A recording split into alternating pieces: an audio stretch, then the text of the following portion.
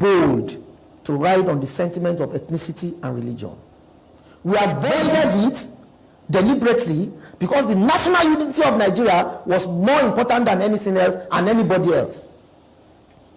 Not that people could not have played on those sentiments or ridden on those sentiments to power. No, it was ready. But the danger of riding on those sentiments is that once you ride on that sentiment and you succeed, you have destroyed the unity, the fabric, the social fabric of our unity. You have destroyed it. Obi has successfully destroyed it. You know that the NSAS game was actually to whittle down Ashwadu's politics and pitch him against the federal might. When they started the NSAS initially, it was like Ashwadu was encouraging them until they started burning Ashwadu's property before it was clear to anybody that, look, you cannot be involved in a project and your property will be destroyed. If you observe, the beginning of NSAS was our children from reputable homes gathering together and saying, look, SARS had been wicked to them, to the young, upwardly mobile young people. Police brutality. Police brutality. That was the concept. And that was when people like Fars, Davido, and all of Tiwa Savage, all of them, joined hands. Immediately they saw that coalition of young people, the people who really wanted to destroy Lagos, penetrated them. They were the ones that had arms, right?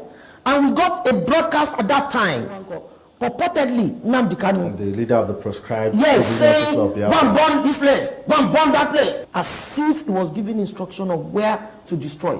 What of a cosmopolitan Lagos? I represent it, I embody it. I see what brings us together as opposed to what takes us apart. And let us know, see, Lagos State has been in harmony for a very long time. What happens is politicians come and try to divide us. And I always say to people, let us be wary of a politician or politicians that only remember that they are Yoruba when it's time for politics. When Fulani herdsmen were making incursions into Oyo and into different parts of the southwest, and people like Sunday Igbo stood up, people like Rotimi Akeredolu stood up. A lot of the politicians in Lagos were quiet. They played politics with it. They were quiet. When it was time for Amotekun, they were quiet. So many interests of the Yoruba people, they were quiet because they wanted an alliance with the North, right? So they put their political interests above the interests of their people. And then all of a sudden, it's time for politics, and they're reminding you that this person does not speak Yoruba, this person. With the Yoruba that they've been speaking, when they fired at young people at Lekki Toll Gate, did they separate the Yoruba, Igbo, or Hausa? All the Agberos on the streets that are wasting their lives, young men that are getting on drugs and have been multiplying for years, do they go and meet the ones that are Yoruba and tell them, come, we'll give you rehabilitation, or we're going to get you off the streets, we're going to ensure that you're a more productive member of society? Are you implying that the politicians fired at the protesters in... I will say from what the army has said, Governor Sanwo-Olu invited them in and gave the order. But he's been clearing that time and again. I imagine you caught the interview. I mean, and then what the army said during the hearing completely goes against what he said. And you're CSO of a state, right? If you do not give an order and somebody just comes and is shooting like a cowboy, you should be on ground. As a leader of the state, you should say, you cannot shoot at my people. If you have to shoot at me to get through me to get to the people. So you believe, even though time and again the governor has said, well, I didn't give the order in different ways, you believe that he still gave the order, and understanding how governance works, how the chain of command, not even with the police, with the military, you still believe? I don't believe that a military setup will come and start shooting at people without carrying the governor along. It's not possible. So except it was a coup. Order. I believe that. And I also believe that he saw the bodies. I believe that he was at Reddington Hospital. I believe that he saw the bodies. And there's a lot of evidence on this. So all this gaslighting that they've been doing, we're just watching them. Because it's the same thing as they're telling us that the election was won by 10,000. When we know that they took out almost 50,000 votes in Alimosho and 20,000 votes in Ikeja. There's a lot of gaslighting, politics, and tokenism that is a hallmark of the APC government. Dangerous. On tribe and ethnicity is a politics that's doomed to tear a country apart. It is a failure of imagination. We can all appreciate our own identities, our bloodlines, our beliefs, our backgrounds. That tapestry is what makes us who we are. But the history of Africa, which is both the cradle of human progress and a crucible of conflict, shows us that when we define ourselves narrowly, in opposition to somebody just because they're of a different tribe or race or religion, and we ignore who's a good person or a bad person, are they working hard or not, are they honest or not, are they peaceful or violent? When we start making distinctions solely based on status and not what people do, then we're taking a wrong path, and we inevitably suffer in the end.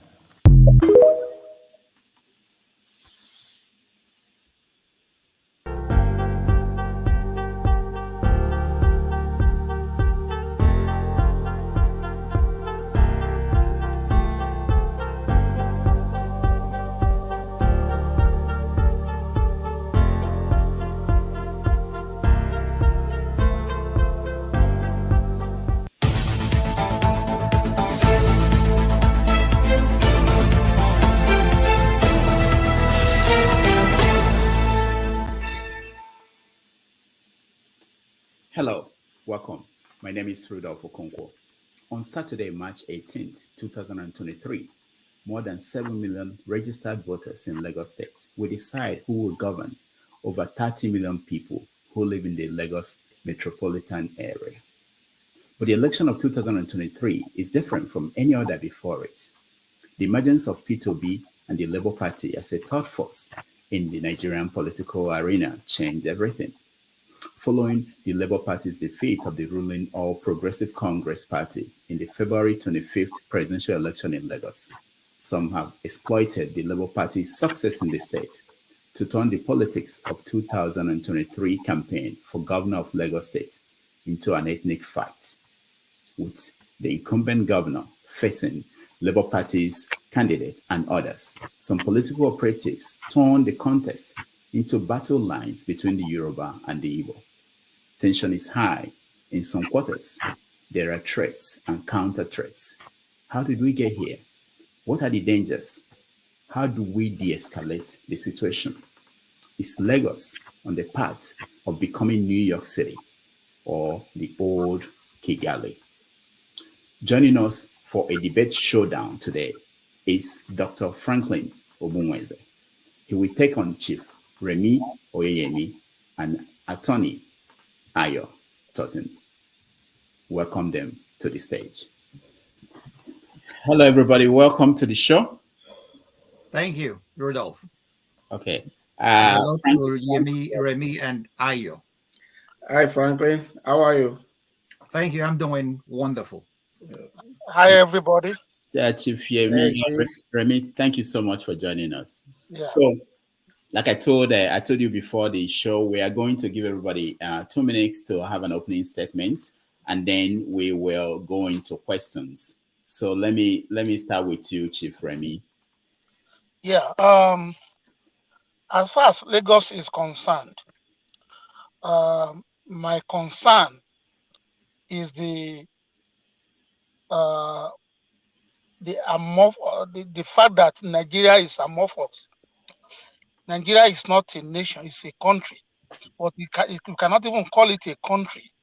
So it will be very beautiful for Lagos to become New York or the old Kigali, but at what cost to the owners of Lagos? Because no matter the way you look at it, even in New York, we know the owners of New York. We know the owners of old Kigali. So if we are going to give up Lagos to become New York for the interest of all Nigerians, regardless of ethnicity, for what are we doing that? For what is the gain for such sacrifice? That is the question that we have to answer. And that is part of the questions that people are considering in view of this election that is coming up. Nigeria is amoebic. It has no shape. It has no future. We have not even agreed that we want to be in Nigeria as one. So if we are in Nigeria as one, I should be able to go to Kano and live my dream out without any cause for fear. I should go to Enugu or Imo. I mean, with the kind of upbringing that we all have. I had an Igbo man as my as my guardian when I was in high school. He took me to Owerri on vacation. I've been to Kano, I've been to almost everywhere in Nigeria. But do we believe in Nigeria? Do we want Nigeria? If we want Nigeria, how do we want it? So if the Yoruba people are going to give up Lagos, of what will be the benefit of that sacrifice? Thank you. Thank you, Chief Remy. Ayo, you're next. Thank you, everybody. Rudy, thank you for having me. It's good. Well, what is happening now in Lagos is just a manifestation of the problem Nigeria has faced since independence, even before independence, since the nationalist movement. The fundamental problem with Nigeria is the mutual suspicion, mistrust, and distrust of its ethnic nations. That problem remained unaddressed.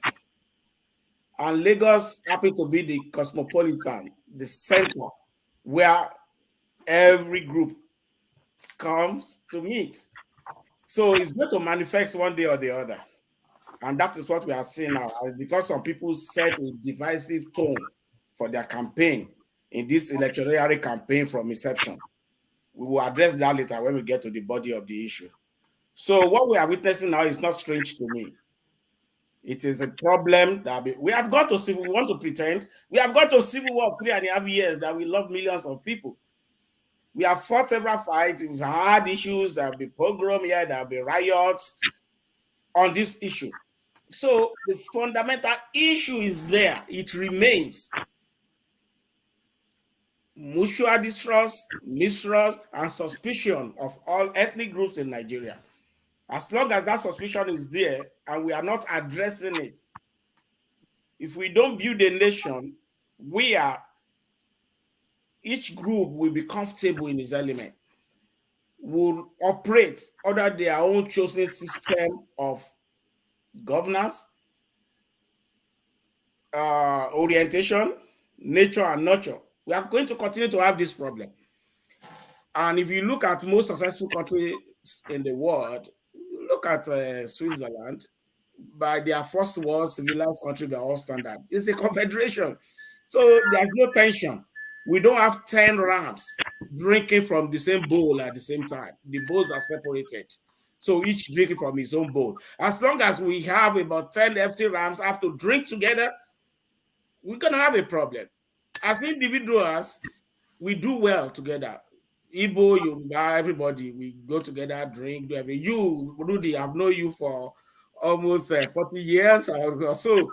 We've been friends for about 35 years.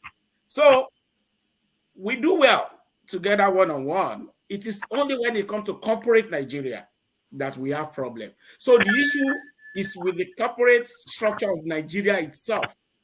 And with particular to Lagos, then we have to address why that tension is always there when we get to the body of the issue. Thank you very much.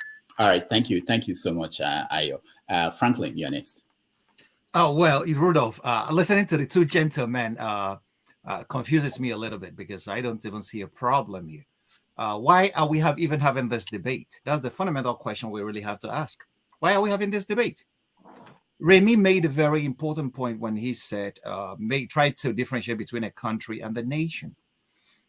The major problem, I will always say, nobody has bested Achebe's articulation that the fundamental problem with Nigeria is the trouble with Nigeria's leadership. It's the failure of leadership to create a nation out of a disparate collection of tribes and, out of what Remy will call a country. And then the second point is, why would anybody think in the 21st century that somebody is asking the Yorubas to give up Lagos? This is a non-issue, that a son of Yoruba land is vying for governorship in Lagos, two sons of the same tribe. And then people are now bringing in ethnicity into it to delegitimize one. and then we call it politics in the 21st century. And then we are peddling this pedantic narrative to the effect that because he's married to an Igbo woman, he is no more a Yoruba person in the 21st century. And we forget that every major genocide in history started with such narratives. Look at what Hitler did to the Jews. I live in Germany. If you studied the history of the Holocaust, that's how it started. The Jews, they are our problems. And then when you label a particular group of human beings as your problem, you will start seeking solution to that. And what is the solution normally?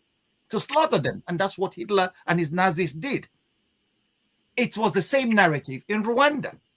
The Hutus are our problem. They have manipulated everything. They are in governance. They are at the toppest level. The Tutsis, sorry. We are the Hutu majority. It's our land. Why would the Tutsis take away everything from us? They labeled these people as a problem. And what happened? They saw the solution. And what was the solution? Started calling them, subhuman beings, and then ended up slaughtering them. We lost nearly 1 million human souls in less than 3 months. So this is the danger. So when somebody mentions the road to Kigali, Kigali happens to be the capital of Rwanda. And that's where the worst genocide in the history of the continent happened. And we are taking the same paths if we are not careful in the kind of narrative we promote. That's my submission for now. All right. Thank you, Franklin. So let's get to the substance of the issue. And I'll start with you, Chief Remy. Yes. How did we end up here in terms of the politics of Lagos? Now, I'm going to be very, very honest, brutally honest, because at times people are very, very discomforted by the truth. Listening to my friend and brother, Franklin, you see, if you look at Nigeria, the most accommodating ethnic group is the Yoruba people. We are the most accommodating in Nigeria. Now, the fact that we are accommodating does not mean that we have lost the sense of our culture, tradition, and heritage, as well as ownership. So, when some people begin to say that Lagos, for example, is a no man's land, if you are not thinking along that line before, you begin to ask yourself, are you stupid by being caring, loving, and accommodating to other people who come to live in your land? You begin to ask yourself some questions. And then when you see some other people telling you your history, falsifying it, you're gonna be angry, whether you like it or not. Then you begin to think, what you have not been thinking before. You have to understand that it takes two to tango.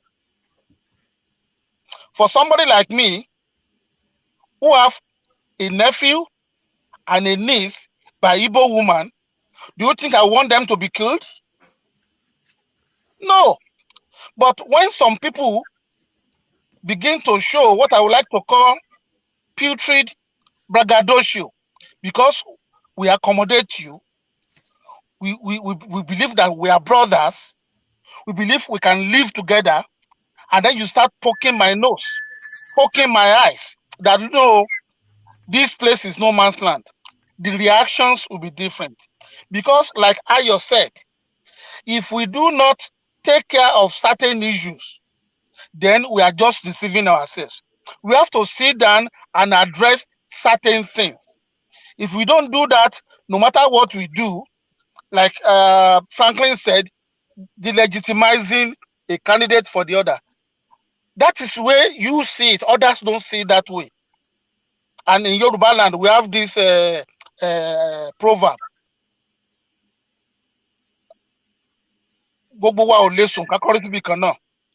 That means we cannot all sleep and face one direction. So people have different ways of thinking. They have variables that influence those thinking. So we have to recognize that. And what will upset some other people might not even care about it. we have to take all those variables into cognizance. So we have to be very honest with each other. If you come to New York and you start behaving certain way, the law is there to take care of you. They will take you and keep you or either expel you from that place. So there are certain rules we all have to, live by. Certain ways of behavior that we have to live by to make everybody comfortable, not just the host, but even those who are visitors who want to live in that place. Everybody has to be comfortable. If you cannot do that, there's going to be crisis. Thank you. All right. Thank you so much, Chief Remy. Ayo, I wanted to expand on Remy's point about accommodation. Can I yield to Franklin? You want to yield to? No. Well, yeah, because I'd like to yield to Franklin. Okay. Yeah, around. Okay. Yeah, make it look like I will talk. No, it's all right because I am taking issues. I'm taking my moments about submissions made by my brother. Yeah, so me too. Okay. I'm taking some moments. I want to yield to you so I can talk after you have spoken. Thank you. Because myself, I kind of align with Chief Remy, as you know. Yeah. So I let understand. you talk so I can. Okay. All right. Good. Okay. So let me get on with it. Yemi made a point. He said that the most accommodating nationality in Nigeria is the Yoruba.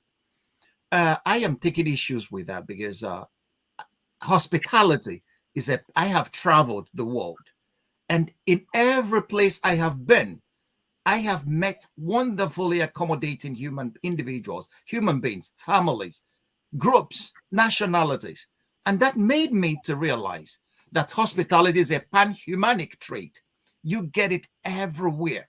You get it in the Yoruba nation, you get it in the Igbo nation, you get it in the Calabar nation, you get it everywhere. So making this comparison that you are the most accommodating is your perspective, the way you see it, which I can understand. Everybody pushes the narrative from his own standpoint. If we remember Paul Ricoeur, he said that no man speaks from nowhere, and that is the fact. So we have this trait as a human trait, and hospitality is a human. The Igbos have an adage that says, the visitor should not do his host in, and the host should show hospitality. That's the summary of that. The second point, you talked about the putrid, what you call the putrid braggadocio. You are absolutely right on that. Chinua Achebe, in The Trouble with Nigeria, made mention, and because I know where you're going, made mention of that Nigeria has an Igbo problem.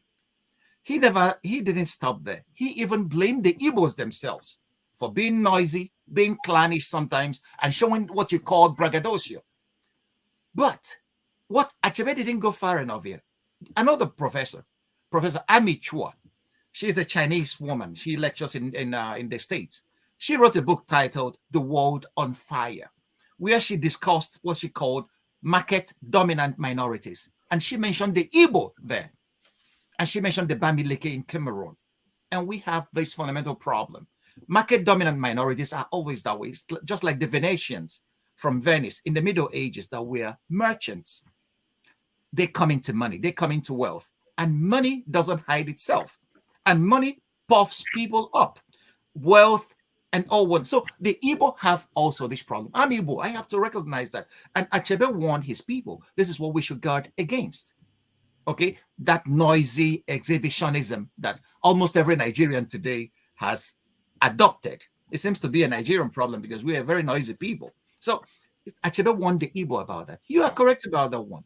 But that does not in any way justify the narrative we are carrying out in Lagos today to delegitimize Gbedebo Rhoses and his aspiration to become a governor of a state where he was born in, where his father, where the umbilical cord of his parents and ancestors were buried. It does not justify this narrative at all. This narrative is the stuff of genocide. So, and why do we always come to this issue during political seasons? Have we ever asked ourselves that? Because what I have realized in Nigeria, Karl Marx was correct. It's a class thing. The politicians know themselves and they liaise with each other. They wine and dine with each other. They marry each other's kids. But once it comes to the political season, they play the hoi polloi, the hewers of wood and the drawers of water against each other. And we are killing ourselves on the streets. But they jump into their private jets and attend the same parties, okay, and go to the same vacations in Dubai. But the poor people who have not seen what to eat, whom their policies impoverished, are there on the streets killing each other. And we are supporting that with this narrative that doesn't lead any nation to anywhere. You are right that we really need to build a nation out of our country, but it has to start with all of us stopping, pushing, and peddling this narrative. I listened to Fani Kayode trying to, it was so brazen the way he was describing a human individual. It's a violation of his fundamental human rights to describe him, to make him, a persona non grata among his own people. So this is the narrative we should all eschew. Even if Nigeria is not yet a country, we have to, even the United States, 270 years, they are still working towards a more perfect union. Nigeria, how old are we? We are not even up to 70 years. We can equally walk towards a more perfect union, but we have to start with the narratives we peddle. It's pretty important. All right, Ayo, you come next, and please, for our audience, there are a lot of questions about what do you mean? Remy mentioned accommodating. What does that mean? You're an attorney.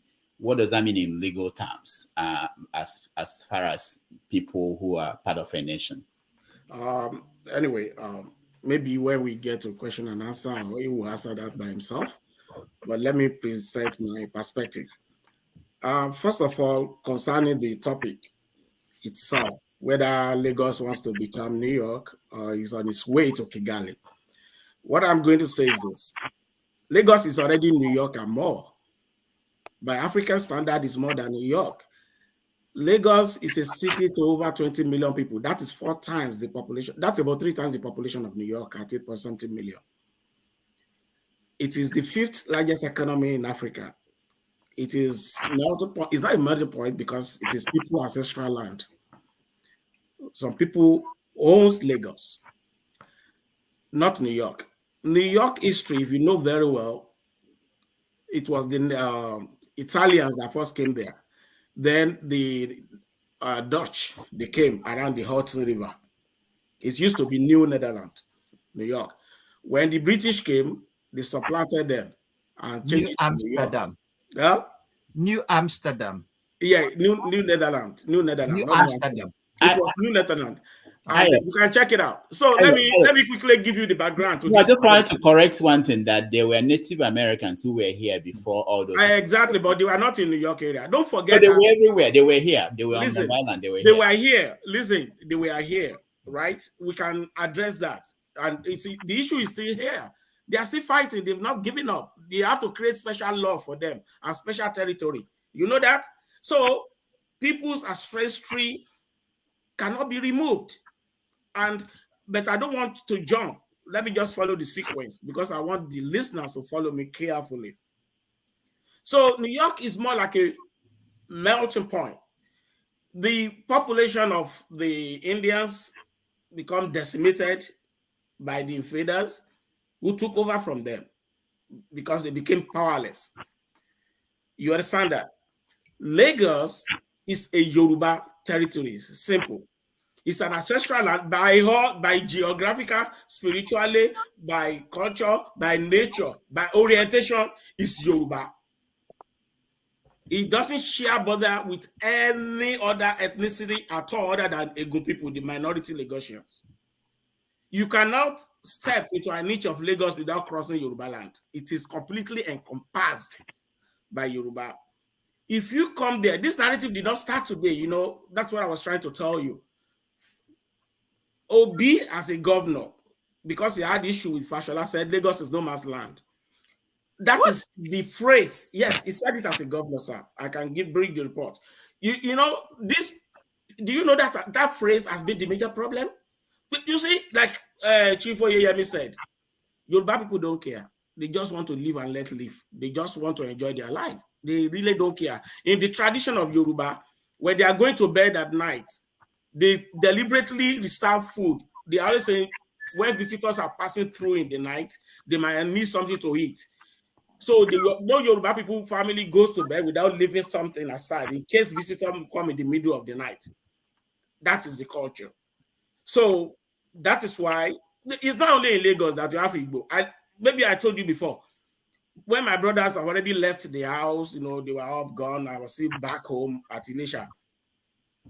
I lived with Igbo. My father is staunch Catholic man, you know. Have Igbo boys who are traders in Ilesha come and live with us in our house. So part of my orientation with them, they teach me all kinds of, you know, trees and stuff we do as young people. So it has been there. The Hausas have lived with Yoruba people for over 500 years, trading, taking cola and bringing height and skin and stuff like that. But it gets worse. That thing that Franklin identified about Igbo people, because we are going to be honest about this, that braggadocio rubbing it in people's face. When you come to Lagos and say, look, nobody is stopping you from making your money, you are buying land. I know friends, if you want to buy land in Lagos, we got to go to Igbo people to help them process CFO. Nobody cares. But then when you keep telling them Lagos is no man's land, Lagos is not a no man's land, because it has its own history that is well documented. The Lagos, I will separate Lagos to two places: Lagos the state and Lagos the island, which was the federal capital. That ends at Jibowu when you cross that bridge. The whole of the other Lagos, Apapa, Ikeja, Ilupeju, we are all built by Chief Obafemi Awolowo with Western region money. All the first set of skyscraper in Lagos, the Western House, the Great Nigeria House, the National Bank Headquarters, Broad Street, we are all built by Western region, by the Western region investment, not by federal government. So all the satellite towns in the area, we are, you see, when you come to the Yoruba people came and settled, you will see Jesha Tedo. It was set up by Jesha people, not the Highland people. Abule Egba by the Egba people. Shomolu is where the Jebu first settled down. Ikorodu is purely an Ijebu city, simple. It's an Ijebu city that was encompassed into Lagos State, today's Lagos State. You cannot appropriate them and call them no man's land. You're appropriating people's orientation, ancestral land, culture, spirituality, and calling it is an insult. And this is what is causing this problem. If that's not being said, nobody will care. Nobody will be suspicious of anything. When that thing happened, when Obi started, sorry, let me finish this thing. When Obi started this campaign, and maybe he set the stone for all that, when he came to Lagos, he was going to the markets, Alaba, something. He started going from church to church because the other person has a Muslim. His campaign was divisive. People become suspicious. And when this guy came out, Gbedebo, the first thing I read from his what they gave out was Gbedebo is a Lagosian, proper Lagosian, by Igbo mother, married to Igbo wife, Nkechi. Nothing about his achievement, nothing about his work history, nothing about whatever he has done and achieved in his entire life. The narrative that was being sold to us was that Igbo. Who wouldn't be suspicious of that? So that can get, that's a divisive campaign that is not based on merit, it's mediocre. There is another guy in that campaign that you guys are not listening to. His name is Fusho Duarte. He's a Lagosian. Do you know who he's married to? Professor Alele Williams' daughter. His own mother is a mix of German and Ishekiri. Why did he not come out and start selling himself as I'm married to Edo, and my mother-in-law is Alele Williams, and my mother is Ishekiri? Because he has something on his resume. You know, he's a chartered accountant who has worked with top accounting firms all over the world, who went to Harvard, who did very well. That is what you will see on his resume. He's a candidate of ADC. So he wasn't going along that way, and so nobody was targeting him. That, okay, the Edo people want to come and take over. But when you come to us and started, your mother carry microphone in your market, started speaking Igbo, and people are releasing videos from me saying, we will take Lagos by force. We must take Lagos. It's must. We must take over. Those who want to get rid of us, those are the people that are creating the narrative. These people are the ones that want to start genocide. These are the people who want to create crisis. And they should not forget that Lagos did not share border with any of these people that are making this noise. And I doubt if those who have businesses and investment in Lagos are the one making these videos. I doubt it.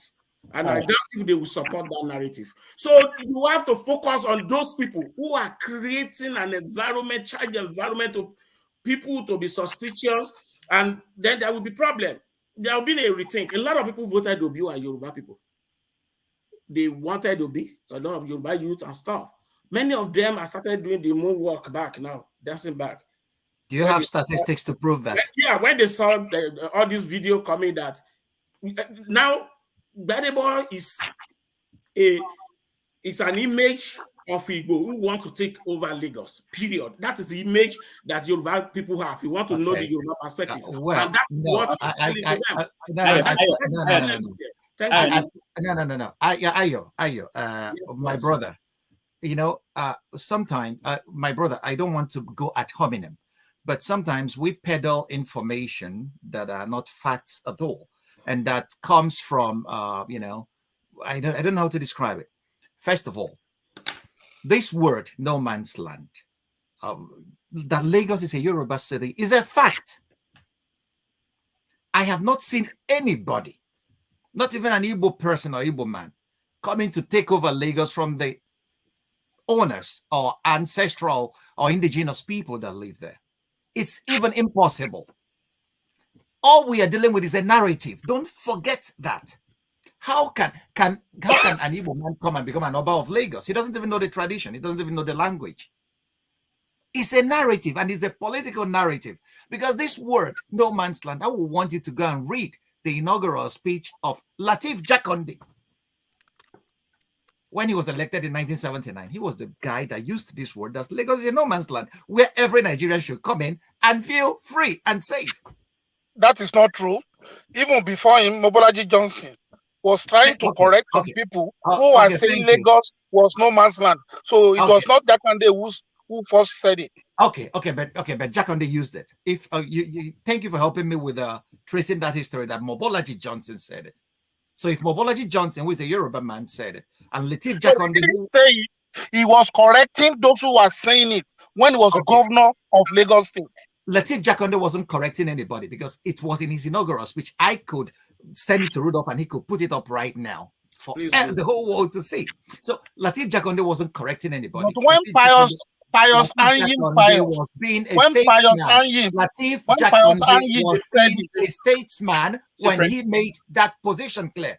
Lateef Jakonde was being a very intelligent statesman because he understood that Lagos as a capital of Nigeria then should be a home for all and sundry, for every Nigerian from everywhere, any Nigerian could. And you made mention of the famous hospitality of the Yoruba nation, which my best friend, Pius Adesami, was a Yoruba guy. Okay, so you made mention of that hospitality. And then you are falling for the same narrative that politicians are repackaging to bring division among people who have lived with each other for quite a long time in peace. It's the same narrative that happened in Rwanda. Hutu men that married Tutsi women started murdering their wives because of the narrative that is being peddled, which is political. Men that have loved their wives for quite some time stood up in the middle of the night and used a machete and killed the love of their lives based on a narrative. And this is the same narrative we are peddling. And that's where the danger lies. So if calling Lagos a no man's land is the only problem, you can call Enugu a no man's land. I don't even care. You can call any other place. Why don't you return the same narrative? You know, that's the major problem we have as a people. We don't think things through.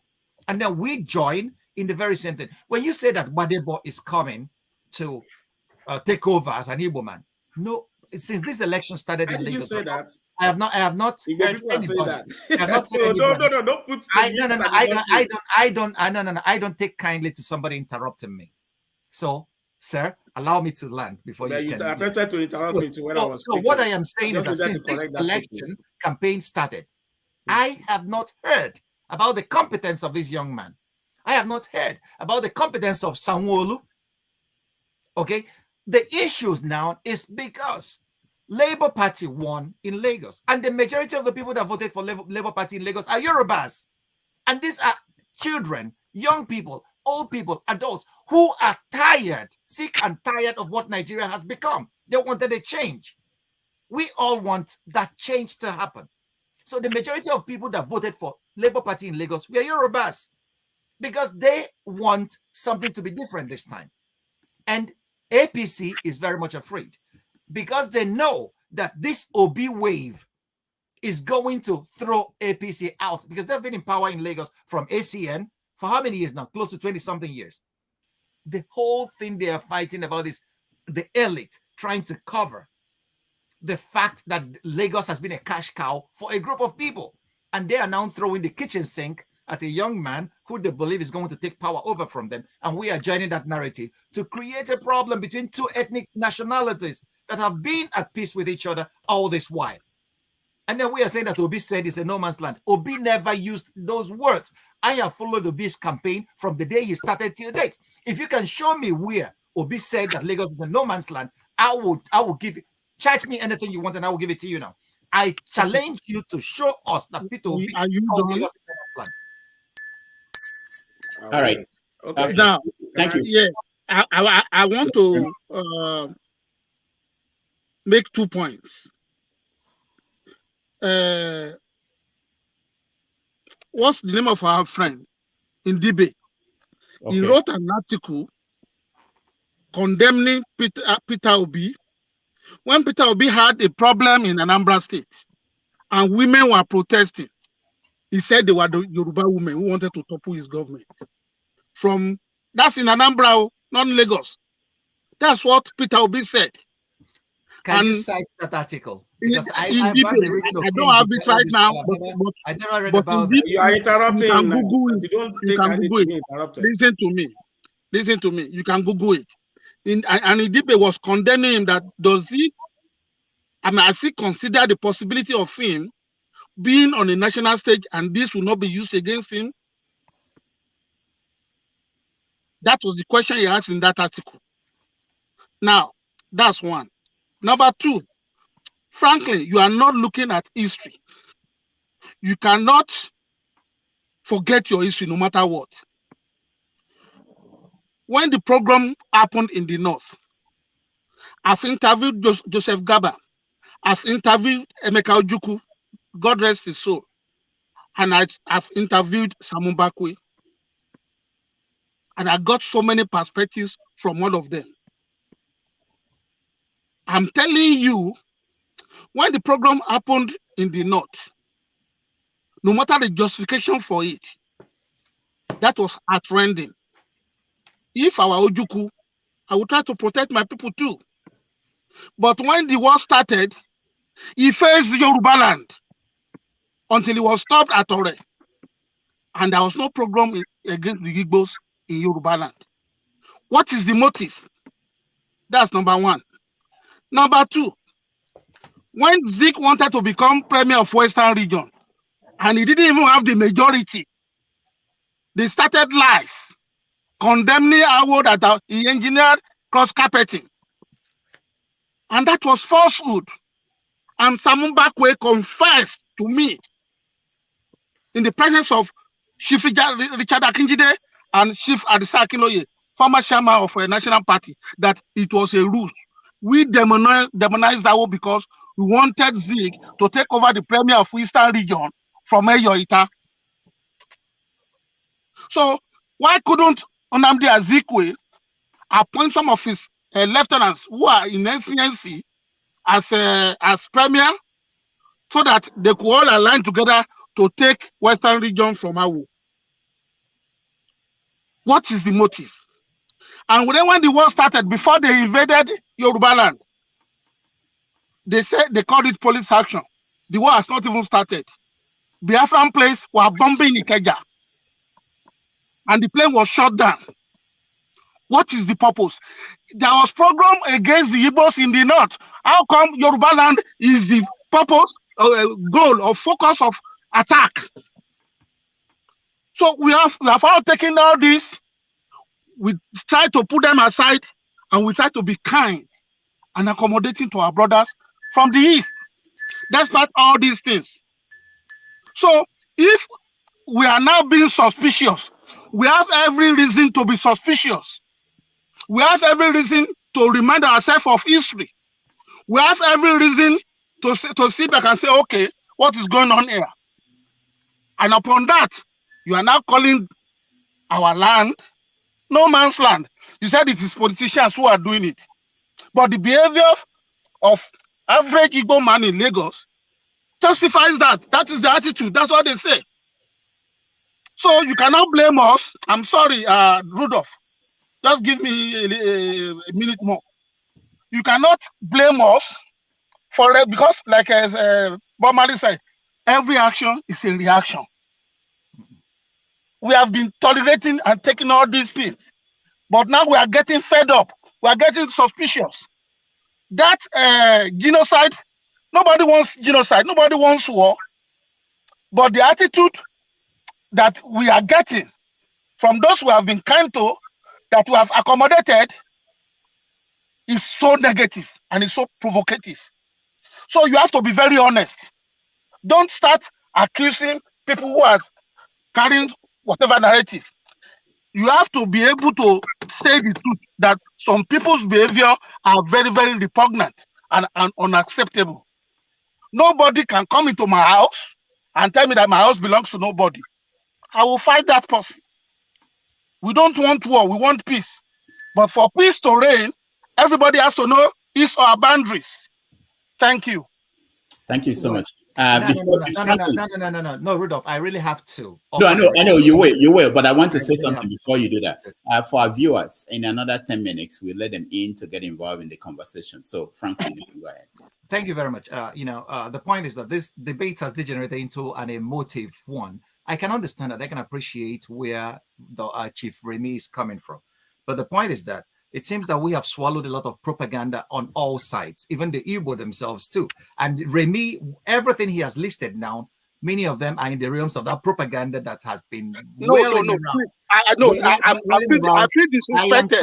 I feel disrespected by that. You said I should know history. No, my brother, you said I should use history. And I'm using history to refute. Yes. Is it a lie that Biafran soldiers invaded Yoruba land?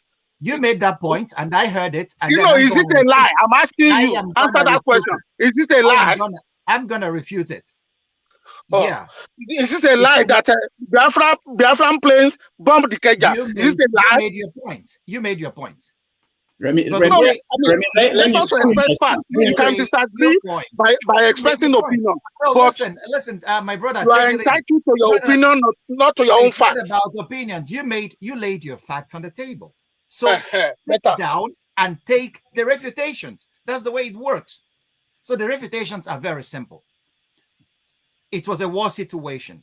You are right. Biafran soldiers attacked or were stopped at Ore on their way to where? To Lagos. What was Lagos at this point? The capital of Nigeria. It was where the commander-in-chief sat. So if you are making it as if to say the Igbos attacked the Yorubas, no. This Biafra was a republic fighting a war of survival against a behemoth, Nigeria. And the capital of Nigeria was Lagos. And you are saying that attack Yoruba land. Who led our land without talking to us? No. You're modeling the issues now. No. I'm not going to let that happen. And who led that force? A Yoruba guy, Victor Banjo.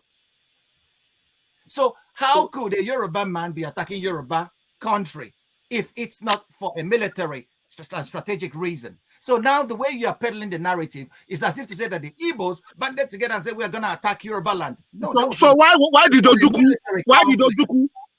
execute Banjo? Answer that question. Well, no. This is another issue. No. Why did Emeka Ojukwu execute Colonel Banjo? Why did he execute him?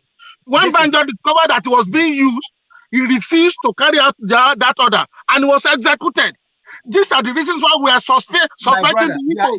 No. The point you're making, you are taking this. You are not. No, those are the facts of history. You cannot change history. You can never change history.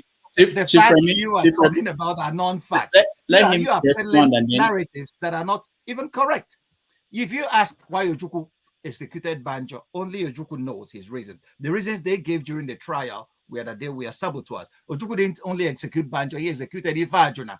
who is equally very close to Ifajana is from Onisha, Ojukwu is from Newi. They are not even a stone throw from each other. So Ojukwu executed Ahmad and and so many other people. So it was a war situation. The Igbos never sat down to say we are going to attack Yoruba land. No, it was a military decision taken by the military high command then to attack Lagos, because that was where the commands were being issued out of to attack Biafra, so we can talk about the issues about the war, but that's not even the issue. So when you lump the Igbos and you say that an average Igbo man in Lagos behaves so badly, my brother, you are in dangerous territory, because it's the territory of genocide. The Hutus, we are saying the average Tutsi. Who is an average? I'm afraid that the Igbos are planning genocide against the Yoruba people. My brother, what they are planning genocide against the Yoruba people in Lagos because of their utterances, because of their behaviors, because of their attitude. If you are in the Western world and you say an average Jew, let me tell you, they will throw the sink at you, because you're in the realms of danger. You are now stereotyping a people. There is nothing like an average Igbo man. It is, if somebody commits a crime in Lagos, that's why we have a country. Lagos is supposed to be a part of Nigeria, which is governed by the law. So if an Igbo man commits a crime, that he's an Igbo man doesn't play any role in it, he should be prosecuted according to the fullest extent of the law. And that's what we are saying. That's not a crime. You and I should start helping to build up this society that we want to see. But clinging to our ethnic robes, it is good. Barack Obama said it. We can be proud of our ancestry, where we came from. It's normal. That's what gives our lives meaning. But to lock up ourselves in these ethnic cocoons and see the world and every other person as being against us and being taking away what belongs to us is the psychology of scarcity. We should have grown out of that cocoon. And that's the only way a heterogeneous nation could function. Look at where we all are living. I live in Germany. I live in Frankfurt. Frankfurt is one of the most cosmopolitan towns in Germany. People come from everywhere and find a home here. And nobody, if I do something, if I drink and drive, the police will send me to jail. Whether I'm a black man or a white man, it doesn't matter. The Germans themselves will tell you that their laws are very strict. And that's the nation, the society we want to create, where the law rules, where it doesn't look at your face, where you come from, whatever gender you are, or whatever sexuality you express. Mr. Franklin, that's the land we want to create. So when you come out, the law rules in Dubai, the law rules in Dubai, and everybody comes to Dubai, but everything is controlled by the indigenous, by the owners of the land. By the law. The law rules in Dubai. The law rules. And that's what it should be. The law should rule. And that's what we want to see our society become. So because two Yoruba men are fighting for power, the Igbo should not be appointed as scapegoats for that. They made themselves scapegoats. They made themselves. The Federal Republic of Nigeria. The law gives him the right to become a governor wherever. If a Yoruba man wants to be governor of Enugu State, he should vie for that. So that I can get zero number. My brother, no. We should not, as educated individuals, we should not be falling into the same traps that our ancestors fell into and messed up Nigeria. And these are the things we are going to be handing over to our kids. But we live everywhere else and we want to be accommodated. But we cannot even accommodate ourselves in that little enclave of ours that we call Nigeria. So, but you and I, it is our duty to start correcting this narrative right now, to start correcting that and show that a new Nigeria is possible with us, with our generation. All right. That's what I'm saying. Frankly, I'm sorry, I don't mean to cut you. Yeah. Okay. I want to say this, I don't want it to look like back and forth debate. I want us to talk on points so we know exactly what we are addressing at every point in time. The approach being taken by Franklin is a mix of denial and then playing the pastor. It's like you are a mix of denial with some sanctimonious preachment. Okay. That is looking at one side of the story. Some of the points we are bringing out, you are not weighing them in like the reality of what is actually happened that we face in Nigeria. Most of the point we are raising, we are speaking from left to you, Rudolph, Chief Oyeyemi, that I know very well. probably there won't be a problem. There is a problem because the way the ordinary people view these things is what we are discussing here. We can dismiss it. We can do some sanctimonious preachment and say, oh, we are supposed to do this. It's supposed to be kumbaya. It doesn't happen like that in reality when you are in my face. Maybe if it's happening in the East, you will see it better. But it's not happening there. Don't forget, Lagos is not the only part of Yoruba land that has Igbo people. If you go to Adekiti today, you go to Ilesha, you go to Ibadan. Ibadan is actually bigger than Lagos. If Lagos wasn't a city-state, Ibadan is the third largest city in Africa after Cairo and Johannesburg. It has a huge population of Igbo people. We have Edo people, we have Ijo people, we have Ikwere, we have Yala, we have Hausa. Why has it got to be about Igbo all the time? Have you asked yourself that question? Exactly. You see, and why about Lagos? They don't say because they say, oh, it was a federal capital. Even the colony that was declared in 1954 as federal capital was in Lagos Island, that little area, not area being run by the Western government, Western region government. So if somebody want to base an argument on, oh, where they said there was declared a federal territory in 1954, it is that area. And that has been the only problem. I don't see any other problem. Gbedebo, that's why I give an example of Funsho Duarte. Gbedebo is having a problem because he presented the narrative in his campaign that says he's a front candidate for Igbo aspiration in Lagos. The aspiration that has always been there. That's why I gave you an example of another candidate whose mother is Professor Alele Williams. That is the one that should be pushing that narrative because the mother is one of the first professors, women professors in Nigeria. They are Edo. There is a huge population of Edo people in Lagos. Even Edo people, they are laying claim to Lagos as well. Of course, they have very strong history with Lagos. He's not pushing that narrative. He just wanted to sell himself. He's not telling us where his wife came from or anywhere. You see, I don't want to go back to Civil War era or what happened at that time.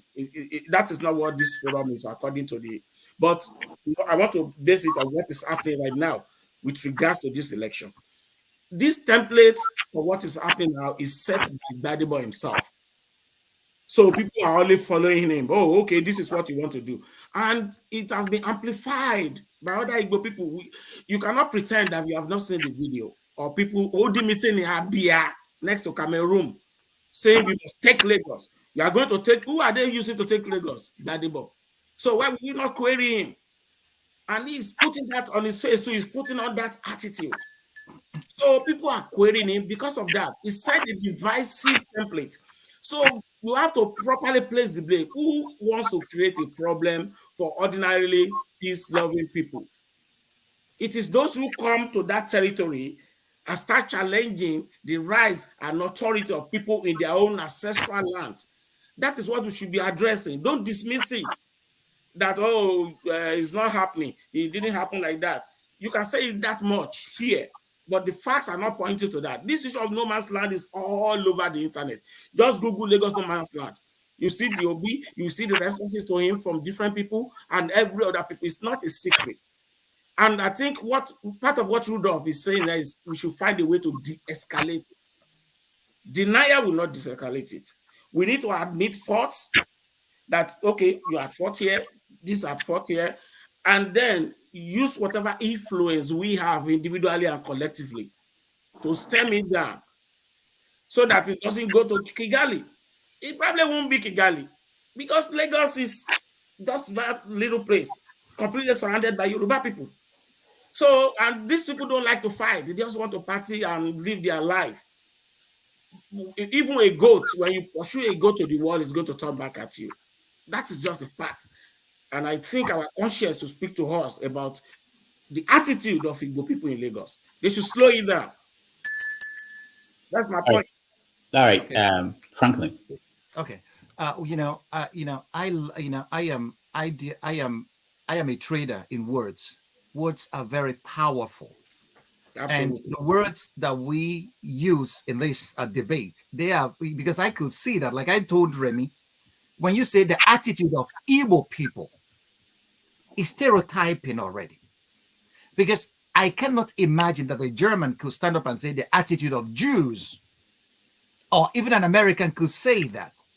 But we use that casually without even knowing the implications, that we are condemning a whole nationality of over 50 million people to that simple stereotype that we are building. And that's what I have seen across board. I am distinguishing. So when you say that I am being dismissive, I'm not dismissive of anybody's feelings or dismissive of a people's aspiration. But the point lies in the fact that, one, we agreed that Nigeria may not be a nation, but is a country. And this country is governed by a constitution. And we are no longer governed primarily by the traditional authorities. We are governed, there is a state that is superimposed upon all these traditional authorities. And this state, we have a constitution that is imperfect, we know. But this constitution says that every Nigerian citizen has a right to reside in any part of this territory called Nigeria. Absolutely. And we are here debating still that people's ancestral lands, that these other people should behave not according to the law, but according to how the hosts like. That's not correct. That is not correct. That's not correct. Okay. I don't want you to reframe what I said in such a way that we lose sight of the point. I don't want to argue back and forth, please, like I said. But then I don't want you. That's what the debate is all about. Look, I'm a trader in Wales, so I'm an attorney of over 30-something years. Well, let me make this point. So I won't sit down here and allow you to reframe my narrative. I'm not reframing so that you can reach a when you have you will have the time. You have the time to look at America. Let me tell you something. You will have the time to refute. You are now taking over my reputation of your reputation. Do you know the financial sector of this country? Most of the funding have come from the Arab country. Do you know that real estate property I am not discussing the United does States. not really belong to them? My brother, I am not discussing the US. I'm discussing I want to give you an example of what I'm saying, just in case you didn't get it. your examples. You but cannot let me say, finish my point. When you get to United Kingdom, people buy properties in United Kingdom. The money doesn't belong to UK. You understand? But if you go there, that will, because I have investment here, we control the risk property sector, we control the financial sector in America, the Arabs, and you want to dictate in America that is a no man's land against the culture of America itself, you'll be shown the way out. That's what I'm telling you. And what is the culture? And America is the largest democracy in the world. We are following their constitution. Do you know what happened to Chelsea when they went to war with Ukraine? They snatched Chelsea away. It's an investment that shouldn't be touched. But because Russia had problem with Ukraine, another brother, which is against the interests of United Kingdom, they took Chelsea Football Club away from them. That is protected. Self-preservation and enlightened self-interest is a fact of life. The Yoruba people in ancestral land had every right to protect their interests against external aggression. You are right. Be portrayed. Yes, you are right. I agree with you. What I'm saying is that we want to address issue, right? Or we want to dodge from it. This thing it didn't start today. It started before this campaign. It has always been there. But you don't want to address this, you want to dodge away from it, then this I am not dodging. If you listen for a second, if you listen for a second, you will understand that clutching at those straws that we clutch at whenever we are discussing, dialoguing about such issues is not going to help us in this debate. Relax, my brother. Just let me put the points across what I was doing before you got it. Don't reframe. Don't reframe anything I said. Just react. My brother, you don't set the rules of the debate. The moderator is there. No. This is my own comment. I don't want you to rephrase. Okay. All right, Ayo. Let him speak. My brother, okay. So the point is, the Yoruba nation, I have not seen anybody from any part of Nigeria rise up and said, I am going to take over Yoruba land. Even the Igbos doing their trades there. No, but if anybody is saying it, you ask yourself, does the person have the power to take over somebody's ancestral land? Or does the person have what it takes to do that? Or is it just a market women gossip? Apologies to women, it's not anything. It's just a way of talking in Nigeria. Is that what it is? If that's what it is this what should be riling a people to be using and packaging other human beings as subhuman in the way they are being addressed. So when you say the Igbo, why must it be the Igbo all the time? And that's what I'm trying to remind anybody using such terminologies, that we are now in the territory of genocide. Because it starts with such narratives. I really don't know about that. You are escalating it now. You want to put fire. Yes, I want you to see how dangerous people are going. Rudolph, Rudolph, please, you are the judge here. No, that word is heavy. You have here consistently used that word. At least keep quiet. Let me make my point. Consistently use that word in order to drive a point, and I'm against you using the word genocide, except you are planning one. Ayo, give him the chance. You respond to him when he's. Yeah, no. I listen. I thought I listened because to you. we say the issue has always been with Igbo people. Have you ever seen the Hausa people in Agege? They betrayed over 500 years in Yoruba land before the Igbo people came. Have you ever had that? You are still using those words. Have you ever had it with Calabar people, Efik, or Yala people, or Ibibio, or Ijo? Have you ever had it? This coalition has always been between Igbo in Lagos and the Yoruba people. That's the fact. I just give a statement of fact that you cannot deny. Then you are trying to, you are escalating it. And my brother, I thought you were a lawyer. I thought you were a lawyer. In the realm of genocide. Come on, you are being an alarmist. My brother, I thought you were a lawyer. Hold on. No, stop that. Slow down, frankly. We all know how to use words. No, I can escalate your word. I can take just one phrase out of your word and create something out of it that you will not like. Okay, Ayo, thank you. We are both trained in the use of phrases and words. Please. Okay. My brother, if you get hold just of your explain your language, drive your point without trying to create. If I put you, I thought you were a lawyer. Don't create a narrative. But no, my brother, no. This is not a debate this anymore. Is the internet. This is being this childish. Forever. You No, I will not allow you to frame me up. It's not going to happen. My brother, stop. No, you've done your part. Let me do mine. Okay. Stop. I thought you were a lawyer. If I put somebody like you on the dock, I will send you to jail if you are facing a criminal. How will you send me to jail? I will be the one to send you to jail. Hold your emotions. All right, come on. The point is, you are still using the symbol. You said you cannot be putting words into somebody's mouth. Express your own view. If you are talking of genocide, are you planning one? But actually, the way I'm thinking now, I'm suspecting that. Rudolph. Yeah. I thought this was a debate. I thought they know what I do. My job is genocide prevention. That's what I do. That's my work. And I am telling you, I'm giving you pointers to when it starts. I thought that you checked out the guy you're going to debating with. I am the director of genocide prevention at the Christian Solidarity International in Switzerland. That's my job. So when I tell you when genocide starts, how it begins, I am telling you from a perspective of what I do, my experience, my studies. So you don't sit down there and tell me, am I planning one? This is how it starts.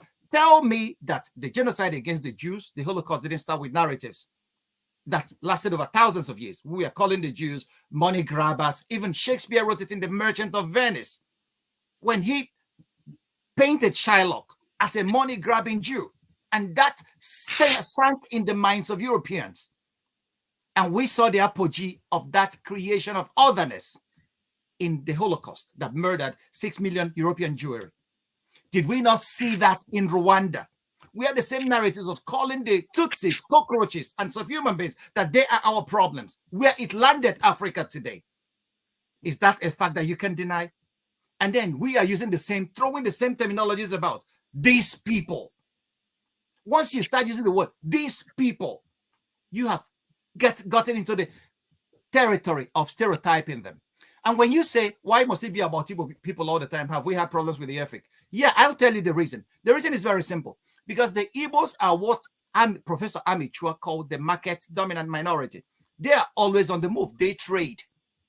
And it's always a fact that traders, merchants, have always encountered problems with where they trade.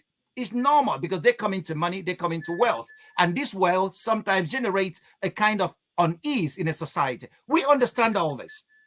So, but that does not mean that I should allow you, both of you, to be throwing around this same terminology that has led to fundamental change in societies across history, even in our world today. And when you say Lagos, why must it be Lagos? I will tell you why. ancient Rome. Rome was the capital of a whole empire. Every road led to Rome. People came from all over, from Tunisia, from Africa, from all of to the Caspian Sea, came to Rome, and they became Roman citizens. They stayed there and made Rome great. United States that we all flock to today. People came from everywhere, and it became a melting pot, governed by the rule of law. Although the American Indians were eliminated, some are put in reservations today, but this society is being governed by law today. And what does that tell us? Can we borrow a leaf from that on what we can make of Nigeria today? Can we leave a little bit of our ethnic cocoons and see the other as my brother, as a fellow human person whom I could build a society with? So if you call that preachment or sanctimonious preachment, let it be. Societies become great with diversity. It's not only a unilateral, no unilateral society has survived. Diversity, even at the genetic level, is what makes us human and ensures our survival as a species. So when we sit down here and argue from the perspective of they must leave that for us, don't forget, Lagos was a Nigerian capital. Everybody that was Nigerian flocked to Lagos as a capital. I can understand the Yorubas don't want to lose their culture. I will not support them losing their culture. That's why I will even urge the governments to implement policies and save so many monuments that belong to this beautiful nationality and their culture. But if we start excavating ethnic xenophobia only when political seasons come, then we are in for a very terrible time ahead of us in Nigeria. Politics should not be used by this class that has taken away everything from the ordinary Nigerians to divide people who have been neighbors all this while, people who have lived their lives with each other together in peace. Why must it be during political season? Have we not? That's what makes the white man a little bit, progressive. They study the reasons for why things happen, but we don't. It's only in political season that we remember that Igbos are the problems with Lagos. But after politics, Tinubu will fly to see an Igbo man in Imo State, and then Obi will fly to see a Yoruba man in Lagos. And they will be dining and whining. But ordinary people have already killed themselves. A market was burnt in Lagos a few days ago. Who did that? We don't know. So these are the things we really need to guard against. We live in other people's societies, other people, and there we are very happy. Why did we run away from our homes? Because the law doesn't work there. But where laws work, we live there and enjoy the proceeds of those societies. Why can't we urge and why can't we fight for the establishment of the rule of law in our very homes where we came from? That's all I am arguing for. All right. Thank you, Franklin. So what we're going to do now is that I'll give everybody a chance to round up before we take questions, because there are a lot of people who want to get involved in this conversation. So I'll start with you, Chief Remy. Go ahead. You're muted. Hold on, Remy. Let me see if it's okay. You have to unmute yourself from your end. It's not from my end. Okay, good. Now, what was the question? No, to round up or respond to him and round up, and then take now, questions from. I have maybe just 2 or 3 statements. The best way you can begin to solve the problem is to be honest with each other. Each group should be willing to accept responsibility for the role they have played to get us to this point. When Nnamdi Azikiwe told Sardauna that we should forget our differences, Sardauna told him, no, we can't forget our differences. We must respect it. So if you are not ready to respect our differences and our views, then we are not ready for Nigeria. That genocide that you are yelling about, God forbid it happens. You have to be honest. You have to be sincere. No hypocrisy. We have to sit down and be very brutally honest with each other. There are certain boundaries some people cannot cross. We have to respect each other. Disrespecting each other will lead us to war. I'm telling you the truth. So my own is that if we want to solve the problem, we want to move forward, we have to start by being honest and sincere with each other. Thank you. All right. Remy, can I come back to you just a minute so you can add to your conclusion? I want you to, can you give our audience an idea where you see Lagos 200 years from now? How you think it will look like? I'm not a prophet. No, yeah, but you can look at, just imagine how Yes. you think Lagos will look like 200 years from now. Well, 200 years from now, it depends on what we do now.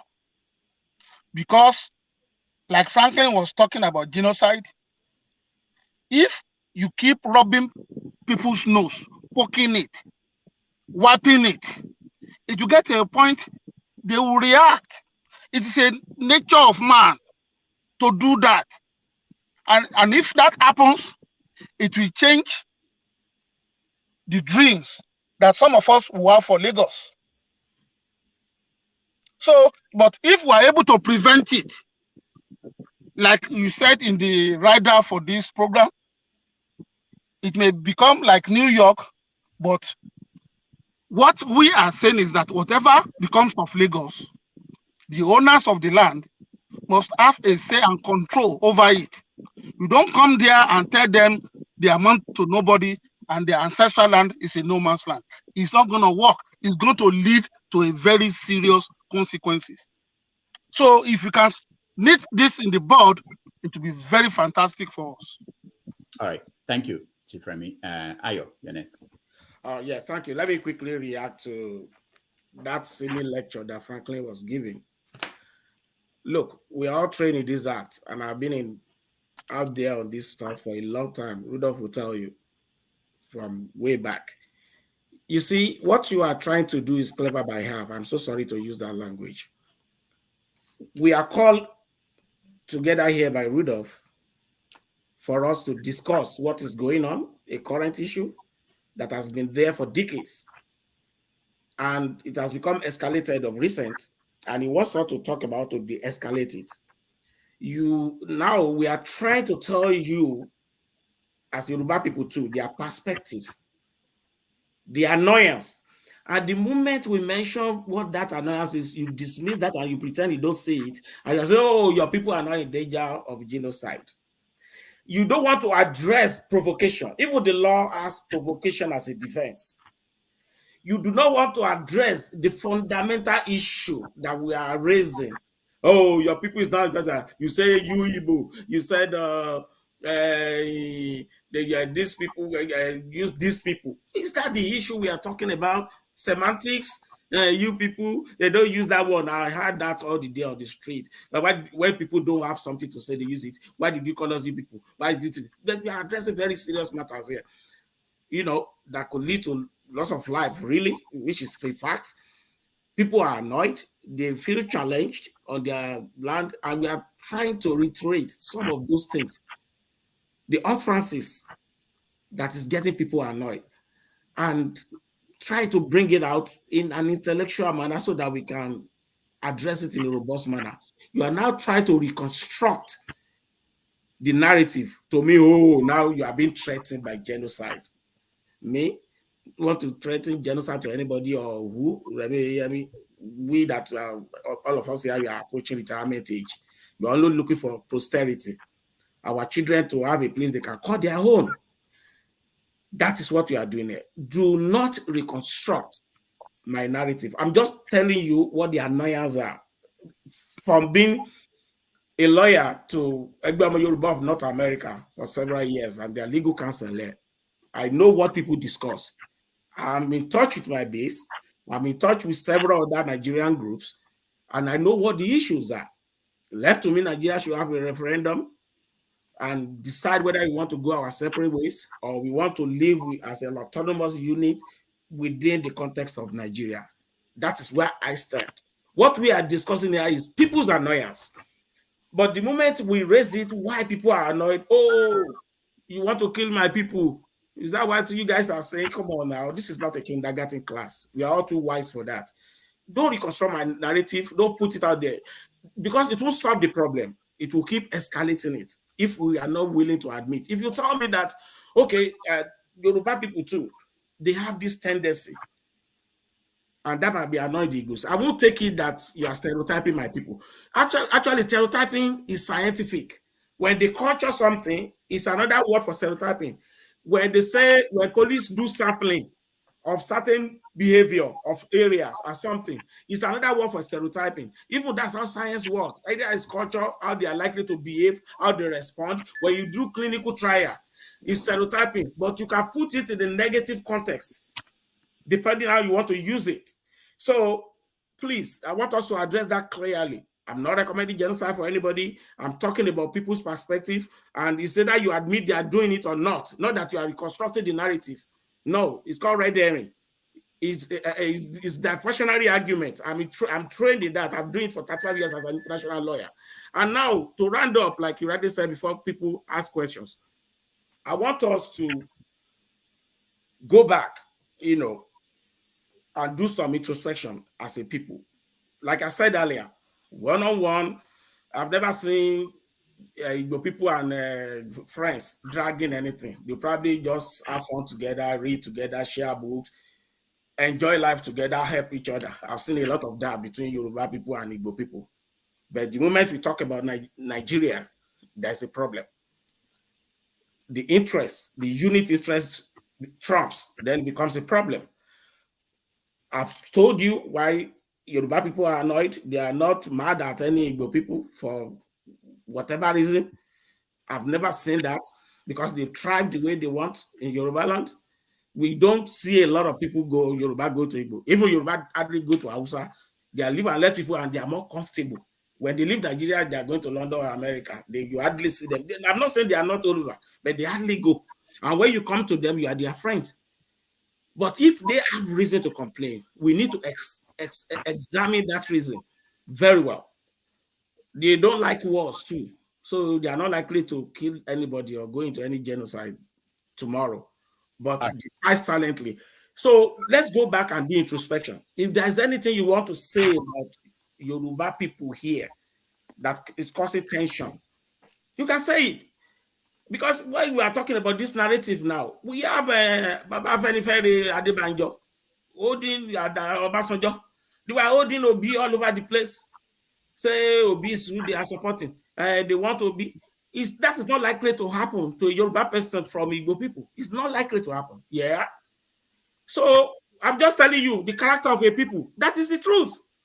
So that is the character of a people we are talking about here. And everybody will do whatever they want. The sentiments should be out, but the one that concern the collective, that I know it is that no man's land thing, and the words that we take over Lagos is a must by all means. I've seen it in videos. Some people are accompanying those videos where they are saying we must take over Lagos. By all means, those are the people that are preaching genocide. If you say you must take over, you are using log, conquer, take over Lagos. If you are using those words, you are the one that is directly saying you are going to suppress a people. So that is, as a person who works on genocide, those are the statements you should be worried about, not language like you people. Thank you very much. All right, thank you. Franklin. Well, thank you, Rudolph, and I thank the guys on the panel with me today. I shouldn't forget to lay that fact out there before I make my concluding statement. I sincerely loved what Remy said about to diagnose what the problem is. We have to be honest and we have to be sincere. I am glad I studied philosophy, and in epistemology is all about theory of knowledge. And then there you realize that nobody speaks from nowhere. Like I quoted Paul Ricoeur earlier. I understand they are speaking from their perspectives, and I'm speaking from my own perspective as well. And that's why we are debating. We lay our cards on the table so that the other can see where the other person is coming from. And then maybe we can, in a Hegelian fashion or in a Socratic fashion, come to a synthesis from all the thesis and the antithesis that we have put out here. Rudolph, you asked a question to Remy. Where does he see Lagos in 200 years? I would want to take that up and try to do a little bit of an analysis. The trend I'm seeing in 200 years, Yoruba will still be spoken in Lagos. But most of the kids will have parentage from every other part of the world, one Yoruba and one from another place, because the intermarriages are increasing, as I can see. And we are all witnesses to it. Tinubu himself married an Ishekiri woman. Viva Rhodes married an Igbo woman. Femi Fani Kayode, who is now propelling this narrative that is dangerous to society, was married to an Igbo woman. So there will be a lot of intermarriages, and there will be a culture. You know, Lagos is cosmopolitan, and it allows for that. People come together. It's a melting pot. People come together, and when people are close to each other, they fall in love, they get married. That's what sociology has shown across time. Okay, so that's where I see Lagos in 200 years. And if we get a good leadership sometime in Nigeria that will lay the foundation for good citizenship, for people to have a sense of belonging, that they belong to this country called Nigeria, and then decide to work towards uplifting this country, that we may see a nation where the son of Gbedebo or whatever, nobody will ask him, what are you doing in Lagos vying for governor? What we are doing today, which is ethnic atavism of the worst kind. So I see a Lagos that will be a beacon of hope for all Nigerians, because Lagos is biogeographically blessed. We have a seaport there, Lagos, the lagoon, and everything. So it attracts trade, businesses, and that's why we see businesses coming to Lagos from the times of the slave trade.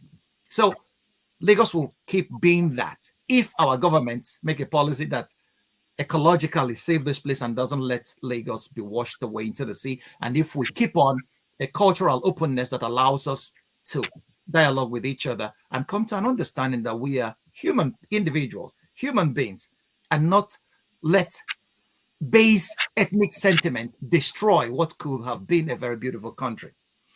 When Remy said that it will be called Lagos a no man's land, Peter Obi never said that. This is a statement of fact now. Peter Obi never called Lagos a no man's land. There is nowhere, there is no evidence to that. I can vouch for that because I have researched that and I have not seen any to that effect. And when Remy said that Peter Obi said that Yoruba women wanted to overthrow him in Anambra State, Okendibe, who is my friend and brother, never wrote that article, and he never made that assertion. Maybe Remy is referring to something. I will get your email from Rudolph and then forward the article to you. Okay, I will greatly appreciate that. So, but the point is, if anybody says that that Lagos is a no man's land, Lagos is not a no man's land. There were people living there before the white men came, and there are people still living there today. But I would like to see, if somebody calls my home a no man's land, the person is just talking.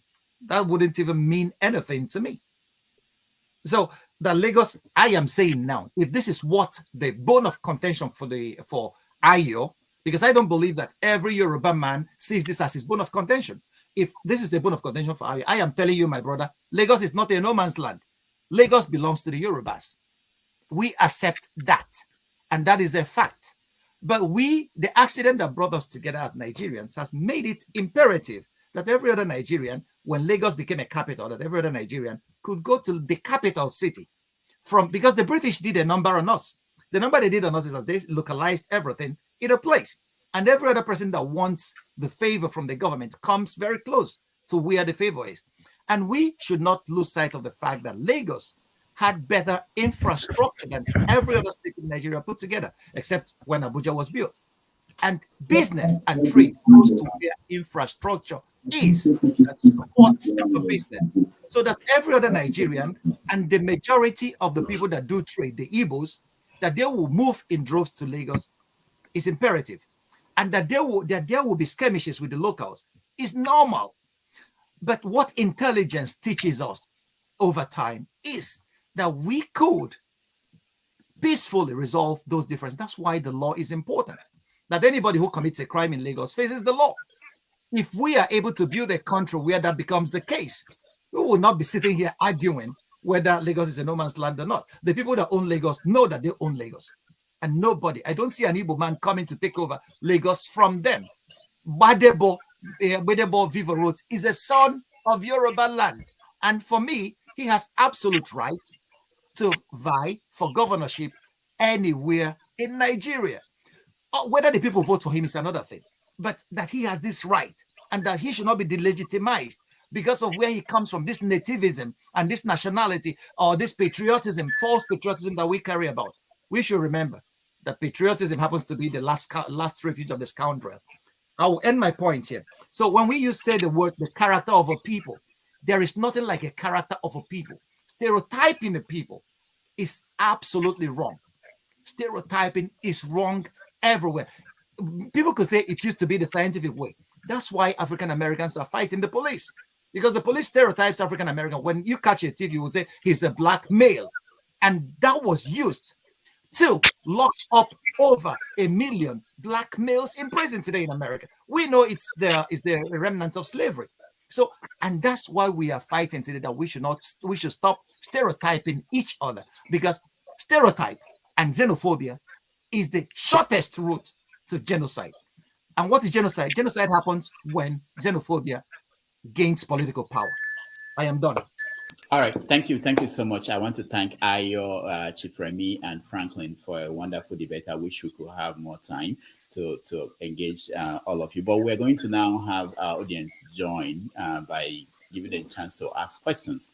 And when I call you, please go straight to the question so that we have time to get more people in. I will start with you, Sho. So the question could go to anybody, any of the... Good evening, Rudolph. Yeah. Yeah, that's fine. Good evening, Rudolph, and good evening to the three gentlemen who've come to speak to us today. Listen carefully. Quite interesting debate. I'll probably come back, Rudolph, to share my view, because you said this is for questions. But the question I have for my Oduduwa brothers is, do our political elite, the Yoruba ones, the Tinubus, the Akeredolus, the whoever, the who and who of the Yoruba political class, do they share your view? And do they share it at all times, or does this come up every 4 years? Because all I see is Tinubu ambition was carried on the head by Oji Uzor-Kalu, who's fighting to be the Senate president. Tinubu has no issues with him, at least not in public. So we see these people get on very well. There's no issue to us, the common men, of them having this issue. Tinubu doesn't fear that Lagos is going to be taken away from him. Well, not until he lost the election in Lagos, but he doesn't seem to share this, at least not in public. Probably you know more. Do you think our political class care? Do you think they worry like you care about it? Or is this just something divide and rule that we've seen time and time again? Thank you. Well, Ayo, please allow me to answer this. Go and Google my name, Remi Oyeyemi. I've probably written more articles against Tinubu than anybody in Nigeria. I've done that. Go and Google it, because internet does not forget. Why do I do that? Because I don't believe in his political ideology. So, but when the campaign season started, and I saw the kind of attacks against Tinubu coming from the Igbos, that's what gave me the reason to support him. Because I felt it's unfair. I wrote on my Facebook page that we should treat every candidate equally. So if we attack Tinubu, we should be able to see what is wrong with Obi and see what is wrong with Atiku. And Atiku was my former boss. I know Obi very well.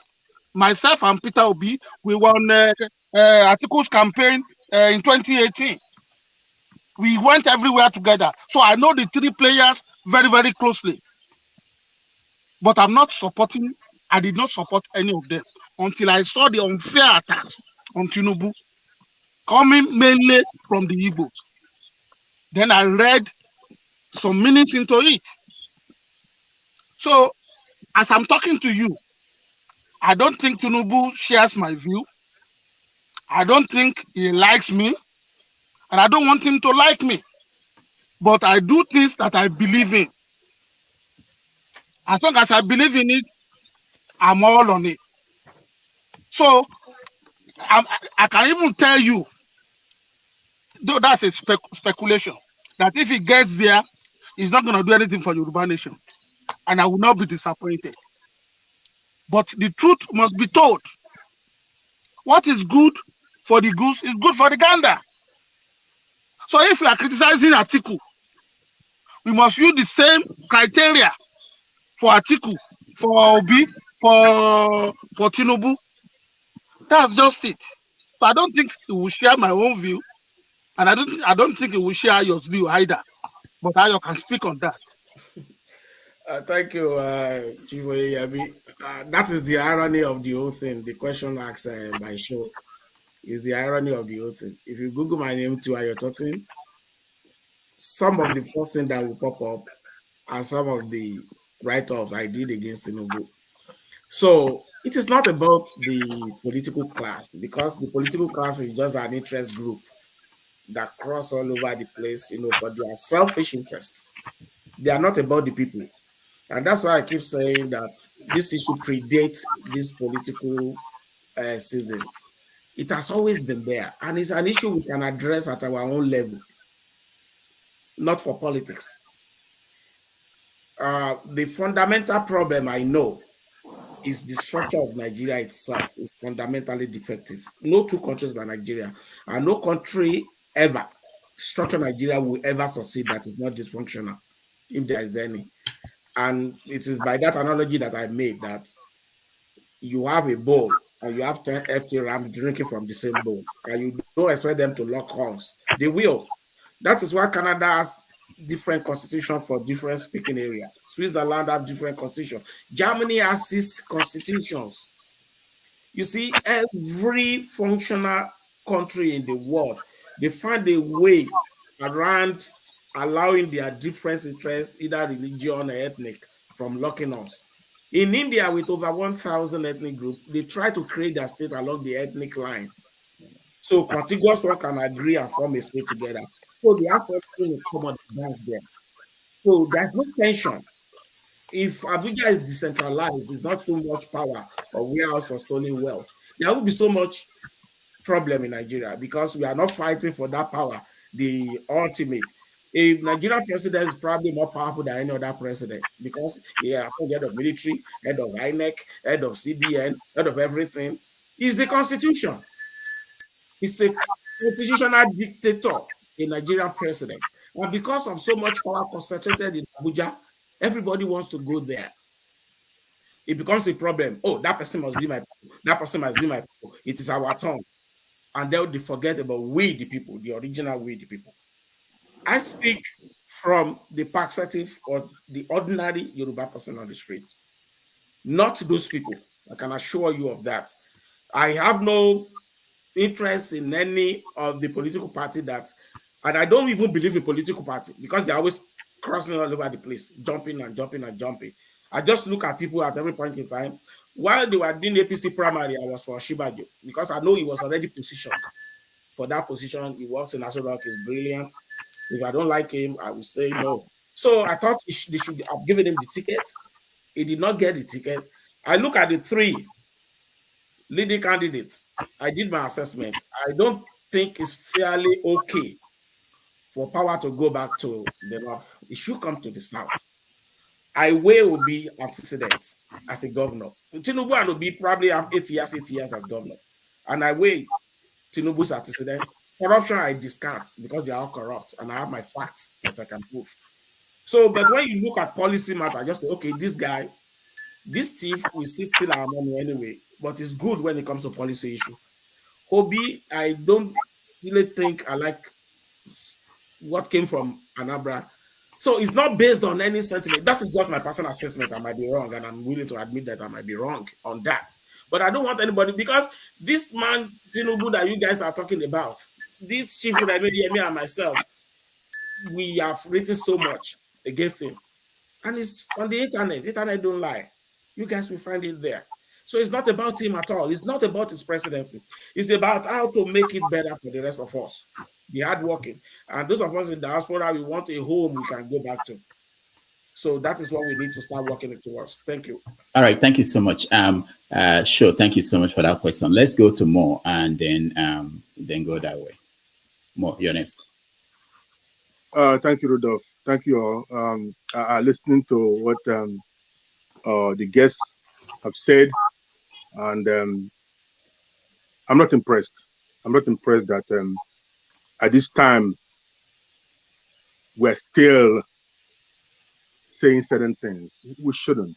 Even when we have it in ourselves, we can restrain ourselves. Sometimes we have to chew on words before we say it. This idea of grouping people, the Igbo, by the way, Igbo has no plural with S. Igbo is Igbo. Just like my Yoruba friends use Yoruba. I never heard them use Yorubas. It's Igbo is Igbo. Thank you. So that should stop. Obumweze said it very clearly. We should stop it. Not just for Igbo, for Yoruba, for Hausa. Growing up, one had Hausa Fulani. Now we have split it without knowing. It has become Fulani and Hausa. So we have to educate ourselves every time. Let's try to temper these things cruelly. I can give you a lot of examples of people. What we're saying now about Lagos shouldn't be out there. But people are using it for their political gain. It is understandable. But let's not fan it. If somebody said that Tinubu is from Osun as a political leverage, that's fine. That's a fact. If you said that, what's his name? GRV, his mother is Igbo, his mother, that's okay. That's fine. There's nothing wrong with it. The problem is when you act on it, when you use it to tag people what they are not, then you are looking for trouble. Again, Remy, I don't know if you remember me, since 20 years ago, we went through some of the things you said. I wrote you personally. I published your work at Pony.com. And I tried to correct you that the invasion did not have anything to do with the Yoruba. Ojukwu was reluctant to do it. Banjo, and so I have, and the man died. So Inka said it all there. Don't quote me. Read the man died. He, Banjo, Ifajuna, Abam, they planned it. It was the third force. They planned to take over, kill Ojukwu, kill Gowon, and then restore Nigeria. Ojukwu, Soka did not hide it. When he got to Ore, he called Obasanjo, who was part of the team. That's why they are still fighting today. So Inka and Obasanjo, the problem dates back to the fact that Obasanjo walked out and started working with Gowon, feeding him the information. Banjo was not stopped at Ore. Banjo stopped at Ore because Obasanjo said, you cannot come in with Igbo soldiers in Lagos. We have to prepare the ground. No, they were forming the second division. So Biafran soldiers went to Gbedebo, to Auchi, to all over the place because they didn't want to leave Ore. If they had left Ore, they would run over Lagos in the next few days. Like I wrote in my book, that was when Biafra lost the war. That stretched them thin. They didn't have much. And they used what they have to invade, to give Banjo. Ojukwu wrote a letter. It was documented to Banjo, who is his best friend, by the way. Remember, he was locked up in Enugu for trying to kill Ironsi. That's why he ended up in Enugu. So we know this history. Please stop giving the idea that the That is not the narrative given by General Pajowa. General Pajowa's narrative, who actually he was the one who led the war. I'm not. Let me finish. Let me finish.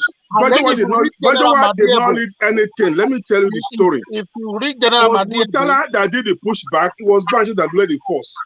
So Inka's book is there. I have it here. And the man died. Let me leave it to you. Okay, look at it. It's here. I have a copy and I've read it. Read it. And Banjo of Soinka will tell you he was in Enugu to recruit. What's the poet's name? Pius Okibo, who was his friend, who said, my head is not, I'm not doing it. And then the kid, Nzog was supposed to lead it, they killed him. Okay? So Banjo, it was never anything planned to take over Yoruba land. I understand somebody from Benin, from Midwest, arguing this issue because they were taken over and made into Republic of Benin and Major Koko took over. Yes, I understand the Midwest. That Western campaign was a mistake from my own perspective. But then hindsight is 2020. So I understand what you are saying. Let us not say that again. You see, when you group people that way, it's better left alone. Ogamo, exactly, just leave it alone. That thing you're saying is written in Ojukwu said they will take over Lagos. Yoruba will come and negotiate with him. I have no way. That is please. We can Ayo, you are a lawyer. Mr. You Mo. have said so many things here that is absolute false. Okay, please let's leave it at that. Mr.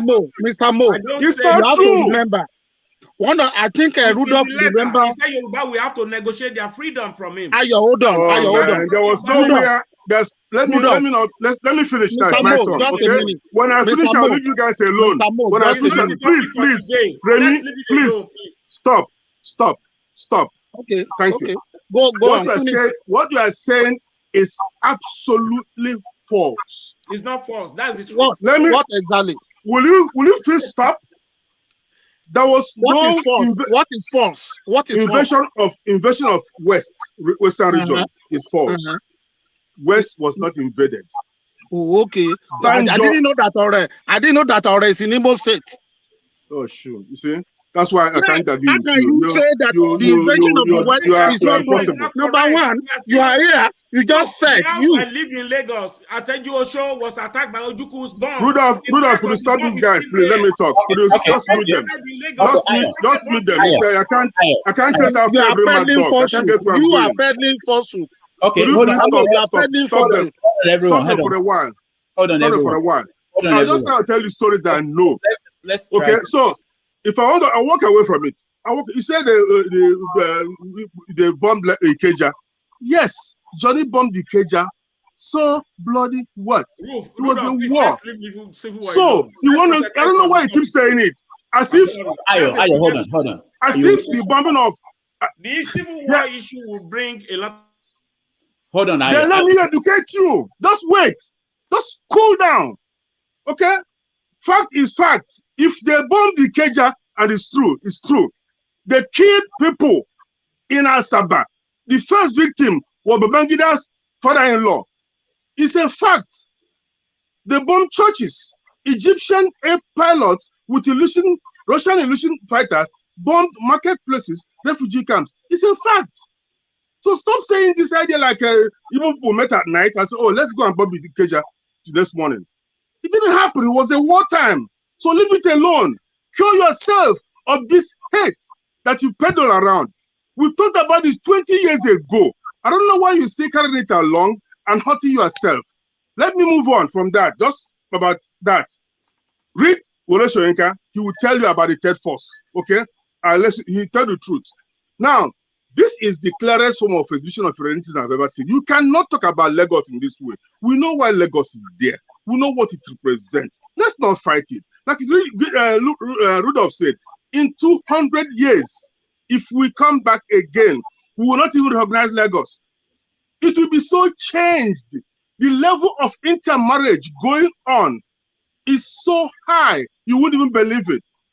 If you look at Davido was born a US citizen, born in USA. His grandmother is Igbo. His mother is Edo. He's one quarter Igbo, one quarter Yoruba. His wife is Igbo. When he has a child, that child is still going to be Yoruba, right? We know these things. So why are we killing ourselves? What we're going to find out is, let's find out how we can make this thing work. First is this, the rule of law. If we have the rule of law, Dr. Bumole said it right. When we have the rule of law applying to everybody, there will be peace. When you get up from your house and go to Born and Labor Market, you go to jail. And somebody will not do it again. That's what it takes. Rule of law. Another one is this. Lagos is not the best of places. When I came back to Nigeria, I was serving in Lagos. I said, no, send me anywhere but Lagos. They sent me to River State. I didn't like it. I went to Kaduna. I served in Jaji and I enjoyed it. The best years I have of my life. I enjoyed it. Nigeria is a great place. Nigerians are great people. Nigerians don't. The Igbo and Yoruba do not have a problem. They never. My best friend in high school, he's a Yoruba man. Go to Enugu, you will see a senator, Yoruba woman running for the Senate under one of these small parties. It's not a problem. The first mayor of Enugu, an Hausa man. What are we talking about? Lagos, Mbono Jike, one from there, Zik, one from there. Who made Zik? How about Macaulay, a Yoruba man? We don't talk about good things about ourselves. Victor Laye, what is Sango Molanke in Igbo? That's what unites us. When I came back, I said, that's to Shina Peters. They don't ask you if it is Yoruba is singing. They love the music. Look at Kiss. The kind of music they sing. Nobody knows what Buga is unless you tell them it's Yoruba. Okay? Look at everybody coming together. Lagos used to be high life. The moment who goes to the market to sell, just want to go there, come back, enjoy life. Yes, if it's loud, so bloody what? If it's the no-noise zone, tell him to shut up, lock him up, give him a fine. So let's not do this to ourselves. It doesn't help. One good thing we have to do, because if that's something Ojuku said, he said we have to stay slightly apart so we don't get burnt by the friction of our togetherness. Lagos is becoming too oppressive. Transport, everything. What we can do in Nigeria, we will test power, apart from rule of law, is to decentralize the airport system. Let's look at, you land with Ethiopia in Lome. You have to land in Lagos before going to Enugu. We are in ECOWAS. Why don't you fly from Lome straight to Enugu? Which is about an hour. You have to land in Lagos, a few minutes, then take off again. Let's have a seaport open. Port Harcourt, Calabar, Warri, so people can import stuff and export stuff. Why don't you have a rail line between Ibadan and the Ogoja across Enugu Onitsha? These are things we should be talking about. It will bring love, peace. It will bring prosperity. It will expand. In the next 100 years, all of us here won't be here, definitely. We won't be here. New people will come. We don't even know who they are. When the Benin came to Lagos, which they call Eko, on their way to Accra, to Akan, Ghana, they call it a camp. Their worries, the Jebus, the other people have been coming and going. So please, guys, please, guys, let us find it in ourselves to look for those things who unite us. They said, Zeke said, let's forget about this, and Tadona said, let's, I'm saying, let us embrace and use our diversity. Let it strengthen us. Let us find a way to use it. Let's not take time to open up old wounds, to open up things that we didn't even understand. We can study history, but not here. Here is what do we do to prevent Lagos from being what we don't want. Please, guys, if there is anything you understand from me today, please stop saying Igbo people. Igbo people do not meet. The Igbos have never had a leader in my life, and I'm old enough. We never have a leader. Azikiwe was not a leader. He was made by a Yoruba man.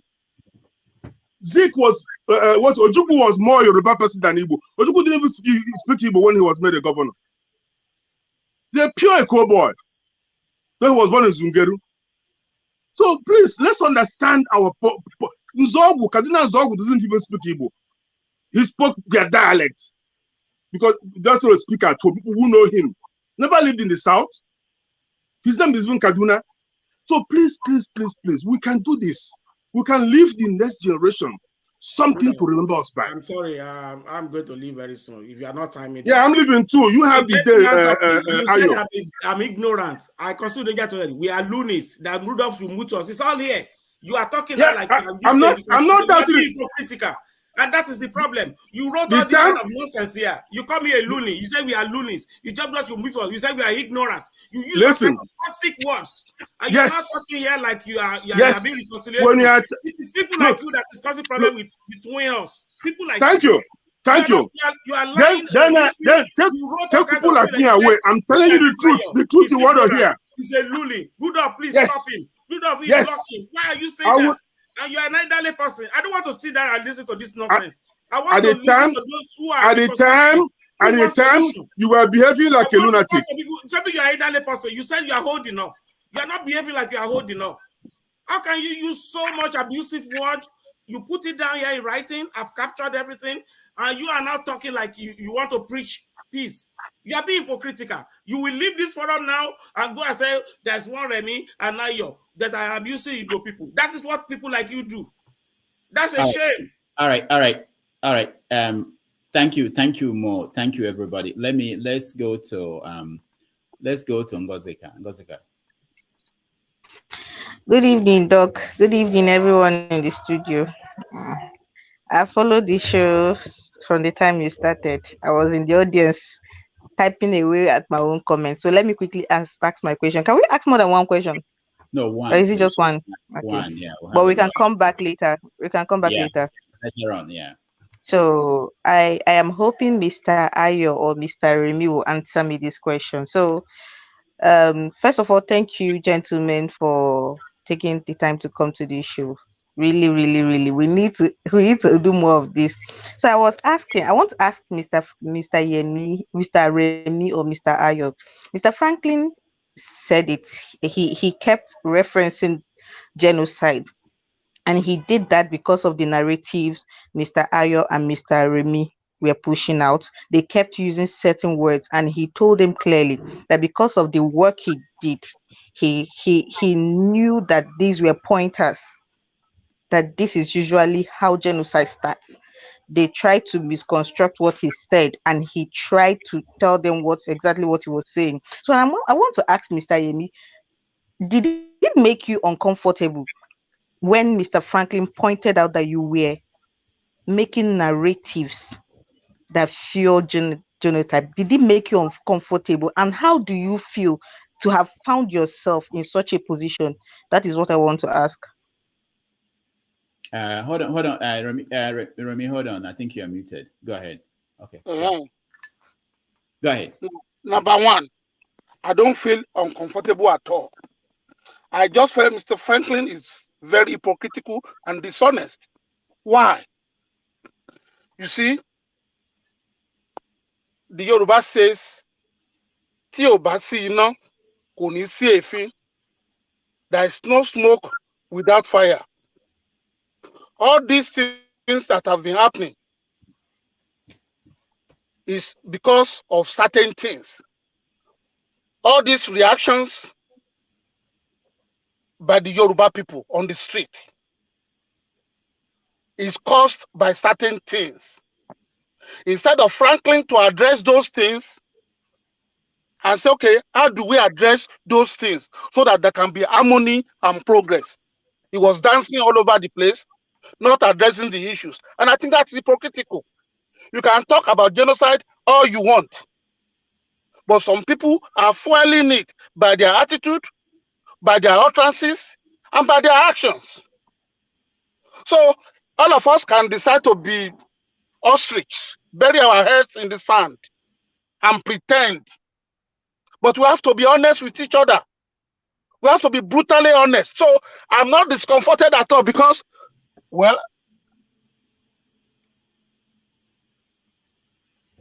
please, I just wanted to point out that, sorry, Doc, I just wanted to point out that Mr. Franklin did speak to your grievances. He did point out, you said, Mr. Ayo did say that the people, the masses, the feeling among the Yoruba masses was that the Igbos were calling Lagos a no man's land, that is their grouse. And he said, and I quote, if they called Lagos a no man's land, Lagos is not a no man's land. Call their own place a no man's land. It is a narrative. So we shouldn't go to war because of narrative. He said that. So you're saying he was dismissive of your grievances? I do not get, because he did act, unless you have another grievance that you did not say on the show. Do you?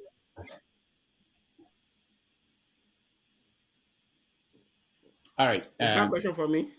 Ayo, you can weigh in if you have anything to add to Ngozika's. The thing is, I choose my work carefully, and I feel no regret for everything I've said here today, because you wanted the truth, and I'm here to speak the truth.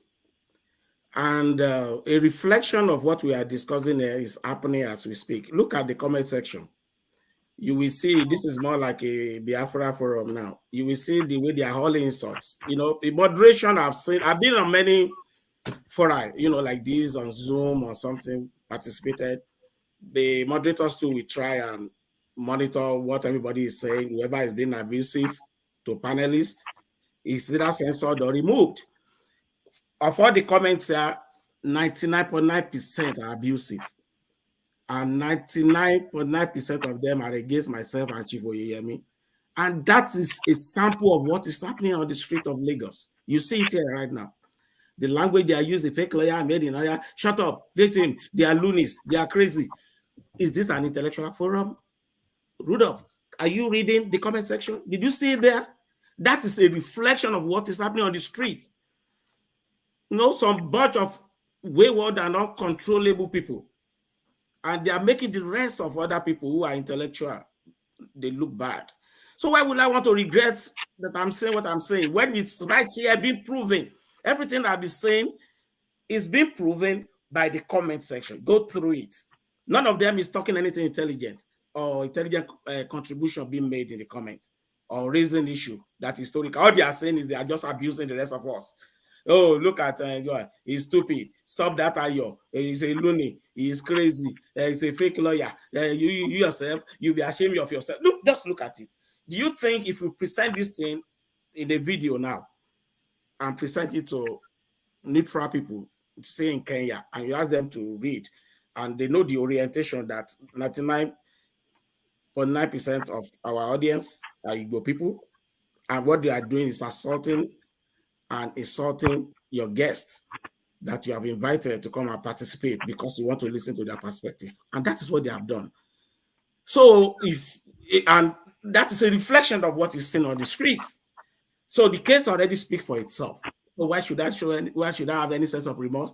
Now, if I react now, but you did not answer my second question. If I react to this kind of nonsense that is being written here, will frankly now say, oh, I'm being genocidal by referring to these people, that can you see these people? That will now take the word. When you start calling people these people, is genocidal. And that is what we are saying. If you cannot, this is an intellectual forum. If you take about 3 hours of your day, for me, Friday is a prime time. I'm doing for old friendship's sake that Rudolph is to me. Friday is prime time for me. I do a lot of work on Friday. And I come here. I know it's a very sensitive topic. I could have avoided it because I told him why I avoided something has invited me to. When he started this, he told me about it. And he invited me the very first day, but I wasn't able to make it. And the other one I cleverly run from, I told him why. And this is part of the issue now. It's here.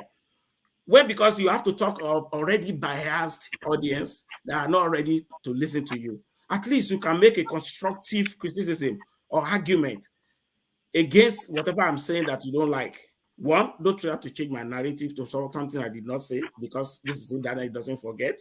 Two, don't just start making caustic, abusive comments. Try and be intellectual a little bit if you have anything in your head. Showcase it that, okay, don't come and put abusive nonsense here and start attacking people. And that is what is happening on the street. When people protest, there is a siege from somewhere. They call themselves, you see it on Twitter, you see it on Facebook. I have over 20,000 followership on Facebook. I see that. So when I engage people, what do you mean by this? When I see that they are uncontrollable, I started blocking everybody. You don't have to follow me. Go away. If you want to intellectually engage me, I'm willing to engage you. But if you want to come to my wall and abuse me, it's easier. I delete you, period. So I don't have that power to do that here, but after go through everything here and see what a reflection of what is happening in Nigeria is. Thank you. Like I told you, I can't stay the rest of the 3 hours. I know. Very soon I'm going to leave. So they didn't answer my second question. They didn't. Oh, sorry, Ngozi. What was the second question? I said you. Okay. Sorry. I was asking the. You already started, but I want to get to other people because we can. Oh, please. So sorry about this. I just wanted, because they keep hammering on this. He said that Mr. Franklin is being dismissive of the issue, which is the grievance, and which he says is the base for provocation, and which could lead to a genocide. I'm just trying to align everything they said to frame it in one question. So I was telling him that I did follow the show, and Mr. Franklin did address the grievance. Is it that particular grievance, or is there something else? Is there any other grievance he wants to tell us that he did not mention, that is fueling this narrative that Mr. Franklin is pointing them to stop using? That is just what I'm asking. Is there any other grievance that you are not telling us, or is it the one he has already addressed? Well, you might think he has addressed it. In his concluding statement, he did say very nice things expected of an intellectual, but the core is the denier. When you deny that Obi did not say Lagos is no man's land, or that it's not being said by people who shouldn't be saying that. People on the street can say anything they want. You understand? But when it comes from certain quarters, it may mean something more than that. And this thing has been persistent. It's been an issue. It's all over the internet. So the issue I have with Franklin is trying to say, oh, it didn't happen that way. No, that is not true. Those deniers, those facts we cannot bring together here. I'm ready to take the challenge up for everything I've said there. If anybody wants facts, I argue with facts. So you can reconvene this thing as long as Rudy is ready to control the people. I'm going to bring, we will share our screen, you know, and bring up facts. So we compare facts to facts. That's how I work. That's the nature of my job. Right. So there's nothing I'm saying that I cannot prove. So that's why I said it's not admitting it. It's nice for you to say, oh, we shouldn't be doing this. We should work together. And myself, I identified that fact that one-on-one, we really don't have problem. If we enter club today, you are buying drinks for each other. Most of the people I probably see when I go tonight are my Igbo friends in the area. So who cares? You will know that we have firework here on the internet today. But on a Nigerian corporate issue, it's going to continue to happen that way. And we need to admit those things first that is happening. If you don't admit it and you now concentrate on reaction, when you don't talk about the action that causes the reaction, that is not only dismissive, it's like dodging the issue, and it's not right. Thank you. All right, thank you. Rudolph, I have something to ask you. Okay. When we were on the Nigerian village squad, do you remember the piece I wrote about Ojukwu? I know there was something. Yeah, I don't remember details. When he promised that he will write a memoir when I interviewed him. And when, because I was involved, came out, I was totally disappointed. Because there's some gray areas that he needed to clarify for posterity. I've read almost everything available. I don't think I've read everything, but almost everything available on the Civil War. But I believe that we can always learn from the mistake of our elders. In fact, I don't need anybody to convince me that what the North did to the Igbos was wrong after I listened to Joseph Gaba live, and then I interviewed him. So I don't need anybody to convince me. Now, the point is this. All those kids, I will call them kids, writing on the comment section, they don't know what they are talking about. When I wrote about Kanu, what I wrote about him, no Igbo man has ever written it. No Igbo man has ever written it. The article went viral and everybody loved it. And some Yoruba people were even asking me, why are you writing such a thing? I'm a very objective mind. Very objective mind. You may not like my position, that is okay. But as long as I believe in it, I'm not going to change it. All right. But the bottom line is this. And that's what I want Franklin, my friend, to do. No matter how beautiful, how logical, how reasonable your pleadings, your sermons about what we need to do is, it will not work unless we address the causality. We have to address it, oh. You guys may not like it, but we must address it, because if we don't address it, we keep coming back to the same issue. And what are these causes? What are they? Exactly. You cannot come to my land and start showing braggadocio, telling Oba Ofeko to go to hell, telling us that Yoruba land is a no man's land, telling us that, okay, we have bought all your property, we gave you money, I went to use it to drink beer or whatever. Even if that is true, I don't know if it is true. So coming to my land, to my house, to insult me, to disrespect me because you think, because you got some money and you bought land. What I mean, you built houses. What is a house? Anyway, I don't want to go into some details. Let me just leave it like that. But the bottom line is this: unless we address the issues, the disrespect of Yoruba people in Lagos or any other place, it's going to lead to crisis, whether you like it or not. You have to address that. If you are not ready to address that, whatever you say, all the preachments is nonsense. It's like putting water at the back of the calabash. It's not going to enter.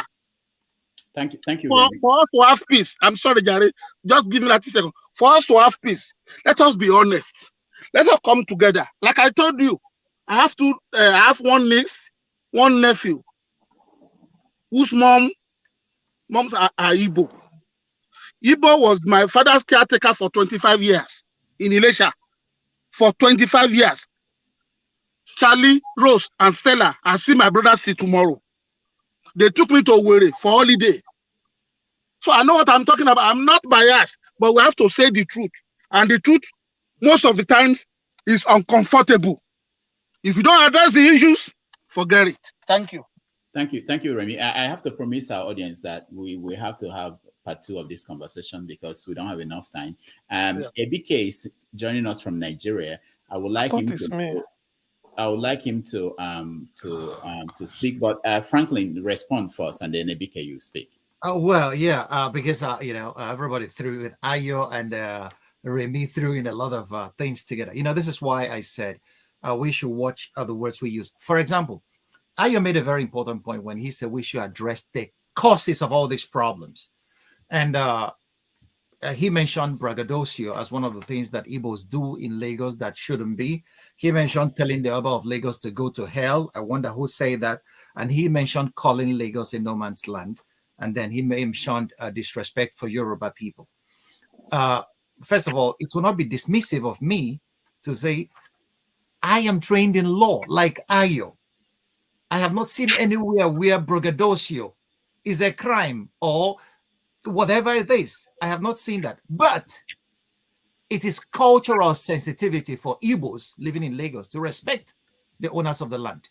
That's what I would advise my brothers. That's what Chinua Achebe even talked about in Trouble with Nigeria.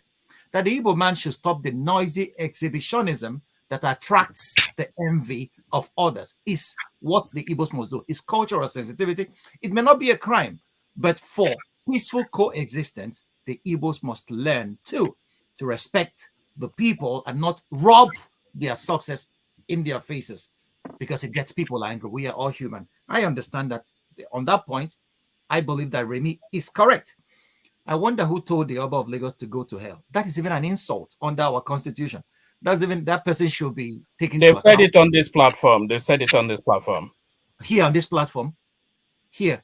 Then that person is not. That person should be removed because you don't insult people. I live in Germany. He was cheered on. He was cheered on when he said it. He was cheered on. Cheered on by who? One man, the one you say in your platform about people. Okay, so let me finish. The point, I live in Germany, where the first article of the Constitution is that the voted mentions is unantastable. It means that the dignity of the human person is inviolable. If you insult anybody in this country, in Germany here, you will go to serious jail time. And that's what I should think. Respect for each other's dignity is a sine qua non if we are going to build a functional society. Another point, calling Lagos a no man's land. I told you, when Ayo said that I'm denying a statement of fact. My brother, you are a legal practitioner. I can deny a statement of fact. It now lies on you. You asserted, you must prove to bring evidence to the contrary that what I denied was wrong.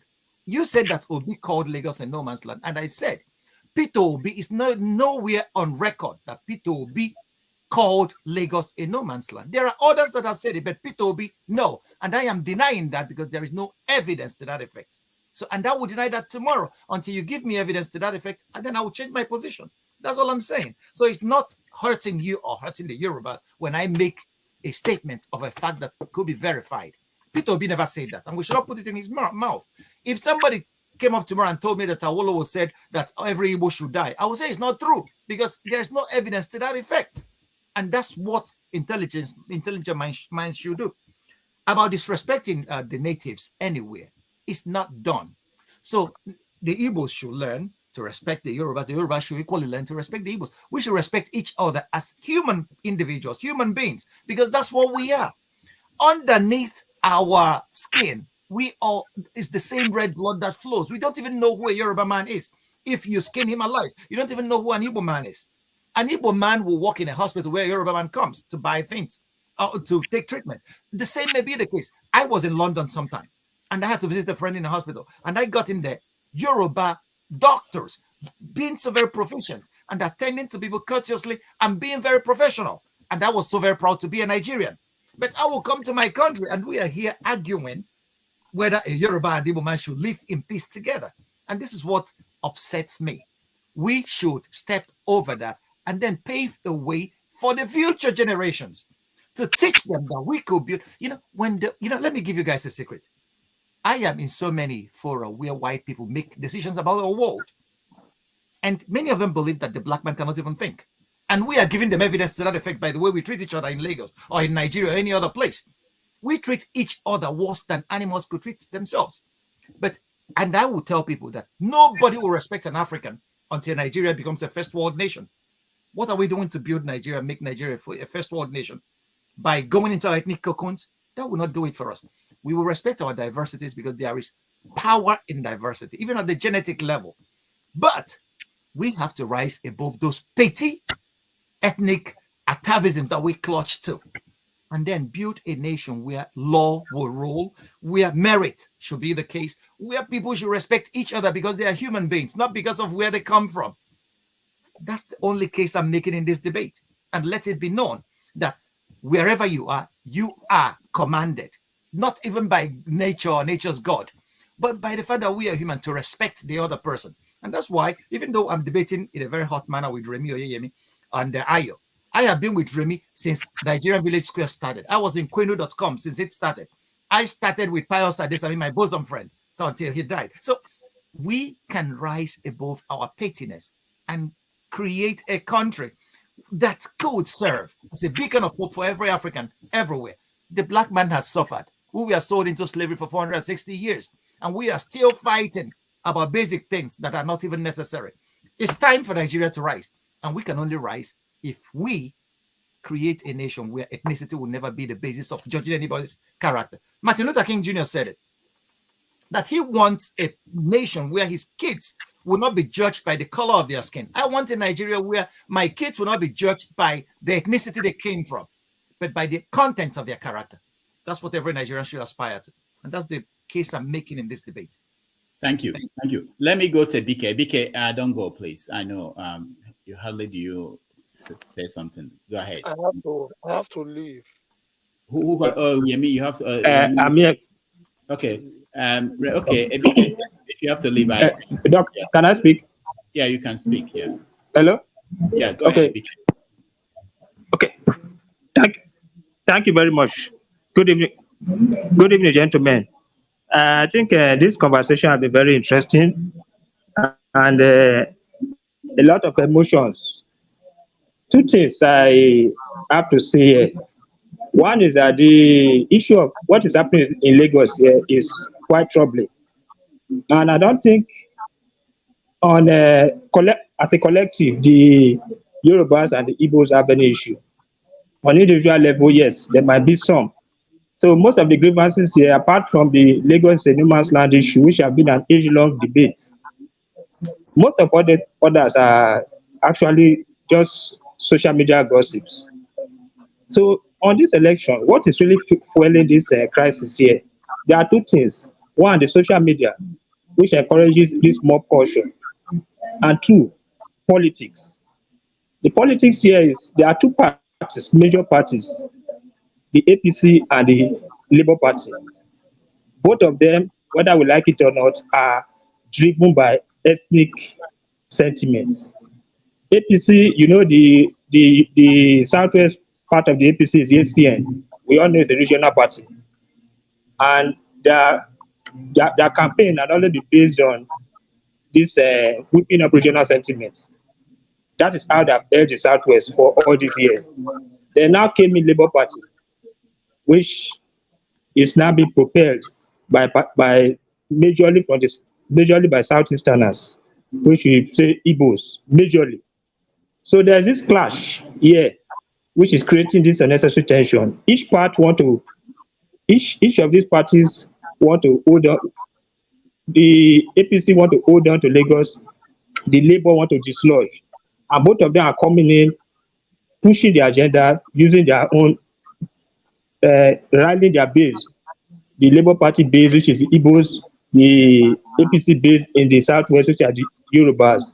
So until we begin to see politics as a call to service and not really this do or die thing, this thing we exacerbate. I'm afraid to say so. It will definitely exacerbate. We see a lot of talks about this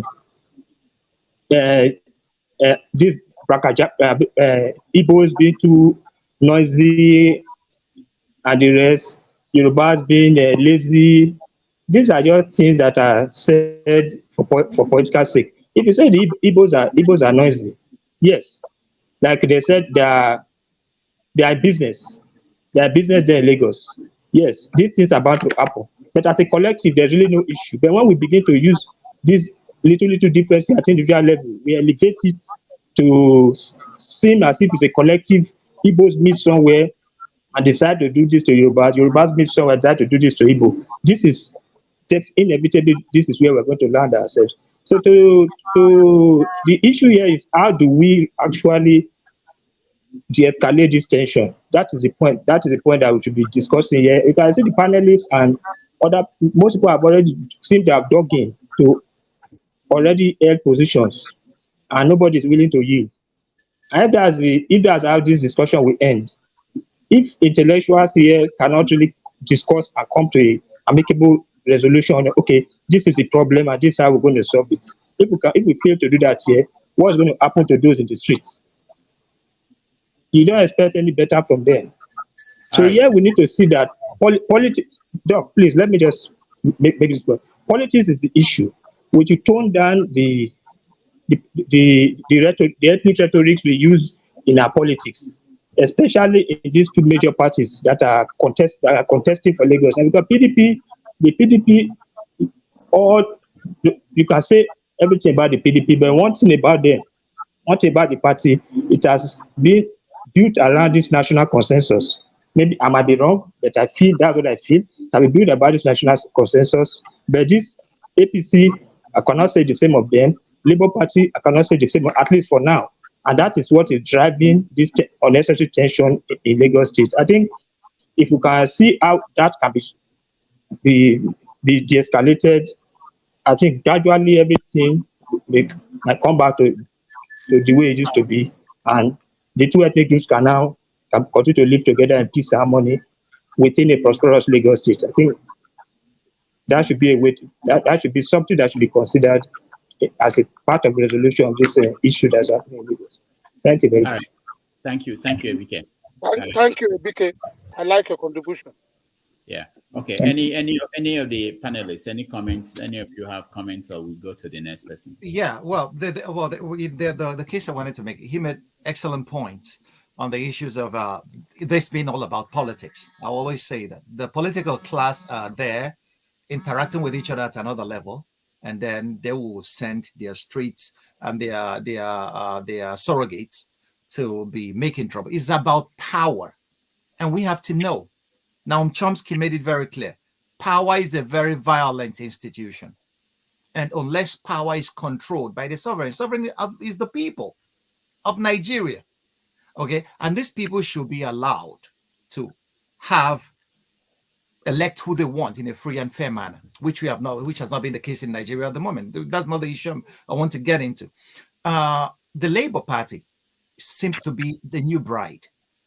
And it's not about, I don't think that the Labour Party has an ethnic constitution. The only thing people could say is that Peter Obi being an Igbo man, that this may be the very first time an Igbo man has actually made a dash for the presidency. But the majority, the bulk of Labour Party supporters are Southwesterners, Yoruba young people, and people from the Midwest. They are the bulk of the supporters of Peter Obi. You could equally see that Peter Obi doesn't have the support of his home state governor. And the state governors in the Southeast, many of them don't support Peter Obi.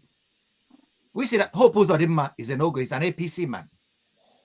So if we are looking at the demographics that are supporting the Labour Party, these are the youth population of Nigeria across board. I never in my entire life dreamt that Peter Obi will win Nasarawa State.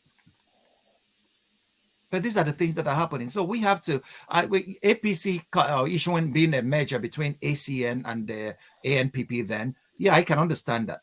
PDP have their, but PDP seems to have been skimmed out of the equation. Now the Labour Party seems to be the new bride. So the APC in Lagos is considering the Labour Party as an upstart that should not be allowed close to the corridors of power. You see that in politics. But what I want Nigerians to do, that we could play a politics that is devoid of this kind of narrative that could lead us to the brink of a very terrible situation.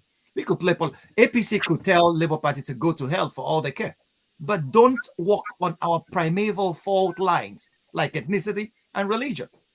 These are issues that where people close their eyes and then go to war, shut off their reason, and then go to war for nothing. So this is what I am pleading, that both parties, both politicians should hold their dogs in check, pull them back from this peddling this rhetoric, this narrative that is causing problems everywhere.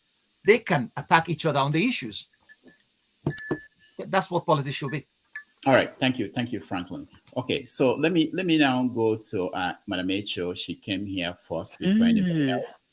I'm sorry, CM and one man. We just have to go after Madam Echo, then CM, one man, and then we go to the rest. Go ahead. You see, I'm really ashamed today. Those of you that have lived your year, you are about to go. And what you are leaving for my children is hatred and bitterness that started with our great-great-great-father, and they didn't use it for anything. That's what led us to where you are today. I want to ask all of you one question. How many of you make a decision when you wanted to come to this world that you want to come through Yoruba, or you want to come through Igbo, or you want to come through Hausa? How many of you make that decision? Then secondly, how many of you make a decision to choose the state you want to come into this world to come and become? How many of you? So I'm so ashamed of all these elderly people that are quarter to go to the grave, leaving hatred and bitterness for us. I never knew that our constitution has changed to make the woman to be the head of the family. So that when an Igbo woman marry a Yoruba woman, automatically the child becomes an Igbo person. If that is the case, I think all women should go and change their name to their father's name, so that our children will start bearing our father's name. Because that is what all these men have come to this public to tell us. And we are going to take it with all gladness. Because you men, you have nothing but disgrace you brought to our nation. You've taught us nonsense.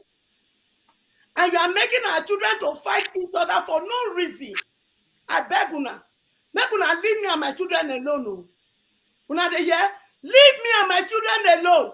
Let us fulfill our destiny. You people have already Mr. Woman, in your show, you talk about the Igbo with impunity, and you come here. You are talking of what? Let me tell you people, if you people won't stop this nonsense you people are doing, all of una, Igbo, Hausa, Yoruba, we go cut una come out from Nigeria. Make una dey una own, make we dey our own. Una call una self the majority, and yet you people are our trouble every blessed day. For how long? For how long? I am from Urobo. When Yoruba people want to make me look stupid, they go tell me, say, Urobo Wado is Urobo Wayo. How do you judge this? Then when they use the word though, they will turn it to sexual immorality, that have sex. Those are the things you people throw in my face as a Urobo woman. But you know what? I don't allow it to define me. What are allowed to define me is what is here. So all this nonsense, stop it. There are only 2 tribes in Nigeria, and until we get into our head, we won't stop this nonsense. The tribe of the oppressed and the tribe of the oppressors. And in the tribe of the oppressors, they marry themselves.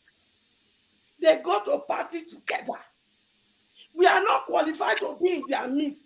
The only thing that qualifies us to be in their midst is to become political thug or carry umbrella for their wife or their children. That is all we are qualified for. And we come here and put it to us.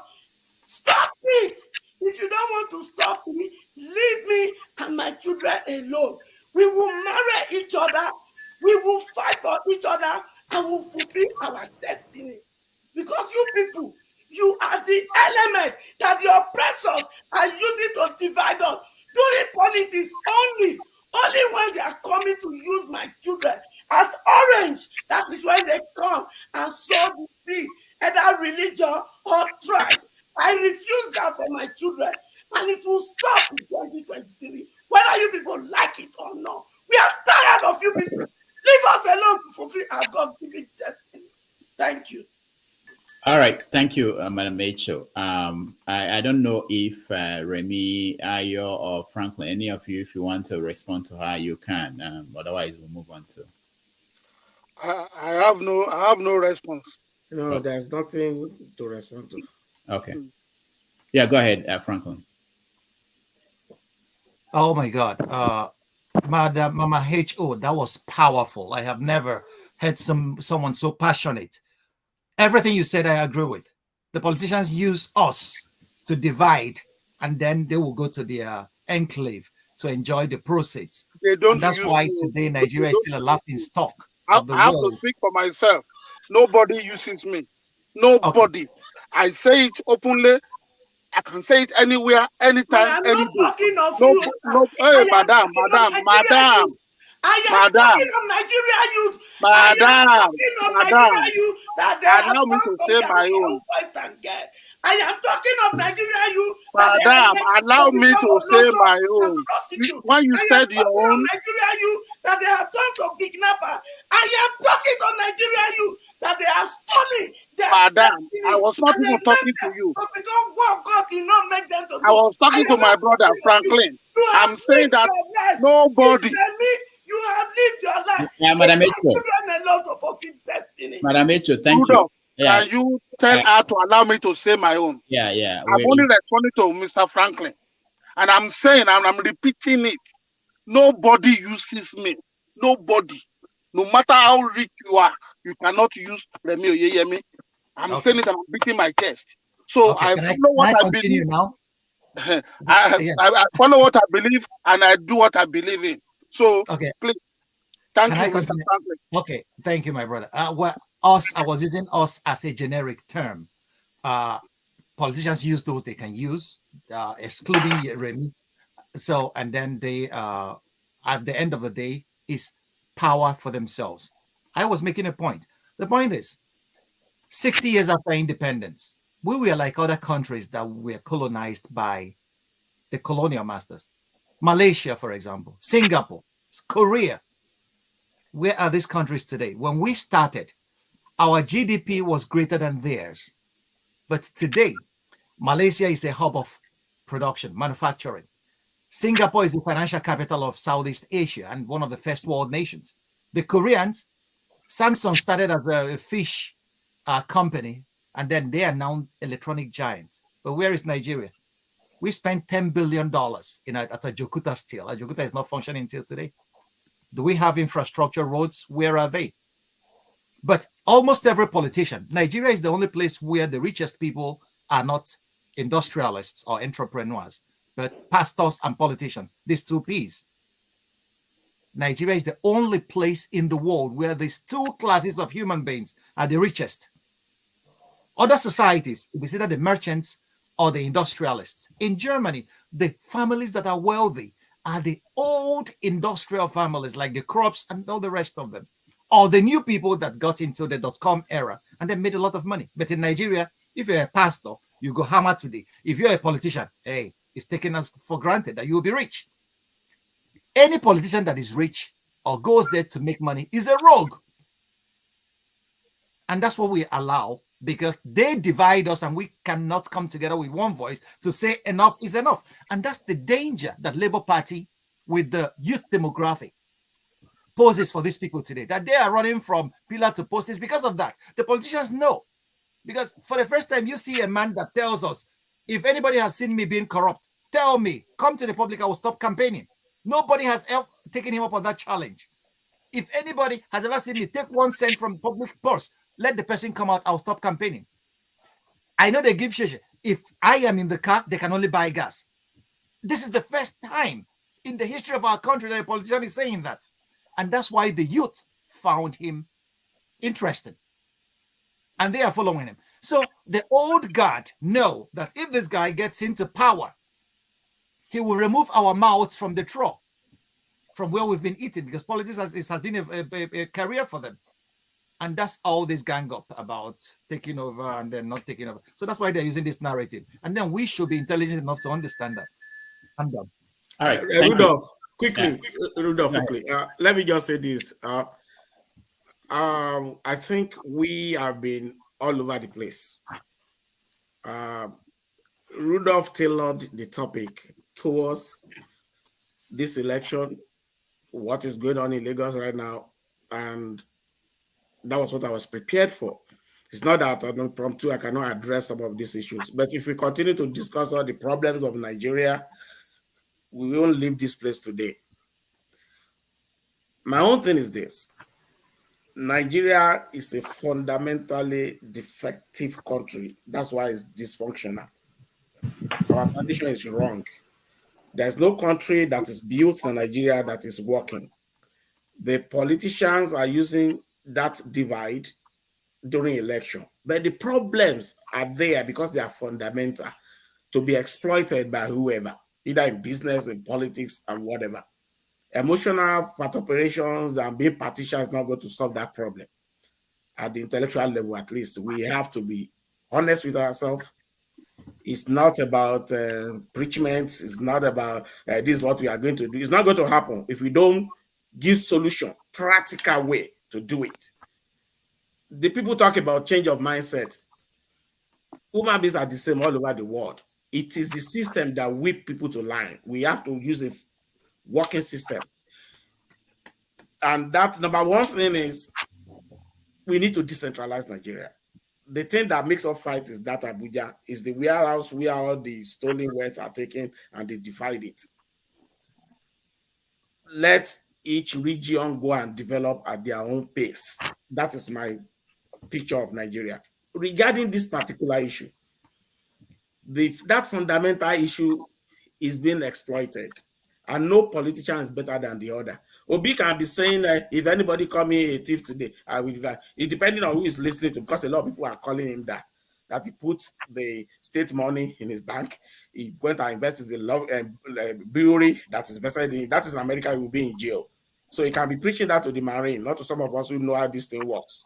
So don't try to exonerate him. It's part of the clique. They are all thieves. As far as I'm concerned, they can sue me. So I discount that when I'm addressing corruption in Nigeria. I discount it and look at other things that people bring to the table. That's the way I address my issue. With particularity to Lagos, which is this issue, of course, there are competing interests in Lagos. Politics will always expand and escalate it. What we need to watch out for is how we address it and what our people say. Utterances, it's not even about the ability to even carry out what you are saying, but the fact that you are saying it can create a lot of problem. And that is why I made that example, practical example that is happening as we are speaking here. I believe whoever is creating 3 hours to come and listen to us talk is interested in something tangible. If you create 3 hours to come and attack people and keep making comments, he's stupid, you make like 100 comments, everything is abusive. Why are you just wasting your time? Is it not better if you are sleeping When you are napping, your health is good, and you are using that to abuse and just wasting your time. They who don't care. You understand? So if that is happening here, imagine what is happening on the street, another forum. And that's in social media, you know how it works. It generates and please, I'm doing something. Emotions will fly, so sorry. and it keep mounting the problem that we are trying to solve. Mute your mic, CM. So let's package as a people. If there is a way we can do it, keep pushing a solution that we can all brainstorm about how to restructure Nigeria. Whoever becomes, we have a president elect. We must have something we want to push for the whoever is coming in. And so this is the problem of Nigeria. People are reacting to how they feel. You know, Igbo people feel they are marginalized. Yoruba people, they are threatened on their ancestral land. Hausa people think if they lose power, they have nothing in Nigeria again. There's nobody, and our Mama Echo that is speaking now, our own problem is that they are corrupting our Yoruba name, and she wants to beat the rest of us. So we have a problem. My own problem is Nigeria. You say because you don't like that one. Because I know they tribalism like una. You know, yeah, and they call them my Nigeria children. But my day here, they talk of Yoruba, Igbo, Hausa. Leave my children alone.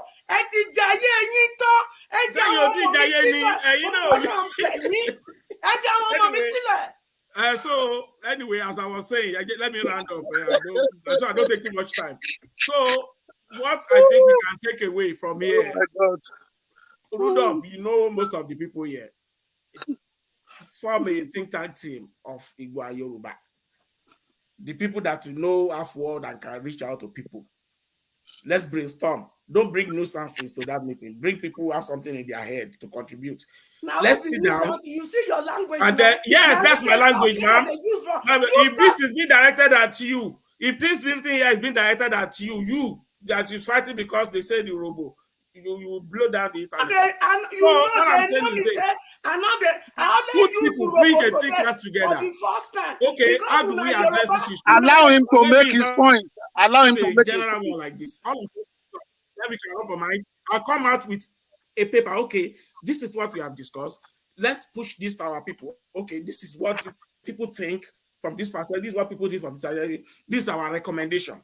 We can do it at our level. We are that to reach out to people, reach out to both sides, and have a compromise. That will be my own takeaway. That will be an achievement for this meeting, so it doesn't go to waste. You can come for the next time. If you call me for the follow-up on this, I promise to come, because we might leave some issue unattended. So that will be the takeaway. See how you can build on this with the aim of finding solution, rather for all of us to come here and do emotional operation and then go away. It doesn't help anybody. I don't want to waste my 3 hours doing nothing. Thank you. Thank you, Ayo. Let me say, before we continue, let me say that I really appreciate, people don't know, I'm friends with everybody, we say for many years. So it's not like I don't know these people. And it's also important, Ayo, I like your solution, what you suggested. And Remy can remember on Nigeria World, we actually ended up meeting each other and talking about the issues that we used to fight over online when we are writing.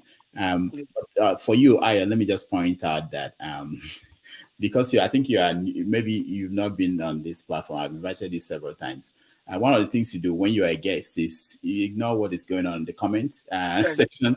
You don't do that. You don't look at it while you're speaking. If you do that, that would be like and of course it happens to everybody. It's not just you, so it's not personal. I get attacked there all the time, but it shouldn't let that worry you. And I don't have the ability to moderate what's going on there while paying attention to what we're doing here on the. So that's the point I wanted to make. But Remy, you wanted to say something. Yes, I wanted to piggyback on what the suggestion by Ayo, which I think is very, very fantastic. There are some things, Rudolph, I will not tell you on this platform. When we meet, the way we meet, I will talk to you about it. Because you are a brother to me, not even a friend. So, and then somebody will say, okay, because Igbo and Yoruba are fighting, I should go and kill Rudolph. They must be crazy. They are very, very crazy. But what I wanted to really talk about is this. I did the research. Anybody can do the same thing. The United Nations have indices of development. And on that list, there are 189 countries. Nigeria was number 185 on that list. So when I look at the list, I wanted to know what the first 25 are doing very well, that the last 25 are not doing at all. So in my research, reading about all of them, I found out that the first 25 have three things in common, which the last 25 does not have. They either have one of it or two of it, but they don't have the three of it. What are the three things? They speak one language. They have the same faith. And they are from the same ethnic group. Where the country is not of the same ethnic group, we have dominant ethnic group that is about 65 or 70% of the entire population.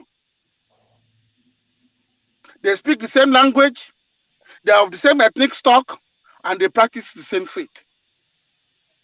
Then when you look at the last 25, they don't have any of these, any of the three. I mean, sorry, they don't have all of the three. They have one or they have two.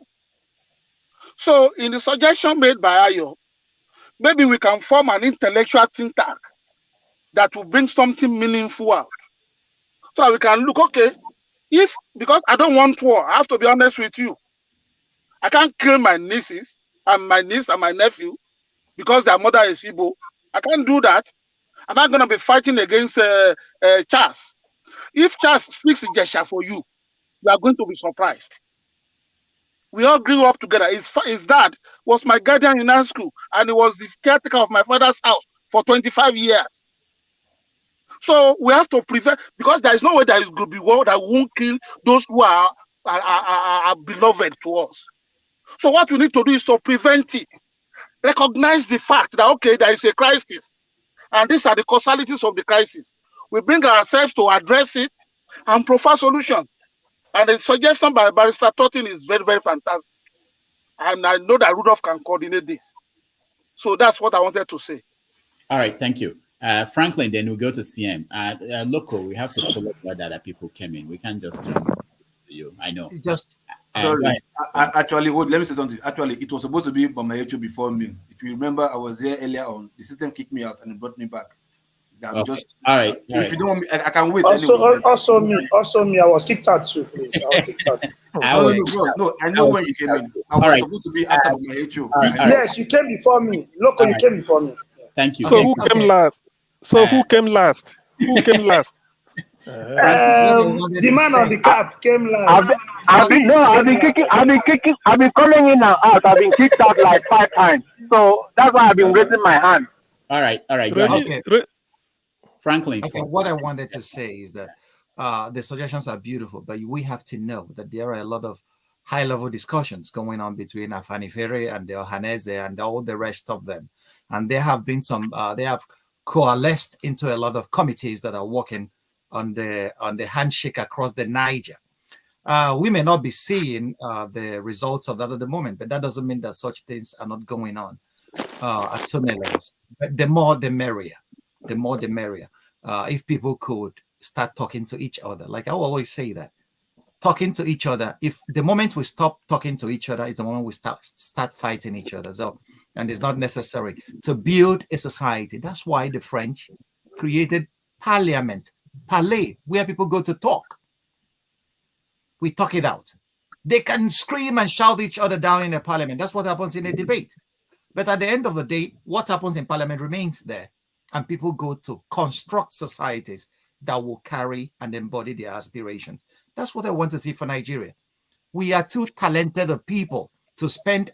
We are spending our time attacking each other because our talent doesn't find expressions anywhere. Our government doesn't create the platforms necessary for us to actualize the talents, the latent talents in us. And that's why Franz Fanon said it. If you read that psychologist, The Wretched of the Earth, his opus magnus, he said, if suppressed fury fails to find an outlet, it will go in and devastate the oppressed themselves. And that's what is killing us. We are spending time battling Hausa, Fulani, Yoruba because our talents are lying fallow. We are not utilizing it. There is no opportunity. Let me tell you, give Nigerians 24-hour power supply today.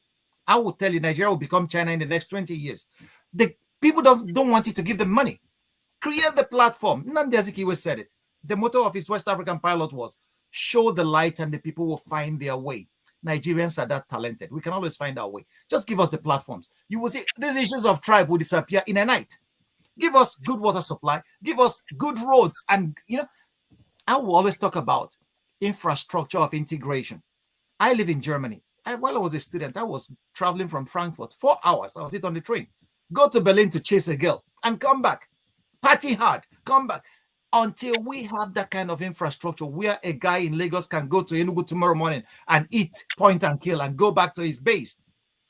We get to learn and know each other's culture. We get to see each other the way we are. That is infrastructure of integration. But we don't even have functional roads or rail. We don't. The airplanes are for the, for the rich. So these are the things we should start tasking our governments to create for us. Achebe was right. The trouble with Nigeria is not tribe. It's not the Hausa, the Fulani, or the Igbo. The trouble with Nigeria is simply and squarely the failure of leadership. Leaderships do it across board. Remy gave an example of countries that have made it, and what about Canada? In Canada, we have the Quebecians. Now they want to get out. Okay, they speak French. The other side speaks English. But these guys are highly developed because they are infrastructure and they integrate. So once they raise their voices, what are you raising your voice for? There are things for you to actualize yourself within your own space. And they are not a confederation. This is a federal republic. So we can, if we give examples of why Nigeria is not working, it's not working simply because of leadership. It's not because we are different. Because Americans are different groups of people. Everybody gets to America and becomes an American, Italian American, Nigerian American. Why are they not fighting and killing each other because of their tribes? It's because that there are infrastructure of integration, the government functions, and there is the rule of law. These are the things we should battle to create in our own society. And that's the only thing that can scaffold our development. Without that, we are not going anywhere. All right. Thank you. CM. Next. Well, I think the question I prepared for 3 of them, one each, Oyeyemi, Ato, and this thing. Well, I thought it has been overtaken by events, what I've heard, but let me just put it across. I know it might not matter anymore. Chief Remi Oyeyemi, you are now the Owa Oboku of Ijesha land. Will you summon the Igbos living within the Ijesha land and tell them who to vote for? That is your own question. For Ayu, first of all, let me give you this impression. It is not that the Yorubas are carrying Obi high, like Chief Aya Debanjo is doing. I commend him. Ekweme did it for Obasanjo 1999. All over the southeast at the same podium, just like Doyo Okupe was following Obi. So it has been like that. But the question I want to ask you is this. The word accommodating, do you think it's derogatory for any tribe to use it against any tribe in Nigeria where they find each other? That is for you. Then for Franklin,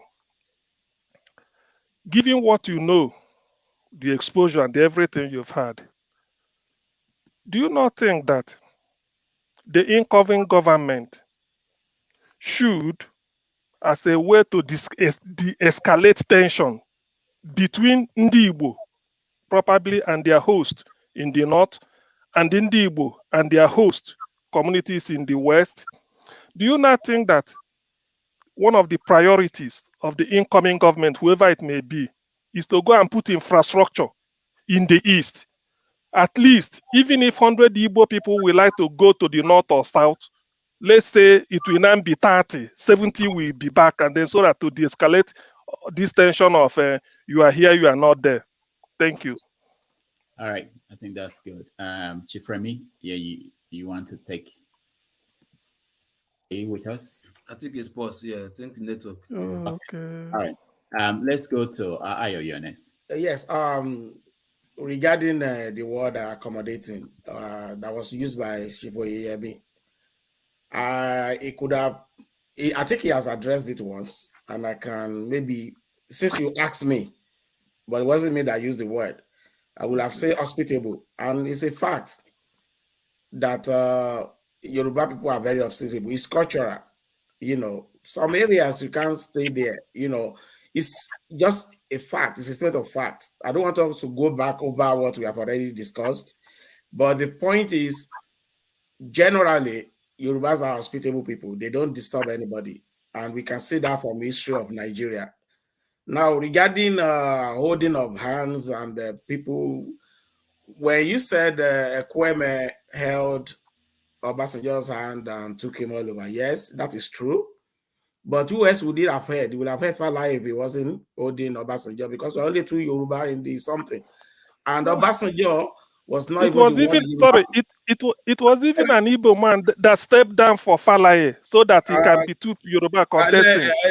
That part even is not correct, because what happened was that they have an alliance that if Falaye's party presents the president, the alliance will present the vice president. The moment Falaye has been presented, what is chief? The woman, he changed something. It wasn't presented as the vice president to Falaye for obvious reasons. You cannot have both candidates from the south, so they gave it to Umaru Shinkafi of the north through that alliance. Because of that, Igbo voted the Senate, the National Assembly, and everything according to the alliance. When it comes to presidency, they voted against Falaye for Obasanjo.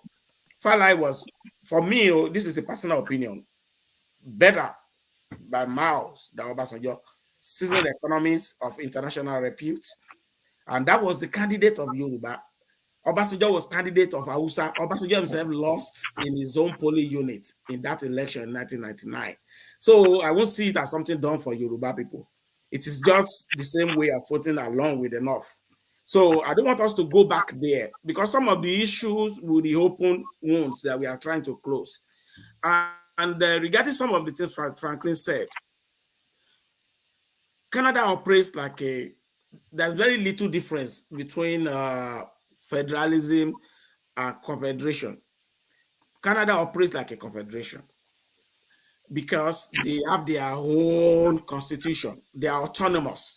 Just like Germany, you live, your autonomous region have their different constitution. So that's what we are preaching for Nigeria. You are talking about getting infrastructure. How are you going to get there when you only spend about 10% of your time on pulling ourselves down? This ethnic tension started before pre-independence. We spent about 85% of our time on the fallout from mutual suspicion. So only about 50% of our time is spent on the business of governance. Most of our developmental issues are addressed from ethnic prism. It is our turn. It's our turn to now call everything to the north, where Buhari got there. Oh, South and stuff. It just there now. It's our time to chop. Nobody is thinking about that development. And as long as we still have that fundamentally defective structure, infrastructure is not coming anywhere. It's not going to drop from heaven.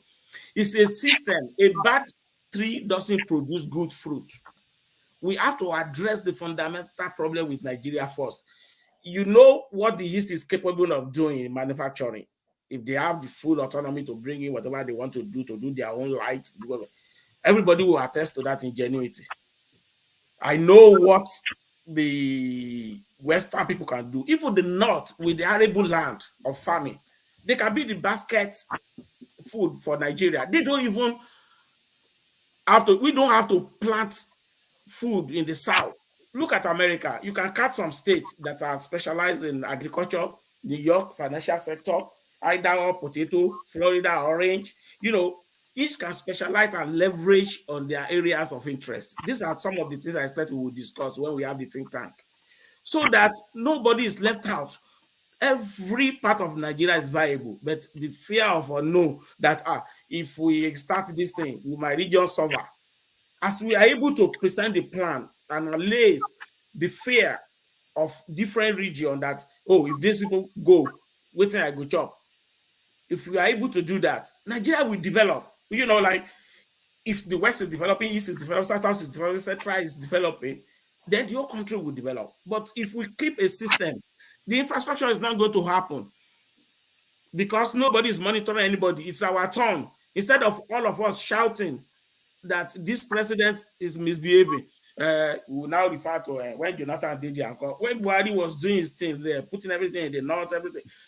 When people were shouting, they will say, what did Jonathan do? Didn't the people from Southeast and South take over the government and run in 90%? We fight justification.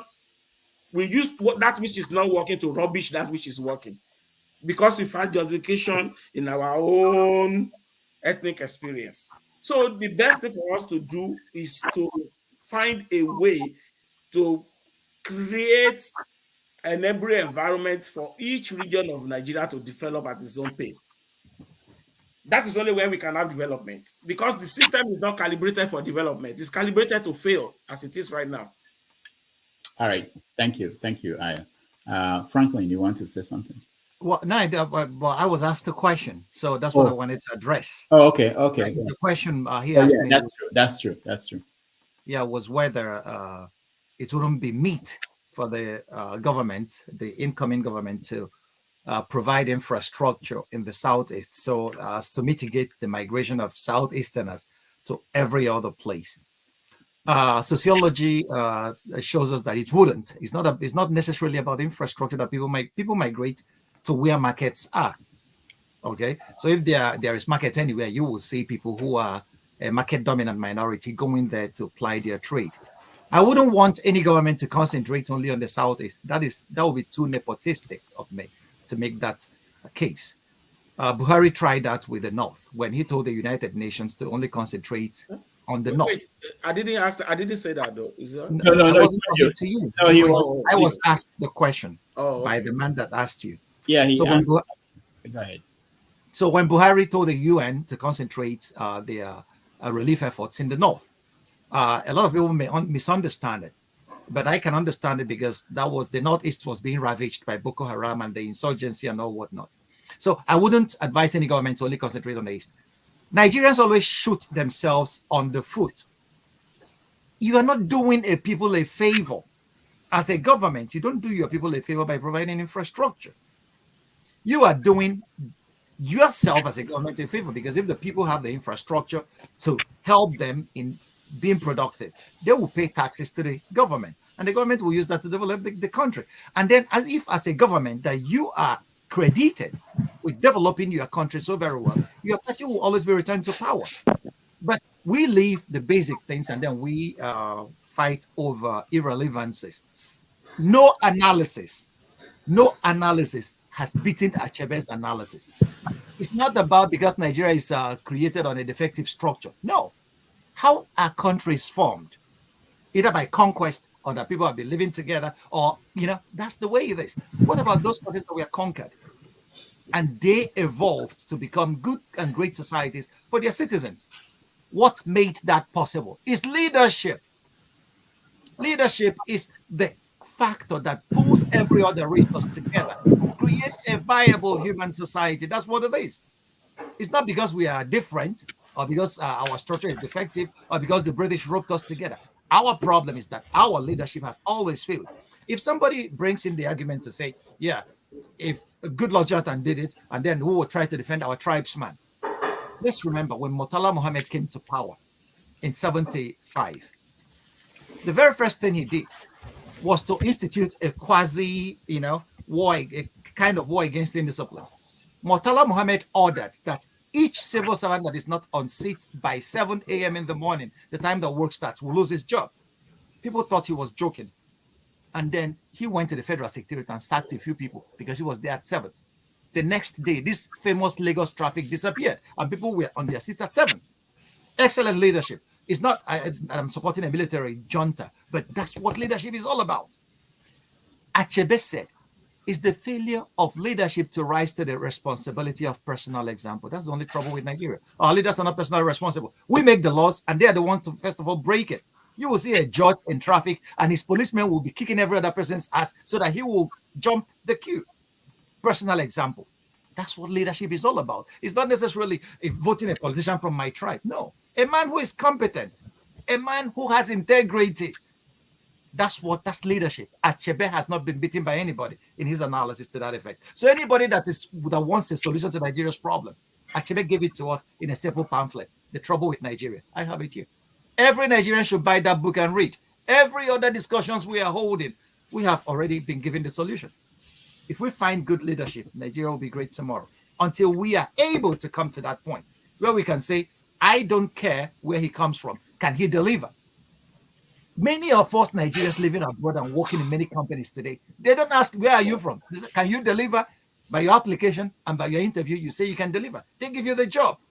And that's why those companies are soaring. You will see many Nigerians across so many places doing beautiful and excellent jobs and delivering. People never ask them, are you Nigerian or are you a black man? No. So when we do that to our politics, our problems will disappear because the leadership will be responsive to the needs of the people because they are competent. They know what to do. They have the vision. Leadership, leadership, leadership. That's our problem. And we don't seem to be getting it right in this cycle. That's where my fears are. All right, thank you. Ayo, can you hold off? Okay, Yeah. let's get one more question in, Yeah. at least, because it's something urgent. I want Peter to go next. Peter, go ahead. Let me unmute. Hello, good evening, everybody. Good evening. Wow, it's a wonderful conversation having this evening. I'm so glad that we could sit together and talk about our problems and see how we could fix it. Well, I don't know much about this tribalism issue, though I was born in the old Bendel, come from an Igbo parent, married to a Benin lady. So I understand this tribal tension I would normally have because sometimes even among my people, they sometimes refer like, oh, you married outside your own tribe. But I grew up in a home where my father taught us properly that you should judge people by their character and not actually by their tribe. So coming to Europe, I live in Europe, I live in Spain, I'm an English teacher. So I find it difficult sometimes when we that are living in Europe, you have integrated into the European society. You see how they do things. You are a black man in a white man's world. You know what racism is. We have far-right politicians rising up all over Europe. You know how hard it's going to be for black people. Because in Italy, the far-right group has just won the election. And that's going to be hell for immigrants because the immigration laws are going to be heavier. The chains are going to be heavier on them. Even right here in Spain, there's a political party called Vox. And these people, one of their agenda is to reduce immigration and deal with immigrants. We have this all over Europe. And when it now comes to our own country, we're still dragging for little tribal issues. That this one is Yoruba, this one is Igbo. Look, it's the same thing everywhere. By the grace of God, I've managed to travel around. And I could see that if a white man stops you, if a policeman stops you, he doesn't know if you are Yoruba, if you are Igbo, if you are Senegal, if you are from East Africa or North Africa. What he sees is a black man. And it's so painful that we that have lived in Europe, I thought we were supposed to be the ones educating those back home and try to teach them that we shouldn't be microscopic in our thinking, that we should make it broad and see the greater picture. If only Lagos develops, the whole country is still poor. If only one section of the part, if only one part of the country is developed, what happens to the other part? We are not thinking as a community. We have individual and tribalistic mindset, and this is going to be a problem. No country will do, even in Spain, they have little tribes among them. It might not be obvious, but they do. The Basque region, they don't speak Spanish. The Catalonians, they don't speak Spanish. The Valencianos, they don't speak Spanish. They have their own languages, but this culture it is interwoven into the fabric of the nation, and they have one law, just like what Mr. Franklin said. In a place where the rule of law works, everybody abides to the rule of law. Everybody abides to the rule of law because the law protects everybody. It protects the indigenes of the country, of the environment, and it also protects the foreigners that are in that environment. So I wanted to ask our panelists, the brothers on the debate team, you guys that have lived in Europe, why do we find it? We know we have our tribal issues and everything, but why do we still find it difficult that we still argue as if we haven't left the shore of Africa in our minds? Please, I would like to know, why are we so interwoven in this tribalistic mindset instead of looking at the bigger picture of a bigger Nigeria? I see people that push for IPOP. I'm an Igbo guy, but sometimes there are things they push that personally I don't accept. I don't accept that it should be this way or it should be that way. But when you now say Igbo people or Yoruba people or Fulani people, so sometimes you don't put people in the same category because of some few set of that particular group. So why do we find this issue of tribe, even if we have lived in Europe, we've lived in America, we lived in some other places where we see that these people, actually, it doesn't matter where you come from. Why do we still struggle with these things? That's my question. Thank you very much, sir. All right, thank you, Peter. Who wants to go first? On the question that Peter raised, and I will address part of the leadership issue that Franklin raised too. You see, leadership itself is a product of society. The kind of leaders we are producing now, they are not imported from a planet called Pluto, the downgraded planet. They are from amongst us. It is because bad tree don't produce good fruits. If we retain this system, it's a rent-seeking system for carpetbaggers. You will continue to produce bad leadership. There's no shortcut to it. You are not wiser than America. Even America, that is just a melting point for everybody, not people who are still fiercely protective of their ancestral lands. They created autonomy for their states. Each can operate within it. That's why they are functioning, not because there's a leader. Look, let me tell you something about Muritala Muhammad example that Franklin made. Muritala Muhammad, in those 6 months, single-handedly destroyed Nigerian civil service. While he got there, he sagged. Nigeria would see had some elements of sanity when he came in. He sagged all the experienced hands in the civil service and started replacing them with novices and so on. That is the end of Nigerian civil service. They are the most corrupt than the politicians till today. The railway system in Nigeria was functional. It was Muritala Muhammad that sacked all the experienced and the people that train people because he's mad. He was doing this soldier fire brigade, and he destroyed Nigeria with railways forever. Some people recommended a rolling treatment for Nigeria. I said, if you bring a rolling to Nigeria, it's going to be an exercise in wasteful bloodletting. Because the moment the other person is there and we still retain this system, the system will overwhelm and suppress him. They are not stupid in Switzerland. Canada is not stupid. Germany is not stupid. Britain, that put the contraption called Nigeria together by creating autonomy. You see, it is simple. If you have a house and you have 4 children, if you put them in a dormitory, 4 of them, there will be fights.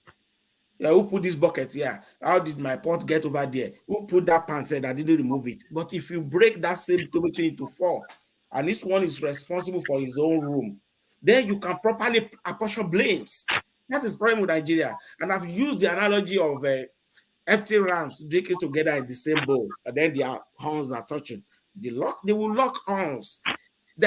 You can't bring leadership to run a dysfunctional system. If we are talking, yes, you need a leader to bring, but you first have to identify the problem. That is when you identify the kind of leadership that can cure it. The leadership Nigeria needs is not a Rawlings. And something doesn't affect Nigeria 2 months after they will rebel against you. The kind of hand that will work for Nigeria is a Brezhnev, Gorbachev, Mikhail Gorbachev, the one that have the audacity to create autonomy in Russia. Yeah, they had a problem shortly after, but they create that region, and those countries are functional until today. You know, India didn't come to independence as they are now about 4 countries out of the old India, and they're all doing well. 2 of them are world powers, nuclear world powers. You understand? So it is not, we have seen it work in other places, especially a country like Nigeria. You see, when the British put people together, they are smart, the colonialists. They cut a part of this, join it, do cut and join and put everything together that will never work. So they can be able to identify the point to exploit for their own gains. That's what we are having. We have not been able to sit back and recalibrate. Not even the British had the audacity to give us the system we have. Don't forget, Nigeria came into independence with 4 constitutions. And there was healthy rivalry, as bad as you may think it was. There was healthy rivalry between the regions of Nigeria. Awolowo went and created one national bank. Oh, why can't we do this to the East? They put African Continental Bank in place. The bank told the northern people, they thought, whoa, this thing is working in the South. They created Bank of the North. That was healthy. University of Ife, that happens to be one of the most beautiful campuses in Africa, was not an original concept.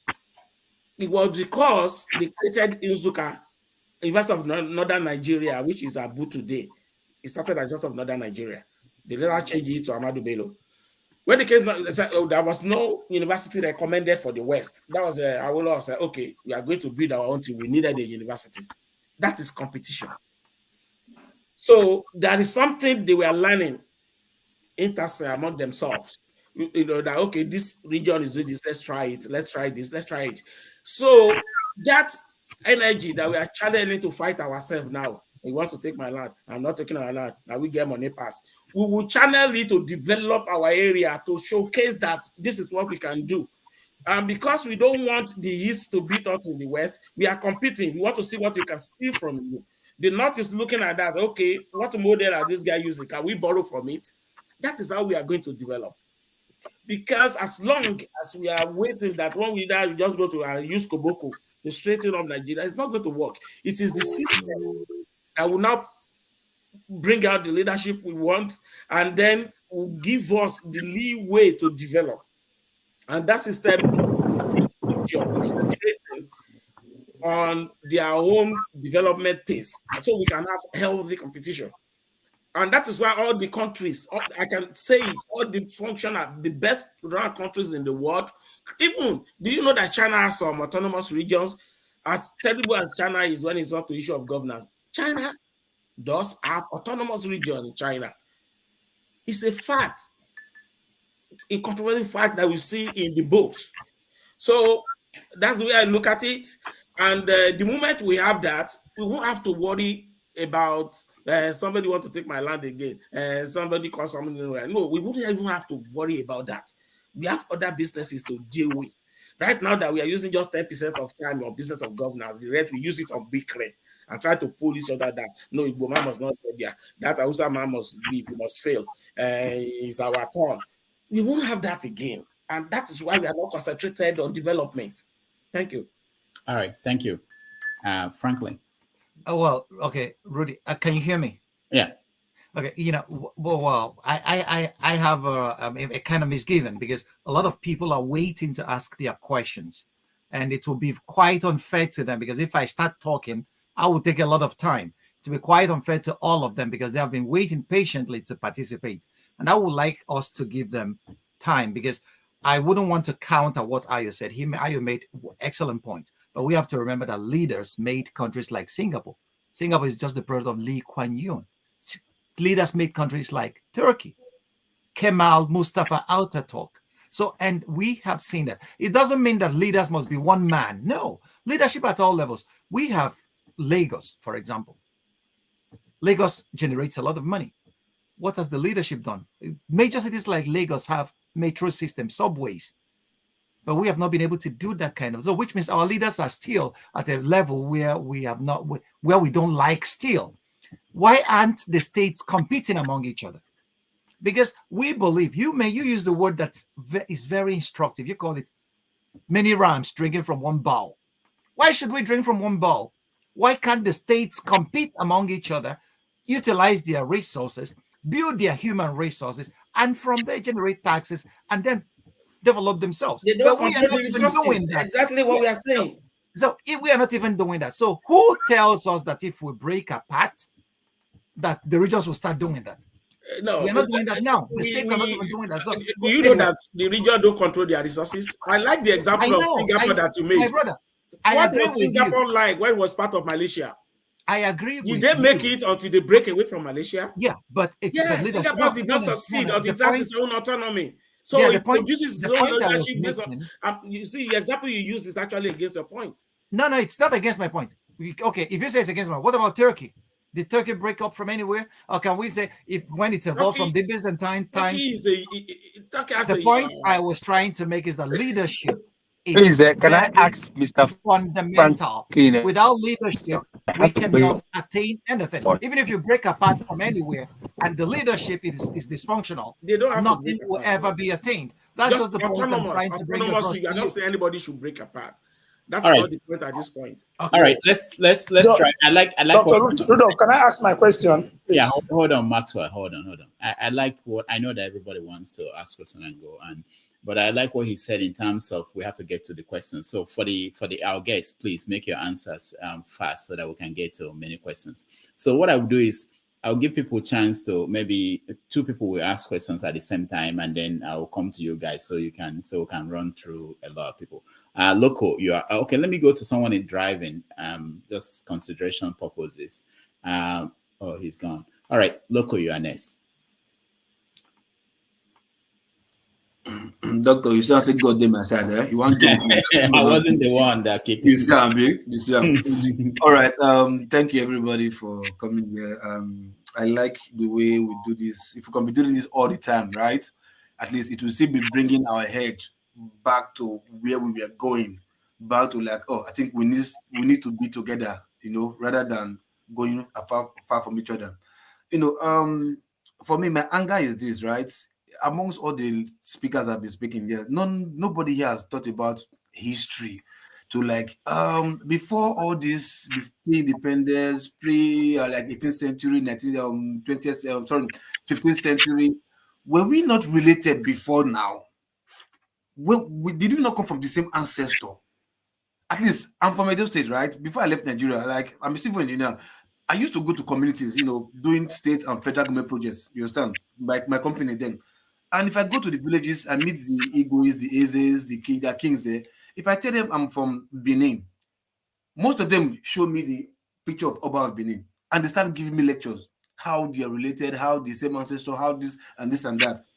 Both go far in the east, far in southeast, southwest, and even south, where I'm from. You understand? I can see that, that means if we are related in this manner, like we have the same, not too far, I'm not talking about 10 or whatever. You understand?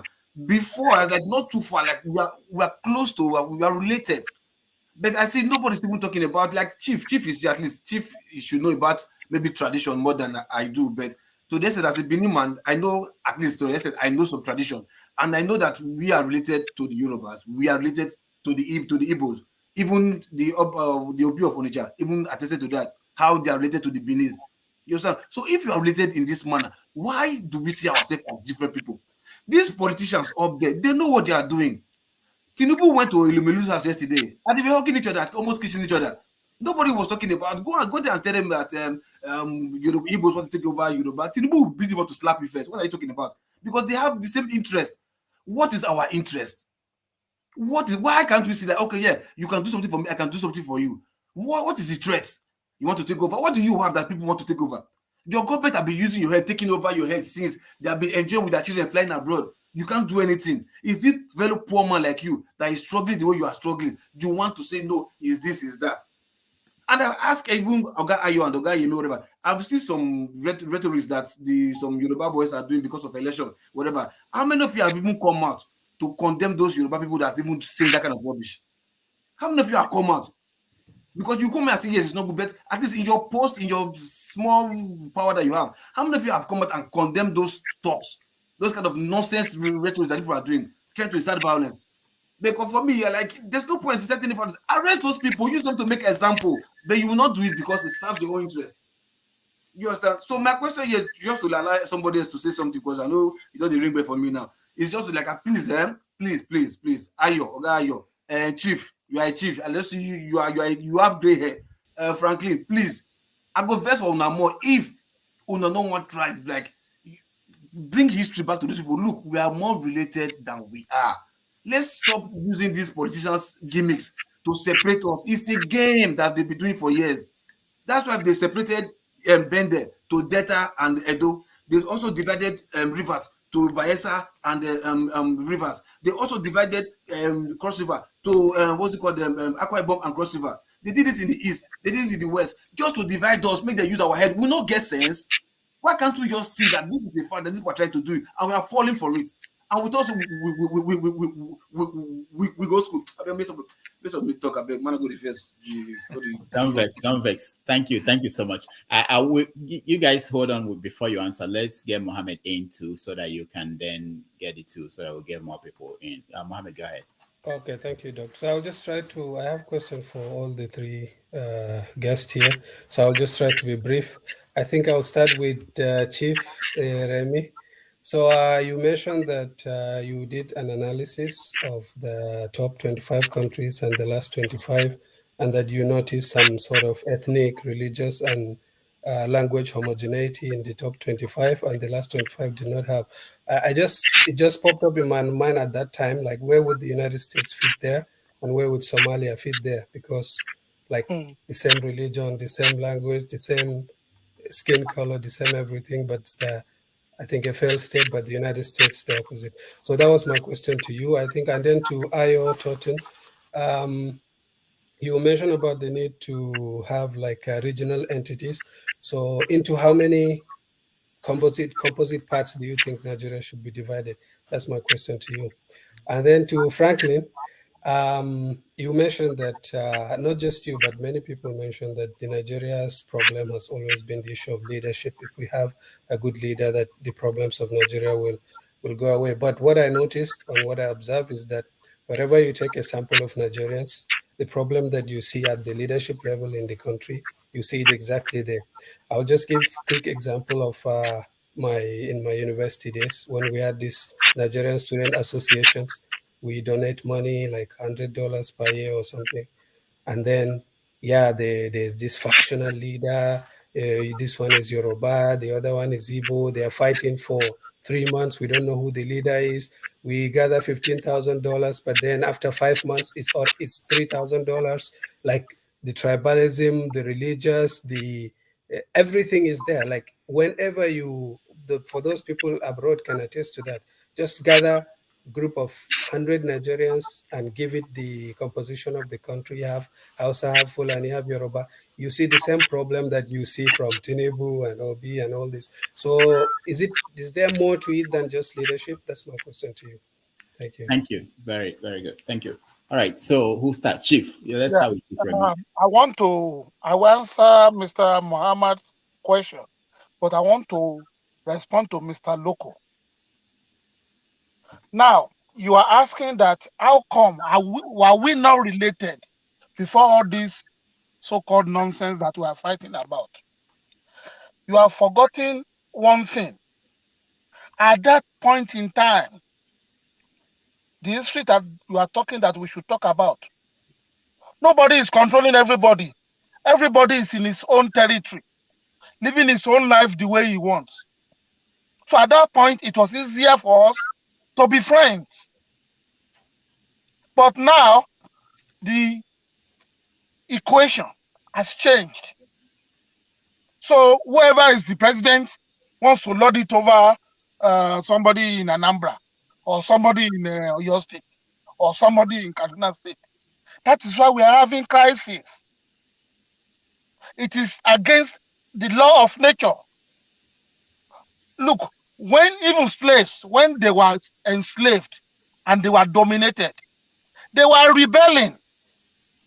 If you read the histories of the slave rebellions, because no man wants to be enslaved. Every man wants to be free. They want to live free. So there was no part, trying to lord it over another part. So at that level, we're able to respond and to relate very well. We have Yoruba people who went to Mali to do business, and other places all over Africa, and came back home. The same thing with the Hausa people. So we have to recognize that fact. You see, I've been preaching tribalism, and I will tell you why. Tribalism is nature. You can't fight against nature. Even here, I was watching, I think MSNBC yesterday. Come and see the way they are analyzing the issues and why Donald Trump is creating the kind of havoc he's creating. Actually, they use the word tribalism. So we all look at America, or America is different. It is not. Why do we have Chinatown, Germantown, all over the places in America? Man naturally gravitates to where is comfortable. What we need to do with tribalism is not our problem. What we need to do is to recognize the differences that we have, respect it, then come together to find a meeting point. And okay, you are an Igbo man. This is your culture. Okay, I don't want to touch that. You are a Yoruba man. This is your way of life. I don't want to touch that. You are a TV. You are a whatever. That's what we need to do. But the more we try to throw away tribalism, the more problems we're going to have. We have to do an analysis, an anthropological analysis. Then we will understand ourselves. Why should I make Loco to behave like Ayo? Why? Why should I make Ayo to behave like Franklin? Why? We have to look for the characteristics or idiosyncrasies of our tribes, ethnic nationalities. Then come together. Let me understand you properly. I'm sorry. Is anybody infringing on anybody's traditional value? Because if you are controlling me from Abuja, why should Abuja decide which university my son should go to? Is there any of them in Abuja? Is there anybody in Abuja? Is there not a man that's in Abuja? It doesn't matter whoever is in Abuja, whether it's an Igbo man, a Yoruba man, or a Hausa man. What I'm saying is that we need to be free, to be in control for our destiny. But those people are friends. Those people are friends. Those elites, they are friends. It doesn't matter, my dear brother. I'm telling you what is important. They are friends. Yes, they are friends. Like, okay, myself and Rudolph, we have been friends for almost, I don't know how many decades now. But the bottom line is that we have to recognize the truth. The truth is that we are different in some ways, and we have to respect each other. And I thought Franklin hammered on that point. We have to respect each other, recognize our differences, then find a way to come together, to work together by recognizing our differences and then knowing that we have to work together to survive as a country. But the issue of somebody saying because your mother is an Igbo and your father is a Yoruba, you cannot rule over me. Is that it has nothing to do with all what you're saying? It is the part of the fear of being dominated. It is real. I think it's political. I wrote something on why the North should break away from Nigeria. If they have people who can think very well, North will be one of the most powerful countries in Africa. And it can happen to Igbos too. It can happen to Yoruba. It can happen to any ethnic group because every one of us have their own strengths. We should not be saying that we should jettison what we are. It will not work. It will not work. We have to respect nature and then find a way to recognize it and work around it and make sure that we are able to cooperate so that we can have progress and prosperity. Okay. All right. Now, to the question by Muhammad, please, can you remind me your question again? That where in your list of best performing 25 countries? Oh, yes, I remember. Somalia. Yeah, I don't have the list right there, but I think Norway was number 1, but US is among the first 25. Sorry, Somalia actually, as at that year, was among the last 25. Sorry, the point of my question was that Somalia, a country that has religious homogeneity, ethnic homogeneity, skin, like everything. No, it's not But then homogeneous. No, it's not homogeneous. Do you remember John Garang? No, I'm not Oh, familiar. John Garang fought a war for almost 30 years. He's a Christian and he's a Somalia. Yeah. No, Fighting the Muslims John in the Garang north. is Sudan, not Somalia. Oh, South Yes, Sudan. Sudan. Okay. John is from South Sudan. Oh, So- John. Okay. Sorry. So the point I was trying to make in the question was that sometimes I think we have many dividing lines, but the lines that we choose to give strength to, it. For example, I know that, for example, in Somalia, you see two black people. One of them will tell you he's Arab. One of them he will tell you he's African, and they're killing themselves over that. If an outsider saw them, no one will even care about the difference. So I just gave like that example just to illustrate that point. Yeah, my brother, it still goes to the same point. Fear of being dominated.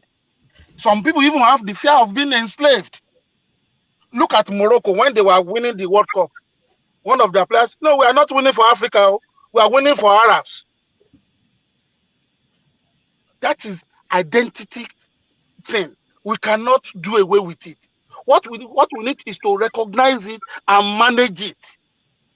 To dismiss it and say it is wrong, it is stupid, tribalism is this, is that, is arrant nonsense. It's arrant nonsense. Let us recognize, okay, this man is different from me. I'm different from him. But we want to stay together. We want to be brothers. Okay, let's give and take. That is the way the world works. Give and take. So we give and take, then we have a meeting point. Then we work on the things that unite us because we have agreed. And the respect will be there. That is the way we can survive. But if we say we should dismiss it, I'm an Englishman. I like my dialect. I'm not going to give up my dialect to speak Hausa or to speak Igbo. Why? I'm not going to do that. And no self-respecting Igbo man should give up his own language to speak another man's language. Same thing goes with all the ethnic nationalities. Remember Wazobia? Did you guys remember Wazobia? When people were suggesting it, the minorities, who are even more than the majorities, refused it, and the thing did not work. Who's going to give up his own language to speak another language? We should recognize our differences. In recognizing our differences, we can come together. Okay, this is what I can do away with. What do you want to do away with? So that we can work together. We have to be real. There is no room for fantasy. There is nowhere in the world the British have, they are complaining that, okay, they want to control their own area. The Scottish, all of them, they have been together for I don't know how many centuries now. Please. Westminster, thank you. You see? So these are the realities of life. We cannot wish them away. What we need to do is to confront them frontally, look at our differences. If you can work together, if you want to work together, if that's our decision, okay, let's give and take. So we give and take, and then we work together, and we'll be better for it. Demonizing tribalism can never work, and we will never have progress if you continue on that path. That's my own conclusion. Thank you. Question, please. No, hold on. It's been kicking me out. I've been coming in and out all this while. Yeah, but Ayo, you're next. No, it's me. Oh, is that? Oh, okay. Yeah, it's me. I mean, you guys will respond. Ayo has taken his own question. No. It's me. Oh, okay. No, it's me. I've not taken my question. Mohammed asked me a question. My question is for Franklin, Mr. Franklin, please, so that he will answer. Okay, Ayo, go ahead. Go ahead. Mohammed, thank you for the brilliant questions that you ask because they go directly to the issues. You see, right now in Nigeria, let me start from that. We have 6 regions that we've, admitted in principle. Everything is done based on those regions: Northwest, North Central, Northeast, Southeast, Southwest. So, in principle, we have agreed that we have 6 regions. And if you look at these 6 regions very well, they have at least some measure of homogeneity and cultural interdependence in those areas. So we can start from there. It doesn't end from there. We can go further. Why this is important, and in order to bottom what Chief Remi or Yemi is saying is this. the question you ask him, you give an example of homogeneous society like Somalia that seems not to be working. So why should we go there? Now, I will ask you, tell me one country. We can tell you several. When you refer me to Somalia, I will refer you to several. Switzerland, Norway, all the Scandinavian, even Japan with dominant tribe and everything that are working. So Somalia could be an exception because when you have you put like 20 together, 18 is working, 2 is not working, then it's an exception because overwhelming majority is working under that principle. India have a lot of tension along religious line.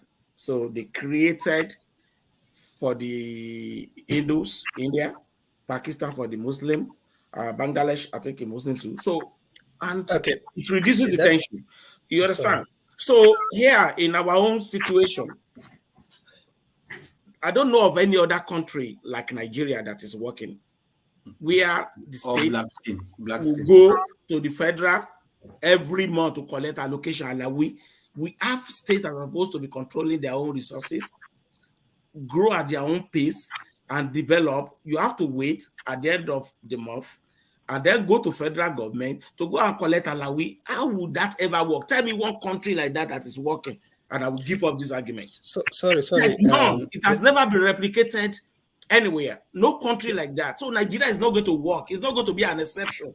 If anybody can tell me a country like that, where the state will now go to federal government and collect alawi every month based on what federal government declare. We have a federal government that is so huge, and does nothing.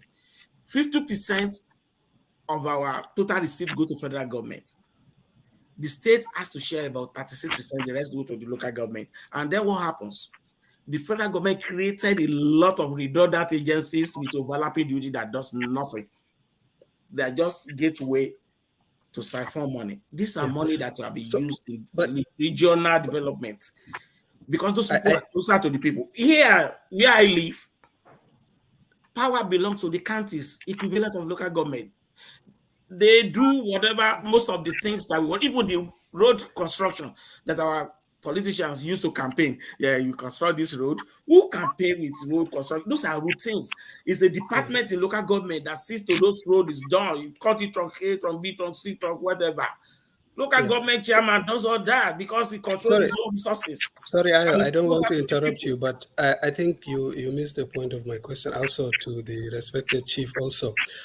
I never intended to come across as someone who dismisses tribalism. And in actual fact, I agree with Chief that I would never give up my language for anybody's language. I'm a Kanuri person. Like I mentioned to Rudolph before, I've never spoken one sentence of Hausa to any member of my extended family, cousins, nephews, nieces, father, mother.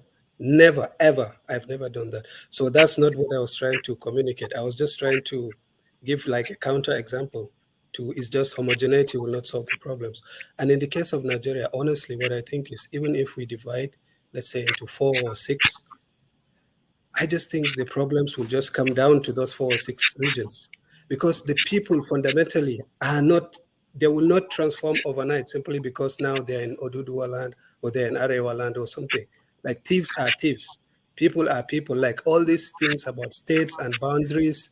And so that was what I was trying to say. But to your point also, people don't change. Human beings from Cape to Cairo are the same. Let me tell you something. If you leave America, if you create a kind of system you have in Nigeria, I just want to add one more thing to your analysis. They will be worse. Let me tell you something. Why do Nigerians come here and excel and obey red light?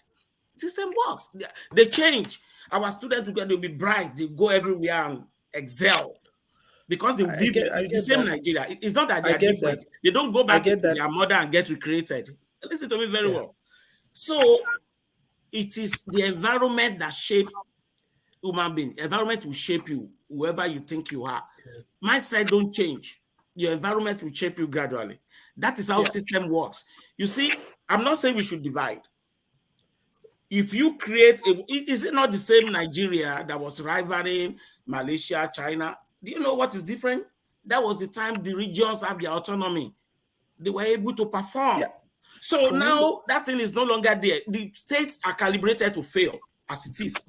Yeah, I agree with you. Actually, I'm Number not one, they don't taking a control their position. resources. I'm not. It depends on federal Yeah. governments. Wait, Mohammed. It depends on what the federal government says they make.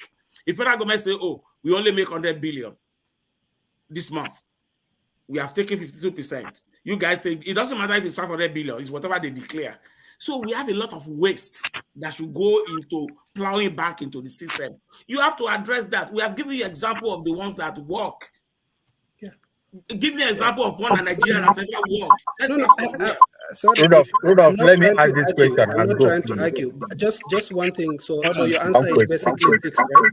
6 regions. But what I'm trying to say, for example, in the northeast where I'm from, someone from Bauchi and someone from Katsina, like people like, I know that in the politics of Nigeria, in the south, for example, there is southeast, there is southwest, and there is Igbo, Yoruba. It's the difference is stark and it's clear. But in the north, I can tell you, nobody thinks like that.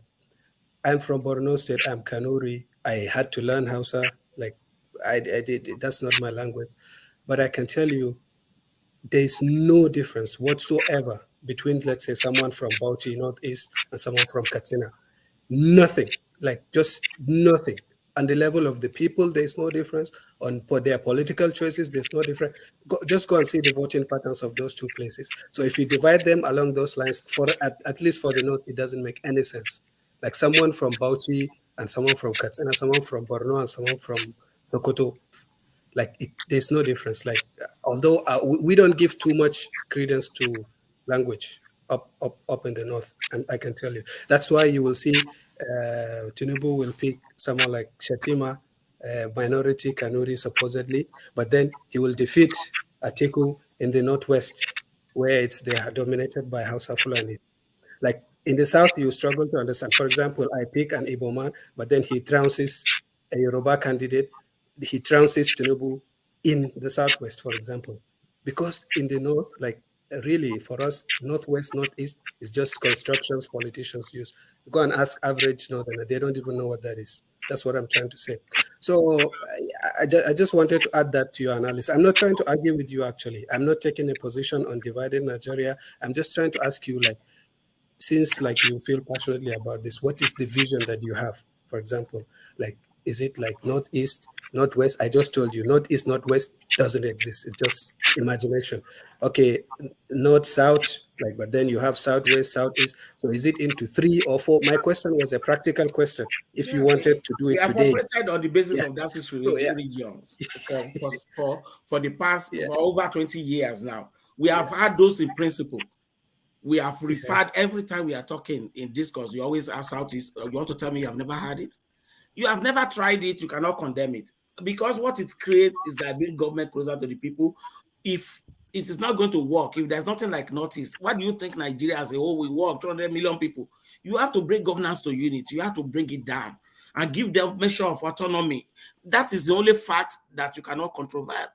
It is an incontrovertible fact that this thing is working. You see, it's like science. You bring science, you do random sampling. Okay, is this working there? Is this working there? So that is the only way to present the argument. We have seen this thing is working here, here, here, and here. It is not working here. So what you need to tell me now is, oh, this country is like Nigeria and it's working. Give 1, 2, 3 examples. I just give you the one that all the civilized countries that are functional are decentralized government. Now give me a counter argument. So it doesn't matter. You say Bauchi will never work. You never tried it. How did you know that? No. Okay. Yeah, So 6. I get your answer. Rudolph. Like, the fact is, it's working. All right. All right. Ayo, let's go to Franklin. Like I said, okay, we spend a lot of time in that. We draw the questions and repeat ourselves in different words. So if we could just make it short. Mohammed, your question is superlatively brilliant. I wouldn't know if you really want me to answer that because you have already profiled the answer yourself. If I am to, I'm an Achebe student. You asked me about Nigerian leadership problems. Why is it that when Nigerians, even abroad, if they come together, the same tribalism we see among the political elite and the same thievery that they practice, we practice it in our small corners as well. Well, Achebe said that there is nothing wrong with the Nigerian character. There is nothing wrong with the Nigerian climate, and I believe that. Because these same Nigerians that you see in their small covens perpetrating the same crimes that they can get away with stand in queues to board buses or airlines abroad. I will give you an instance. I was flying from Frankfurt to Lagos on one occasion, and we were in the plane. Everybody filed gently into the plane. But once the pilot said it was 2 minutes to land, you saw Nigerians standing up to go to the toilet, and they were cautioned, don't go to the toilet, and they started fighting. The other one told them, I will show you who I am. Just wait, make me land. I will show you who I am. The same Nigerians that filed like gentlemen in Frankfurt, 2 minutes to landing in Lagos, started telling the other, I will show you who I am once we land. And he flipped out his telephone and started to make calls because he was in first class trying to use the toilet. And he was telling the other guys, wait for me there. There is one idiot I will teach a lesson. Nigerian character. So, but there is nothing wrong. What makes people or mass a people is the structures and the laws you put in place to guide and control human character. We are bound to go to excesses, okay? But in areas or in countries where the law rules, you know that the law, if it catches you, it will be merciless. It will be blind to whoever you are. People respect the law. In Germany here, while I was a university student, we were taught at school, if you stand on a red light and you cross, if you are caught, you pay 35 euros. But sometimes if a child is there and you commit that crime, you will go to jail. Because they don't want you to corrupt the next generation. Laws are very important in guiding human character and behavior. There are certain things we use to control, crowd control, architecture, for example. Okay, so it's simply the rule of law, and where people, and the laws have teeth, sanctions. Laws without sanctions are nothing. In Nigeria, we have beautiful laws in our statute books, but they don't have teeth. Okay, because of the very same thing. But we don't make examples of the higher thieves, and then if you can make example of the lower ones. So in China, if you are corrupt, they cut off your head. In Japan, nobody will tell you to commit seppuku or suicide if you are corrupt. But in Nigeria, a guy will wait for you. A guy will be taking a leak in front of your house. And then you will look at him through the window. He will be staring at you. You say, man, I know peace. He is urinating against the wall of your house. You will catch a thief in our country. The thief will start challenging you. I be the first person with thief. And we will crown him a chief at that. So the laws don't have teeth. So that's not about the character. It's about the laws created by a society to regulate itself. If we apply them in our setting, I believe things will be all right with us. Thank you for your answer. So, why does Germany have 6 autonomous regions? Germany have states. Bundesländer. Why are they autonomous? They are not being run by like Nigeria. No, they are not functioning because they already decentralized what will create problem. You are talking of after effects. They didn't create fundamental problem. You see, all this thing you are talking, the system is working because they address those things that will distract them. All these things you may be right. You may be right on that. But the issue, Germany practices. Sorry, Franklin, 1 second. We have used 4 hours of our time today discussing ethnic tension. We'll probably be discussing. No. Yeah, point of correction. Yeah, you probably thought how Nigeria will go to space if you don't have that tension. Point of correction. You made a statement of fact. Germany practices is a federal republic of Germany. What we have are Bundesländer, states, just like we have in Nigeria. Just like states, it's exactly the same structure that we have in Nigeria. Have their constitution. But the problem is, no. Well, just listen. We have Bundesverfassung, one constitution for Germany. Other state laws are state laws like we have them in Nigeria. It's constitution too. No. They are not. They are constitution. Please, okay. Franklin. My brother, I live here. I live here and I work has here. His own constitution. Wait. They have their constitution. I know that for a fact. Here in America, all the 50 states, each of them has its own constitution. In all the 50 states, your constitution is only selected cases that go to U.S. Supreme Court. You have your own constitution in every state. Germany is not like the US. Autonomous. And Germany is the same in Switzerland. Okay, people could Google and see for themselves. People could go to Google and see for themselves. Germany is not like the US. The point is that Germany practices the same federal system that Nigeria practices. In Nigeria, we have state laws, bylaws, for example, and then and then you have the inconsistent At the clause. state, okay, let's put it like this, Franklin. My brother, sometimes you let me talk. I don't take it kind of. Sorry, Franklin. Me. Let's So, cut it short. No, let me say something. At the state is becoming autonomous. No. You've been. Rudolph, do your work, please. No. You hold your peace, and then let me make a point. The point I'm trying to make is very simple. Germany practices the same federal system that Nigeria practices. If ours works the way it should work, we wouldn't have a problem. But ours does not work the way it should work. Our laws don't have teeth. We give a pride of place to corruption and corrupt people. So this is what leadership should do. Make sure that the laws apply, irrespective of whoever is, and again, the structure of our federation was corrupted by the military. There, I share your point.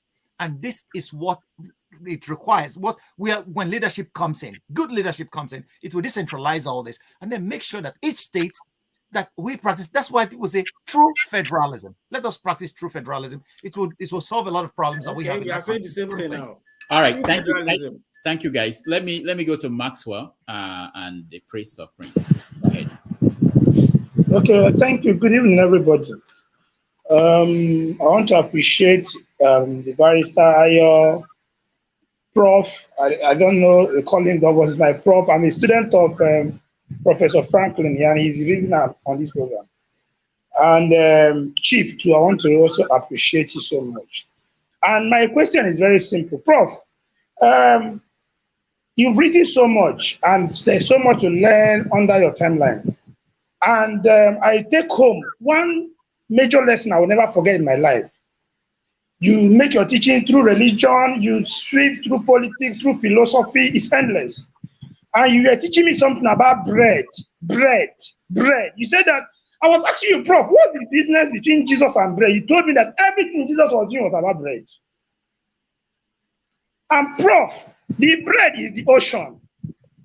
If I look around my room, anybody living in Nigeria, look around wherever you are, if you're not in Lagos, every item around you came through Lagos. Every item around you got to where you are, only through Lagos. Maybe a fraction from other ports. River State. Prof, you talk about leadership being the problem. No. It has gone beyond what Achebe was saying. They have now weaponized it in a negative manner, that you get the power and weaponize it against the other. Prof, what you are seeing in Lagos is fear. The Obi movement was not, they never expected what they saw. There is a fear on ground. Tinubu lost. He did not lose by that percentage. They know the reality of what Tinubu lost. Those who voted against Tinubu were Yoruba people enslaved for years. There is no problem between Yoruba and Igbo. There's no problem. There's no problem between Igbo and Fulani. There's no problem. Prof, is the rule of law, like you have said, is leadership weaponized in a negative direction? See, we all have our fears. You see Yoruba people struggling around it. They don't want to embrace it. I want to ask the learned colleague,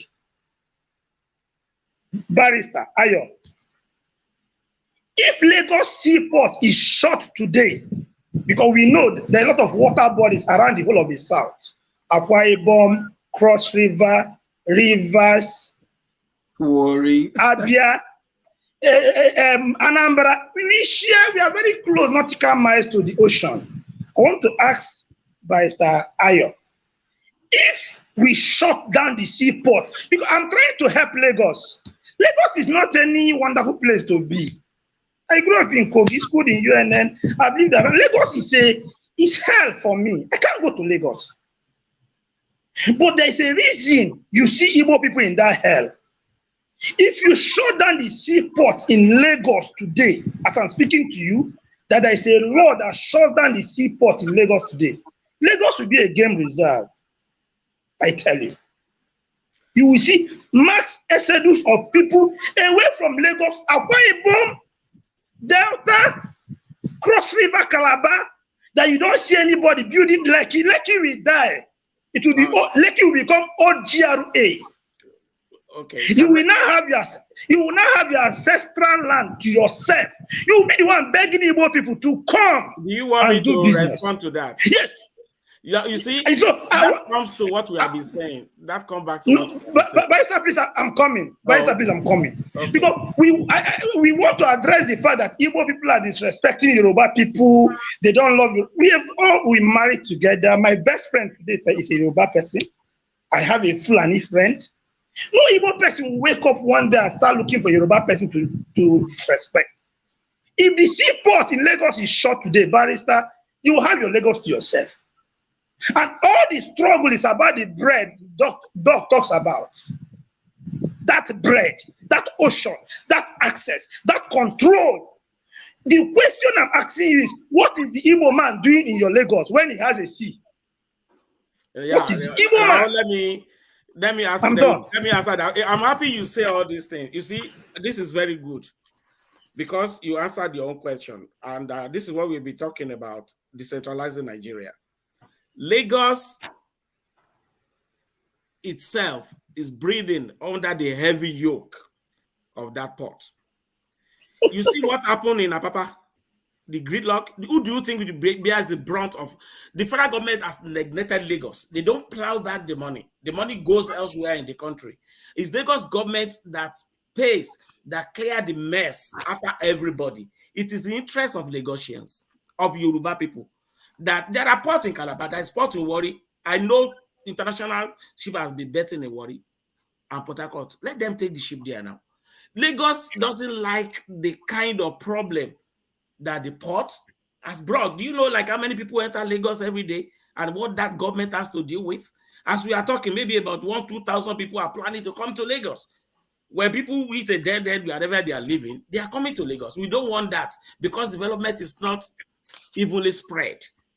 So that's what brings us back to the issue of decentralizing. Do you think the South-South, wait, Marcel, you have been muted, but I want you to listen to me. Do you think that the South-South and South-East will not be able to develop their own port if they have their autonomy? Did you know it was Tinubu that created levy free zone? He got federal government approval because inland waterways belong to federal government to create free port zone. Lagos is building his own port. Apart from Tinkan, as we talk, he's building his own airport in the same area. Why are they not doing that in the east and south? You are saying you're Lagos. What are your governors doing? When the Lekki Free Sports Center is being built, when that airport is being built, you know, they can come together, get a fiat of federal government and develop the ports. Because Lagos doesn't like the burden in Lagos. Lagos, is, like you said, Lagos is not a good place to live. Even the pollution alone. The whole of that Lekki axis, in 15 years, it will probably sink because we don't have the money to do what is required. Between 15 to 20 years, the way that thing is going in Lekki and all those axes, because it's already below the water sea level, anything can happen there. So Lagos is not even conducive for him. Not Lagosians, not you, not me is happy with it. That is why we need a centralized region.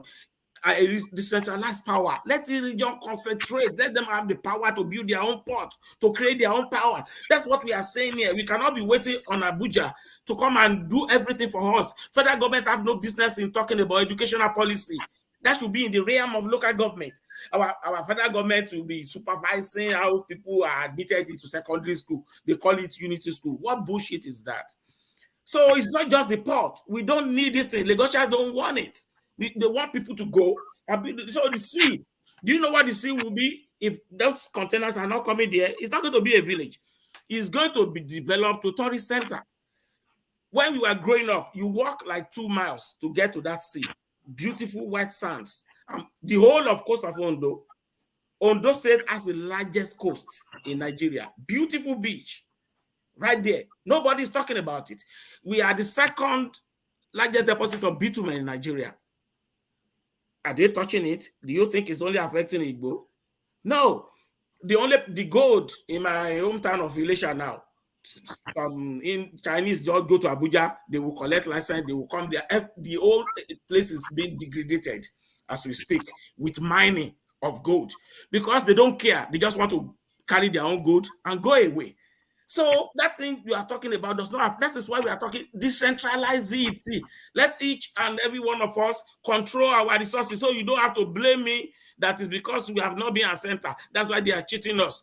Go and do your own. Let's see who is better. That is simple what we are saying. All right, Franklin. Well, I let the people ask questions because I have exhausted what there was no question that was directed to me. All right. I've already answered that. So let the people ask the questions. All right. So we're, I think okay. Maybe No. Okay. Should I ask questions? The president. Yeah. I should go ahead. Yeah, go ahead. Okay, thank you. So, from every indication, I have listened from the beginning when this program started. It is clear that the barrister Ayo and Chief have made their stand clear that they want to opt out of Nigeria. That being said, I want to ask Mr. Prof, looking at leadership, vis-a-vis the situation Nigeria is right now, do you think that a quality leadership could change? Because you said something about a structure. Would a quality leadership bring about a structure that will bring a new Nigeria, if that is the route you want to go?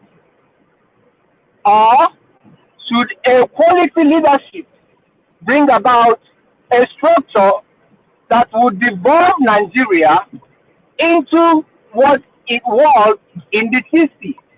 Will that work out so that all this bickering and all this phobia about other ethnicities should, go away? Thank you so much. Okay. Should I take a go at that? Yeah, go ahead.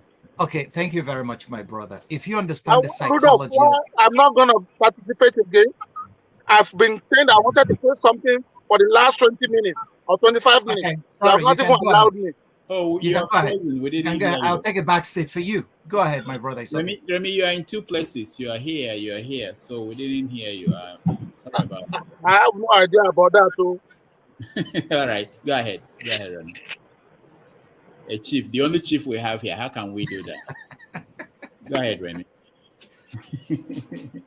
You are muted now. It's not us that did this now. You are muted. We can't hear you, Remy. Okay. Yeah, go ahead. You muted yourself again. Okay. Okay. Can you hear me now? Yeah. Okay. There are issues I want to talk before answering that question. You see, the calibration of Nigeria into 36 states is a very, very bad decision. If we are going to have the division of Nigeria so that we can have either confederacy or federalism, we have to go through plebiscite.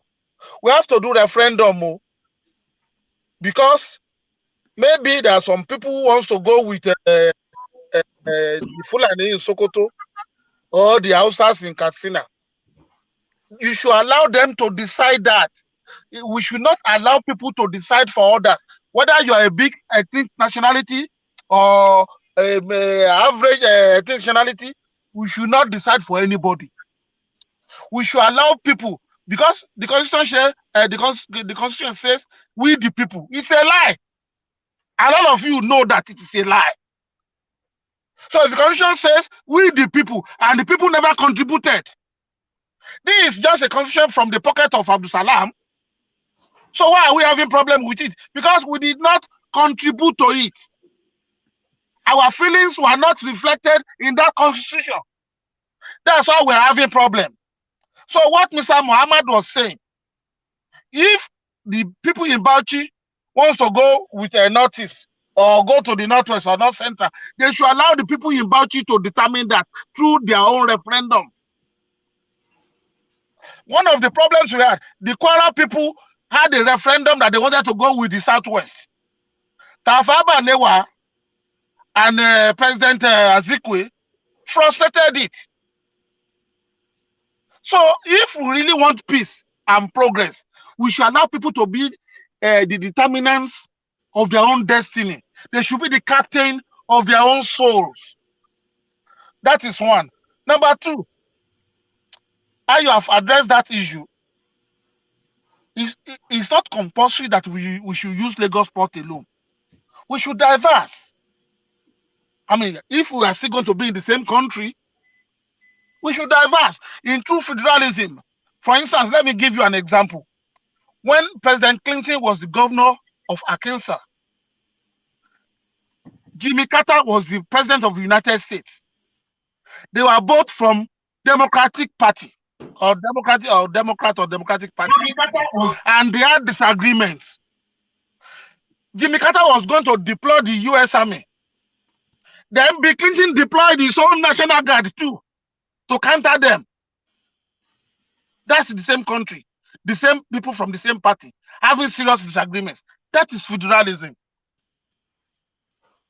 So that's the kind of thing we should champion. People should be able to have what they need at their local level. Like I said, what is the business of the federal government determining the high school my son will go? What is the business determining which university my daughter will go?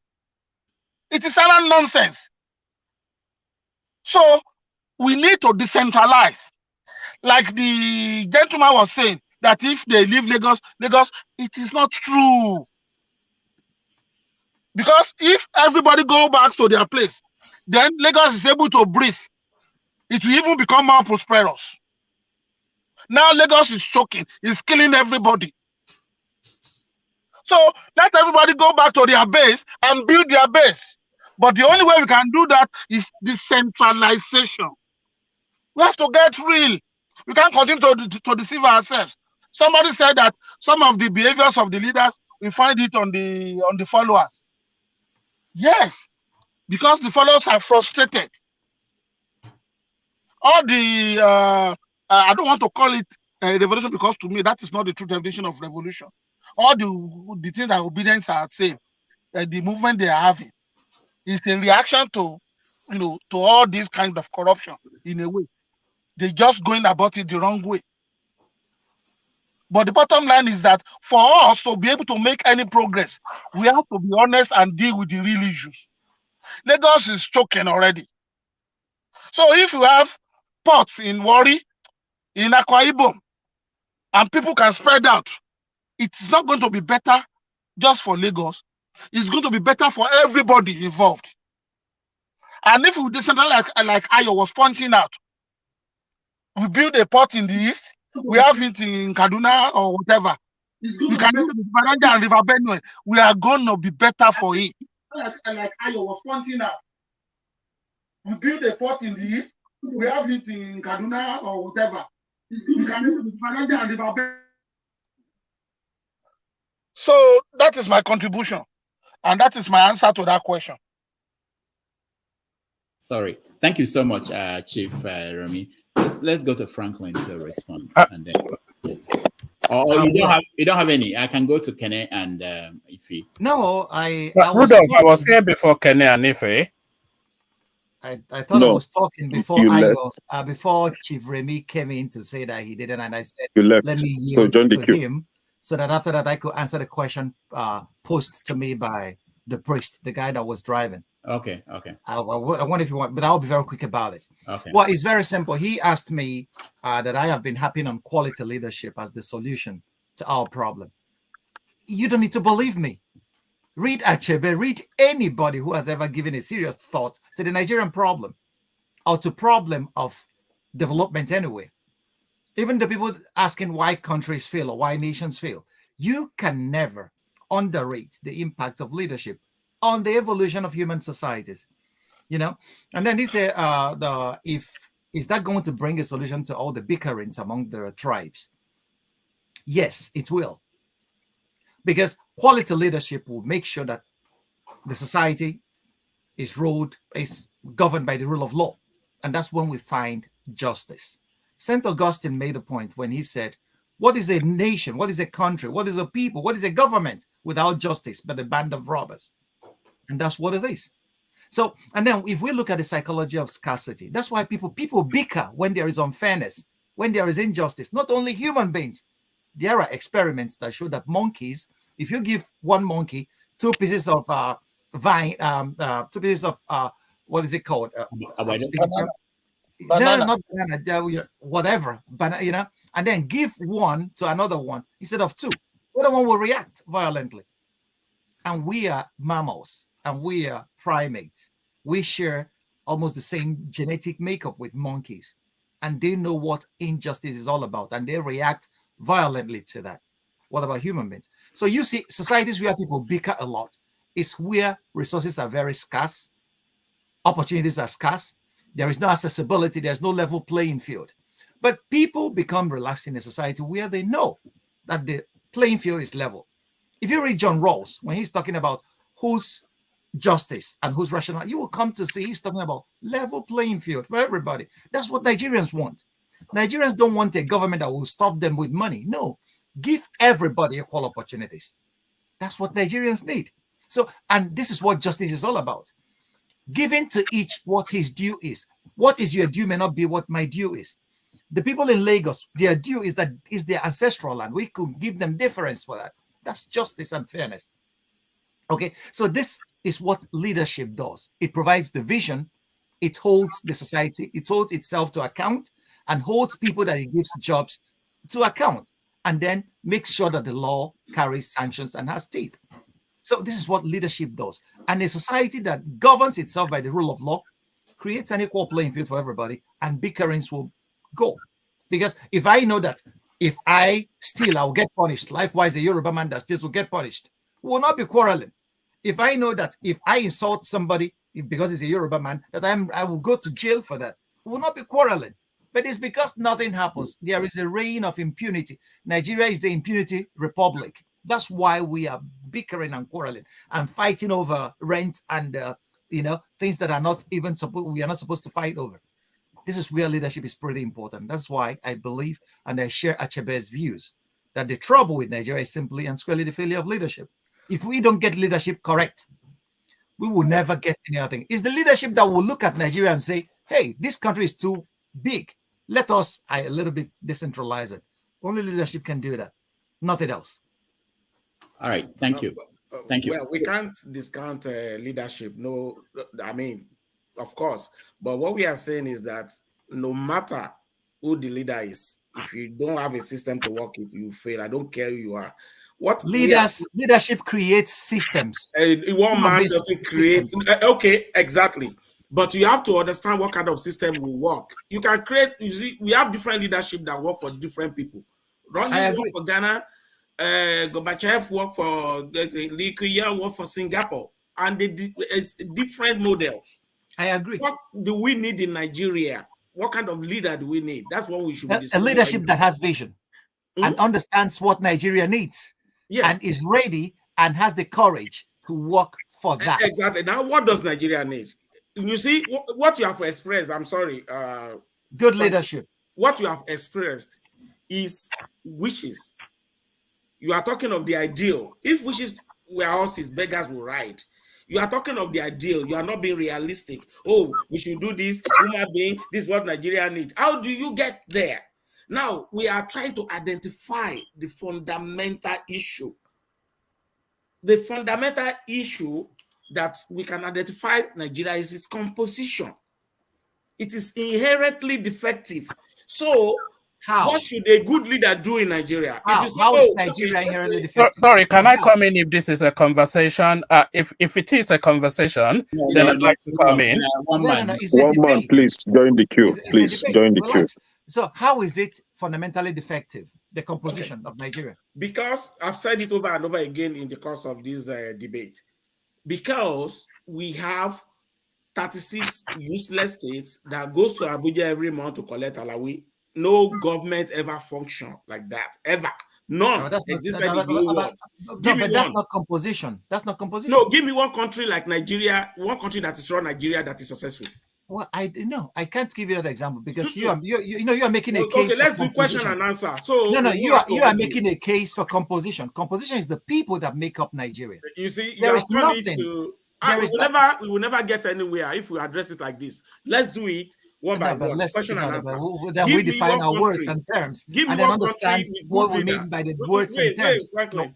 Give me one country with good leader that is functional, that is calibrated like Nigeria.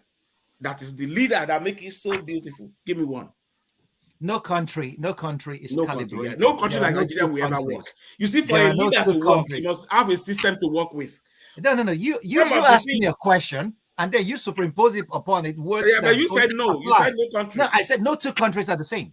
No two countries are the same. Yeah, we are talking about system. Each country has its own autonomous reality, and its leadership of that country addresses that. We are discussing in abstract. We are talking about because that's what federalism. Okay. Federation. Those are not. It has been employed. You see, these are analogies that have been formulated over centuries that have been adopted by countries.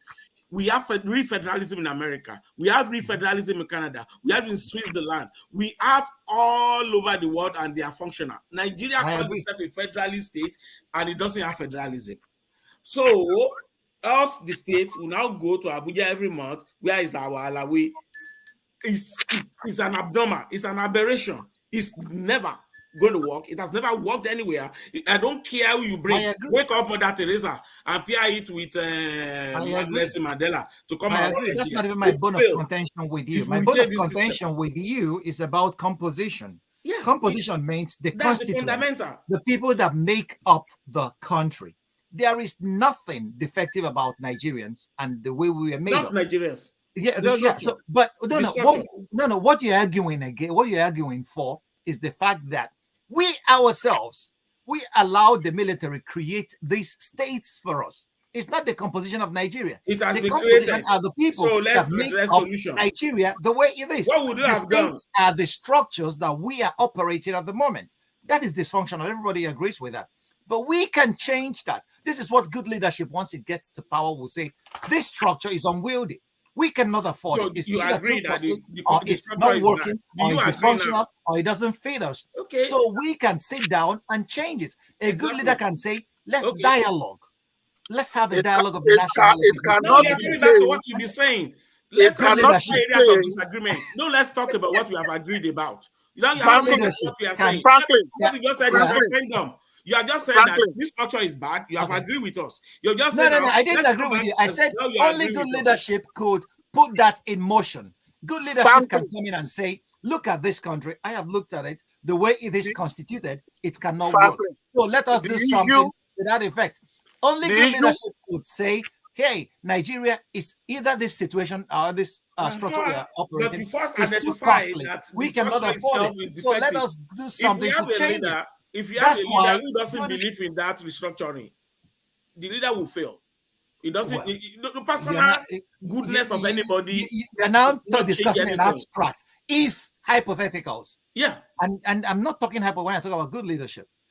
A leadership that rises to the responsibility of personal. Let's start with personal example, for instance. A leadership that is not corrupt. Because we are talking about structure. We are not even talking about how much Nigeria has generated as a country over the years to power our development. Is the system we are stolen through corruption, through the fact that leaders are not responsible. So we are not even talking about the massive funds that Nigeria has generated as a country that has not been used for the welfare of the people, but we are stolen and dumped in non-bank accounts in abroad. If I can do it. So these are issues that arise in the course of such discussions, and we have to take cognizance of them before we can arrive at a solution that will fit our problem and solve it. If you create the problem, I'm sorry, the problem can never be solved unless we involve the subject matter. And who is subject matter? Me, you, we, the people.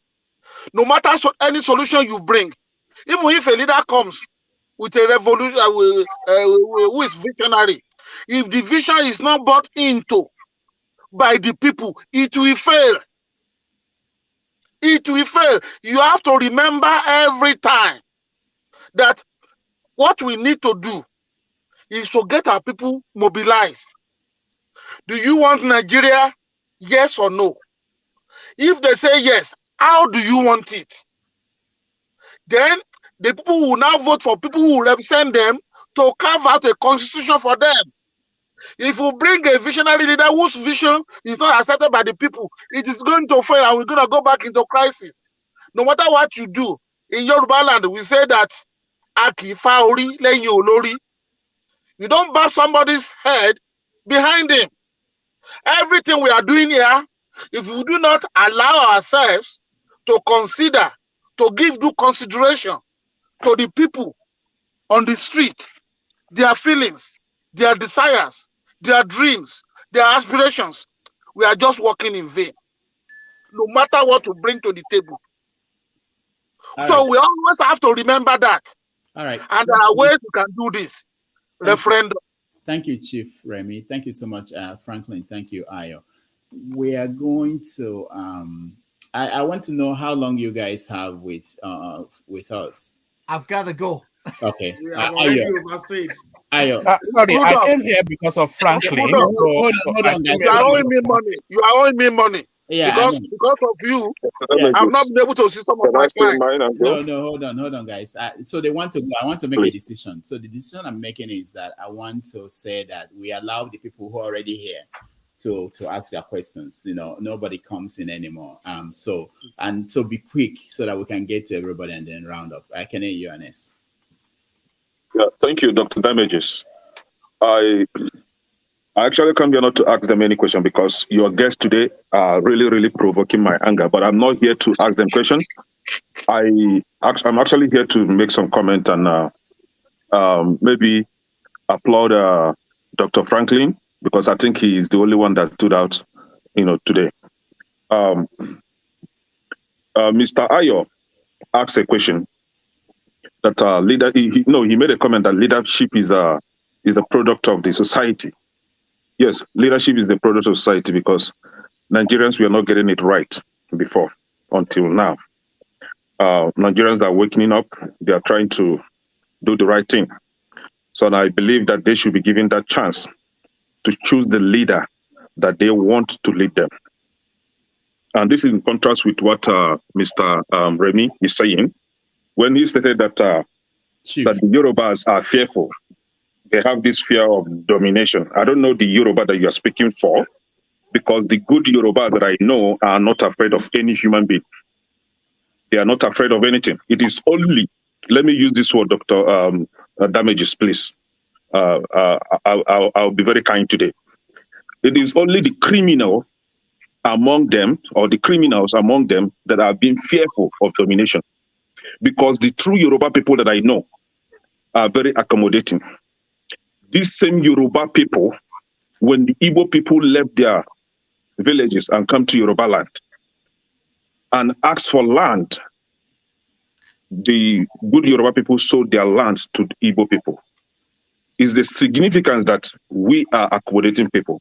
But for anyone to come here and try to give bad name or bad image to Yoruba people is something that I really, really feel very sorry for that person. Some of us own properties in Lagos.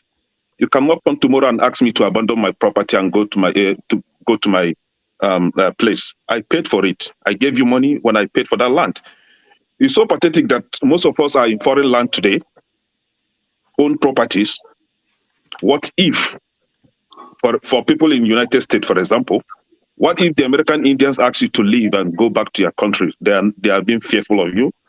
They have this fear of domination. Go back to your land.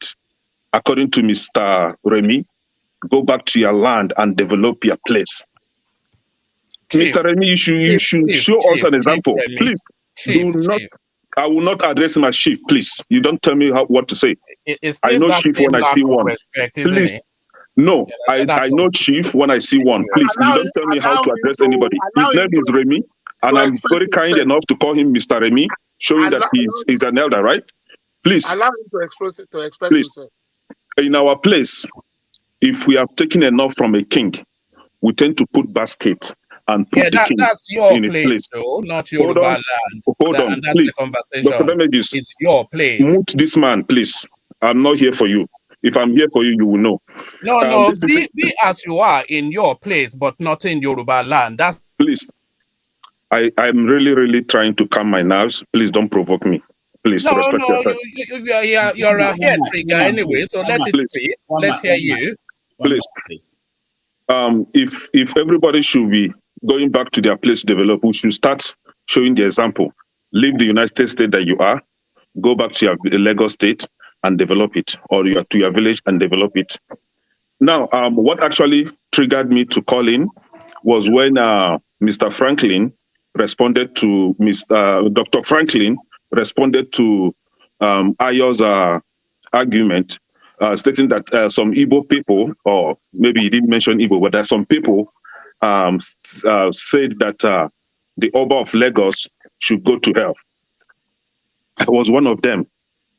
And Dr. Franklin responded by saying that those people should be arrested because they are causing that statement may cause unrest in the society. But I was one of them that asked the Oba of Benin to go to hell. I even said that Oba of Benin was a nuisance. And the statement, there's a principle of causation, cause and effect. You cannot threaten an entire ethnic group and think that you should be accorded any form of respect. In 2015, the Oba of Lagos, in his bid to please his paymasters, the APC criminals, threatened the entire Igbo nation or Igbo community in Lagos State that if they don't vote for APC, that they will be thrown into the lagoon. Did you not hear that? To understand that the very APC that he was speaking for disassociated itself from that statement. A lot of well-meaning Nigerians asked the Oba of Lagos to apologize to the Igbo people. Till today, he has not done that. So the likes of me will always see Oba of Lagos as a nuisance, and he should go to hell until he apologized to the Igbo people for making that threatening statement. So that is aside. Recently, just give me one more time, please. Let's address this thing because it's really, really getting annoying. At the age of 40, 45, 50, 60, if you are not speaking for the truth, if you are not calling for peace, then something is definitely wrong with you. Check yourself. Now, this is it. Every political season, we'll start seeing Igbos being threatened in Lagos State. Only Lagos State. Only Lagos State, and you've not sit down to ask yourself some questions. Only Lagos State. And who is the architect to this problem? Tinubu. Tinubu is the problem. Recruiting is arborous to attack and kill Igbo people. Every political season or campaign season.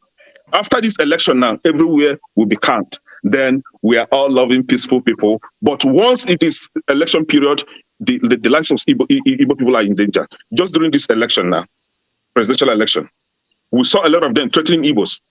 Even the police were patting them. And I wonder, are we actually part of this country?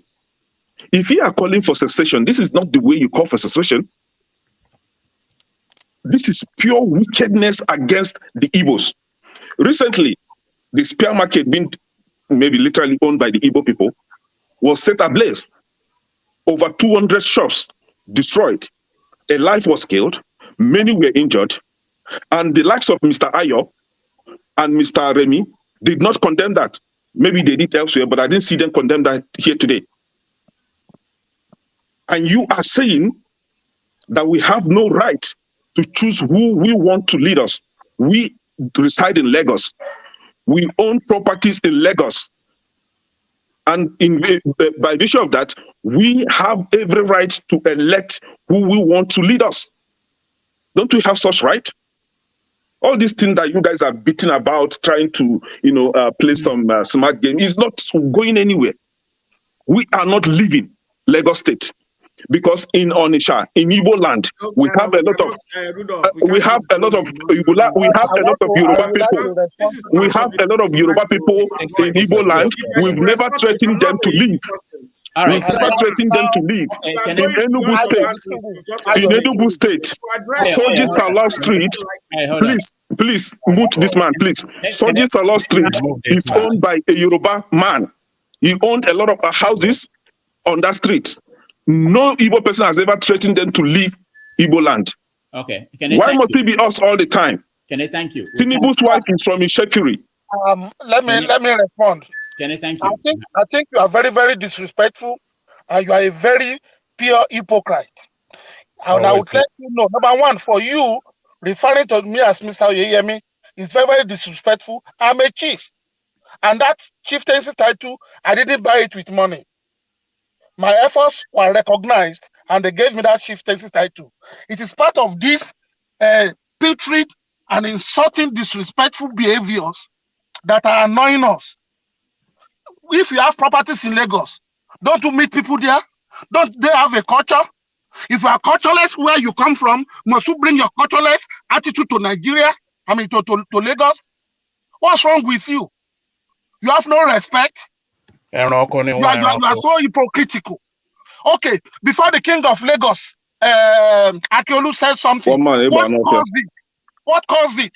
You are the one who talked about concession. So he just came out from somewhere and said, okay, this is what I want for Igbos. What did the Igbos do? You are so hypocritical. If you analyze it very well, he was reacting. And you come here and start, vomiting nonsense from your mouth. Come on, man. Anybody wants to respond to him can respond to him. Okay, thank you, Chief Remy. Okay, now it's my turn to say something. Now, listen. Hey, guys, we have to calm this rhetoric. We really have to calm this rhetoric. This rhetoric doesn't all go well for a peaceful coexistence across board. We may be thinking that we are representing our individual anger the way it comports to us, but we may be doing a great disservice to mutual understanding going forward. Now, listen, about what the Oba of Lagos said, that was in 2015. We all heard it, and then we made the appropriate condemnations. And then you demanding that Ayo and Chief Remy disavow or condemn whoever, that was not a topic of today's discussion. It was a debate and someone else. So we cannot import what doesn't belong to a situation and then impose it on them. It will be unfair to these two brothers of mine. But our rhetoric, we should be bridge builders. That's why we traveled out. That's why we are more educated than those on the streets fighting these battles. Words are powerful. Words are so powerful that so many religions made word their gods. If you read the Christian Bible, John chapter 1 said, in the beginning was the word. And at the end of the day, he said that the word was God, because words are very powerful. We can use it to create, and we can use it to destroy. So if we don't watch our words, brothers, we are going to be in serious trouble. And that's why I always analyze words and then point out rhetorics that are not so very wonderful. So everybody should calm the temper a little bit. We are debating. Debates are, if you watch the Oxford debate or Monk debates on online, you will see how beautiful they are. They are fireworks. But at the end of the day, it doesn't cross that threshold where we carry anger and annoyance and then insult each other going forward. It doesn't work. It should not work in a civilized society. And I believe we are all mature, gentlemen and civilized men. So at the end of it, I would like us, old boy, if Remy says that he's a chief, that's the way he wants to be addressed. That's the way you should address him. Okay, Chief Remy, I salute you, sir. Yeah, so that's the way it should go. And then it's but that's an individual respect. We respect people across board. And then Remy, my brother, Chief Remy, you have to calm down. Okay. So and then let us take the discussion very further down. The conversation was going on very well. We are all learning from each other. Nobody knows everything. And one thing I wanted to point out is this. All of us here, we have families.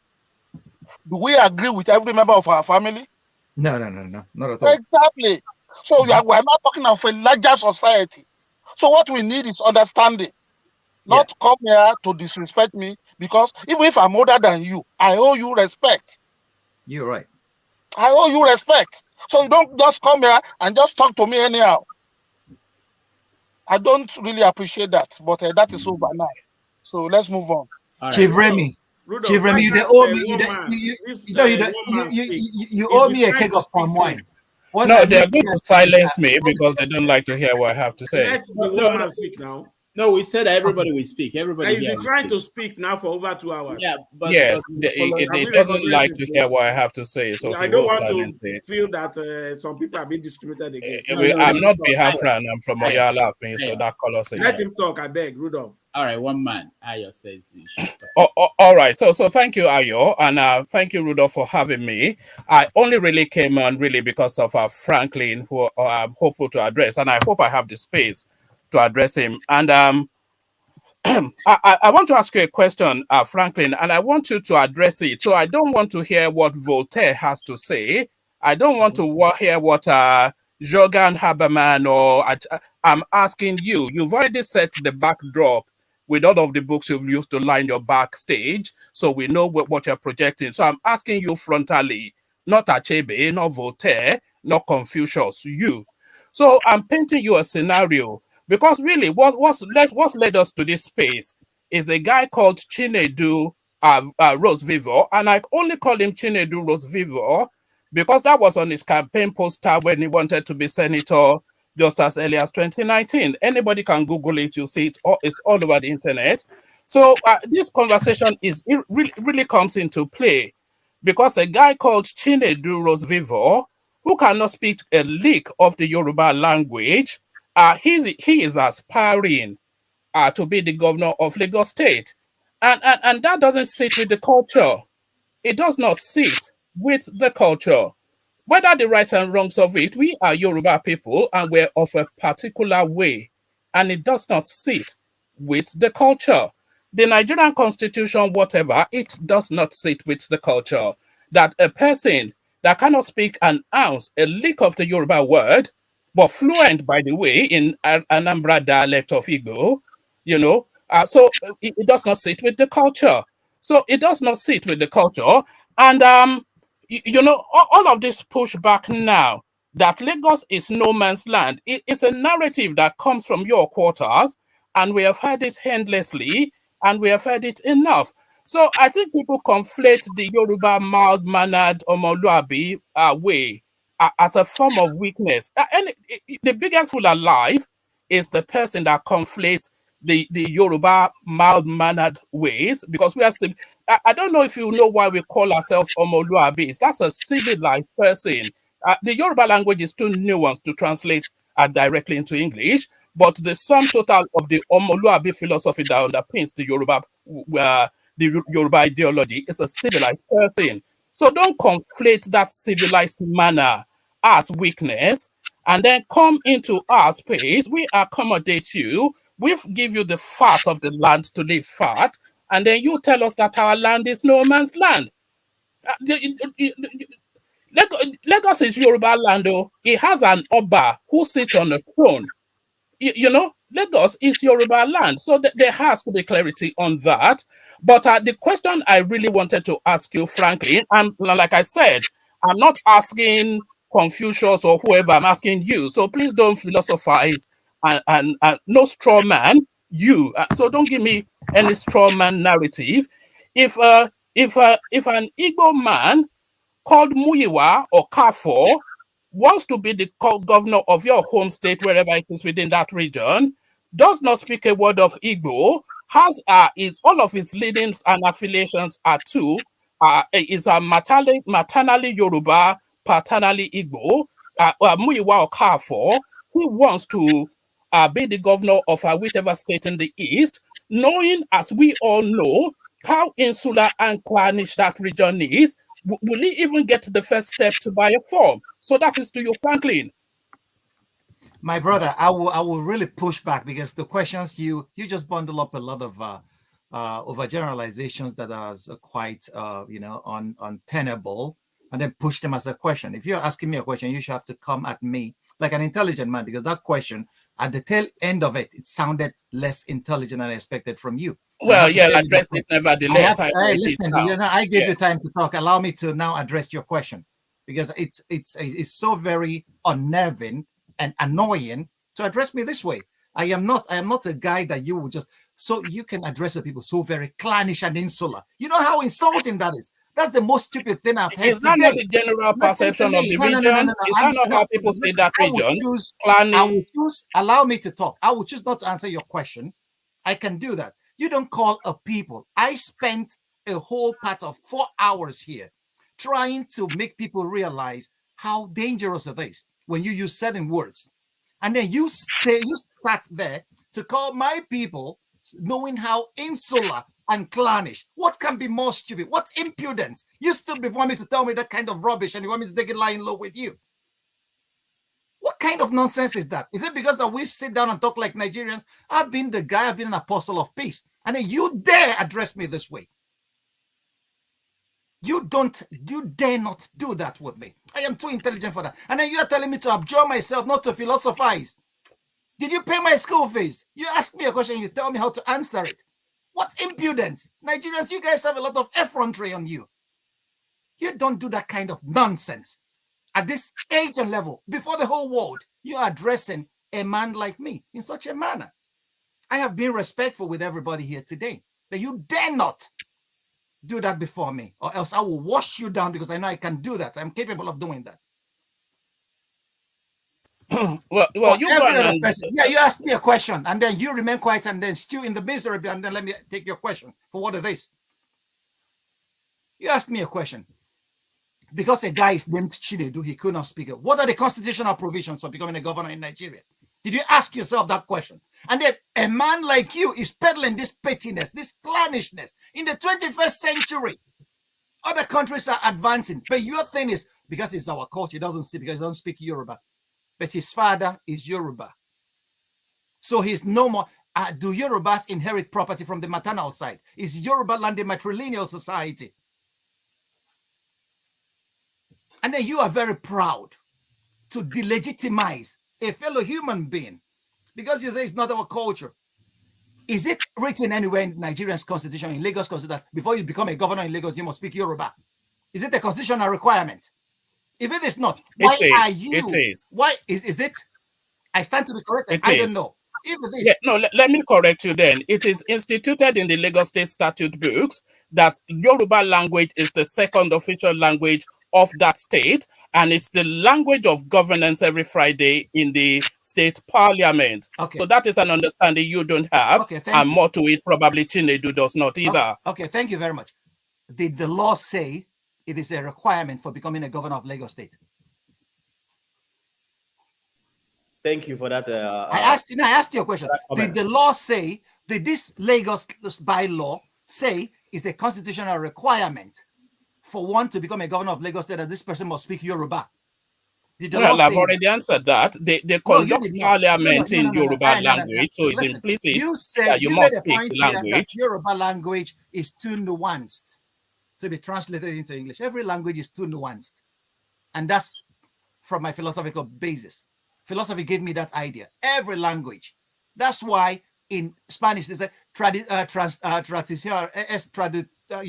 translators are traitors in every language, because languages are nuanced. So there is nowhere, even Lagos State bylaws doesn't supersede the Nigerian constitution. So, and it's not a constitutional requirement that somebody must speak a native language to become a governor of a state.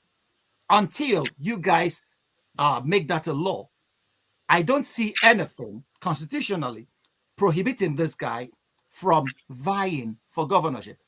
I am not saying that people should vote for him, but he has a right to be a governor. He has that right. You've not addressed my question, though. I invited you to reverse it to your homestead and see and know your people as you know them. No, I'm not afraid of questions. I deal with it every day of my life. I'm not afraid of it. So relax, my brother, and then listen to the answers. In my home state, if it happens, I don't care. What I care for is a man who is competent, who has the capacity to give good governance to my people, wherever they are. That's what matters to me. Where he comes from, who his father is, I don't give a hoot about that. It should not be playing a role in the 21st century of our considerations of who should govern us. Those who are my brothers that have governed my state, what have they achieved all this while? Those that are from my own neck of the woods that have governed Nigeria, where have that left us? Are we a first world nation? No, we are not. But we are still clinging to the same atavistic tendencies that left us where we are. Wow. And then we are then proud of that. And then you will be so very proud of that stupidity that you will sit down here and call the people clannish and insular. Well, no, that's the I generally don't think held perception. It's not news to you to hear them describe It's clannish. not Am I news saying to me, something you've not heard but that you before? hold this Is it breaking ignorant. news to you No, that people it's consider the not breaking Southeast news that you clannish hold and this insular? superlatively You know ignorant that as well as I perception do. in That's the the 21st widely century, held belief. and you are living in England says a lot about your personality and character. More than anything else, that an educated man like you holds such a perception. I should go and return my school fees because it's useless. I am sorry to tell you that. Rudolph, I'm out of this discussion.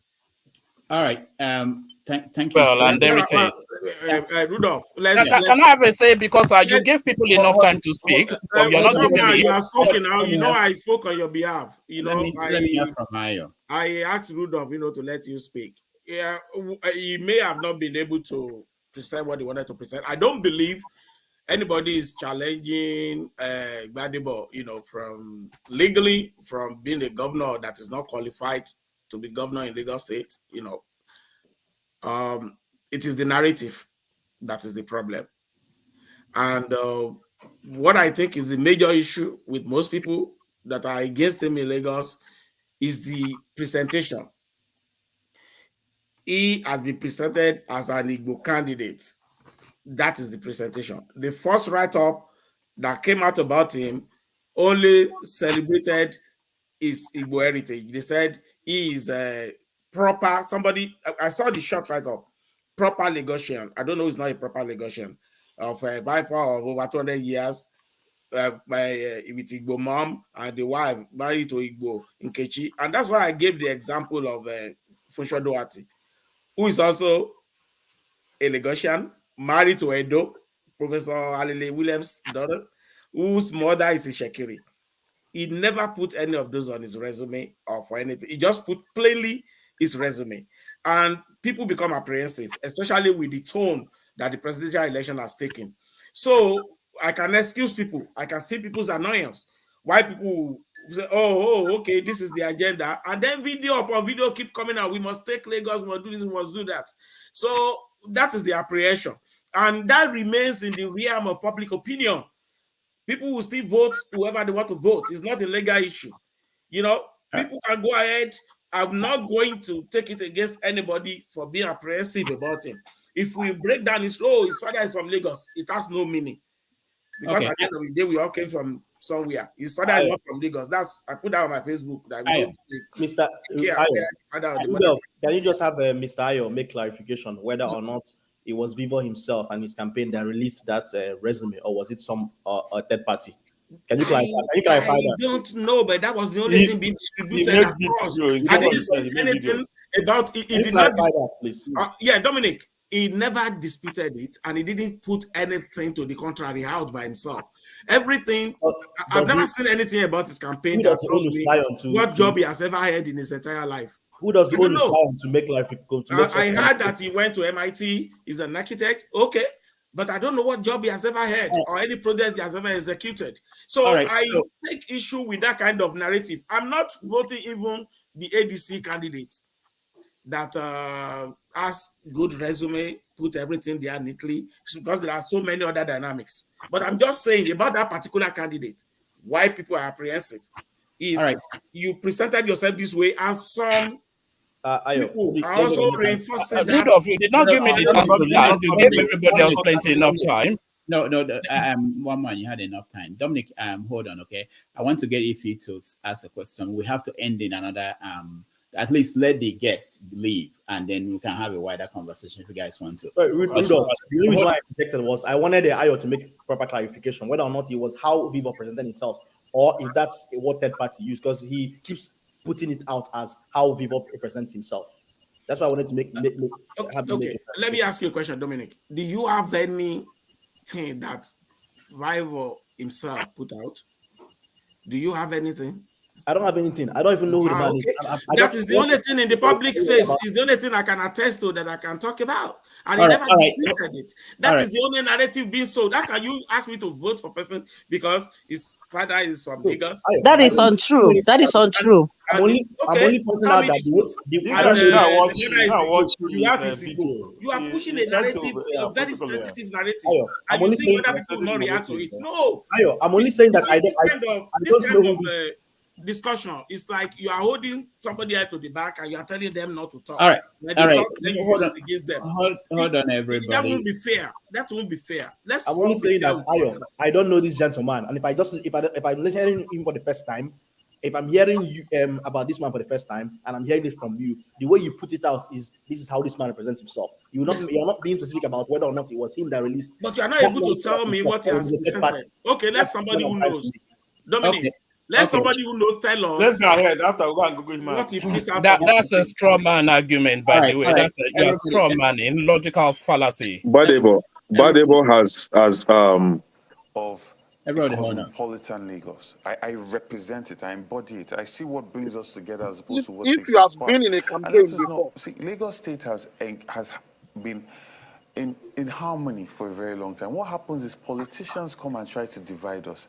And I always say to people, let us be wary of a politician or politicians that only remember that they are Yoruba when it's time for politics. When Fulani herdsmen were making incursions into Oyo and into different parts of the Southwest, and people like Sunday Igbo stood up, people like Rotimi Akeredolu stood up. A lot of politicians in Lagos were quiet. They played politics with it. They were quiet. When it was time for Amotekun, they were quiet. So many interests of the Yoruba people, they were quiet because they wanted an alliance with the North, right? So they put their political interests above the interests of their people. And then all of a sudden it's time for politics and they remind you that this person does not speak Yoruba, this person. With the Yoruba that they've been speaking, when they fired at young people at Lekki Toll Gate, did they separate the Yoruba, Igbo, or Hausa? All the Agberos on the streets that are wasting their lives, young men that are getting on drugs and have been multiplying for years, do they go and meet the ones that are Yoruba and tell them, come, we'll give you rehabilitation, or we're going to get you off the streets, we're going to ensure that you're a more productive member of society? Are you implying that the politicians fired at the protesters I will say from what the army has said, Governor Sanwo-Olu invited them in and gave the order. But he's been clearing that time and again. I imagine you caught the interview. I mean, and then what the army said during the hearing completely goes against what he said. And you're CSO of a state, right? If you did not give an order and somebody just comes and is shooting like a cowboy, you should be on ground. As a leader of the state, you should say, you cannot shoot at my people. You have to shoot at me to get to me to get to the people. So you believe, even though time and again the governor has said, well, I didn't give the order in different ways, you believe that he still gave the order and understanding how governance works, how the chain of command, not even with the police, with the military, you still believe? I don't believe that a military setup will come and start shooting people without carrying the governor along. It's not possible. So except it was a order. I believe that. If you can, I also believe that he saw the bodies. I believe that he was at Reddington Hospital. I believe that he saw the bodies. And there's a lot of evidence on this. So all this gaslighting that they've been doing, we're just watching them. Because it's the same thing as they're telling us that the election was won by 10,000. When we know that they took out almost 50,000 votes in Alimosho and 20,000 votes in Ikeja. There's a lot of gaslighting, politics, and tokenism that is a hallmark of the APC government. Interest. All right. Welcome back, everybody. I wanted to, at least for those who do not know, I know that most people don't know the candidate we're talking about. And we have to round up. Unfortunately, we can't get everybody who is here now because I know that some of the guests, they have to go. So I'll just let Ife and similarly two of you to ask questions. I'm sorry, Uzo, I can't get everybody. Then we just round up. We can have conversations after they leave, the guests. Go ahead, Ife. Isimili, go ahead. Go ahead. I will speak after you. Why me? Why do I have to go before you, princess? To respect the other that I pissed you off, so I have to apologize. No, you didn't. No. One love. Like 2 minutes right now, Rudolph. I'll wait for you, my dear. You didn't piss me off. No. It takes a lot to piss me off. I'm so passionate, so I'll wait for you, darling, please. Okay, good evening. Dr. Franklin Shifremi and Dr. Ayo, I think he has gone or so. Okay. I'm so disappointed that we are sitting down here after 63 years of independence, still talking about tribe and who is going to be a governor and all that nonsense. That is so disappointing. This is not what we should be talking about. Who owns Lagos and who doesn't own Lagos? That is so sad. I thought we have moved past all this. We are talking about how we can develop Nigeria and move forward. 63 years, we can't even hold election. Free and fair election, 63 years. 63 years, can somebody tell me what we have achieved as a country in 63 years? In 63 years, we don't even have education in that country. In 63 years, we don't even have lights. In 63 years, we don't even have good roads. In 63 years, we don't even have no security. In a country of over 200 and something million. And we are sitting down here talking about who is Igbo, who is Yoruba, whose father and mother is this. I partly agree with what Shifremi said, and this is the topic we've been talking about since after election, if you remember, Papu Doka. I have always been a fan of disintegration because this one Nigeria is not working for us. We've talked about moving down to regional government. Let's try something else, because if we keep doing the same thing over and over again, we're still getting the same results. I said it over and over again on this channel that maybe 5 years or 6 years from now, we're going to celebrate Buhari for doing nothing. And we have so much hate among us. I have never seen this hate before in my life. I am just sitting down here listening. What is coming out of our mouth? I agree. We can never be united, no matter how much we try to patch ourselves. It is not possible. Let us be honest with ourselves. It's not going to work. My cousin is married to a Yoruba. My best friends are Yoruba. I've said it on this channel. I am a typical Nnewi girl. Our tenants are Yorubas. We don't discriminate against them. What is wrong with us? 63 years. I'm afraid to go home. I can't even visit my neighbor because there is no security.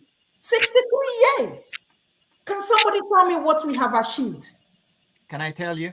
Tell me, Mr. Frank. Is that the question? Because yes. I really need to go. I really need to be at another appointment. Yeah, and I'm waiting for the two ladies to make to ask their questions. So if you guys could save me a little bit, please, I will be very glad. All right, Ismail, your question, so that he will go.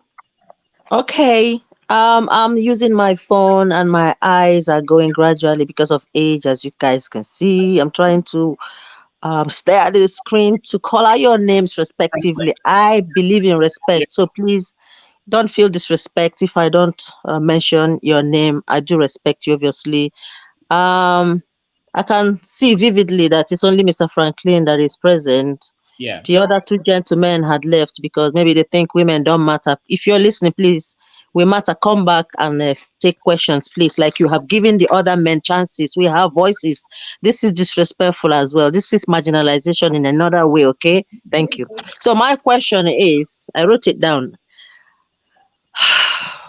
You see the way I'm breathing. I'm heartbroken. I'm trying to, bring myself together in front of my foreign friends to proudly pride myself as a Nigerian, because we have been described as intelligent people. But in this public domain, the way we are behaving sometimes, especially today, is proven otherwise, and I'm highly ashamed that we are giving relevances to things that we call precious, but to other tribes, maybe it's not precious. We are not embracing one another. We thrive in divisions. So my question is it possible to go to the school of life and academics to get educated and graduate as an illiterate? All right, thank you. Franklin. Okay, first of all, I will take if his question. Your question is, what have we achieved after 63 years? 63 years for a lot of us is a generation. A generation is gone. But in the life of a nation, it's not a long time. The Americans fought even a civil war, 270 something years for the Civil War. When did America start becoming the giant that it is today? It's after the Second World War. It's not even up to 70 years ago. Okay, it took time. Countries evolve. Societies have these teething problems. They are parts of who we are as human individuals. So it's to be expected. If you look at Europe, Europe has thousands of years of history. There was a 30-year war in Germany when the country was reduced from 18 million to 4 million people. For 30 years, they were killing each other. Europe was never peaceful until 1945. From its history, it was war every other year. So these teething problems that we see in Nigeria, anybody who has studied societies will see them. They are there. But what the benefits that we get today is the fact that we don't need to repeat the mistakes that others made. You know, we can learn from them and make our own societies better. Like I will always point at leadership as a major problem because leadership directs the way a society moves. That's why leadership is very important. Leadership is not even with the scepter, iron scepter. Moral leadership does a lot. You see the way people are following Obi today. You see some people online tell you that I wanted to jump the queue. I couldn't because what will my principal do if he's in this case? That's what moral leadership does. You saw how many people this guy mobilized into the electoral system. People want to follow him. Leadership is, one guy was at what is leadership? He says, when Barack Obama walks into a room, everybody there has the urge to stand up and follow this guy. The charism that he embodies, the moral authority, that changes the society to a very great extent. Because if you study Freud, you will come to see, we look up to our parents, authority figures. They influence the way our lives evolve. And then we can never discount that.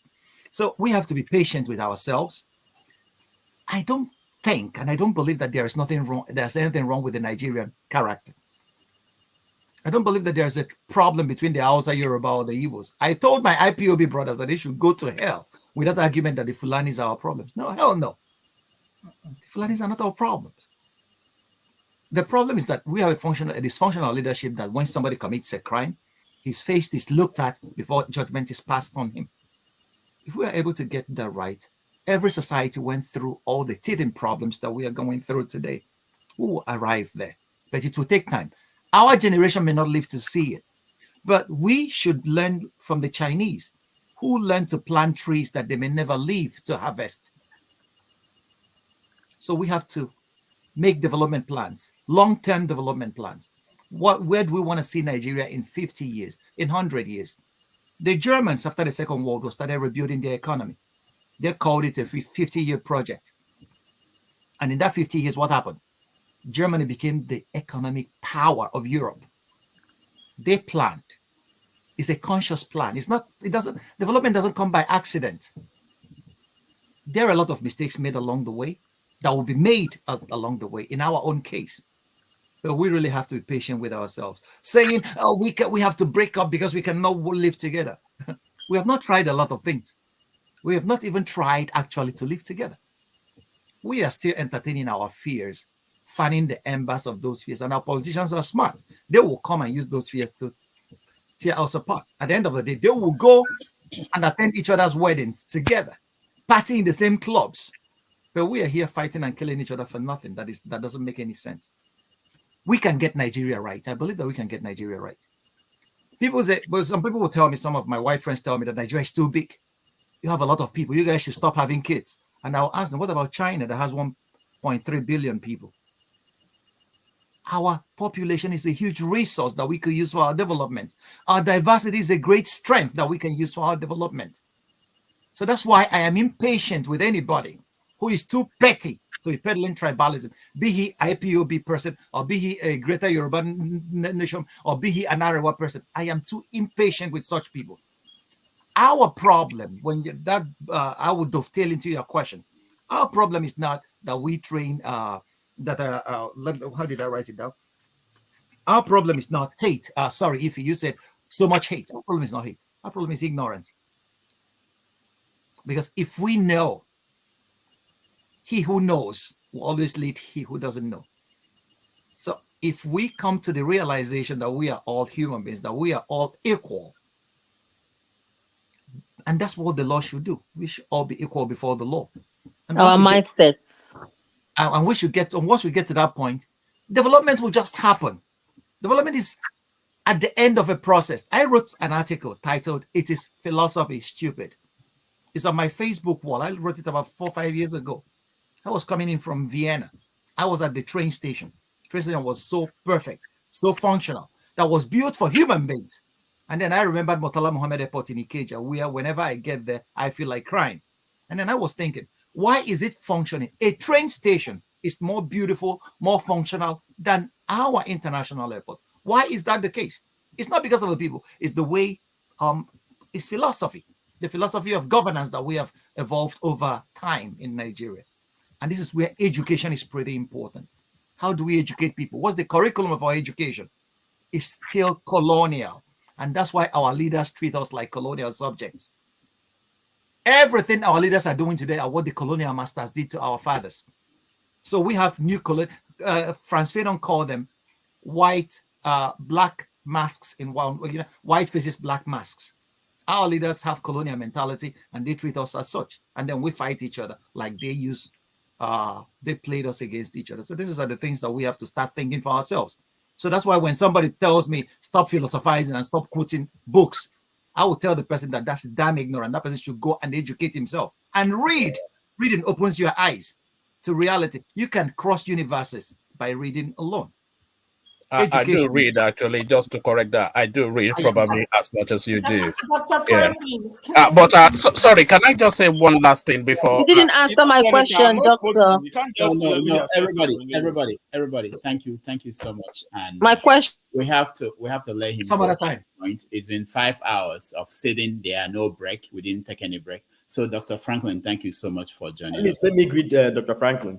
Yeah, he can see you. I don't think I've had any opportunity to discuss with him. Hopefully, sometime in the future. Yeah, thank you so much, Dr. Franklin, and we thank Ayo Totten for being here, and also Chief Remy Oyeyemi for being here.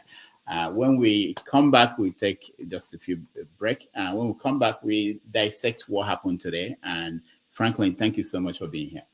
So let's take a break. Thank you, guys. Yeah. Thank you. Ciao. Yeah. All right. Thank you. We take a break, then we come back, and then we dissect what happened. And of course, I know, as we always do, you guys have a lot of things to say about what happened. So while I'm looking for my my friend Magic. All right. Yeah. So we take a break, and we'll be right back. You and this Majek Pashek. Play something else. He's the only one that is not copyrighted. His network television debut. This is his most recent album right here. It's called Spirit of Love. We're very pleased to welcome Majek Pashek.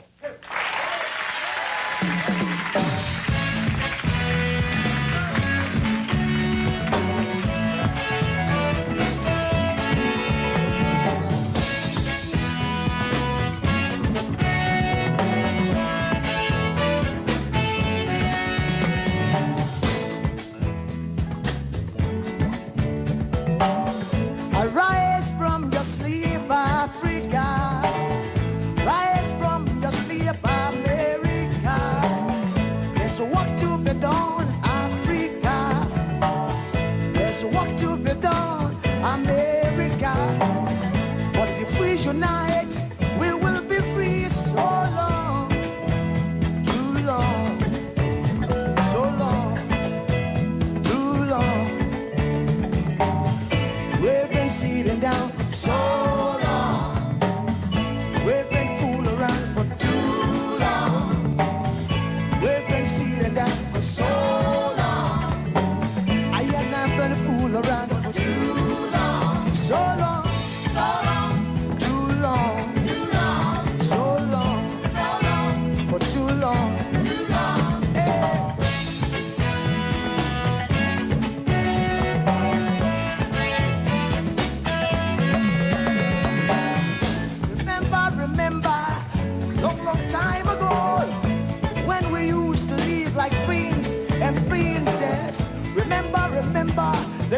made of Egypt when we used to live like prince and princess. Remember, Marcus Garvey, who are the dream for New America. Oh, remember, Martin Luther King, who are the dream for New America. They say you are black, they say you are brown, they say you are black, they say you are brown. Only the angels of Jah is white now. Only the angels of God is white. So long, too long, so long, too long. We've been sitting down so long. We've been a fool around for too long.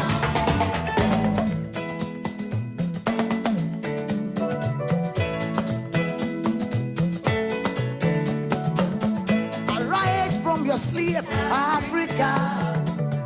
Arise from your sleep, America. There's work to be done, Africa. So much work to be done, America. But if we unite, hey, we will be free so long, too long, so long, too long. Pressing down for so long.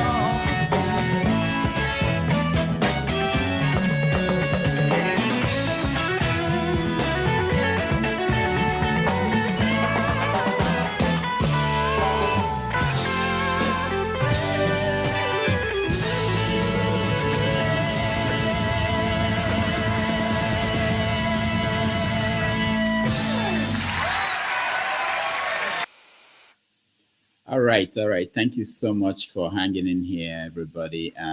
Wonderful. I know a lot of people wanted to get involved in the conversation. I still had the floor when you stopped me. No, you didn't. You didn't go with the floor. I did. I was engaging with the chappie, and then you stopped me in midstream. Yeah, because you had enough time. So what I will do now is I'll hand it for everything else. So Dominic and Show, please, can you anchor this? I'll come back later and all right. Yeah, and get people who have not said anything to say something. I'll be back. Just like me. I didn't finish my question before Dr. Franklin interrupted me. Okay. Dr. Franklin left though. He left. Franklin, please. I can. It's fine. Sure, do you want to anchor? It's my turn though. No, Dominic, please anchor because I'm just using my phone. When I go upstairs at some point, I would probably use my laptop. Then I can support you. But for now, you carry on. If he asked a question, it's me asked a question. I joined afterwards, so I haven't asked any question, but the panelists have left. So I'll make a few comments. Then you show, then Odogu has to talk, and then I'm guessing CM. Were you here before, or you just came in? Listen, I've not been saying anything. I've been here since. I've not said anything before the Dominic came. I've been here. And Uzo hasn't just jumped in.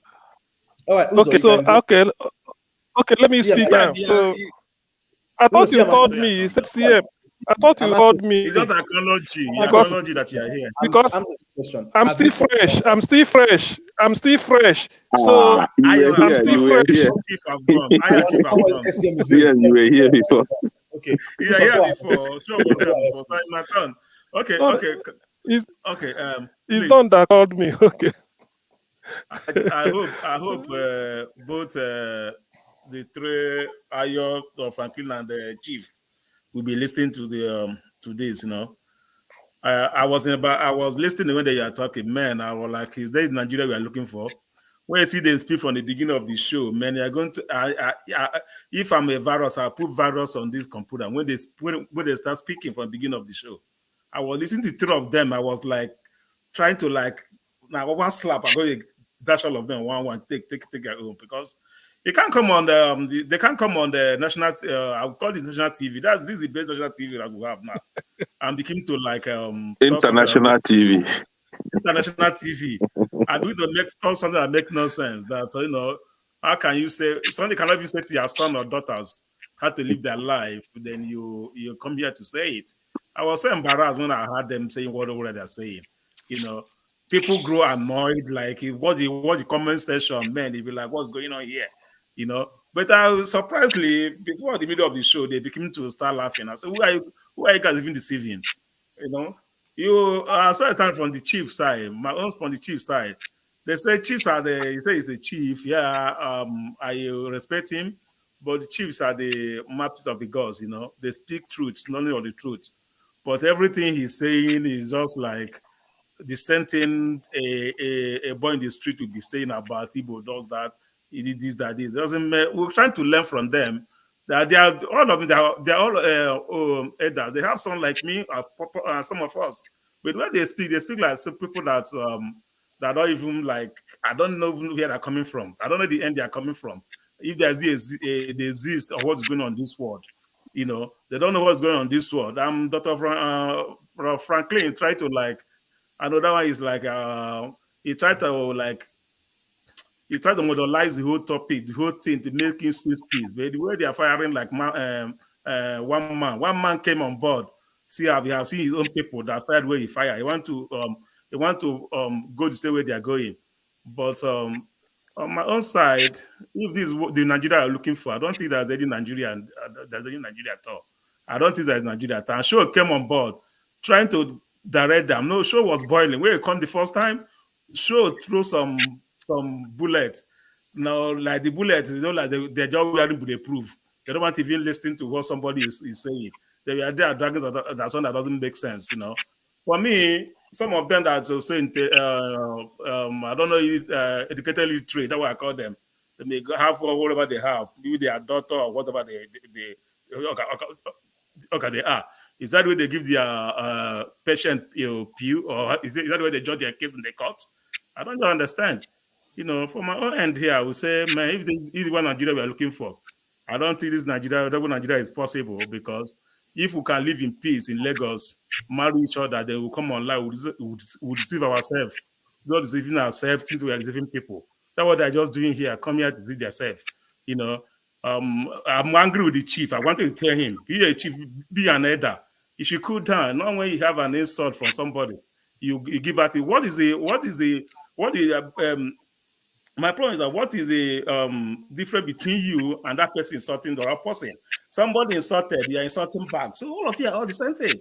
I used to tell my friend, that when I went to Ashawo house, call the person Ashawo, what do you want her to do? Are you not Ashawo yourself? So somebody that's insulting somebody, all right, if somebody is insulting you, somebody to cool down and teach him why he should change from his old ways. You fire the person back with the same insult. You know, I was here looking at the comment section, attacking 99% of the comment section are Igbos as well. I said, look at this man. Anybody here, I look at the name, they're not Igbos. You know, that's the only thing I saw there. They are like, they should go and learn. You know, learning is not only where you come and speak too much English, as if English put on the table. That's just my own, you know. We should try to get it right. What we are saying, it doesn't make sense here. We just come here that, you know, they just come here to just do whatever they want, you know. Thank you very much. Let's move on to Show. Odogu left. Sure, go ahead. Yeah, sorry, just trying to unmute myself. So I'm just going to go back to the actual topic, because that's what I was going to touch on earlier, but because I was trying to respect Rudolph's, laws or rules to say just ask one question. After I asked the first question, and after I saw how people were going about their question, I just thought maybe I should have just shared my thoughts then, because it seemed like no one really stuck to the plan. So the plan, the topic is mostly about Gbedebo Rhoses Vivour of the Labour Party and the Igbo candidacy, and would Lagos be New York or Kigali? Like someone rightly said, Lagos, is not like New York, but it's like the New York of Nigeria, if you want to put it that, because everybody from everywhere comes to Lagos to do business. My only issue, and I've had a lot of people say, on this show that I come to look for the likes or something, accolades of the Igbos. I said, how does it translate to money? I'm not even one of those people that say, I went to my best friend is Igbo. I don't have one Igbo friend. I have 4 friends. 4. I know a lot of people, a lot of acquaintances. I have 4 friends. I've not made a new friend in the last 25, 30 years. I don't like friends. I don't carry people. I have 4 friends. 4. They're all Yoruba boys. I went to school with a lot of Igbo boys. I still see them from time to time or talk to them. But So when people say you're looking for likes, I'm not looking for anything. I just try to be objective. Because in the case of this Lagos thing, it's for me, if I was to, comment on it, you can't eat your cake and have it. They say that the Igbos are braggadocious in Lagos because they bought land and bought houses. Maybe you should stop selling your houses and land to them. Hold on to them. Your parents went through a lot to build those houses, to own those lands. You hold on to them and stop selling them for a quick buck to go and do whatever with. If you're selling them to invest, it's a different thing. But if you're selling them and you're not, see, the house I live in, I own it. Before I got married, when I was renting, 2-bed house, 2-bed flat, whatever, I had people who live with me in the UK, boys who came from Nigeria to study and people, between issues, they live with me. They had issues. That's why they were living with me. They couldn't even afford to pay a penny towards the house keep. So they couldn't dictate to me how I run my house. The minute you start selling half, a quarter, and you start sharing the bills, then they tell you, I can come in whatever, I can go out whenever, I can have a party when I like. Maybe if there's a place where they hold the elders forum of the Yoruba people in Lagos, maybe someone needs to tell them to instruct these young men and women to stop selling their parents' properties. And maybe some of these issues will reduce. When you say people are braggadocious, so because I'm trying to get to the bottom of it if possible. So you're saying the Igbos come to Lagos to do business and make money. So you people that they are doing the braggadocious for, are you not doing business and making money? So if we're both making money and we're both okay, how can you be braggadocious to me except you're not making money yourself? Except you're not making money. So Igbos are loud, okay, who cares? To me now, one Igbo person can tell me he's loud. E-money is like 1 billion times richer than I am. But it can't be loud to me because it doesn't bother me. I can afford everything I need with my hard work. So your braggadocious does not bother me in the slightest. You can make noise, except it's become nuisance. Then I can report you to the authority. They say, my neighbor next door is always doing patio. But that you are driving a car, you can drive a Ferrari and a Bentley. I'll drive my BMW or my Mercedes. It's not as expensive as yours, but it takes me to where I'm going. So all this inferiority complex needs to be addressed as well. We can't just shift the blame and say Igbos are loud. They are obnoxious. They are braggadocious. Go and work. When you're busy, you see less of somebody who is braggadocious. The people who are working hard in Lagos, the Yoruba boys in Lagos who are working hard, they don't have these complaints. You hardly find them complain about this braggadocious nonsense. It's the people who don't want to work, just want freeloaders. They are freeloaders, most of them. And you see, I come here and I say some people are educated Agberus. Don't let their certificate or their fake English accent bamboozle you. I live in England. We don't speak like that. We do not. The queen that died, her children, the king's English, they don't speak that nonsense quarter accent. Nobody speaks like that in the UK. Nobody. I find it funny, like, sorry, is this a bad slash or your accent, after some English breakfast? What accent are you speaking? To bamboozle who? God bless Professor Franklin. He put that guy in his place. Okay, thank you very much. Come and just spew nonsense. So, sorry, quickly, to speak about Gbedebo Rhoses Vivour. I have to give extra time to whatever. Sorry. Just speak on Gbedebo. Gbedebo is a Lagosian. They were able to produce his heritage, to show his heritage, his lineage, up to 100 years. Tinubu is not from Lagos, and that's not a crime. He's from Osun State. Ambode's father is from Ondo State. His mother is from Epe. So Ambode is from Ondo State. The current governor is from my state. He's from Ogun State. His deputy is from Ogun State. Speakers of Assembly, State of Assembly in Lagos is from Ogun State. Obasa, these are all Ogun State people. But the only time now, apart from Fashola, that you have a Lagosian, not that it should matter, but if you start it, be ready to finish it. Now that a genuine blue blood, if there's anything like that, Lagosian wants to be governor, you have an issue. When my brother, Mr. I can't remember his name, Ayo, the lawyer, when he said, there's an article, I like the way someone questioned it. Did he put it out? Was it put out on his behalf? Even if he put it out, you know what? I won't fault him because the boy knows that he is a Yoruba man. You can't take that away from him. His father's name is Olawale. He doesn't get more Yoruba than that. So he knows that my Yoruba base is secure. Now, I know there are a lot of Igbo people in Lagos, so I would show them and tell them that, oh, I'm one of you, I need your vote. It's election season. The boy is campaigning. You put your best foot forward. What is wrong with him saying, I'm also Igbo, by the way, just in case you didn't know? And I keep asking these people, when Tinubu's grandchildren, Sheyi's children, when they get old and they want to contest as governor for Lagos, these same people will be gray and old. They will still be campaigning for Tinubu's grandchildren. But guess what? Tinubu's grandchildren, through Sheyi, their mother is part Lebanese, part Igbo.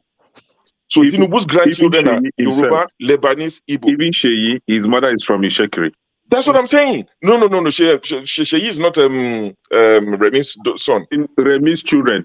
I don't know if she's one. I know, but I'm saying Sheyi's children. Sheyi is away much. Sheyi is away much. That is the difference. Sheyi is the first away much. What do we know? No, I'm saying so. Sheyi's children, when they get old, they will contest for governorship in Lagos. They might, but nobody would say they don't speak Yoruba, and their mother is half Lebanese, half Igbo. These same people campaigning for Tinubu, Tinubu's grandchildren will rule their grandchildren. It's a fact of life. They won't have an issue with it. What's wrong with Gbedebo? They say, what experience does he have? What was this current one doing before he became governor? And Ify, just one thing to you. You said, what have we achieved? Please, every day you wake up, pray for Peter Obi. Pray for the obedient and appreciate us. Have you seen the governor of Lagos?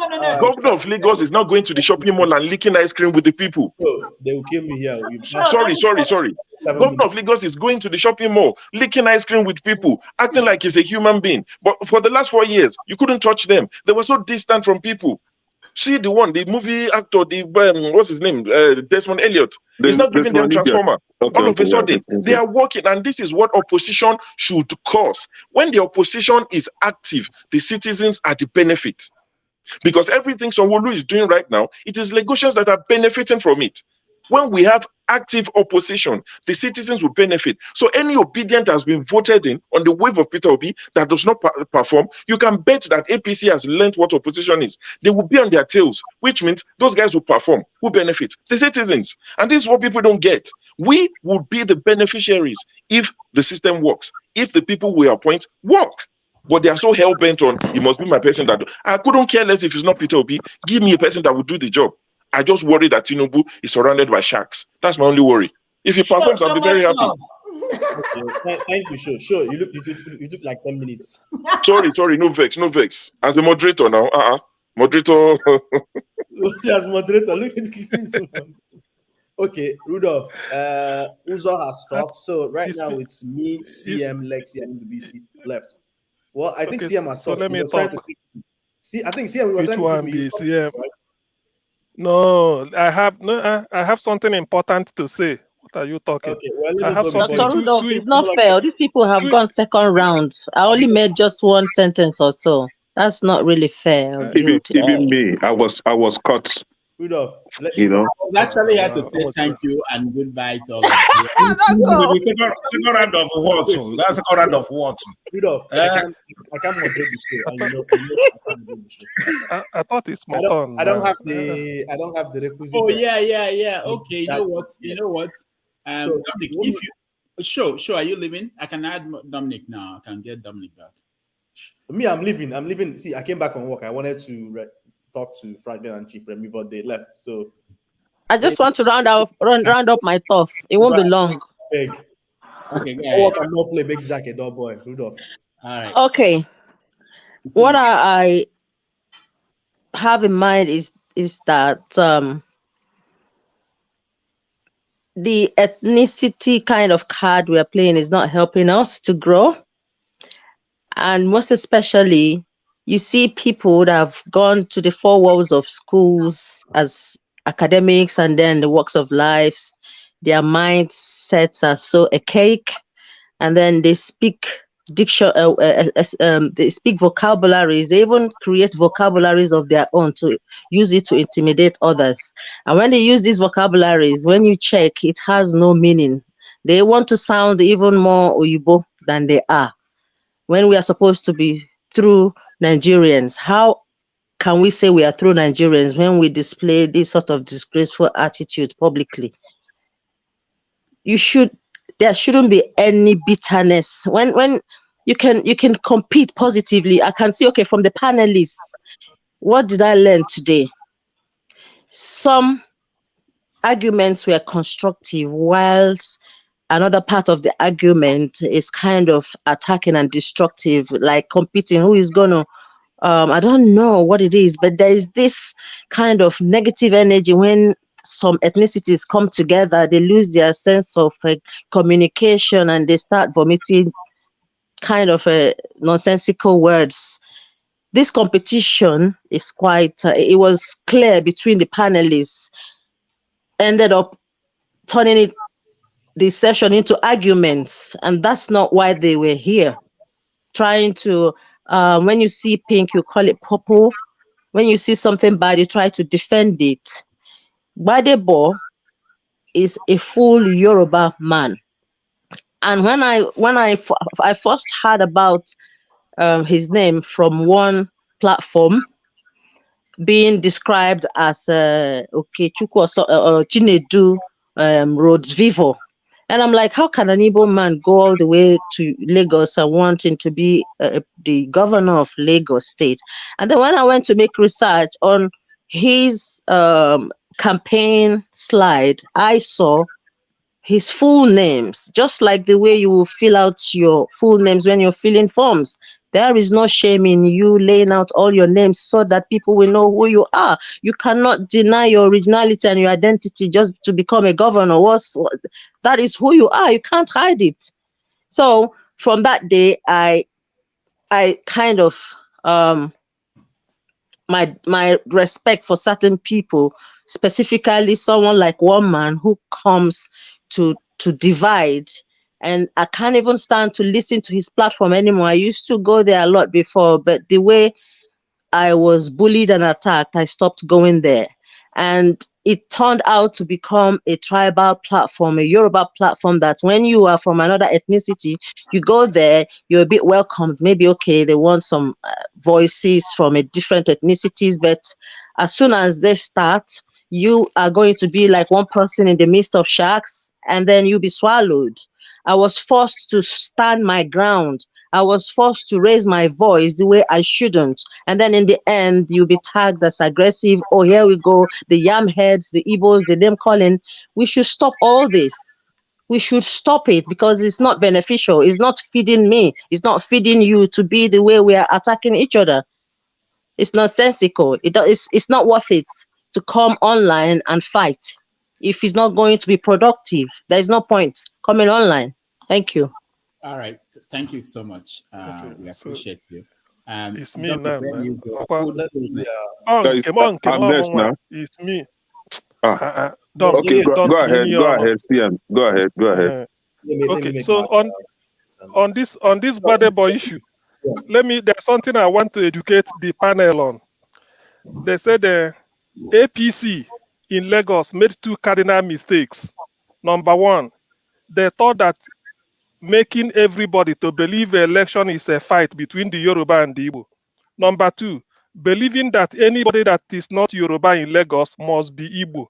They did not understand the basic sets of people who are against them. This include their Warris and the Yorubas who are indigenous Lagosians, Danfo drivers and conductors, car owners in Lagos, irrespective of where they come from, especially those that have been scammed by LASMA and VIO, graduates who are working as Uber driver, Keke driver, Danfo and conductors in Lagos. Anybody who has ever lived in the Western world before coming back to live in Lagos, Aworis and Lagos indigenes who are doing Agbero work, graduates who are doing Agbero work, some members of other tribes who live and do businesses in Lagos, people who do business in a market and have allocated spaces outside the sun that they are forced to pay daily instead of shops, people who do business in the market with their own shop. This is where 90% of Igbos belong. People who have shops on the street that local government will lock and charge them 25,000 or more once they open their shop every day. Okada riders, up to 70% of them are Northerners and Muslims. people who were shot at the Lekki toll gate on 20th October 2020, people who lost family members at the Lekki toll gate, people who have brought properties in Lagos for donkey years and paid for everything requested from them without getting C of O. So in other words, these are the people that voted against Tinubu. It is not in Igbo. Igbo votes alone cannot defeat APC in Lagos. It is a sort of a cocktail of all the votes of other people who are either doing Agbero work, Tinubu is charging them, either Tinubu is using them to do a tout or so many things. So it was just a case of the entire people of Lagos against Tinubu. It's not Igbo vote. So it's even more Yorubas voted against Tinubu on 25th than in Igbo. So people should not take it out on Gbedebo. And these are the same people that will vote for Gbedebo on the 18th. So in all these things we are saying, it is not right for people to just feel that Igbos want to take over Lagos. Igbos are not interested in taking over Lagos. Rather, what Igbo want, if they see port in Port Harcourt and Calabar is working, I bet you 80% of Igbos in Lagos will go back to the east, because there is no sense in a ship coming from China that will pass the South African coast, come up to Cameroon, pass Calabar, pass Port Harcourt, pass Warri, then go to Lagos. Then you now look for trailer to transport it again back to Aba, which is near to Port Harcourt. So these are the reason. That is what is holding. And again, if the airport at Enugu is made international, or the one at Yoka, which Obiano built with all the standard runway, if they give the APs license to fly from London to Oka or Oka to Johannesburg, after all, he went from Abuja to Johannesburg to rescue Nigerians, 6 hours flight. Why can't he fly from Oka to Johannesburg? If he's doing all this, Lagos will decongest. So Igbos are not interested in taking over Lagos. We take it like the way the white man see Africa as their white man's grave. We don't so much cherish coming to live in Lagos. We want to stay in our land, but we need, when we say seaport, the seaport at Apapa and Tinkan was built by federal government money. If federal government can use that same money and help the East, that's okay. That's what we are asking for, fairness. We are not asking for anything. We know that Tinubu is building another seaport in Lekki. That is Lagos owned, but let us get out of our federal allocation the way they used federal money to build Murtala Airport. Let them use federal money to develop Enugu Airport exactly as Murtala Airport. Everything we end is as simple as that. Overnight, people will leave New York and land in Enugu the way you leave Atlanta and land in Lagos. As simple as that. This thing we end. So I don't want, when we want to do this, people will think that Igbos are so much interested in coming to live in Lagos and start to squat. No, we don't need it. We don't. As a person, I studied that. I did my undergraduate at Idiaraba, the medical school there, but I cannot. If I go back to Lagos, go back to Nigeria, I'm going to Ezinifita, Anambra State. That is where I'm rushing to, because we will suffocate in Lagos. I don't like it. We have a family house in Lagos. We put it up for sale for a year now. Nobody is bringing close to the asking price. But I want to sell and go back. That's what we are saying. So people should take it easy. We are not interested. The modern Igbo of my generation that have been abroad, we don't want to go back to Lagos. We left Lagos to abroad. We want to go back to the East and start a Western view of life. Thank you. All right. Thank you, CM. Dominic. Okay. CM, have you finished? Sometimes I wonder if it's the CM internet that is giving him problem. So let me not go there. A lot of points. Okay, no, I finished. Good. Okay. CM, your network don't good though, because before your network, they do Nigeria style for us. But I thank Okija work. So if you get a talk issue, contact Okija. Okay. I'll try to keep it simple, but it's going to be a little bit difficult. And Rudolph, feel free to cut me off, because I feel I may go for, because every once in a while, like, people start all this ethnic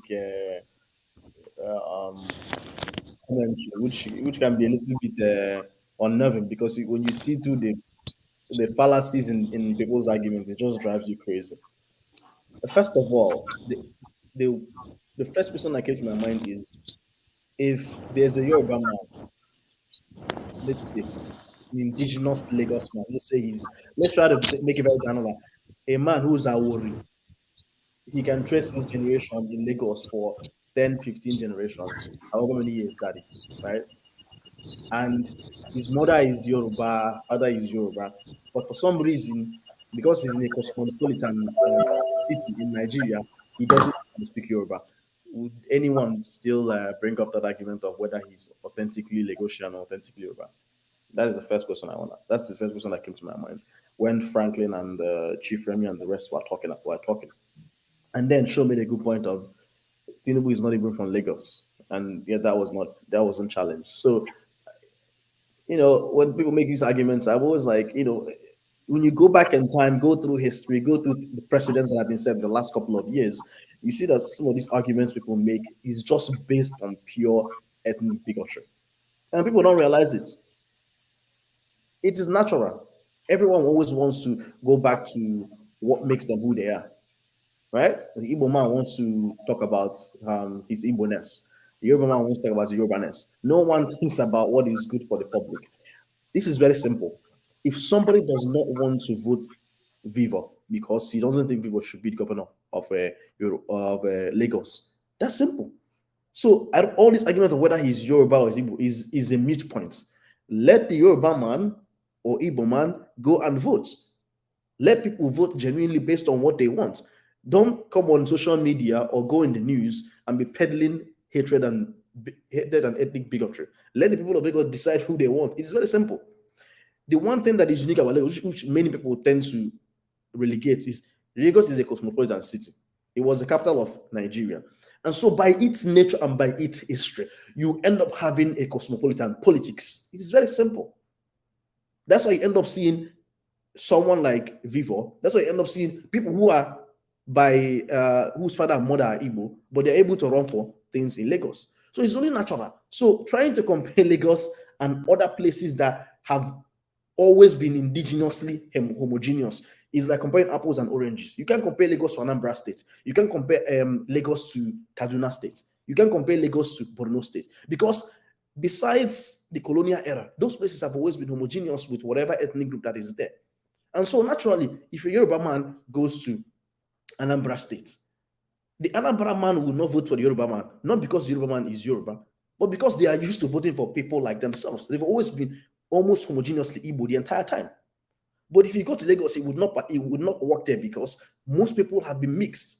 There are many tribes there. So the culture there over many, many years, whether a Yoruba man in Lagos likes it or not, you can't compare it. For years, at least 100 plus years, let's keep it that way. For 100 plus years, it has always been a cosmopolitan city. People have always voted not based on ethnicity, but based on competence. And so trying to remove that in this month, because Lagos is no longer the capital, the way I see it, let me try to keep it short. The way I see it now is because Lagos has been cosmopolitan for a very long time, and its politics is heterogeneous and cosmopolitan. Now that it is no longer a capital and it is more of a state, you start to see this Yoruba nationality trying to pull back Lagos to be back to where it was, which is a Yoruba enclave. But nobody is talking about whether we need to go back and maybe all those resources that were used to develop it. Nobody wants to talk about whether Nigeria, other states should benefit to get the same kind of benefit that Lagos State got. And so it always a headache for me when people try to compare Lagos and other places. It doesn't make sense. You can never compare Lagos and other states. It can never happen just based on Lagos history. If you want to vote Vivour, vote for Vivour. I don't even know who he is. If you want to vote for somebody else, vote for somebody else. I want to do all this comparison that doesn't make sense. Can I ask one question? Bigotry will not take us anywhere. Can I ask a question? Sorry, I was rambling a little bit. No, you are right. But question, Dr. Rudolph and Dr. Dominic, question. Is there anywhere in the Constitution of Nigeria that said that for you to become a president of Nigeria, you must be speaking all the languages? There's nowhere in the Constitution that says that. That's one man Constitution. Only one man. There's no Constitution. Even I don't think any Constitution. Correct me if I'm wrong, Rudolph. I don't think our Constitution even has an official local language. It has English as the official language of Nigeria, even though some Nigerians don't speak English. right? Somebody made a point of Lagos bylaw, not because remember Nigerian states don't have constitution; they have bylaws, right? Someone made a point of Lagos state has the law that the language of politics is Yoruba, but it never said that to run for election you have to speak Yoruba. Because I'm pretty sure there are Yorubas who live in Lagos, who are Lagosians, that cannot speak a word of Yoruba. I'm pretty sure just like I have Igbo, a question. cannot speak Igbo. Does that disqualify them for running as governor of Lagos? You know, this is just ethnic bigotry quoted in academics, and it's quite unfortunate people who are educated who are just spouting such ethnic bigotry. It makes no sense. It makes no sense. All right, thank you. It's quite sad, man. It's quite sad. Thank you, Dominic. So I'm at a loss. Where are we? Who is next? Should I take it from here? So Adewale has not spoken. Ndubisi has not spoken. Ovie has not spoken, and I never speak. But Maito, were you here before? You join. You just me and Ojo first come here. You jump me, go the see of. It's my turn now. Don't touch my turn. I am only mentioning people who have not. Don't touch my turn. I advocate for. I want to. Question, please. Question. Mama Issue, I love you. Don't touch my turn. I came before. Only telling you Adewale. I have not spoken. I am not jumping the queue. Mama Issue, I love you too. All right, let's go to Ndubisi then. I have a question, please. Okay. Let me finish. I first you come. Good evening. Not try. Because I come to this platform to. I'm here. I always come to this platform to learn. So I have to ask a question on what something I do not understand. Is it true that Gbedebo Rhoses Vivour speaks fluent Anambra Igbo, and he doesn't speak Yoruba Igbo? He doesn't speak Yoruba at all. No, it's true. I want to know so that I can know. Say he speaks fluent Anambra like me. No, is that relevant to this conversation? Genuinely speaking, is that relevant to this conversation? We can always pick that up. Is it relevant to this conversation? Is it relevant to what we're talking about? Okay, it's my turn to speak. Hey, we're talking about Rhoses Vivour now. It's not Rhoses Vivour we're talking about. It's my turn to speak. He speaks. CM, let me. Okay. CM, let me speak. Okay. Yeah. Okay, go ahead, Ndubisi. Okay, I greet everyone in the house. Well, I listened to the three panelists. I joined at some point. Then the argument was heating up. The two gentlemen from the Southwest were saying their own, and the Dr. Franklin was equally trying to call a truth sort of that by saying that we should deviate away from the issue of using some ethnic words that may spark trouble. And he's right. Though later everybody calmed down. But there was one thing I kept hearing from Mr. Remy, from Chief Remy. Chief Remy keeps bringing us back to history, and those history are those kind of narratives that usually sow seed of discord among us, which are not really good. Then there was a time the doctor tried to counter him, and like when Dr. Remy said, "Oh, during the Civil War, they bombed Lagos, they bombed the Ikeja." Somebody who don't know what really happened during the Civil War, we think that so Igbos really, since it has been long, been planning this thing to take over Lagos, and these are very wrong narratives. These are during wartime. So I don't know. For me, like I've said it here before, I was born in Lagos. I'm a Lagos boy. I can claim to be a Lagos boy. If you see those who were born in Lagos come and contest for a position, I'm qualified to go and contest for a position. But we lived very peacefully. Part of the first food I knew how to eat was amala and begiri and other kinds of Yoruba food. The same thing with my friends. They come to my place, I go to their place. So we should try to come to play down on this ethnic divide, so that, because all these people who are saying all these things outside are mainly people who are largely illiterate and uninformed back home. That is why somebody can rear them up to go and burn shops or attack some other person. And if not for the fact that, I don't know how to put it, maybe some people intervened, That attack in Akere, that is, I know the place very well. That was where my area, that's my area as well. I grew up in that area. That place, the attacks, if not that maybe somebody calmed them down and order, maybe what they wanted is for people to retaliate, and then the trouble will start. And this will not take us anywhere. We shouldn't be saying, bringing in ethnic and religious divide in our discourse in today's Nigeria, that we want to be like some countries in the West and maybe Japan.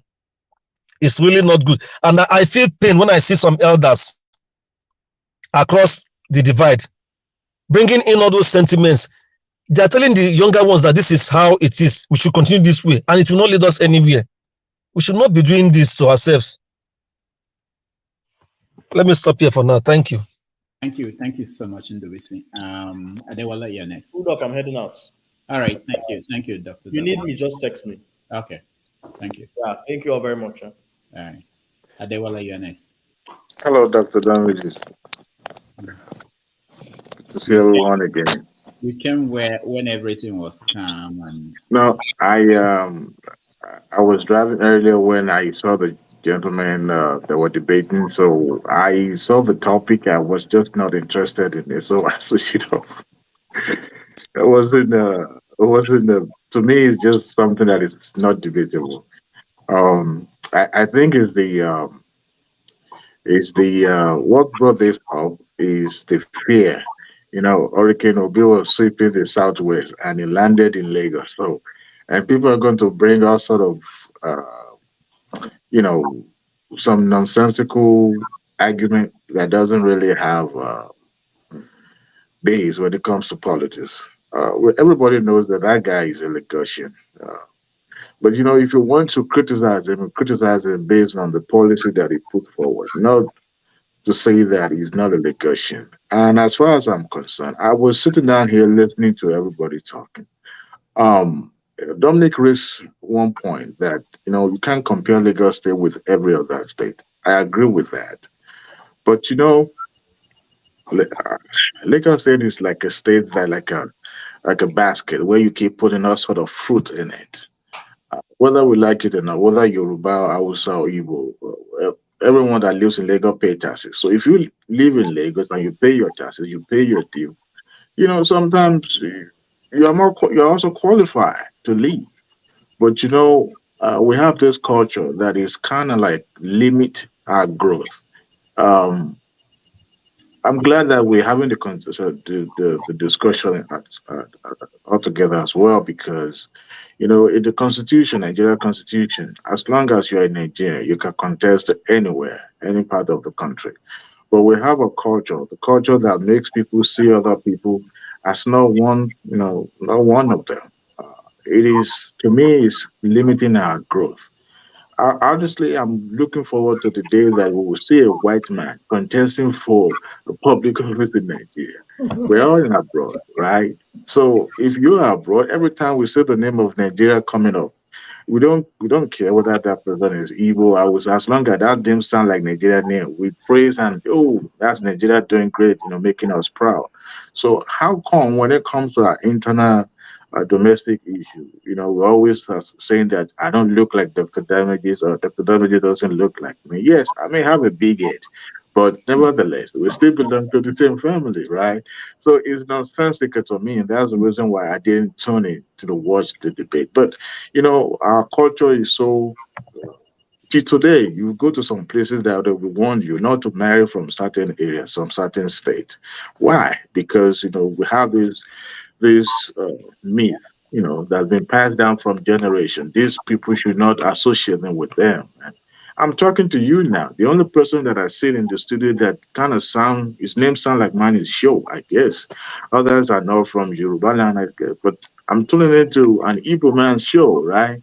So to me, it's just not what should be talking about. I think it stems from the fear of Hurricane LUP coming to the southwest. So, and I sometimes we need to. Education is the key.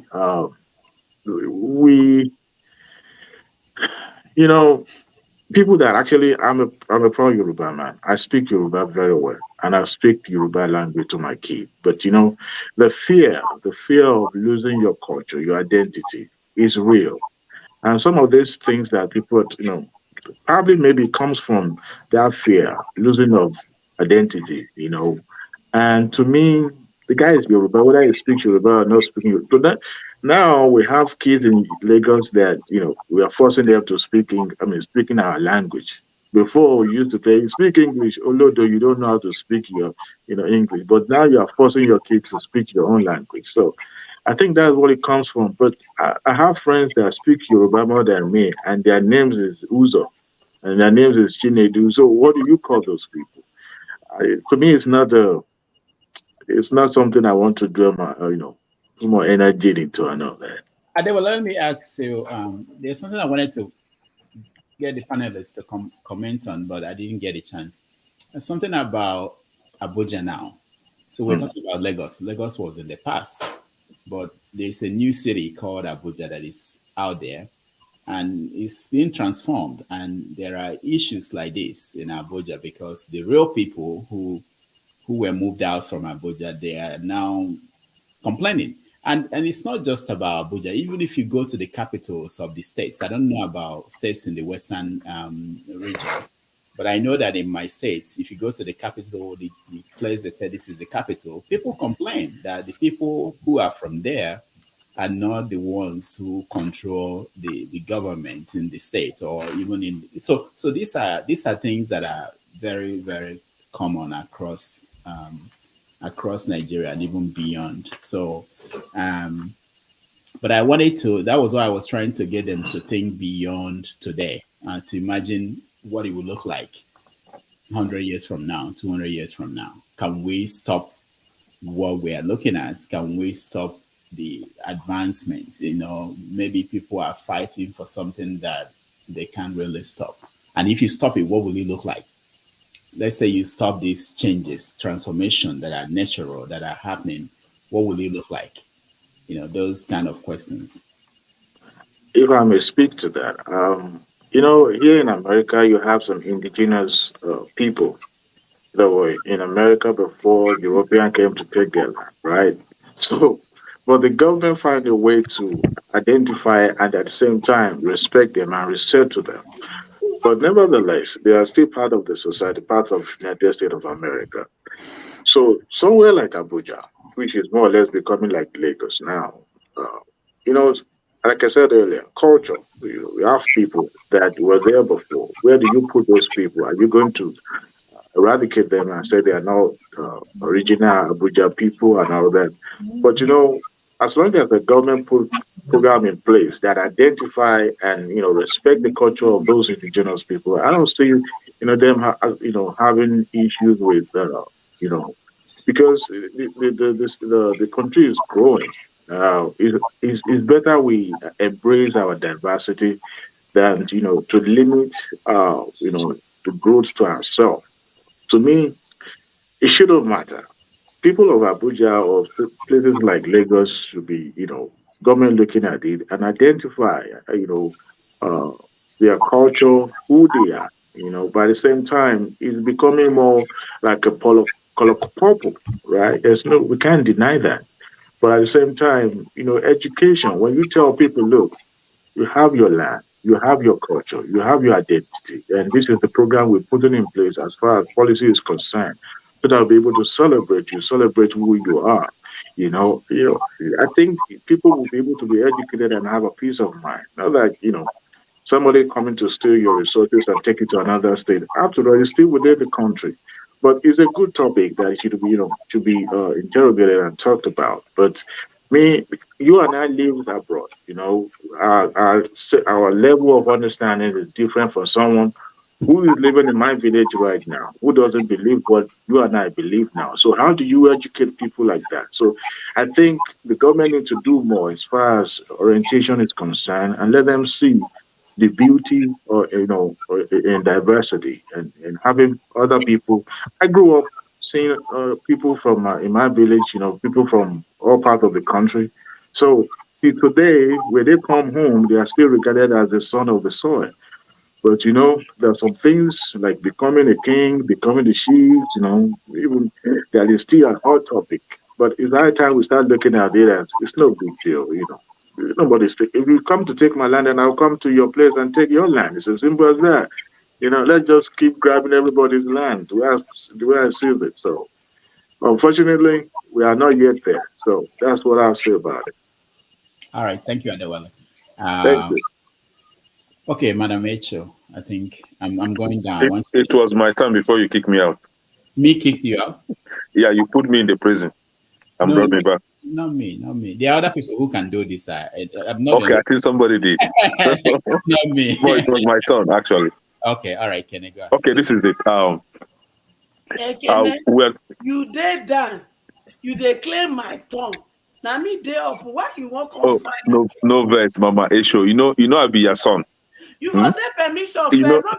Okay, Mama Esho. Allow your son to go. Okay, make we do Igbo now. No verse. I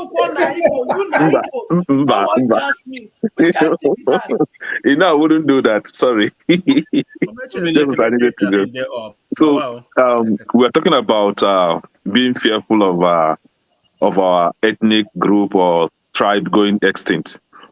The truth is this: whether you like it or not, your tribe must go extinct. Be you Igbo, Hausa, or Yoruba. Let's tell ourselves the truth. For example, where I come from, some 300 years ago, no living soul was there. So we came from nowhere and occupied it. I think something is giving the feedback. Now, if we're talking about Yoruba, Lagos State, for example, some people claim that Lagos State was originally owned by Awori people, and Awori people are from the Benin Kingdom, right? But today, it's owned by Yoruba people. And whether you like it or not, in 1,000, 2,000 years coming, maybe, Dr. Demeji say, in 100 years coming, but I'm projecting more, Yoruba will live, and you may even, if there is anything like a reincarnation, you'll be surprised that when you come back, a different ethnic group from nowhere will occupy Lagos State. Where I come from, the Igbo land, you may be surprised that one language that you've never heard will occupy that place. We are on a transit. We are going to leave. Others are coming. As big as New York, there was a time that New York was just like an island. But today, New York is filled with human beings. Come back 500, 1,000 years coming, you may be surprised that New York will be filled with trees or a different kind of people occupying New York. So this is it. We are talking about being fearful of people taking over our land. The Igbo people that I know, in the olden days, they don't sell their inherited land. For example, if you inherit a land from your father, you don't sell it. Some people tag it as an abomination. And I think that measure was to kind of limit the, our people going extinct, right? But it is not holding water today. We are selling inherited lands, like they are selling it like tomorrow, no day. Let me put it like that. Just as the Lagosians are selling their lands now, selling it to whomever that can foot the bill. Now, this is the truth. In Lagos State, even Tinubu's wife, Tinubu himself, as some of us know, he's not from Lagos. His wife is not from Lagos. His daughter-in-law is not from Lagos State. The current governor of Lagos State is not from Lagos State. In Igbo land, for example, in Onitsha, if you know Onitsha too well, the owner of the business school in Onitsha is a Yoruba man. Nobody has ever asked him to leave because we are fearful that you take over our land. If you go to Enugu, you see streets named by Yoruba people, like one Soji Salau, owned in the entire, more than 60% of the houses in that area is owned by that man, and nobody has ever been scared of him going. So the earlier you understand life, the transient in life, the better for you. You are not going to live here forever. You are not going to be a Yoruba man forever. Your children that you are fighting for the land for might come up tomorrow and sell it off to a Benin man or to Hausa man. Hausa man will live there and have their children will occupy the land. Hey. So whether you like it or not, the earlier you begin to tell yourself the truth, be accommodative of people, allow people to live and interact with you, travel out. See, somebody was saying that some of us are educated, illiterate, and I begin to agree with that person. You leave your original Yoruba land or Igbo land, you go to US or UK, probably there you bought your property, live there with your own children. Your children don't even speak Yoruba, they don't even speak Igbo. And now you are in UK or US fighting for your people back home to kick others out. What if yourself is being kicked out? More than 201 languages, African languages, has gone extinct. And we are here crying for tomorrow that we are not even sure if we will see. The earlier we begin to use that education we acquired in classroom to live as normal human beings, the better for us. Or else we will be living in agony, hatred, jealousy. I cannot buga because I bought a house. I cannot buga. I bought Mercedes. I cannot be happy with my small life that is not even insured, because you may feel jealous. Go to downtown now, you see small boys playing with a Ferrari. Nobody is jealous of them. Nobody is fearful. Thank you, Kenneth. Thank you so much. All right, Madam H. You see, those two Yoruba men, let me be forced to use that language. First of all, this one called barrister. I have never come to this platform to identify myself as Urobo. But I was forced to use it because the language the Yoruba uses against us. I use it. But when he wanted to retrace my word, he picked only the word Urobo. And that makes me to see his mentality of tribalism. When I talk about my children, I mean the youth as a whole. We are first of all human beings. Then too, none of us, the time our papa and our mama want to do gigolo, we not tell them, say, make them born us for one state. The time when Pale won't go look for wife, we not tell them, make it go marry Male for one tribe. Then why are we now headache for the crime? Even I call her like that, when Pale and Male commit. Then today I come sabi say, for Yoruba land, now woman they get pikin. Now make Gbedebo become Igbo because he won't contest election. All this why? Now papa name is the BL. He can't reach the day when my pikin won't shine. Because now the Igbo woman I get pikin. My sister when I come from Igbo, take my hand, Jare. Change the name of Gbedebo to your papa name. Make we solve this problem. What is wrong with us? I can't even find and say, Barrister Ayo, no, but no, you day. And see the bitterness and hatred from the one they call chief. Una don't live una life. The one way not pay una one take divide una self. Una can't wake up with una calabash face. Una won't come make my children, when be digital children, may they call the inherit this una bitterness and hatred. I reject them 100 times for my children. Make una carry una hatred and bitterness. Enter Kosi, go to the grave. My children, they are be liberated. Some of them, when they carry, they talk.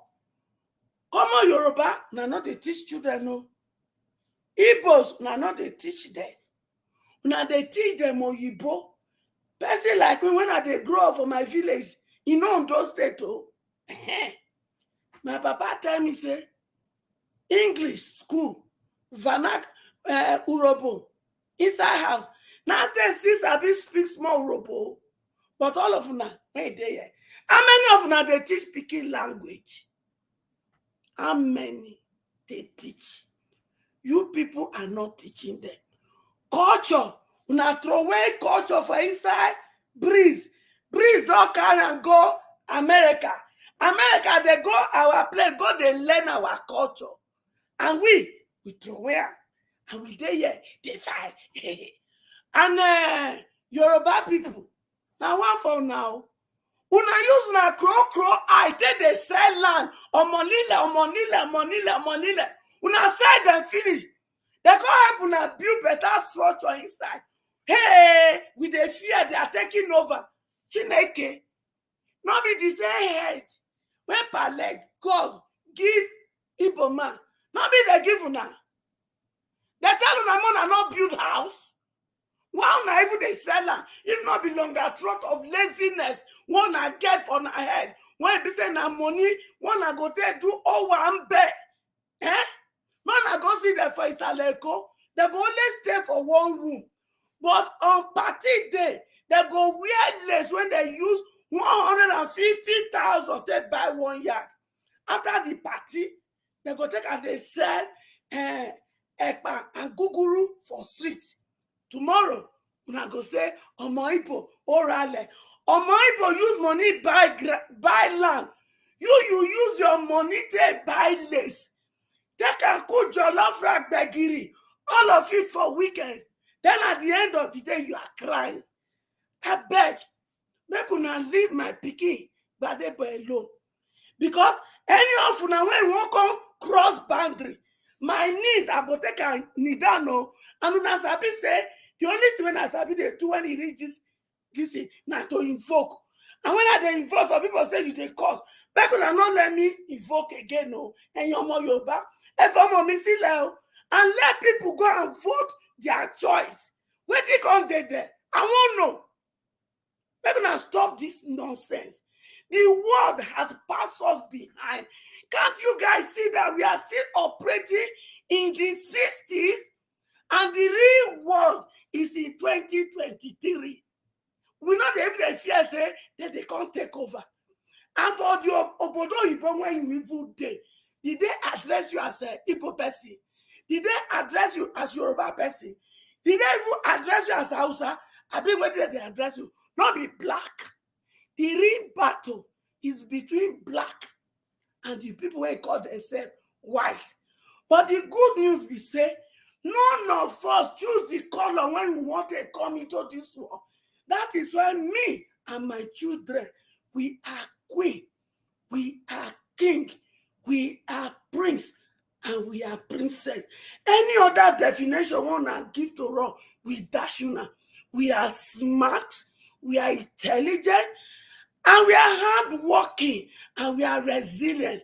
And me, their mama, the remaining time when I get for this world, now to make them the Elon Musk of Africa, to make them the Bill of Africa, to make them the Dangote go just they flow like water, because we get to overtake, which the Bible tells me we can overtake, because overtaking is allowed. So therefore, all of now when we want to remain from our village of Yoruba, of Igbo, not drag my children follow, because if you do, I go fight you like a wounded lion. I'm going to talk for now with that. All right, thank you, Madam Mama Icho. Ovi, I think you're next. I'll just go in that order. Ovi, you're next. Yeah, Assalamu alaikum, brethren. And my Konkozea partner, Uzo, I see you on that red. Amana.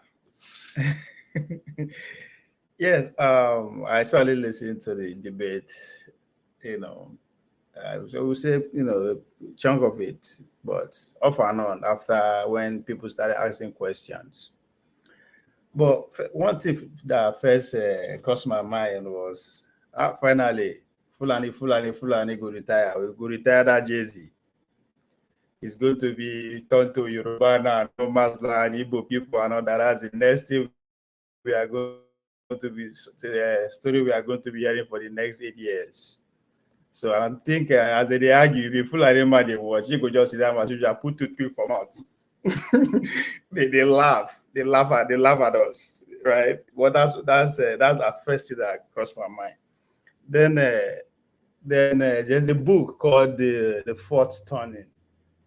Fourth Turning dissect pretty much the history of generations. It was focused on America anyway, but I can't just help but to see Nigeria from that realm. Why am I saying this? We don't fight civil war now. That's about 57 years ago. The people that fought the civil war, actively involved in fighting the civil war, now those people, they govern us since that time up to date. Now, they are going to hand over to them, Dr. Rudolph said, to this set of people that were debating we were debating earlier, and then be the next in command, because even Tinubu left now the age of people that fought the civil war. So when I see them, they argue about Yoruba, Igbo, this and that, I can't help but to feel sorry what is ahead of us for the next maybe 40 years. Because by the time this generation will fight war, civil war, we nobody tell us why that war was fought. Up to now, they nobody tell us. And they were able to work together with the next generation, which are those people we are arguing, debating, to take history out of our classroom. It says a lot. So they are arguing, and you can tell an average Gen Z, they have no idea what they argue about. That's the only thing that gave me hope. Say, okay, maybe after all these people don't pass, the generation that will come before us will not tell all these things because they don't understand what they talk. So if you look at the next set of leaders who are coming, how they argue regarding of Yoruba, Igbo, and then you will say, okay, what is the hope? Where are we headed? And we think the saddest part is when Rudolph asks them a question about how they see Lagos in the next 200 years. They were blah, blah, blah, blah, blah, blah. And I think Dr. Franklin said, in the next 100 years, it's very short that you see they speak Yoruba for Lagos. And I was like, are you sure? With the way the discussion you guys are having, with the way the country is, are you sure in the next 100 years, nobody, just the way, with due respect to Mr. Alexandra and Show, you guys were going back and forth in the comment section about one man's English accent, another person's accent. How are we sure in the next 200 years, those Nigerians that will be around, they will not be arguing who has the best Cantonese accent, it's Chinese accent. Because that is what is ahead of us. I mean, Lagos, again, now coming back to Gbedebo, Boyana, Igbo, Mayu, whatever it is and all that. Lagos was supposed to be a model for other states and indeed the country at large to follow the development that extended in Lagos. But instead of us to be debating who has the best idea, who at the time, Oga was saying, Oga the top of the comment section was saying, na machine will govern us in 200 years' time. That's a possibility too. So at the time we go the debate among these governors who's coming to govern Lagos, who is thinking futuristic time, who's thinking about AI, about robot, but the next thing that is coming, but with the debate say, oh, they're not for Lagos, it's not Lagos, it's not this, it's not it. This is also, now, let me divide the country into two. Let's come out the northern. This is us. Lagos is supposed to be center of excellence when it comes to education. Most futuristic states. The whatever you quantify Lagos, that's what it's supposed to represent. That's supposed to be the most educated part of, if not Africa, as my the Yoruba tribe always claim to be the most educated people, not just in Nigeria but Africa. But look at the conversation we are having regarding the leadership of that part of the world. It's embarrassing. But we go to blame our leaders. Now they produce them. They are part and parcel of us. We are going to be the next set of leaders. Guess what? This is the best we have. until we admit it, we are not going anywhere. The set of leaders we have today, the set of Obi, Tinubu, Atiku, whatever, those are the best we can produce at this point. Let's face it. They are not strangers. We can see clearly the debate. These are intellectuals, people who claim to they are lawyers for decades. People will look up to shape our democracy, to shape the future of how we should go. Just look at the conversation we are having. I was ashamed that we'll be debating, I think now Yoruba people get Lagos now. In 200 years time, who tell us now we go to Lagos, Nigerians go to Lagos? Are you sure are not going to Lagos not going to go by Chinese or Americans or Russians? What is the guarantee? We they argue, say who get Lagos, who get Lagos. Guy, people were in Lagos before we get here. Guess what? Millions will come after we are gone. We not go carry the land go now. The land go chop us, and then they go bury us, they go chop us, will become manure to the next people that will come. Maybe that place in a desert, they go be in 200 years time. But this that doesn't make sense is what the intellectuals. So, what are the elementaries that we thought every day are debating about? Do we ever think about that for once? If we claim to be educated, what we debate about is, oh, this man is not for me, this man is not for me. But what does he have to offer? Nobody cares. But we can destroy Buhari because he don't do anything for us. Why don't do anything? Why would I do the same thing these men are doing when there's so many materials to carry out successfully? Why Tinubu no go rig the election when we are there to help him do it? What would I do different? When it's easy for me to rig election to gain power, why would I even think outside the box to develop my state?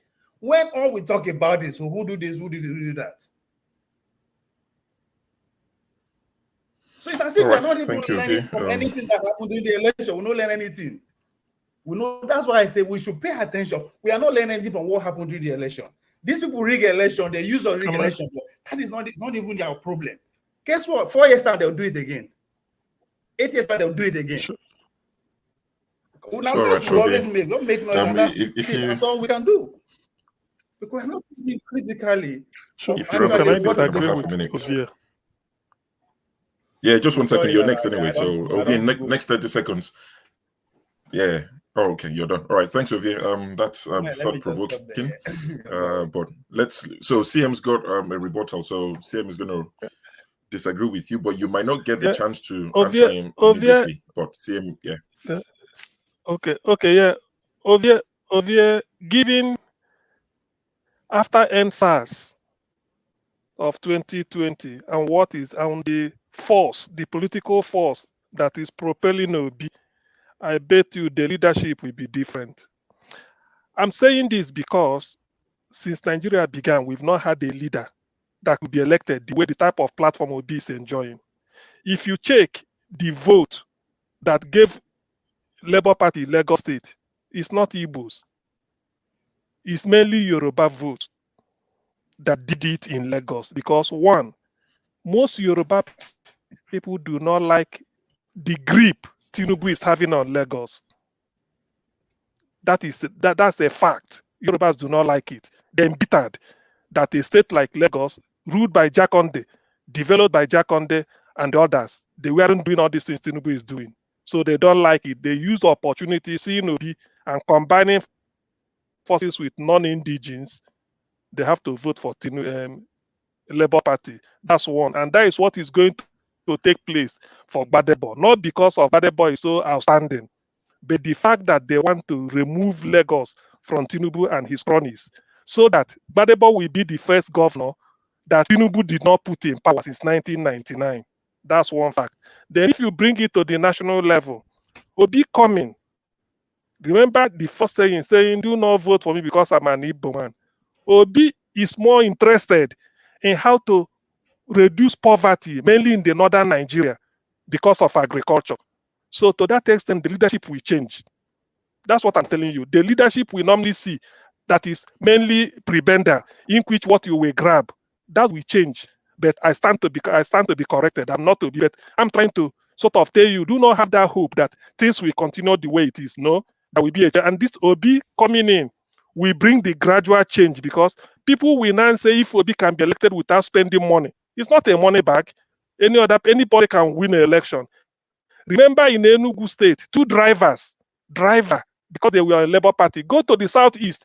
People that ordinarily couldn't have won a councillor, they just joined Labour movement and they were all members of Federal House of Parliament. In Enugu, I think it's about 90%. Only one person out of 8, 7 are from Labour Party. They're all brand new. In Anambra, the same. And I think in the different places. So things have changed because a lot of this election, Nigerians in the diaspora, they've never taken interest in Nigerian election except now. Most of us living abroad have to tell our people that this is the right thing to follow, irrespective of money. And they saw Obi as a rallying point. So to that extent, there will be a change of leadership. It might not really be exactly clear cut as I would have loved it, but there must be a shift from what we normally get from all these class of 66 that are ruling us up to today. Let me stop here.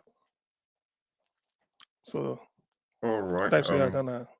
Thank you, CM. So naturally, we go to Kolapo. Kolapo, you're next. Okay. Hi everyone. The talk of Lagos, no man land, Gbedebo is Igbo, and lots more going on. Who is fueling all these stories? There has been a man in Lagos who has been holding the knife for over 24 years, and he's been cutting the yam, and the yam is Lagos.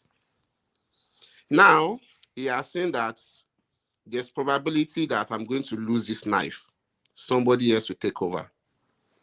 Jando of PDP is contesting as well. But based on the last election, the presidential election, they've seen that Labour Party really stand high chance. That's why they are attacking Gbedebo now. They are not saying, they are saying next to nothing about Jando or other aspirants. Now, because people are gullible as well, some people are buying it. Yeah, it's Igbo, it's blah, blah, blah.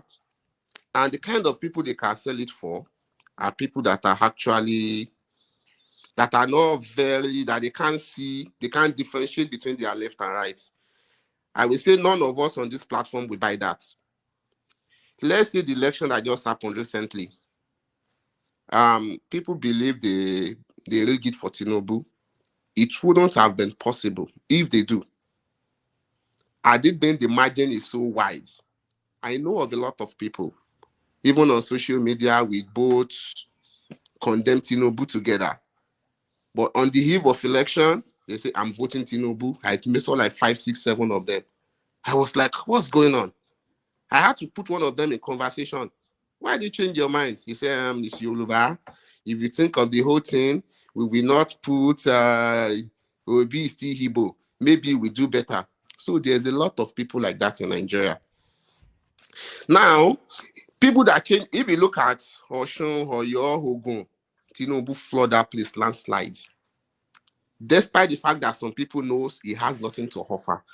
It's not a function of being educated alone. I know of a lot of people that are well educated, but that mentality is still in them. Some of them even live abroad. Lagos is more or less like a mega city in Nigeria. It can be compared to London, New York, Paris, Sydney, and the likes. If you go to all those cities, the mix is always there. In my neighborhood here now, my neighbors are Greek, Indian, Filipino. I'm not saying I'm Nigerian, I'm Igbo, I'm whatever. Who cares? We are all human. The world is now a global village. So, as we are discussing this now, I want to believe most of our audience are even maybe in the Western worlds. Where it lies now, I hope what they are trying to cook against Gbedebo will not fly. But if it does fly, they will still try to use similar things later. How do we educate people? Is there a way we can like call people together, let them understand these people has nothing to offer you? When it's just time of election like this, when they see someone as a threat towards them, they will quickly look for something to look against. If they can use ethnic, they use ethnicity, they use religion, they can say it's education. If it's on this platform now, if we don't want OVA, we say, oh, OVA and Lokopi, That here is Dada. How will you vote for someone who is carrying Dada? Oh, show is Babin's score. Madam Icho is. They will just look for different things. They will quickly look. They can use your color of your shirts, and they will make sure they intensify that. And people that know nothing will amplify that as well. That's the problem. So for people saying ethnicity bigotry or whatever, it's not about Yoruba. It's about the people that has been in charge. They are just using one of their weapons they know how to use to attack that guy, and people are buying it. Simple. Thank you. Thank you very much for that. Kolapo, Local P. Have you got anything to add to that with regards to Gbedebo Rhoses Vivour's candidacy? Thank you once again. For me, the guy is just as good as every other contestant, because left alone for me, his candidacy might be driven by passion of sufferings from every other person. Why? Not because he may want to, maybe because it's juicy or whatever. His person, I think his passion is driven because of the suffering. Because I'll tell you today, if the politics they do in Nigeria, if the money they make is as low as what they have in the UK, yeah, I don't think we'll be having this nonsense of Igbo Yoruba who wants to rule Lagos or whatever. Because if they know that the office is like a punishment to oneself, no restless, no look at. Let me give you for example now. What's this guy? Sunak. Just how many weeks that they gave him PM, his hair has got grown white overnight. Stress. But if you put that kind of if this kind of office will run in Nigeria, bet me the Yorubas will even tell you, Iboma, please, we know you have strength, you eat akpu, or you go there and suffer and whatever.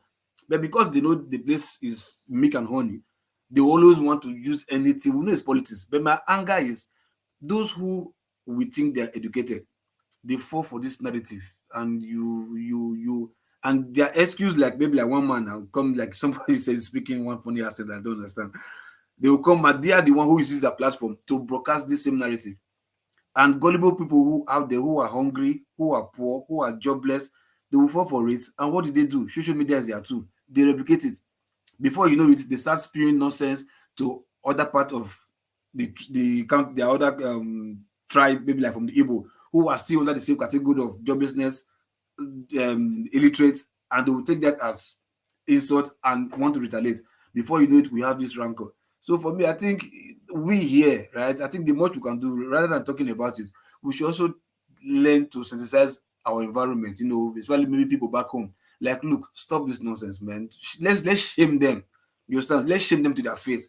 If anybody comes online, maybe a celebrity artist or whatever, if they do something of that nature, I think we should call them out, shame them. Like, at your age, 21st century, you are still falling for this gimmicks, this bullshit that they are using to divide us. You understand? Like, I think what somebody said, the elites, like I said, okay, what's it called? Tinubu, he went to what's called Elumelu's house now. They were hugging, dining together. Go and tell Tinubu that, by the way, any man want to take over Lagos, he will slap you, because that is not his thinking. You understand? It's not his thinking.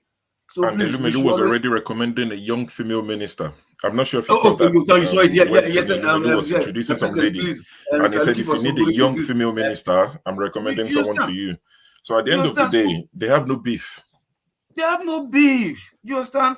That's why even when the attorney was there, he's in America, whatever. Like, when he would not deny that he didn't see those videos when they were called saying that, come, speaking Yoruba, if you vote whatever, you this and that. He never called them out, and he's telling us that tribal this, tribal that. By the time people like with his platform call them out, maybe those men will still like maybe apply break on their pedal a little bit, like, okay, they're calling me out, okay, let me slow. But because nobody's saying anything and other people like them are fanning them, they'll think they are doing the right thing. Before you know, they create a divide. But people like us out here, I think we should call them out, shame them to their face, that what they're doing is wrong. And one that before I leave, like in America, if you call anybody, use N-word for anybody, you know the repercussion. You understand? I also think so. If there's also maybe a law like that in Nigeria, whereby this tribal bigotry happens, there should be a penalty for that. I think it will still help to calm the situation. That's for me. That's what I have to say. Thank you, Loco P. So what I'm getting from, I mean, what I got from both yourself and Kolapo is the need for sensitization to educate people. That's all we can do, really. There's not much we can do apart from educate people, and hopefully, you know, it resonates with our people because, and this is not just Yoruba thing. It's, you know, it cuts across because It's not. Yeah. the minute you speak to people who are probably not as educated, and this is not to sound elitist or anything, but you know, it's easier for them to buy these things. Like we keep saying, you know, most of us agree that the politicians would always divide to conquer. I mean, Ojiuzo Kalu has no issues. He's not complaining. Yeah. The Sanwo-Olus have no issues, you know, with any Igbo man. They don't fear that nobody's going to take their Lagos from them, you know, quote and unquote.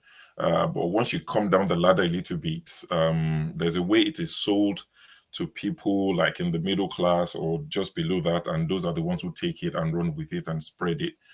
Maybe, I don't know if it's done for free, if it is paid, I don't know what it is, but people just run with this idea of they're looking to take something from us, they're looking to take something from us. But the people sending you on these errands, they don't say it themselves. That was why I was asking the two gentlemen, my Yoruba brothers, that do the Yoruba politicians, top politicians, do they share this sentiment, or they don't? As long as they are, you know, fed, fat, do they care or don't they care?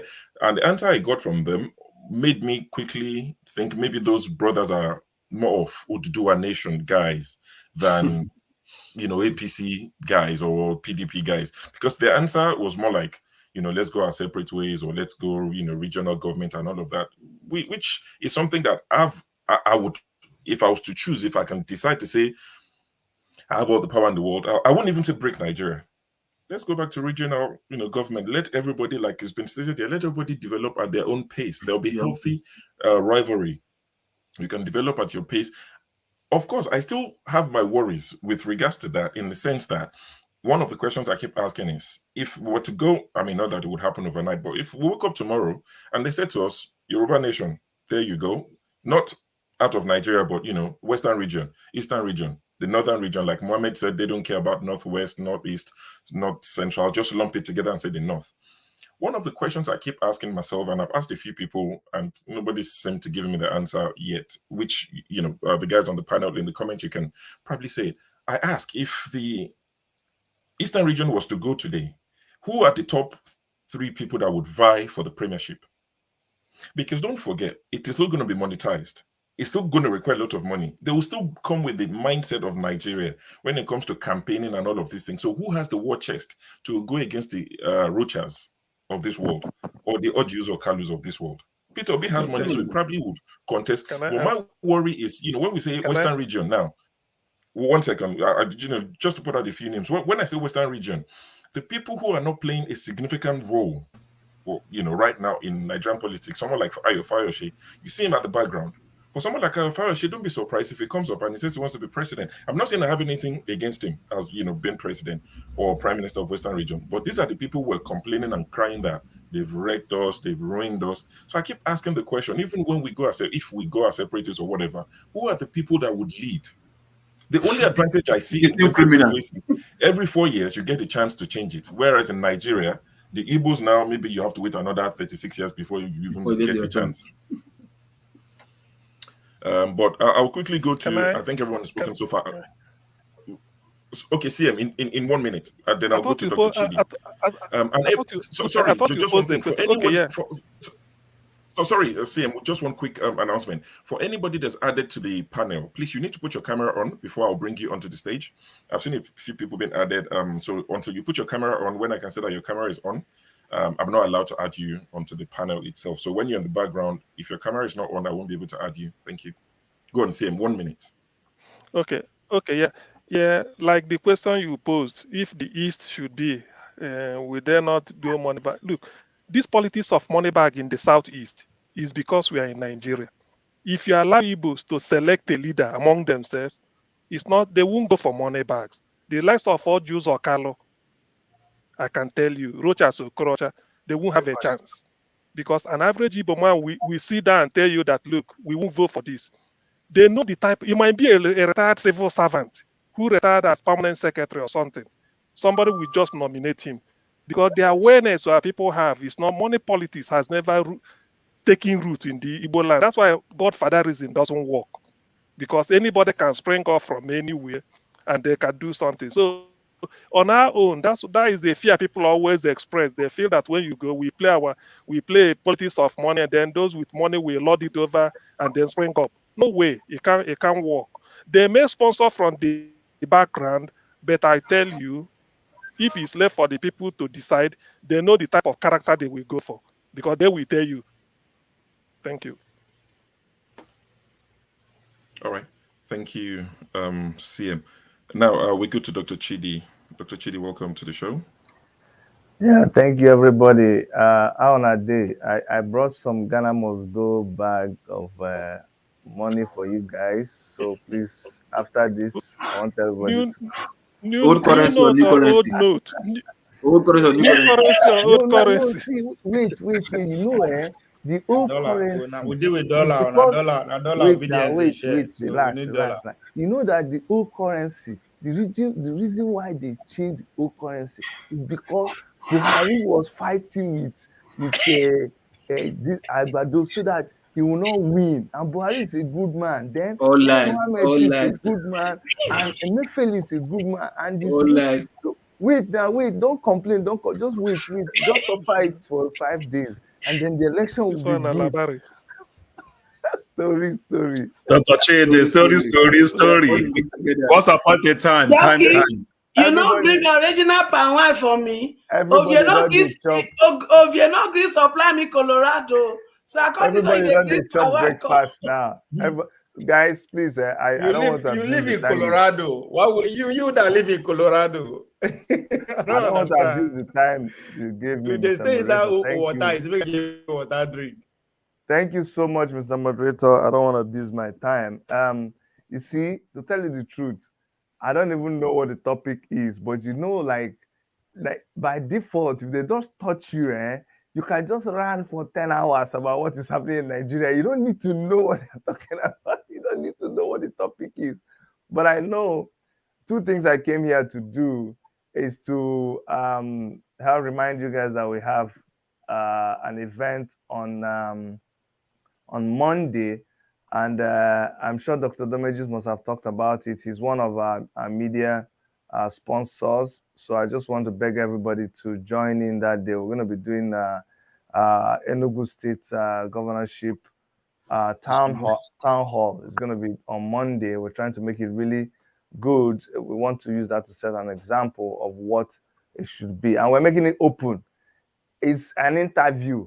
Any of the candidates, we're not begging. If you don't want to come, that's your business.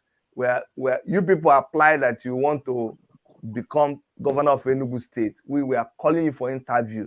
You will come, we'll ask you a question, because we are going to employ you. We are the ones that you apply for work. So we will interview them, and then we will decide who we want to vote for. That's what we're going to be doing on Monday. Now, coming to all this this story about Igbo, Yoruba, and you see, I don't know why people are not wise. I've always asked, why is it that it's only during the election? That's when you begin to hear all this story. I mean, come on now, it's too childish. You already know now.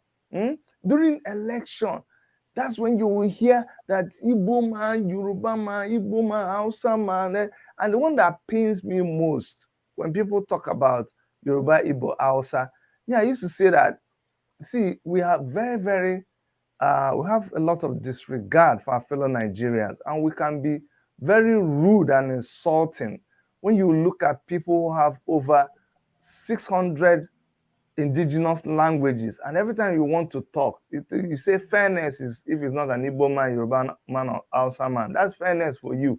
Have you ever thought about your brother who is a thief man, who is from Nupe, who is Ishan, who is Ishekiri? Have you ever thought about them? So you that even think that you're right when you say it's not Igbo man, it's Yoruba man, it's Hausa man. See, you have just, do you know what you do? You just flush the rest of the other tribes inside the gutter. You didn't even think. You didn't even think that there is somebody there that is your friend, and you expect them to just take just accept that it's okay for you to never talk, well, even if their tribe is 2 people. So that's one thing I would want Nigerians to always consider before you open your mouth and think that you are talking from a position of justice and fairness. And if you open your mouth, you just say, the other time he was a Yoruba man, now it's a Hausa man. So Igbo people, Hausa, Yoruba, Igbo people, you were the most racist and marginalisticated kind of people. That is English, by the way, marginalisticated kind of people. This Igbo, when you just manufacture today, we get to prepare dictionary for them. That's what I have to say about that. I think that thing is the most simplest 419 that I see that they do to people. Let me tell you something. Like I think it was you that was saying it. You see all these people in positions of leadership. They love Tinubu will never do anything knowingly. He doesn't want people to leave Lagos. So no, they don't want people to leave Lagos. How many people? Who is the indigenous person of Lagos? Who is the indigenous person? How many percentage is the indigenous person in Lagos? How many percentage is the indigenous person anywhere self to start with? If everybody lives anywhere, all the people that came, and by the way, everybody came to somewhere. Nobody, go and read history. Everybody migrated to where they are right now. So when you turn around and tell people to go, you should go. Because nobody was planted in the place. They didn't grow now. It's always war, where people fought war. The grandfather of your grandmother carried your mother and ran away and brought her to one place. They eloped. It's always one story. And they went to market. The rain fall, bridge can't cross the water, so our people can't sleep there. Or they went to work, or they slavery. It's always something that brought somebody somewhere. So what are you talking about? You know. So we should not be falling for these useless things anymore. Okay. And don't forget our program on Monday. Thank you so much. Yep. Thank you, Dr. Chidi. Your chances are very high of please, the candidates turning up because these days they seem to be turning up to everything. They're very humble. We're seeing a different type of candidates. You know, everybody's kneeling down and begging people and appearing everywhere. So if you tell them to come to your show, your chances are very high. You are inviting them at the right time. So let's appreciate Obi for that. They're still licking ice cream now. All right, so yeah, thank you, Dr. Chidi. Question for Chidi. Go ahead. You have a question for everybody. What's going on? Because we need to go to. Okay. Yes, go on, quickly. That's what we'll talk every minute. What's your question? Chidi, I'm coming now. On the show you are having, is it that are we coming to just to listen in, or we can bring a question of our own? Do we have opportunity of asking them a question on our own, or just the moderator that we? No. You will ask them questions. We're putting them on a hot seat. You see, what we don't understand is that these people they don't even know what they're. If politicians understand what they're asking for, they will be so humbled. Somebody is stressing himself to come and apply for a job where he's going to be the chief servant. They are servants. They are applying to come and be your servant, to come and serve you, not Oga. Just in Nigeria, we flip things. So when they come there, tell them, hey, stand there. What's your name? Come. Are you sure you know how to wash toilets? That's really what it is. Okay. They are we shall not be addressing the servants. excellencies like that, we get the truth. I wanted to answer this question for him. Okay. Last 2019, make it like 20 seconds. No, question for the 2019, I know he ran for governorship election in Enugu State. Go on, quickly. What happened? Why didn't you, like Shore did, run again this 2023? What happened? No. See, I'm not a greedy man. You see, I'm a very fair person. I've gone there, I've done that. Can you imagine amongst the whole population of people, somebody like you've not contested, and I start going again? I'm waiting for you. You go and contest like I've contested, then I'll come back again. So I don't want to be a greedy man. So I'll support you. He just like one of the politicians also. oh, you haven't got money. Okay. Yeah. So Thank you, guys. We'll leave it at that. Thank you very much, Dr. Chidi. Right. Now we go to man. What happened there? Is that quiet? Sorry, just checking. Ify, was that a source? Okay, just checking. I thought my eyes were deceiving me. Ilu Blessing. Is it Ilu Blessing? You're next. Good evening, all. Oh, that's my sister. She took over the computer for a minute. Sorry. I think I just joined now. I don't know, maybe I should. Okay, good evening. I said I just joined. I don't know, maybe I should speak now. Maybe I should listen a bit. I know. I mean, it's up to you. Okay, listen. Based on what you've listened to so far, if you feel like you've got anything to contribute at this minute, we'll take it. Otherwise, you're welcome to hold on, listen to what people are saying, then you can join when you feel ready. Okay. Okay, let me speak. It's my turn. Sure. I think it's my turn. Turn by turn. Wait my turn. No comment. All right. It's my turn though. Should I continue? Okay, Ovie. Welcome. I know you call my name. I also. What was? Are you listening? Are you hearing what I'm saying? Sure. We can use Okay, welcome to the show, though. I wanted to go back from the last our guests we have today, what they said, Now listen to those guys of the Senate of Tens. One, I'm so angry with the chief.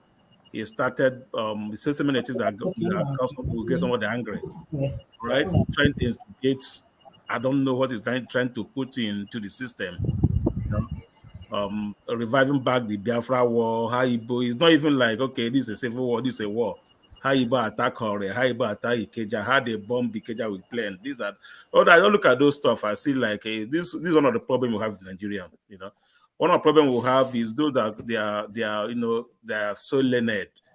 They are pushing so much hatred and ethnic bigotry among ourselves. Then I recently years back in all of us stay in Lagos. Not how Lagos is, I will just speak the Washington, like we from the eastern part. We get one idea that's only Bikona Bashoko. Like we have one thing in my place. If I live in your place, I'll contribute to the development of that city where I live. All right, that's how we do. If I have a land, if I buy a land in your place, I will pay the tax. Help build the road, help put electricity, put water, do everything. But one thing we find out in Lagos, after you do all that, when it's time to vote, you will tell them he can't vote. He can't tell us who to rule. That's where all this problem is coming from. When all this is being done, you produce a life by yourself, you do the road, you do everything, you pay property in your shop, you pay zinc that you put on, you pay for it, you make gutter, you pay for it, you put a sticker, you pay for it, you pay more than 10 local government state taxes in a little shop you have, you make a little money.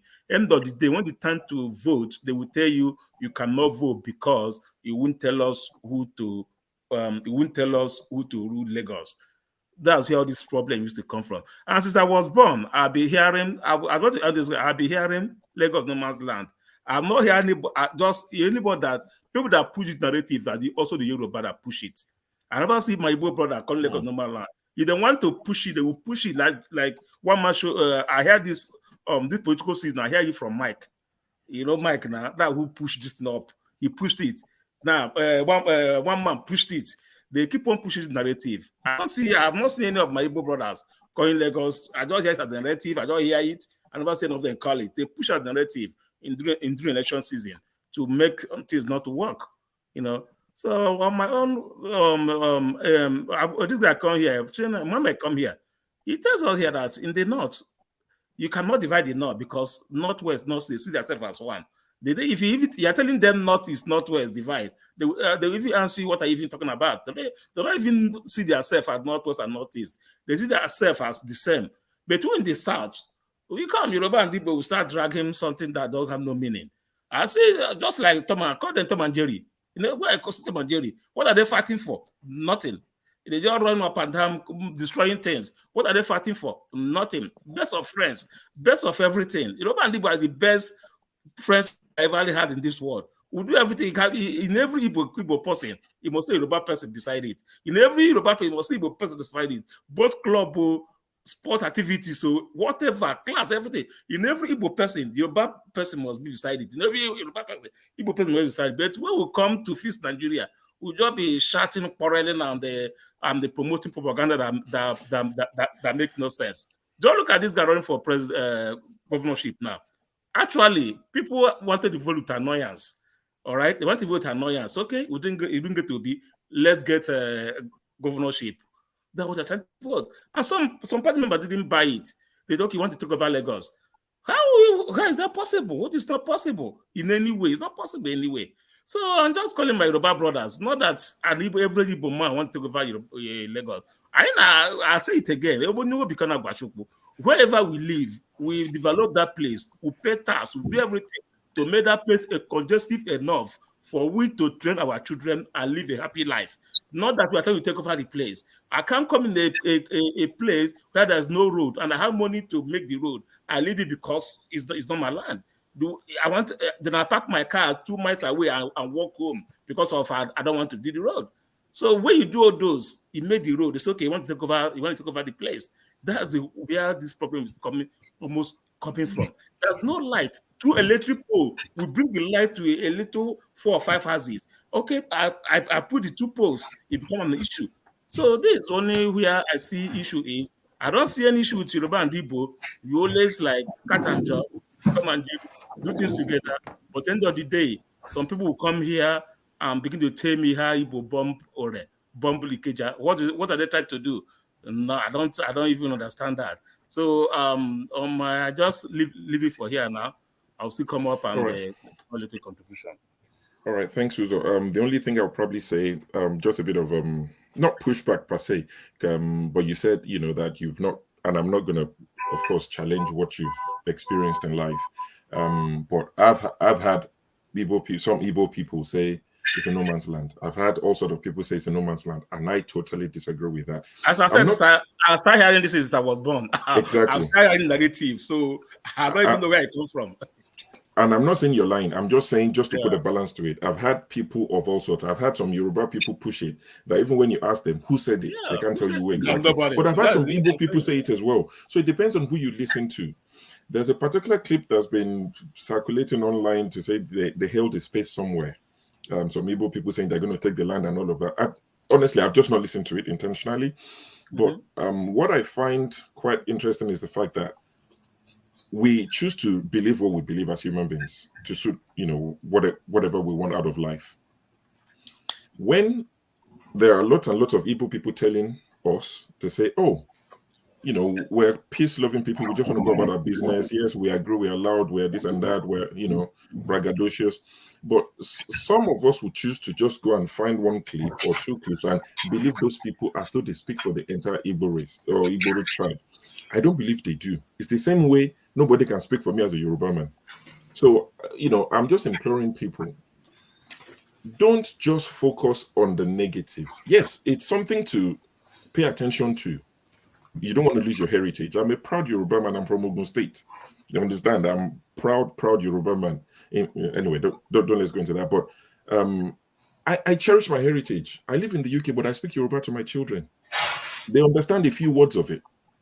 The older one understands most of the things you say. She might not speak it fluently, but I'm a very proud Yoruba. I speak Yoruba more than a lot of people would even believe. Like my parents were quite old when they had me, so I speak very deep Yoruba, and I love it, and I'm proud that I do. So it's not something that I want to lose or do away with. And if there's genuine threat to your land and your ancestry, you fight back. But for me, I'm just trying to see. But sure. Just understand what I just said. I'm not talking about you now. No, I'm not talking about what you said. No, not you. Just general conversation now. And like people rightly said, why does it come up every 4 years? And this is what people need to start thinking about, not those who are pushing an agenda. See, somebody pushing an agenda, you can't convince them. I don't engage them. I'm not interested in those people. You can't convince somebody. You see, you can't wake somebody who is pretending to be asleep. You understand? If you are asleep, I can wake you up. If you are pretending to be asleep, I can't wake you up. So somebody who is out to push an agenda, those ones, just pack it. They will go away after the election. But for those who are genuinely concerned, what they need to think about is, why is this coming up now? Would we still be discussing this in 6 months? Or would it go away, park it in the parking lot for another 4 years? This is what people need to think about.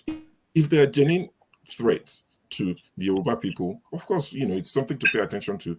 But I personally don't think it's serious because it comes up every 4 years. If it was genuine, it's something that we would talk about every day of the year and not just election season. But I'm meant to be moderating, so less of me. Ilu Blessing, you're ready to speak to us. Go on then. Okay, yeah, thank you, and good evening, everyone. So, though I posted some things because, as you mentioned, it's good for somebody to actually preserve his culture, heritage, and values. So, coming up every 4 years, I think it's bad for me, especially Lagos area, because I think its motive is just political. But at the same time, if something has happened before, will people want it to repeat itself? No. I'll be citing an example of Ilorin. Because I'm an engineer, but I like history a lot. I normally try to know, anywhere I get to know their history. Even presently, I'm in Port Harcourt, I try to even know what's happening, what are the history of these people, so that I will know how to even conduct myself. So I think I was discussing with a lawyer's friend about some days ago when this thing came up. And I just want to know some things about Lagos. And that's when I was able to get some heads up concerning a case that was instituted in 1921 in London, just to put the record straight about Benin and Lagos heritage. I think I posted it when Mama Esho was saying some things that I just have to put it straight. The same thing, I'm from Ekiti. I know what happened between 1888 or to 1890 something between Ekiti and Ibadan, when the Creed War broke out. I think it's one of the things that happened. Again, if you go to Ilorin also, what happened, why Ilorin was lost.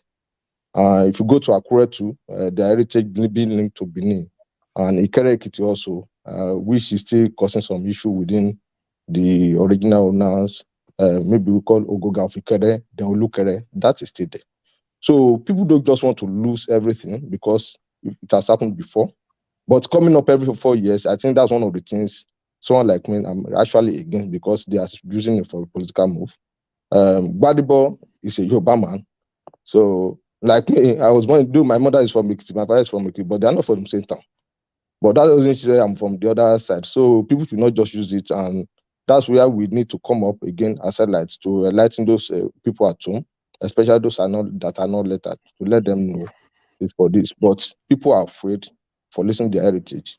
If we flip it back again a bit, if we go to Ife and Modakeke people are from Ibadan. They welcomed them, but they were going beyond their boundary. If you remember 2000, 2001, when the fight broke out, and a lot of people, they lost their life because of want to maybe annex some areas that belongs to Ife.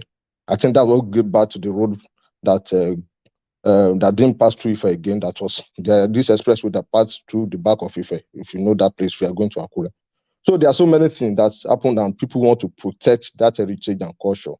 I think that's what's happening. That's what is actually happening in Lagos. But coming up every 4 years, I think it's something that we need to just dissuade and ensure that people don't just use that opportunity. But in the real fact, looking at what happened in Ilorin, I know they will always want to say, because even within Lagos alone, apart from the incursion of even other tribes within Yoruba, other indigenous from other states in Yoruba land, people in Lagos, they are worried. They still want to hold tight to their heritage. When people talk about Lagos, if not because of state creation, Eko is only just the mainland area, the marina side. Those are the other people. They are from, like Ikorodu, they are from Ijebus. Even during the western region, during the Lagos colony, they talk about Lagos colony is just about Apapa, Ikoyi, Obalende, then to VI. Other parts from Igamu straight down to Ibadan, they are part of Western region. Like Surulere, Oregun, because my grandfather actually worked in those places during the Western region. So those parts are part of Western region, and the Ogba area, Oregun, are planned by the Western region, Awolowo State. So, but before it was created and now annexed as part of Lagos. So, and some of those areas, they have their ballads, they have their king, which they are first class. And nobody just want to lose those heritage, and that's why you can see people coming up. But people are now using that as a political tool every 4 years. But the fact is, people might be looking at what's happening in Loring. I don't want it to be repeat itself. Thank you. Thank you, Ilu Blessing. That's quite educative, and I totally align with you. Like I said, a lot of us that are on the fence on this issue would take it a lot more serious if it was a genuine concern that wasn't brought up during the electioneering period. Because for me, it's been politicized, so it's hard to take you at face value. But I totally agree with you. The Loring case with the Afunja and all of that is still fresh in the minds of a lot of you. We're going to go next to Ike. After Ike, we go to Adeviki, and we'll go to Forefathers. So, Uncle Ike. Good evening, everybody. Good evening, and welcome to the show. Thank you very much. Listen, I was talking to some of my classmates in CMS Grammar School in Lagos, and I think that the question I would like all of us to answer is, when Gbedebo contested the chairmanship in Lagos in Ikeja local government, he lost. There was no issue of he's an Igbo man. He contested on PDP. There was no issue he's an Igbo man. Now he's contesting under the Labour Party. And because APC felt that they lost Lagos and they want to get Lagos back, and they tried to play the tribal card, and a lot of people are falling for it. If Gbedebo was contesting under the platform of APC, are we going to hear this today?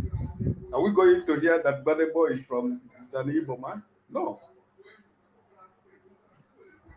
So, I mean, some of us who lived in Lagos for so many years, who has so many friends in Yoruba land, more than the Igbos, who I am an Igbo man, but I have a lot of deep relationship with a lot of Yorubas. I don't think that we should fall into this trap that they're trying to put us to fall in, because it does not exist. It is all for political gains. They want to get Lagos back. APC want to win Lagos back. And because of the obedient movement, the fire that is burning in Nigerian political landscape, they don't want to lose grip of Lagos State, but they're going to lose it, because you know why? Because of this tribal card that they played, they are going to lose Lagos. APC is going to lose. They are not just going to lose it, including the House of Assembly. They're going to lose Lagos, because the same Yorubas are going to vote them out of office. Because if you talk about Igbos, if the whole Igbos in Lagos should vote for Gbedebo, is he going to make him governor of Lagos State? No. So why are we playing this card, this APC brought up, under this last minute politics of Gbedebo is an Igbo man. Gbedebo is, we live in the developed world. We are too big to play this card. Where we live, we gave an example of the Prime Minister of Britain. In America, people from different parts of the world, even in Britain, they are not American. They become American citizens and they become political office holders. We have a lot of Nigerians in the finance department in the US. A lot of Nigerians that are part of the finance department in the present Biden administration. Who is talking about who is talking about their Igbos or their Yorubas or they're from Nigeria. So what I'm trying to let us know, let us not fall into this trap every time. Because if you are a Nigerian and if you have not lived in Lagos, you have not really felt Nigeria at all, because Lagos is just like New York. If you travel anywhere in the US and you have not been, somebody asks you, have you been to New York? He said, my friend, you have not been to the US. So that is what Lagos is all about. For me that schooled in Lagos, for me that did business in Lagos, for me that lived my life in Lagos, Lagos is my home. I don't see myself as an Igbo man in Lagos. I see myself in Lagos as a Nigerian. When I lived in Kaduna for 6 years, I didn't see myself as an Igbo man. I saw myself as a Nigerian living in Nigeria. The problem we have is a problem that has been existing for a very long time, because there is one of our problems is this. If you go to the eastern part of Nigeria, for example, or the south, you might not be able to find any real established Yoruba man in the east or in south. Nobody is denying them not to go there to establish, but it's that mindset. But you see, an Igbo man is always like what Uzo said. Wherever an Igbo man goes, becomes his home. I live in an island, and this is my house. This is my home. I built my house here. I'm building a second house. I'm building an apartment. This is my house. If I decide tomorrow that I'm relocating Nigeria, I'm not going to carry it on my head. This is my life. This is what it is.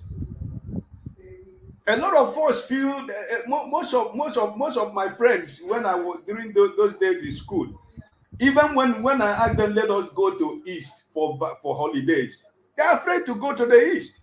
But I go to Ogun State, I go to Ibadan, I follow them to their towns and villages. It is when I begin to follow them to their places, they begin to realize that this man doesn't mean any bad thing for us. And we begin to go to the East. Then every holidays, we all go to Imo State or go to other locals, go to my village. So listen, this is what our politicians do all the time. They want to use something that to divide us, to make us hate ourselves. I said in this platform, in some other platform that I used to join, I said, after this election, we all will remain Nigerians also. Sure, we'll remain my friend also. We'll remain my brother tomorrow. So why do we have to kill ourselves for this politician who don't mean no good for anybody? So my last submission is this: let nobody fall into this trap, because this is all politically motivated. I just give an example. If any of you can answer me, if Gbedebo was a governorship candidate of APC, can you hear this? What is going on now? No. The answer is definitely no. So I don't know why even learned men, when I listen to Yorubas in national television, beginning to support what this card, I just ask myself, which kind of a country do we want to turn Nigeria into? Because I can't understand that somebody is trying to play this card about Lagos. Lagos is just like New York. Anybody can live in Lagos. Anybody can do whatever they want in Lagos, like every other state in Nigeria. But let me stop it. Let me drop it. Right. When you talk about, when you're trying to talk 30 about seconds, real culture or your heritage outside politics, that is understandable. We can talk about that, but not in this political season. But when you want to talk about defending your heritage, that's a normal thing. Everybody will want to defend his heritage. It's normal. We can talk about that in other time, but let us remember that this thing that came up now is all about politics. Thank you. Very true. Thank you very much, Uncle. Ade Vicky, you're next. Welcome to the show. Sorry to have kept you waiting. You've got the floor. Thank you. Can you hear me? Yeah, can hear you. Thank you. Yes. Yeah, I can hear Okay, you. thank you. Yeah, thank you everyone. And I'm so happy to have this privilege. I've been following this show for a while now. I've tried to join the chat. I remember that some days ago I kind of hollered to show. I don't know, you won't know it's me because it's a different name. And I had to put my name, I had to put Ade there so that everybody can see that I'm Yoruba. Okay, so I mean, it's past midnight here. I'm in London, by the way. Um, I came here, and I wish I had been able to come in earlier when the two men, the two Yoruba men that came in, with Dr. Franklin when they were here, because you see, I don't even know how to express this. I'm so disappointed with the way some of our people are thinking and the way all this tribalistic, ethnic bigotry that is going on. And especially since this election period, I've had to kind of do a kind of cancel culture with some of my Yoruba, close family friends and even like family, because it just seems like everything, they don't just seem to get the picture. Some of these people, they are well educated, well traveled, even some of them are living abroad. Still, they see the whole obedient movement, or even the whole concept about Obi as something ethnic. They just don't want to see it otherwise, no matter how much you try to explain anything to them. Now, this whole thing about calling, um, honestly, I must also say something. I have a big issue with one man, whatever he calls himself. That man, I mean, I know Dr. Damages is a very, he tries to keep Patient.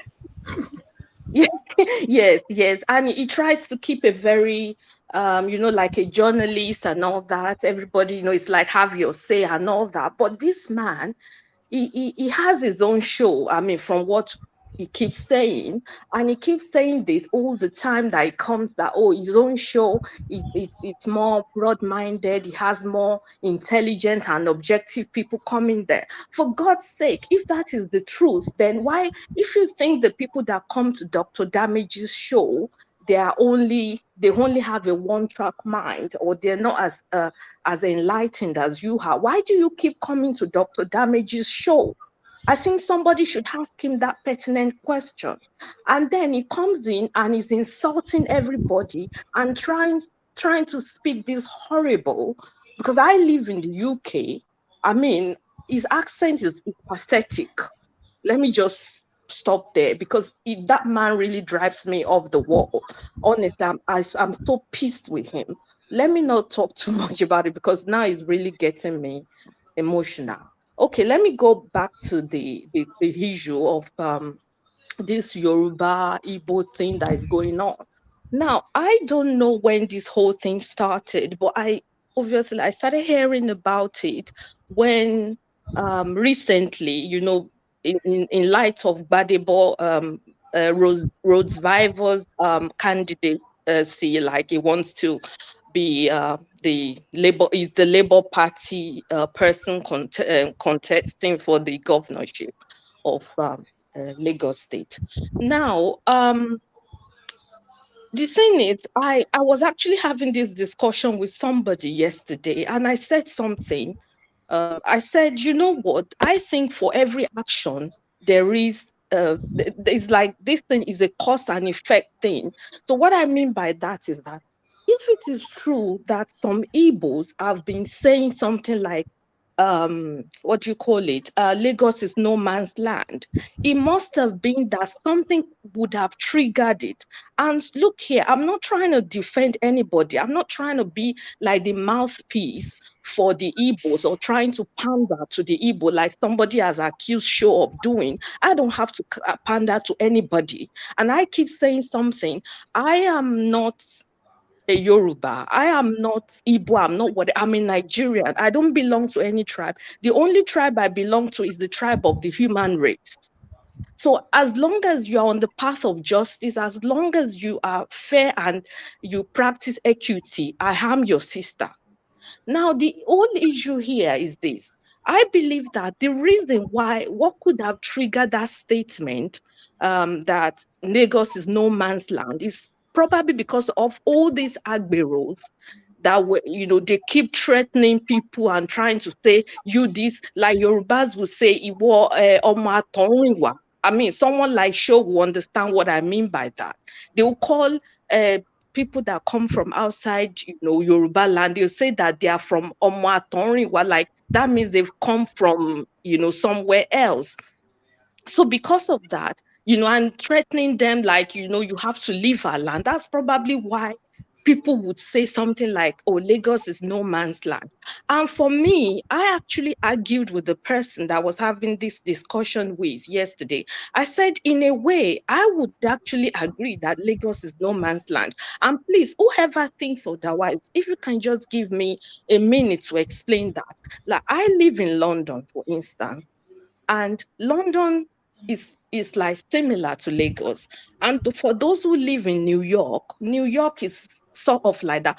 Every major city in the world, they have something in common, which means you have people from different races, different languages, tribes, culture coming together to build that place. Now it gets to a point that the place becomes so everything, to the point that it almost becomes what you can call a no man's land, which means that it gives opportunity to anybody to be able to claim that, okay, this is my land. This is because maybe even my grandfather was the first person, or maybe my great-grandfather was the first person to live here. So even though we are not originally from here, but we have made this our home for 3-4 generations. So it's become our home. Now look at the UK, for instance. London, the mayor of London is an Asian man. Am I right, Show? Am I wrong? Yes, you're correct. Yeah. You're now, right. You're the right. same thing, the prime minister of the United Kingdom is also Asian. So in a way, this country is almost becoming like that. Now, these people that come and try to play this tribal card, the pathetic one You are among right. them are actually, You are, yeah, you are right. so the pathetic one among these people, they actually, okay, they live abroad. Someone like one man wants to know that is speaking that fake British accent is living here in the UK, okay? And a lot of them, they live abroad and they still have this mentality. And this is the same people that will be quick, okay? They'll be quick to play and put up the racial card in their workplace. If a white person says anything or does anything within their organization, they will quickly say, oh, this person is being racist. Now, these same people, okay, they are playing the same thing to a fellow Black person, and not just a Black person, to a fellow Nigerian. So I don't really understand them. Rod Vivour, from what I hear, his father is Yoruba. It doesn't matter where his mother is coming from. The thing is, in the whole, all the cultures in Nigeria, we have something in common. We have some things in common. And one of the things we have in common is that the child takes the ethnicity, the first ethnicity that is attached to the child is that of the father. So, and another thing, I'm sorry, I don't know if I've gone too long, but let me 30 just seconds. conclude Yeah, by round saying off in 30 seconds, please. they Yeah. don't just conclude by saying something. Now, in terms of them saying, oh, it doesn't speak Yoruba, what BS is that? This one man, for instance, I'm going back to one man, he is raising his children in the UK. Maybe one day we want them to go back to Nigeria, and maybe some of his children might want to vie for one position or the other. And these children, they will be coming with British accent. They probably don't even speak a word of Yoruba language. And then is it going to be right for anybody to say that his children are not qualified because they don't speak Yoruba? My nieces and nephews, who are some of them that are living there in Nigeria, they don't even speak Yoruba. The few Yoruba words, when they speak it, it doesn't come out clearly. Does it mean that if any of and these people, both their parents are Yoruba? Does it mean that if they come out to contest for a position in Lagos or any part of southwest Nigeria, somebody will now attack them that because they don't speak good Yoruba, it means that they are not real Yoruba? I mean, it's just BS. I'm sorry if I've taken too long, but I mean, it's my Yeah, first time. that's So all right. thank I you for mean, taking. yeah, exactly. So it's your first time. You've been trying for such a long time. So I thought, we would indulge you. I think it's what Rudolph would have done himself. But thank you very much for your contribution, Ade. And also just to let just to let you know, yourself and myself, we've been called. Well, I was called that before you joined. I was called a Gen Z. I had to Google what year because I heard millennials and Gen Z. I don't know where it starts. I had to check the Gen Zs, when does it actually start? Because someone in the comment section said, "Oh, sure, it's a Gen Z who doesn't understand the deep knowledge or deep fact." So I had to check. The Gen Zs actually are from 1997. I was about leaving secondary school then. So if you think I was born after 1997, I was just about leaving secondary school. For whoever wrote in the comment section, I read it, I laugh. It doesn't bother me. I don't get annoyed. It doesn't, So, but yeah, to whoever wrote that in the comment section, I look young for my age. Thank you for the compliment. And Ade, you've been called another Gen Z Yoruba people. As long as you don't agree with the narrative, a lot of people are I'm not pushing. Gen Z. I'm not Gen Z. I'm probably older than that person. Yeah, so as long as you don't agree with what people are saying, on platforms called Omali, which means a bastard or born out of wedlock or one of those things, I've been called all sorts because I don't align with the APC politics and all of that. So BQB, I was hoping that BQB would join us tonight, but for some reason his camera is not working. Would have been nice to have his, take on matters because he said I don't live in Lagos, so I don't understand what's going on. It's like Lagos is on deep secret. Maybe there's a membership to understand what goes on in Lagos. But Ilu Blessing, we'll come to you. Let's just go to Nandi. I know you joined earlier, but he left for some reason. So Nandi, please, go ahead.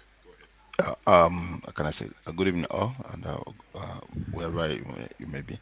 So for me, I just advocate for peace because let me just give an instance. About 2 months ago, I saw just a drawing that someone made about the three main Sorry, tribes one of second. Nigeria. So sorry, Nadi. Is it Nadi? Sorry, is this coming from you? There's an echo of feedback. If you've got YouTube open and StreamYard, you need to close YouTube and just stay on StreamYard, please. Okay. Is it okay now? Thank you. Is it okay now? It's okay, but they see hold back a little bit. I don't even know. But no, it's still echoing. Hold on, please. I don't. Everybody mute their mic. No, I have only this YouTube open. I think we're good. I think maybe that was Adi. I'm not sure, but Adi's left now and it seems to be okay. Coincidence or not? Okay. But go on. Sorry, Nadi. Sorry to interrupt you. So I said there was a picture I saw on Facebook. It was like talking about the three major tribes of Nigeria. So I commented there. I said I prayed because my father I was born in the north. I grew up in the north. Not like I grew up in the north. So I said what I just made a comment. I wish like the day like everyone will love each other. We can eat from the same plate. Man, after this, I got more than 20 very, very deep insultive words. What I want to bring is that, there's a stage where we all have to think, think like human beings, like to live peacefully. Because I see like the way people comment like, yes, I'm a Biafran, I'm this, I'm a Ududua, Some people are ready to kill, but in other way, think the other way, like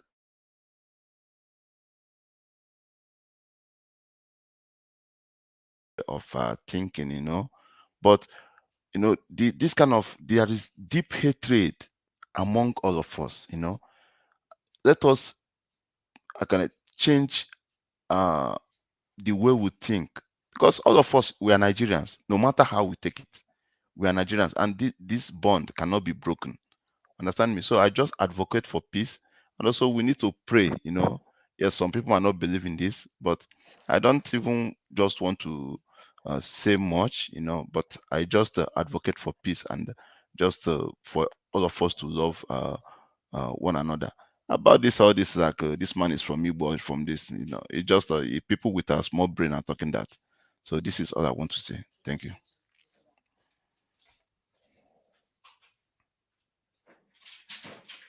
Hello? Sure, are you there, sure? It's like this network Like is giving problem. Sure, are you frozen? Nigeria has happened to show. and he is the coordinator or moderator. Sure. Forefathers, I think forefathers, the same thing to Abi. Okay.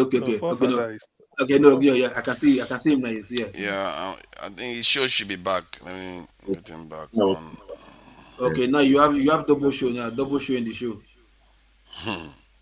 Remove the old show. Double show in the show. Yeah, sorry, I was kicked out. And something is happening. I think it's the network. Forefathers, just to let you know, Sure, just click on sorry, is there something wrong? You are appearing in two places. You signed it twice. The more the merrier. I tell you. I tell you. This is the more the confusion, not merrier. The more the confusion. I don't know.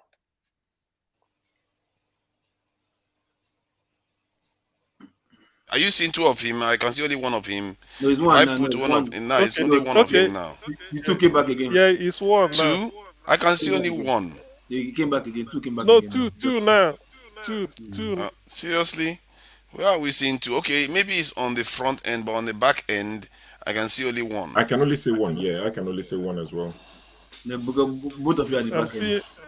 We are seeing two here. I'm seeing two. Let me see if I can. Oh, this one.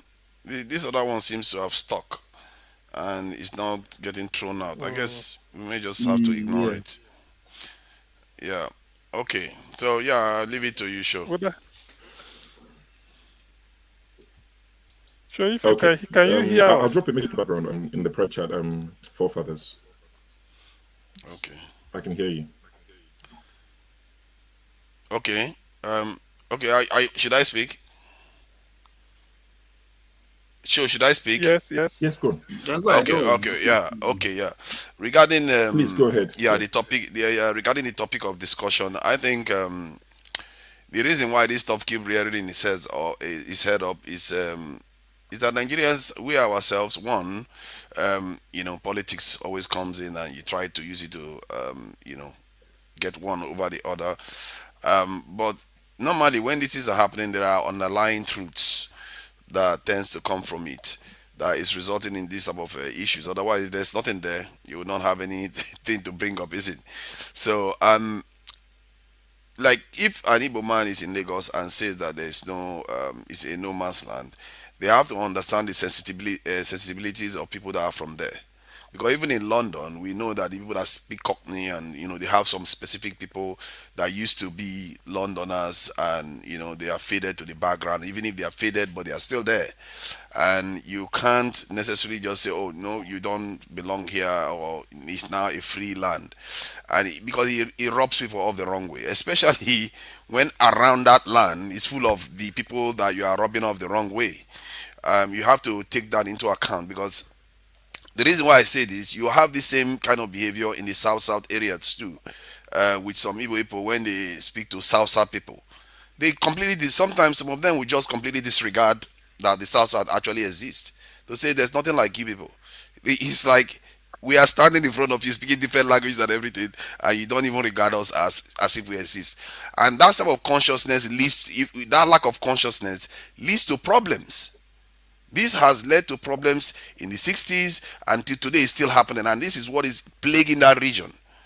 I don't know how they raise some people where they don't even understand that if somebody is speaking a totally different language from you, they have a riverine culture. They are totally different, but you just dismiss them outright. And even till last year, you see them on, even in Lagos, they are, when they have this flip TV and they are on the street, they were still doing the same thing, dismissing somebody from Akwa Ibom and as if they don't exist.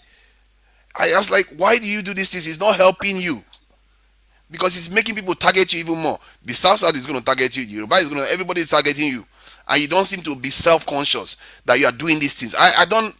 For the life of me, I've spoken to a lot of Igbo people, and I keep telling them, why do you keep saying these things to people? Why? You can't keep saying these things. When are you going to learn that? Even no matter how, because the truth is, I've never heard of Igbo people attacking other people. I've not seen Igbo people like gathering. I've not really, maybe this happened now and again, but I've never seen Igbo people attack other people before.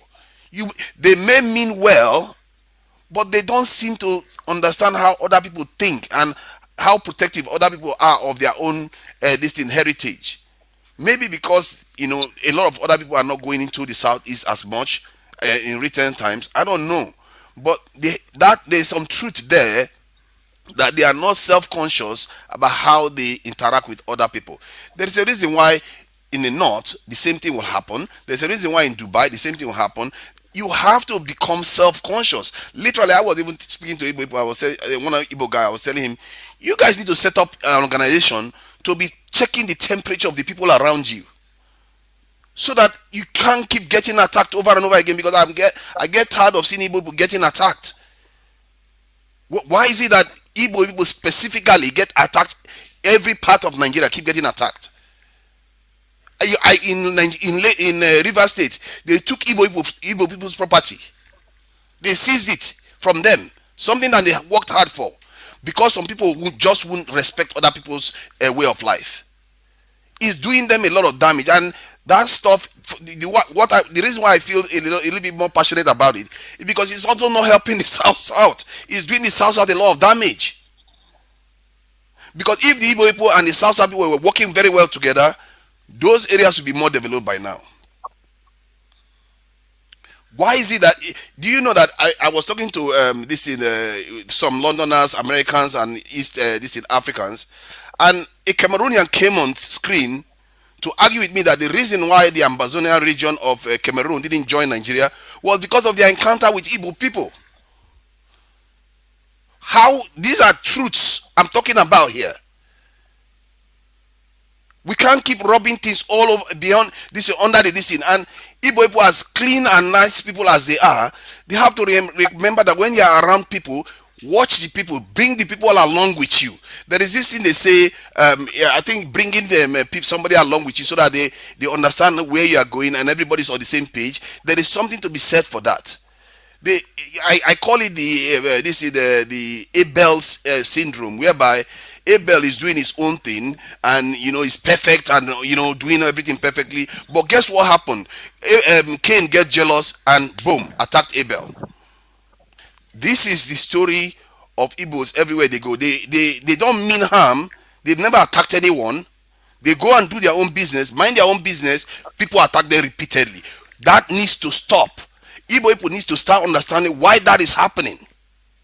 The cycle has to be broken one way or the other. You can't come to Lagos and say, oh, it's no man's land. Yeah, it may physically be no man's land, but saying it to people that are from Lagos and Yorubas that are surround that area, some people will feel robbed the wrong way by it. Because they will feel like, oh my God, I'm not going to your own place to come and tell you that your own town is no man's land. It's not nice for you to be telling my own the same thing. And people feel, and not to mention, physically on the ground, they see you taking over a lot of things. Like because Igbo people are very, very hardworking and very prosperous. Whatever they put their hand, they see you taking over a lot of things, and suddenly you are telling them that the land is no longer theirs. What do you think you are telling them? I don't think they are even aware what you are telling those people. You are telling them that you are about to be exterminated. We are about to take over. Then they will react. For the life of me, I've had long conversation with so many Igbo people. I keep asking them, how is this possible? How is it that your community cannot be self-aware that you need to bring people along with you everywhere you go? Yoruba people, you hardly see them getting targeted anywhere they go, because what they do is they toe the line of the society that they are in. They try to, even if they try to do anything, they try to bring the people along with them. The same thing with the job people. The same thing with even outside people. You hardly see outside people getting targeted like in the Middle East or anywhere, nothing like that. So there is some truth there, and I'm saying these things, and I know some people would think that I'm targeting people, I'm just hating on people. That's not what I'm doing, because I hate seeing it too. I hate seeing people getting targeted repeatedly. I don't even know what it feels like to be in a country where you have been targeted several times, then they went to a war, your people, millions of your people died because of it. I don't even know what it feels like to be in a country, and many of us don't even put ourselves in the shoes of an Igbo man. Many of us don't do that. We don't understand how it feels. The moment I even try to glimpse it, the pain I felt, I'm telling you, if an Igbo man feels like that every day, you can see why they are behaving the way they do. But I say this trying to reach a balance here. There are some truths on the other side, but there is a reason why some of all these things are happening. Why Igbo people feel somehow like the country doesn't belong to them, and they feel like they keep talking about Biafra all the time, because your people were attacked repeatedly. Millions of people died. The country that has not showed you any sense that you belong in the country. But on the other side of the ledger, when you start saying these type of things to South people, and you say this thing to Yoruba people, you say some of all these things to Northerners, and then some of these things are actually backed up with action, you can see why these type of things happen. And I say everybody needs to start having honest conversations, and people need to start correcting things. I don't want to see one Igbo man getting hurt ever. I can't believe it even happened just last week in Lagos. It just keeps happening over and over again. Why does this thing keep repeating itself? Igbo people need to start taking account. They have to start protecting themselves. And how you protect yourself is by being aware of your environment. Be aware. Don't say things that is going to rub people off the wrong way. Maybe you feel upset about it, because Igbo man, they are one of the most generous people. If they open their heart to you, they just say everything. They say everything. They just say everything. And I just think that we need to start having honest conversations about this. And we need to let me finish with this one. We need to detoxify some of this tribalistic stuff. And to do it, it's not based on just saying we need to, become conscientized. We need to put rules in place to stop it. Rwanda literally had to ban it to stop this nonsense. And there is no rule in place in Nigeria right now to stop tribalism, and in other words, the toxic one. Everybody has a right to be tribes, but don't use this as a way of dividing people against each other where they start attacking each other. There was a law that was being passed. Nigerians rejected it. If that law was in place, although you can also argue that Nigerians don't enforce laws, but if that law was in place, at least even if it's reduced by 5%, this toxic environment, if it reduced by 5%, Nigeria will be stronger for it. Thank you. All right, thank you very much, forefathers. Thank you. So we'll go to CM. I think so. Is this a rebuttal? Is this a question for forefathers? Is it? No, not really forefathers. I want to say something regarding the issue. Well, it's not really addressing forefathers. After all, I was born in forefathers. Lagos. I dropped a message for you in the private chat. Please reply to that. Yeah, go on, CM. Sorry, go on. Just to take over. Okay.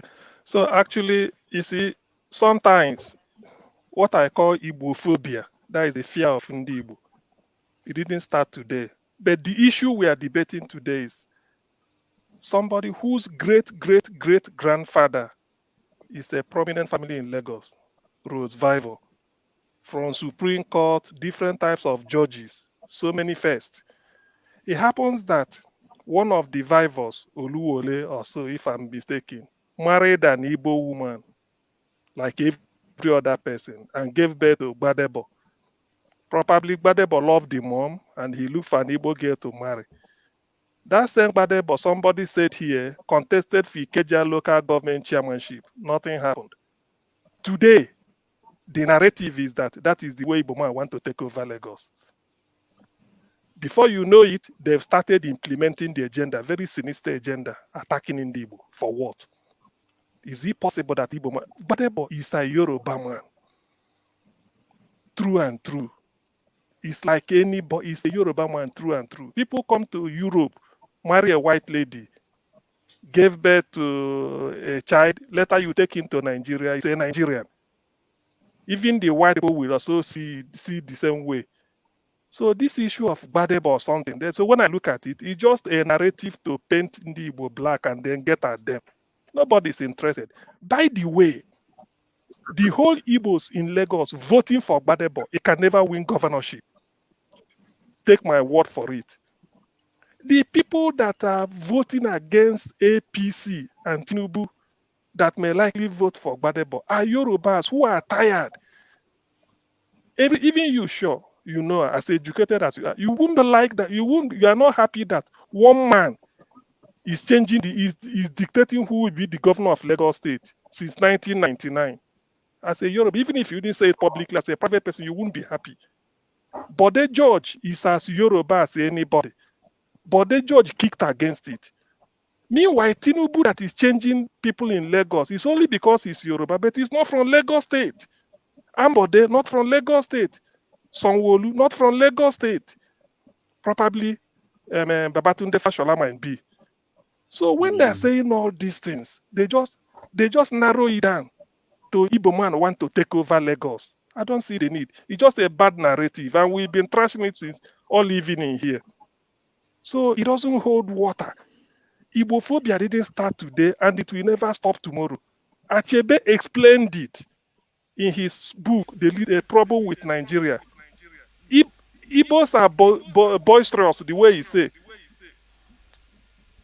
They display wealth. So probably that is the envy. It's not a case of maybe that they went out. This issue of no man's land, it is not. It was even the Yoruba that said it. What is his name? Sanwo-Olu, during his inaugural speech, he said it, that one day Igbo man may even be governor of Lagos State. He said so. It's in his speech. So, but the thing is that when people want to whip off sentiment against Igbo, they load them everything. The question we have to even ask is, today, today in the south, I don't think Igbo man has a problem with a Bini man.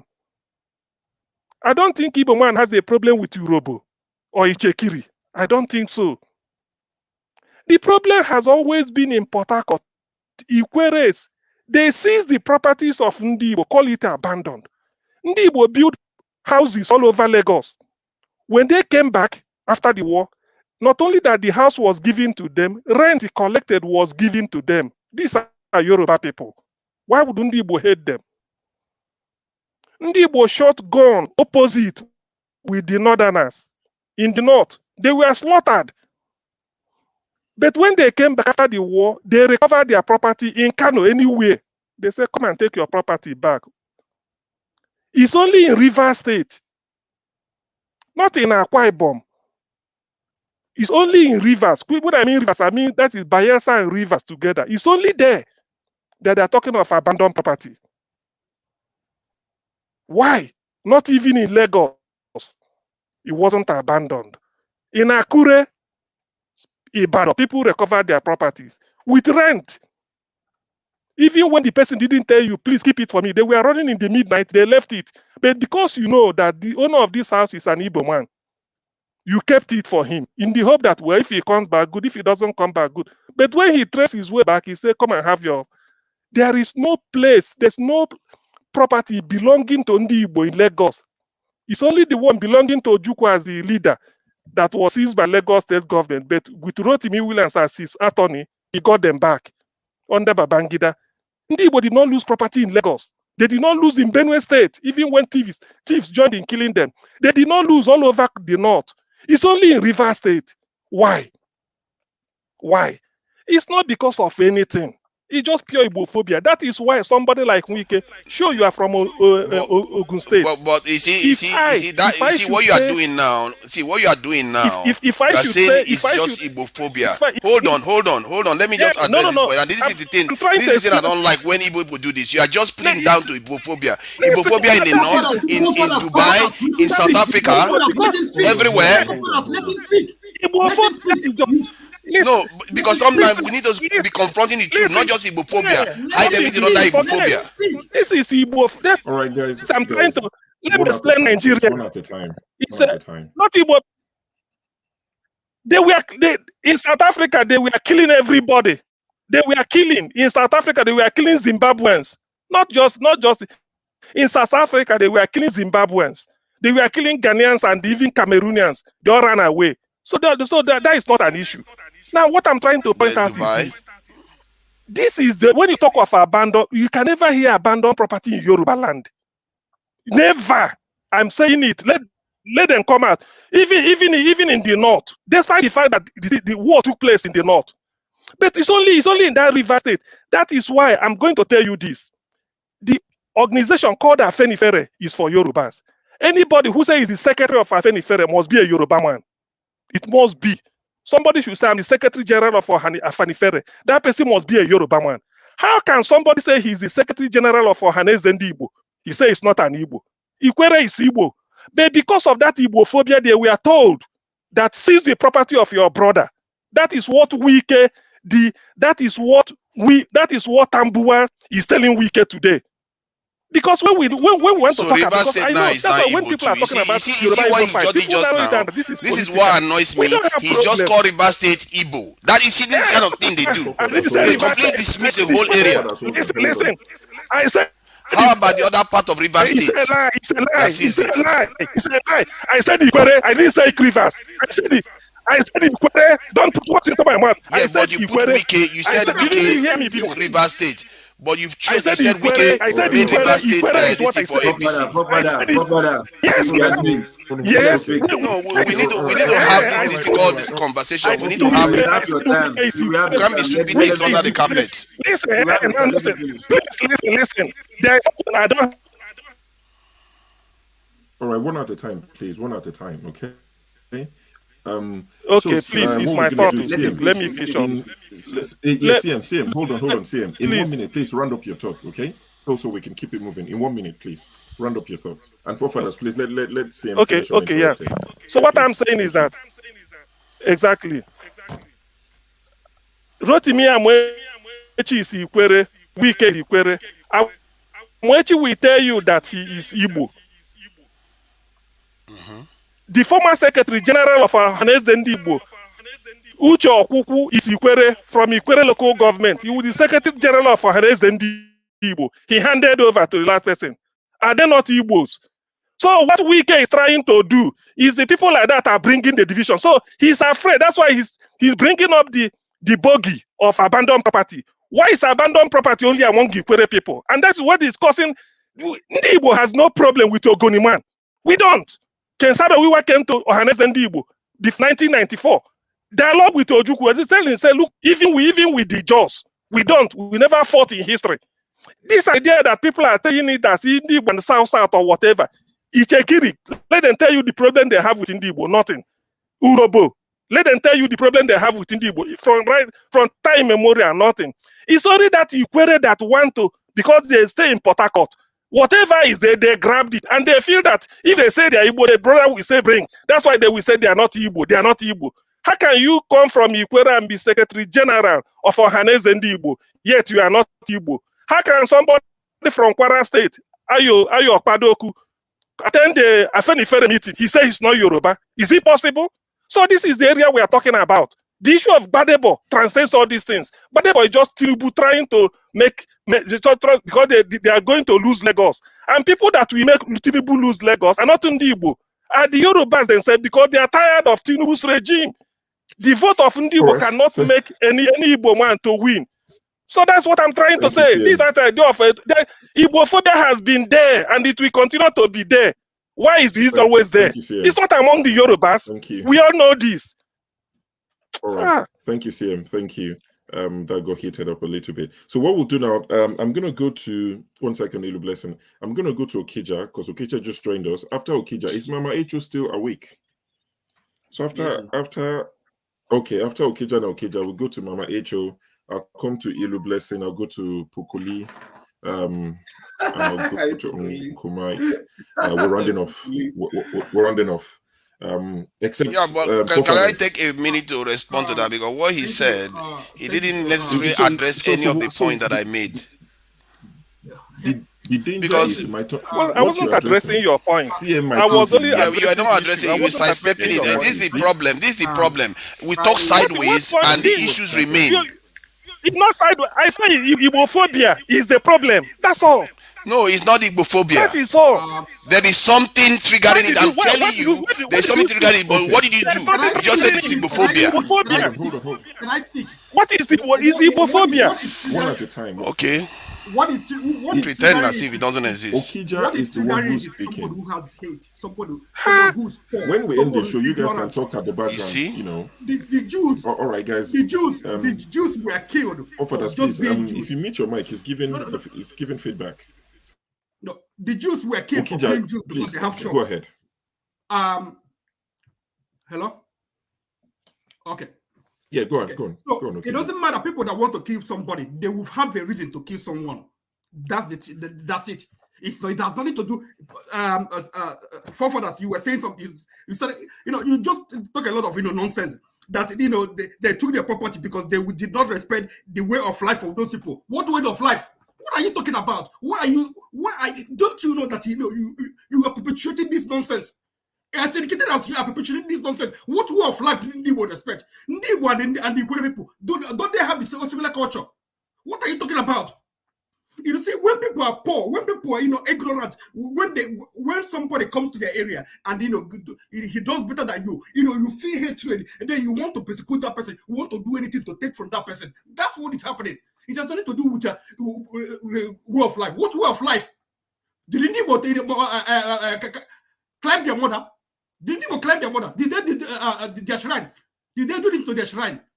You just talk, you educated person, just perpetuating this nonsense. Igbo, they've been killed in Nigeria since before independence. Just because they are Igbo.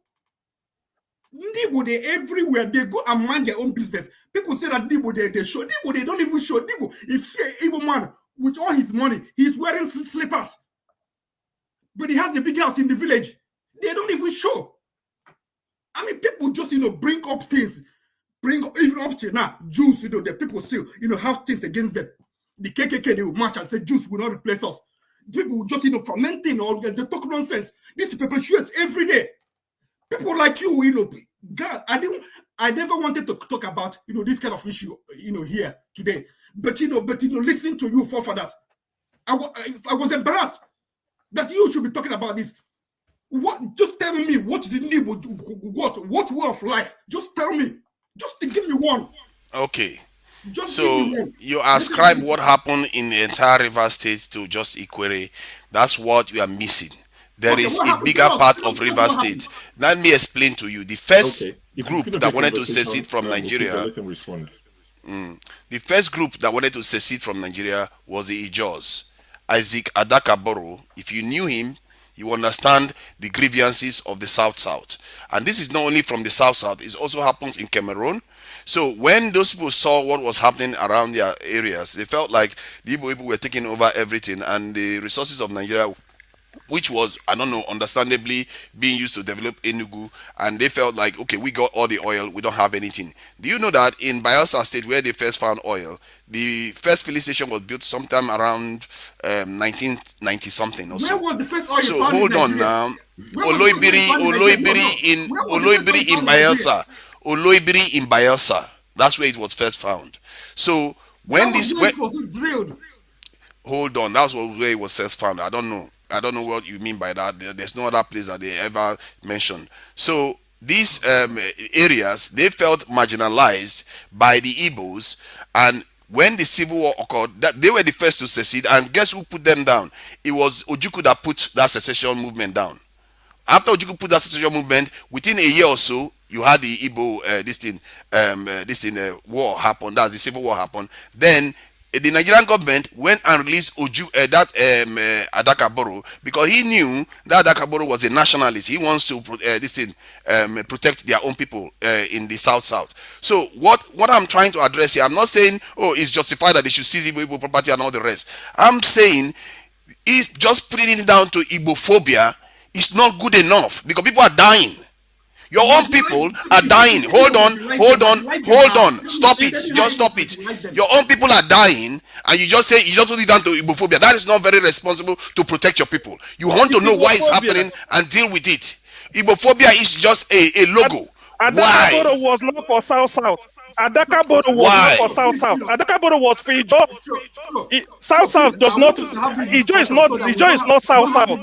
Adakaboro was for Ijo. Now you are beginning to hear it. You see, this is what I mean. You see, you hear the kind of terms that they are using. Adakaboro was for Ijo. I think we've deviated. That is the thing. Adakaboro was for Ijo. You see the terms that they're using. Adakaboro was not for Bini. But they were the majority in that zone. That is history. You're twisting history. You are twisting history. Now you are beginning to see the reason why. You begin to see the reason why you get this type of pushback from people. They don't see other people. All right. Fellas, we'll move on from that swiftly. That's fine. What are you talking? You're just making this up. I'm not making it up. It's only for Ijo he was fighting for. All right. Adakaboro was not fighting for Idibio. Idibio is part of South. Adakaboro is not fighting for Efik. Efik is part of South. Adakaboro is not fighting for the Ekoi. Ekoi is Ogoja. It's not fighting so now for you know them.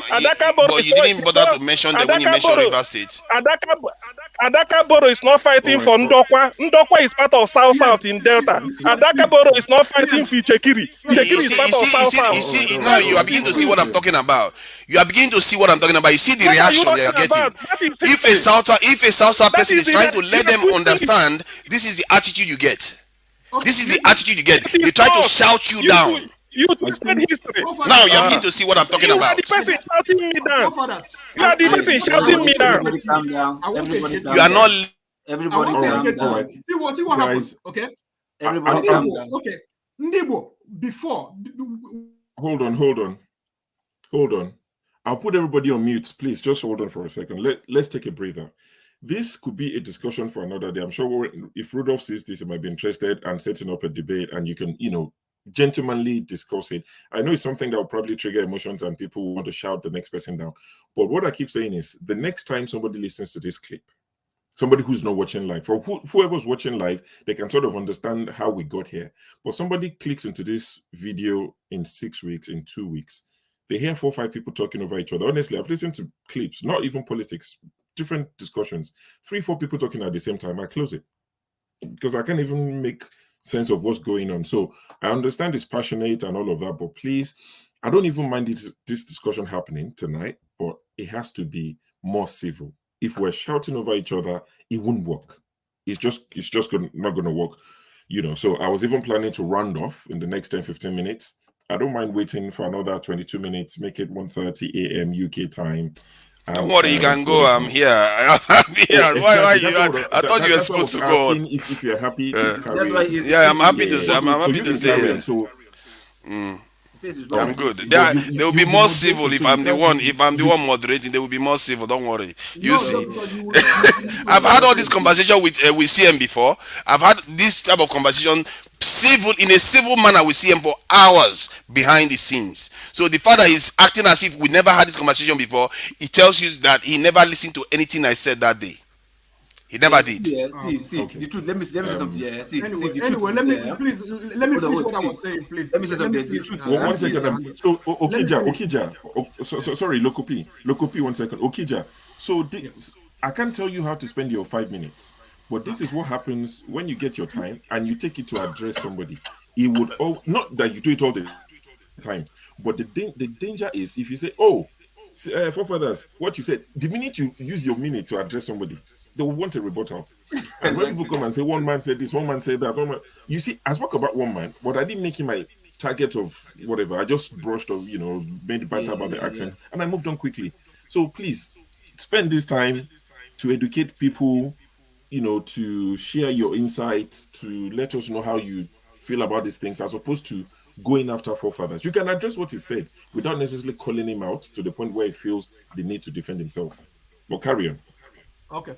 All right. Anyway, what I want to say is this: people will always hate people no matter what, even if they are good. The Jesus Christ, his apostles, people killed them. They were martyred, even though they were good people. So it doesn't matter. That's the world we are in. Some people, they have their mind, it just shows so dumb and retarded. They just they don't think right. That's the thing. So it has nothing to do with whatever Igbo did. During the Igbo, they worked hard for what they got, because even when the white men came from history, Igbo, they were not educated. It was the Igbo people that were clerks in Igbo land until Igbo started going to school and they took over. And then that's what happened. It's in the history.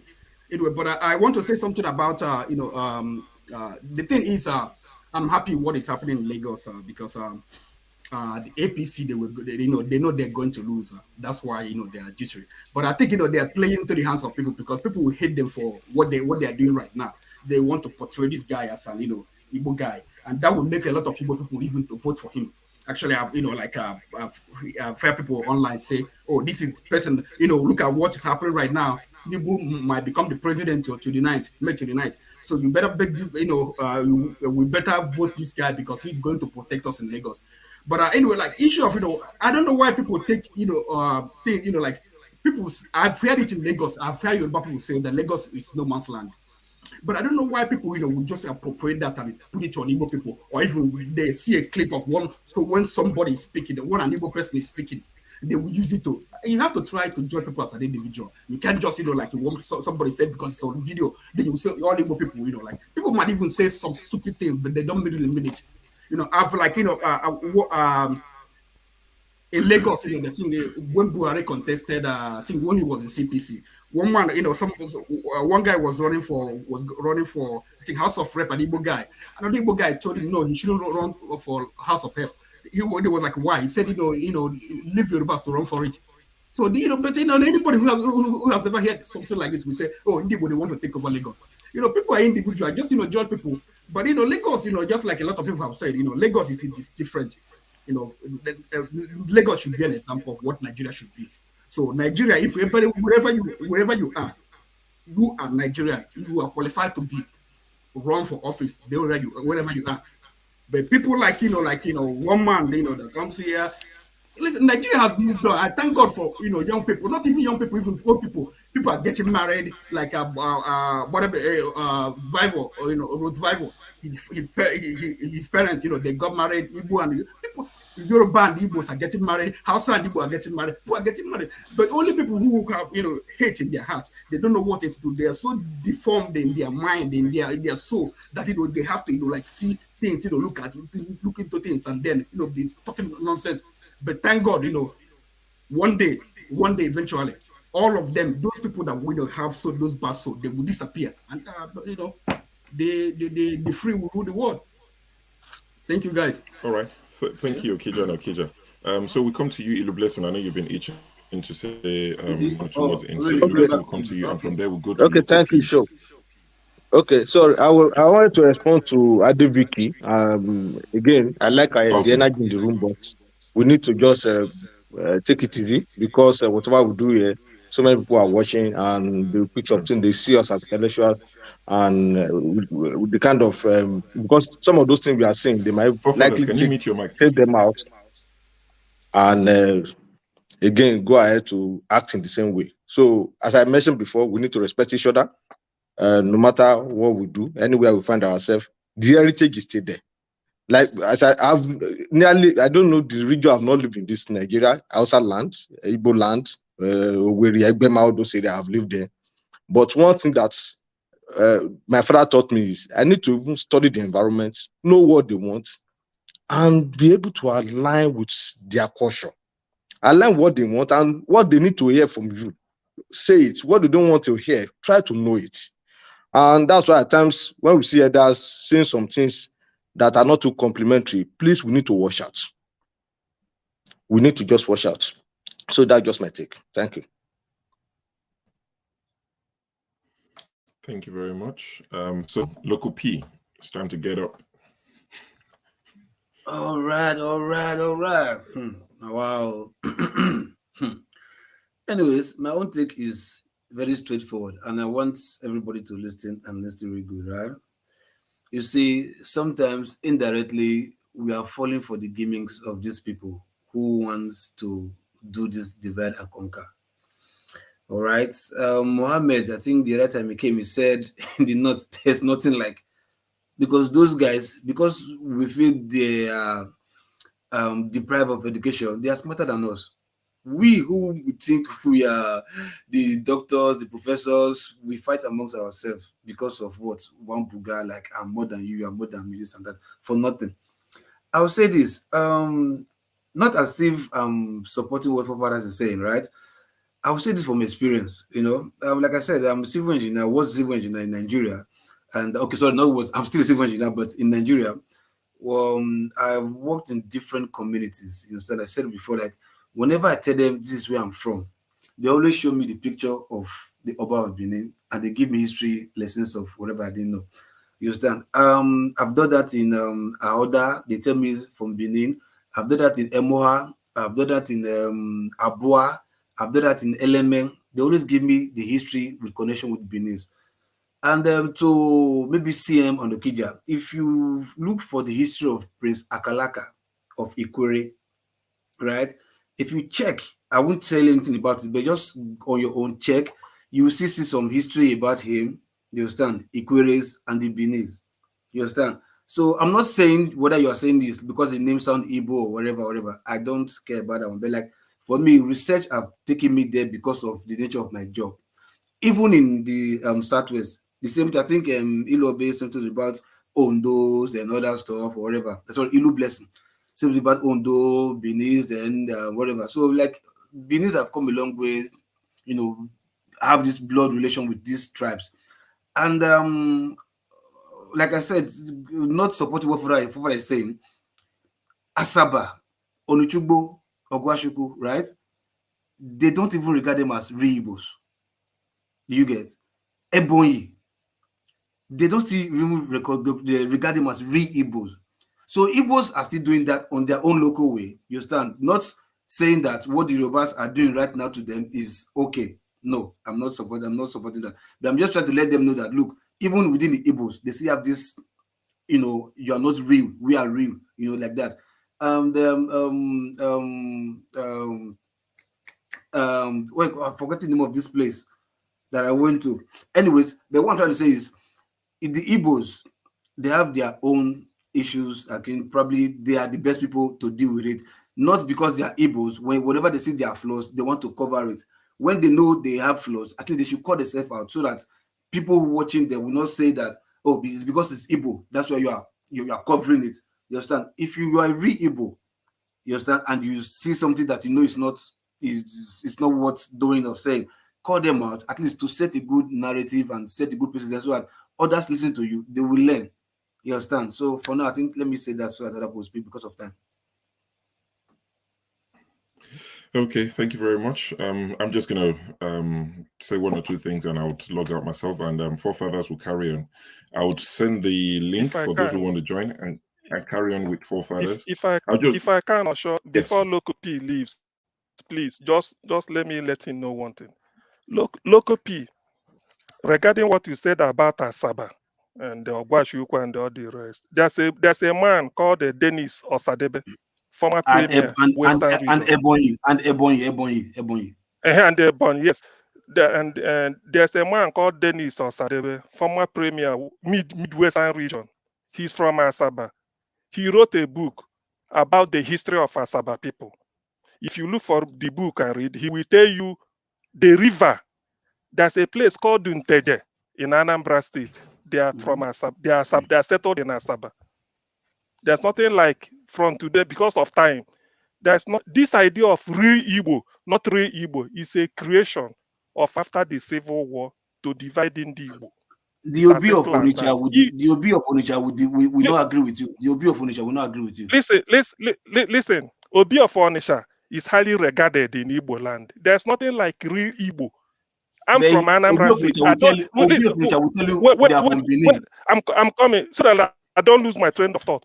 I don't see myself as a different Igbo from somebody from John Modu from Nsukka. I don't see myself a different Igbo from Rafu Wechwe from Ogwashiukwu. All these Igbo these are former presidents of Ohaneze and Igbo. There's nothing like real and the not real Igbo. These are just a creation of Nigerian media. To us in Igbo, it doesn't exist because it's one language, one people, probably different dialect. Sure, we tell you that there's a dialect, Undo dialect, different from a little bit from Ijebu or from Ijesha, but they are Yorubas. You can never dispute that. So that is the way it is in Igbo. If somebody from Nsukka, Ngba, Aba is speaking Igbo to me from a Nnewi area, I will find it difficult to understand a little bit, but we are the same Igbo. This idea of real and not real, we will tell you. If you call somebody from Abakaliki, if we say, ask him, are you a real Igbo, not a real Igbo, and hear what he will tell you. Because when people are outside, they give you a name you do not bear. But if you bring somebody from Ogwashiukwu and sit him here with me and ask him, do we regard you people as real or not real? Let the person speak with his mouth. This is a creation. This man called you know, I says this. This Okowa. Okowa is from Abo. Okowa is from Abo. Go and hear what he tells you about Igbo people. Go and hear what he tells. Okowa is if Atiku wins, he should be the vice president. He's from Abo, very far from Nsukka. But let him go and tell you. Ask him about Igbo. So when people create a narrative and give you a name in order to hang you, that is the Igbophobia I'm talking about. Igbo has no real and no real. But it's coming from Igbo. But it's coming from the Igbo. See, listen. Which Igbo? Which Igbo will tell you that I'm a real Igbo? I'm not a real Igbo. See, it doesn't exist. It's what people say. Favor, right? Yes, please. Do me a favor. Yes. I said something about Prince Akalaka, right? Ikwere Prince Akalaka. I said you should do a research about him. Do me a favor. If you have any links with the Obi of Onitsha, whether even the current one or the previous one, Obi of Onitsha, do me a favor. Ask about the history of Onitsha, right? They will tell you, he will give you a history of how they came from Benin. I've said that to many Igbos. You know what they told me? No, Onitsha is not the real Igbo. That Onitsha. Do your research. I'm telling you the truth, right? See, I'm in River State, right? I've gone to Anambra, I've gone to Imo. Let's have show live. You know, we can have that discussion, please. When a Yoruba do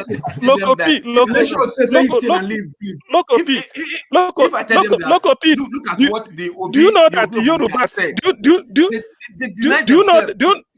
Push Obi of Onitsha. Listen. Do you know that the Yorubas?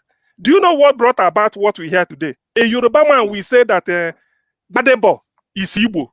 Can you believe that?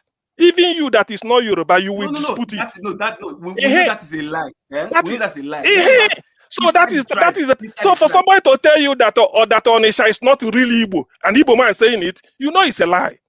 It's a lie. What about what the Obi of Onitsha said that they are from Benin, from their history? Look up, I will tell you the story, but let's show live. Obi of Onitsha tell you they are from Benin. I will tell you the story. Yes. Bro. See. I'll bet any amount. Shaw is here. We'll send the money to Shaw or anybody. We'll bet any amount. Yeah, so make it in pounds. I'm telling you, any amount, whatever, even your net account. See, hold on. I'll bet any amount, I will double it. Bet any amount, I will double it. Okay, go and look for any research on Onitsha. Call anybody you know in Onitsha Palace. I was born and raised in Onitsha. Wait, no. See, not where you were born. Whatever information. Okay, let me tell you. Wait, call anybody, even the prime minister of Onitsha. He's called the Iyase of Onitsha. You understand? Go and check. Find out. I say bet any amount. I will bet double. We will give to a show. Just call anybody in the palace. Yeah, they are from Benin. But let me tell you the story. You don't listen. You will also bring your own. You will also bring your own. You know. This is what I heard from the Obi of Onitsha himself. Let me tell you. Look up. The story is this. Look up. Arrow people. Arab people in Nigeria, I mean in Igbo land, they are like in the Igbo going all over Nigeria. Arab people, they used to like go everywhere. They were medicine people, okay? So Arab people went to Benin, they lived in Benin Kingdom, okay? They had good relationship with Oba, okay? So they had their own king, Ezechima. That's what Ezechima, okay? So let me tell you, it's from Delta. Ezechima is from Delta. Yeah, so Delta land, the current Delta land. Ezechima is from current Delta land. Okay, so you see, Igbo people and Benin people, they have some, some element of similar culture. Like they have 4 market days. 4 market days. Benin people have it. Benin people they have it. They learned it from Igbo people, from Arab people that came. So just like the story of Joseph in the Bible, another king came that didn't know about that relationship between Igbo and the Oba. And that king came. So they would dispute. They thought that in Igbo they were becoming too many of them, that they would take over the land. So there was war. In Igbo land, sometimes they define it as Aga Idu no Oba, the war between Idu and Oba. What year was that? I don't have all those things in history, but I've read it. So okay, let me tell you. You heard the story and you believe that, and then I'm telling you, we don't want to hear. I said from the Obi of Onitsha. Do you know more than the Obi of Onitsha? I will find the book and tell. So when they Do were you fighting, know more than the Obi of Onitsha? So hold on. When they were fighting, Igbos were retreating. Okay, coming back to Igbo land. So that was how they, some people, they stop. Other people go back. Like Ibuzo, Obolisi, those are places in Igbo land. So those people, they came, they used some of the names in Igbo land to give those places they were across the Niger. Like he told you, some even ran from to Nteje, Asaba, like Asaba people. It's story about Nteje. Nteje people were living in Asaba already. So these people came and joined them. So in Asaba, you have people coming from Benin and you have people from Nteje. So these are just Igbo people coming back, that they formed communities as they came back. So the people came back, and they, because they lived in Benin for a long time, they adopted some of the Benin culture. That's why Obi of Onitsha, his throne, whatever, it's just similar like Oba of Benin. So that's the history. It is similar. He said it's from, not similar. It's from. See, I've been to Oluchugbo. That's what I'm trying to tell you. What happened? It's not that they were Benin people. All tell me the same. The Obis in Oluchugbo, in Mogwash, Agbo, they all tell me the same story with Onitsha, Obi of Onitsha. Listen, I've gone to palace, the palace of Obi of Onitsha. I went to school with Onitsha indigenous. I went to school inside Onitsha. That's where Onitsha people live. That's where I went to school. So we had these issues. Some of them, they talk this nonsense. So some people that know history, we straighten them out. Okay, so you think now so the information coming from the Obi of Onitsha now is wrong? I said some people will tell this story, this stupid story. I said I'm quoting the Obi of Onitsha. I'm telling you. Which Obi of Onitsha? Which one? Is it the current one? I think yes, the current one, because not him. No, sorry, I've forgotten his name. Ofalo Kabwe. No. That means the former one. No, that means it's the former one. I don't know. That was the Obasanjo's father. Obasanjo's father. Yeah, the one that they said it was Obasanjo's father. That one was succeeded by Ofalo Kabwe. Wait, no, that name don't ring a bell. That name don't ring a bell. So it's Ofalo Kabwe. After Ofalo, then this one. Okay. After Ofalo, then this one.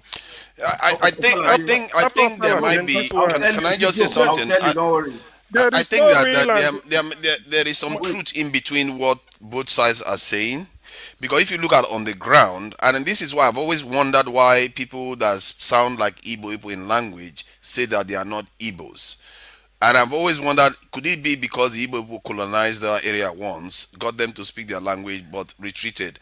But from what Okija just said just now, seems to be highlighting something that happened in the past, where some people from Onitsha area moved to Benin, and on their way back, they were setting up areas. Arab people are from Abia State, Abia. Okay, all the way from there. My point is that all the way from there, they made it to Benin. Sorry. Let me just try to highlight something here, because that is something very interesting. Because if they made it to Benin, then on their way back, they were setting up this thing along, because they are natives there. if the natives had a different language, but somehow the Igbos got them to be speaking their language, you can see why those people say they are not Igbo. Even just like we speak English, but we are not English people. You see what I mean? So that could explain why you see that. And someone like CM disputes that those people are Igbos, but there is a reason why they are saying they are not Igbos, and this could explain it. Some of them, because I've had this discussion with someone from Delta, from East, I think I've forgotten his community, a professor. So we had this argument, like, sorry, my phone is making noise now. See, local, there is no real Igbo, no real and unreal Igbo. People are the same. That's what I'm concerned about. Right? I'm telling you what I'm getting inside the community. Exactly.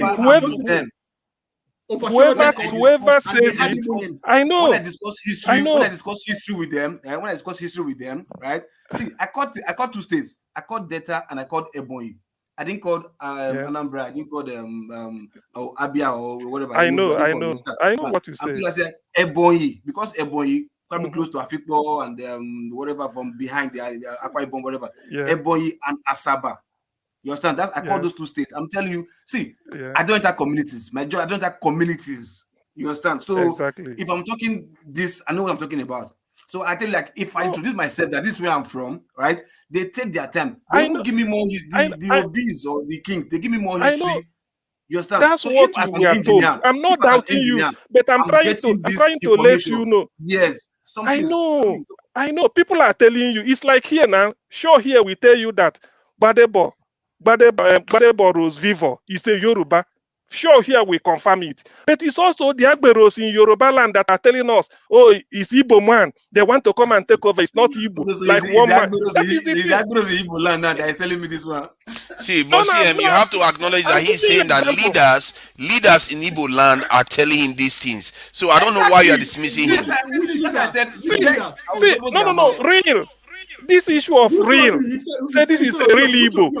That's what I do. Except you want to say he's lying, but if you acknowledge that the leaders are telling him these things, you shouldn't blame him. No. See. Get me wrong. I'm not saying you are lying. What I'm telling you is that when they tell you, no, hold on. I did not say get me right. Don't misquote me. I did not say it's the Obis and the or whatever it is that are telling me those states are real, that are not real. No. Those are just community dwelling in those places. But the only thing that the kings and the Ezes and the Obis are telling me is whenever I introduce myself as somebody from Benin, they always give me history of how they came from or how this and that. But the vibe, youth area, like everybody here, I have one friend from Asaba. Oh, Asaba, he's an Igbo guy. No, that's no. I'm just about area boys dwelling community. Okay. And the kings, understand? Those are just giving me historical lectures. One question for you to put this in perspective, local for you.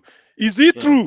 You are from Benin. You are Benin. Is it true that the Oba of Benin is from is a Yoruba man? Is from Ile-Ife? Is it true? Okay, let me give you a story. Let me give you a story to that. Yeah, you see, the Ife. You understand? The name before it was called Ife is different from Ife it is today. It wasn't the name. It was called UHE. You understand? It was during when the son of Ekaladira in Ife, when he was asked to come back to his father's throne in Benin because he ran from Benin because they wanted to kill him. His father was you see the Oba era, right? It started from the 20th century, sorry, from the 12th centuries. But before the Oba era, there was the Ogiso era. You understand? It was the son of the last Ogiso, which the queen mother did not give birth to. You understand? That they wanted to assassinate, because the queen mother wanted to assassinate is one Hasgate that bought that first only male. That the queen mother wanted to assassinate, that they took out and ran. He found his way to Uwe, which is now Ife. You understand? He was there. Probably the only argument, like, if he met people there or not, that was the issue. You understand? Because the old Alafi of Oyo and the former Oba of Benin, they had this lecture where they came together and was lecturing everybody. You understand? So it was the son of that prince that left that the talisman, what you call oracle, through talisman said, there is a prince, there's a bloodline, sorry, that was supposed to take over, because after the last Ogiso, there was interim reign king that was there, that the son of that interim person that is not bloodline wanted to continue. That was what God brought war between like Republican kind of people in Benin and the monarch kind of system people in Benin. So the talisman that did the jazz or whatever discovered that there's a bloodline that's existing. That was how the charm or whatever directed them to Uhe, then which is now Ife, and the prince that left that time was probably the head. I think that was how the Oduduwa name started from Ife. You understand? Then the prince of that guy was the one who was supposed, because it's a bloodline for Benin, he was the prince of that guy that was supposed to come back and rule because it's a bloodline. But the person that was in charge then, interim, did not allow, fought a war against him. That was in the outskirts of Benin. That was where that name came out. Ile Ife and Ile Ibinu. You understand? That was how that name came out. So meaning land of vexation, which is Benin, and land of love, which is Ife. That was how the name came out. And that's been so.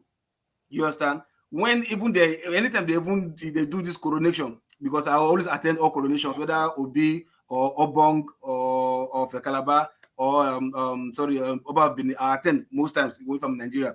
You understand? They always give the history. They'll tell you how it started. You understand? And coming from centuries upon centuries, right from the first Oba Erika in the year 12th century. That was the first Oba that we had in Benin, Oba Erika, the first in 12th century. Before then, there was the Ogisos. So it was the Ogisos. Okay, let me put that. Ife, the person from Ife, the bloodline from Ife is the father of Oba of Benin. But the bloodline for Ife is the son of Ogiso of Benin.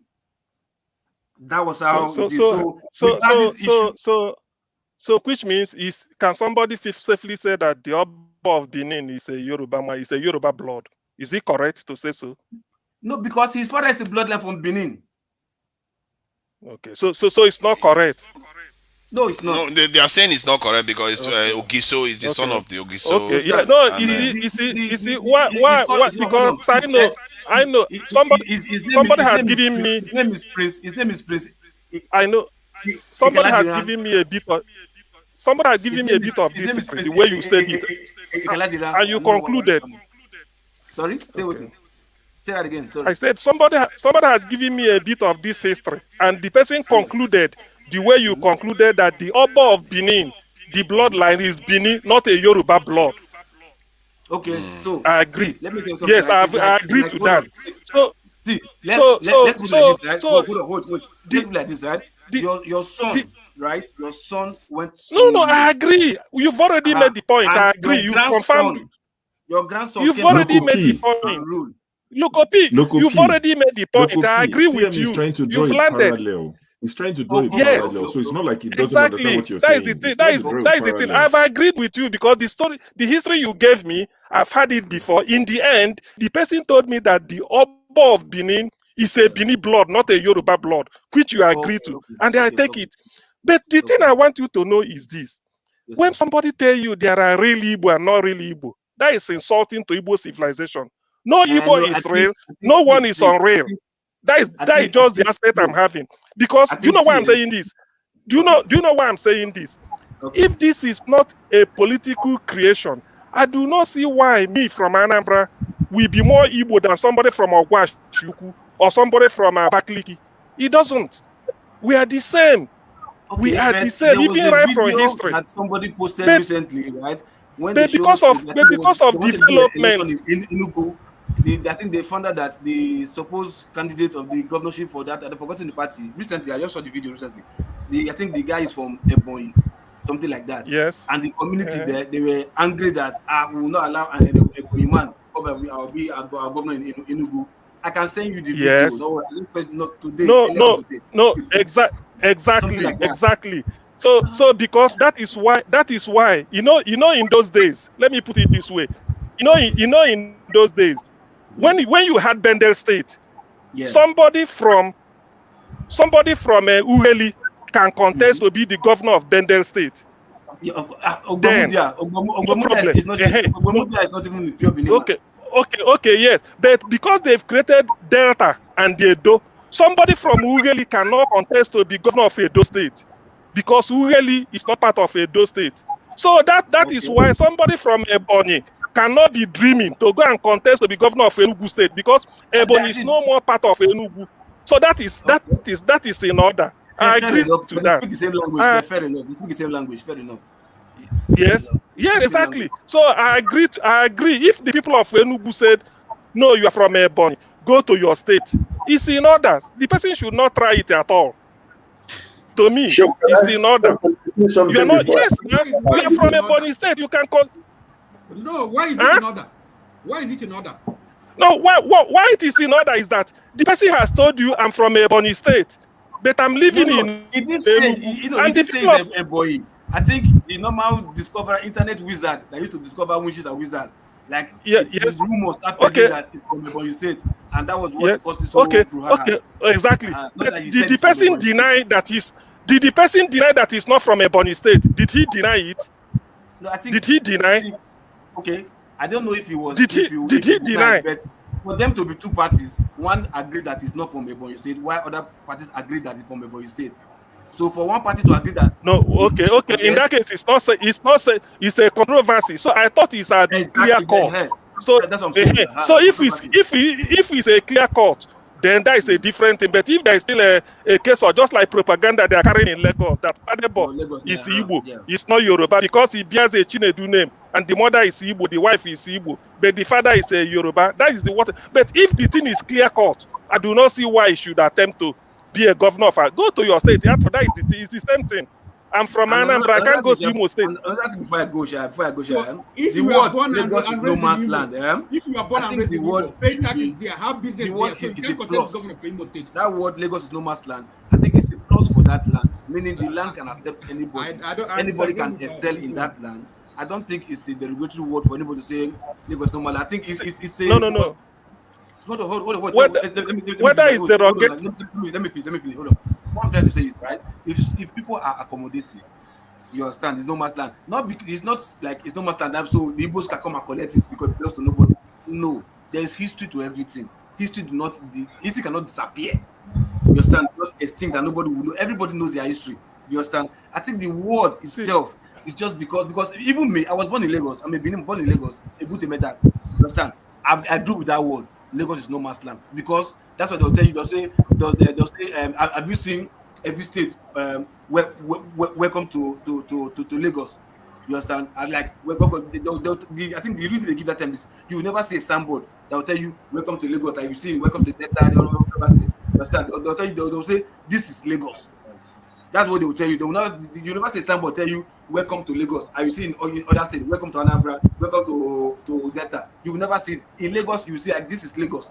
You understand? I think it's just the word to make sure that Lagos is accommodating, friendly, family. Let's build it together because it was former capital of Nigeria. Let's be together. So I don't think that word, because that word is a long term. Maybe it's even older than me. I don't even know. You understand? Because at least I can never support the saying that I can never support that Lagos is no man's land. No, not for the meaning. Said it in Lagos that Lagos belongs to the Yorubas. Lagos is for the Yorubas. They're not getting the point. They're not getting the point. See, they're not getting the point. Sure said, I think it was it Shaw or Ilu? He's saying that it's some parts that it's not the whole Lagos that belongs to the Benin. That is Aworis, which is the mainland that belongs to the that Ikorodu is in Ijebu, Via is in Ekpe. So it's like, as in every tribe or some part of Yoruba, some part of Benin, they made up Lagos. Lagos right now that it's because of the geographical whatever that they map everything to become Lagos land. So if they say Lagos is no man's land, it doesn't mean that the land really belongs to one person.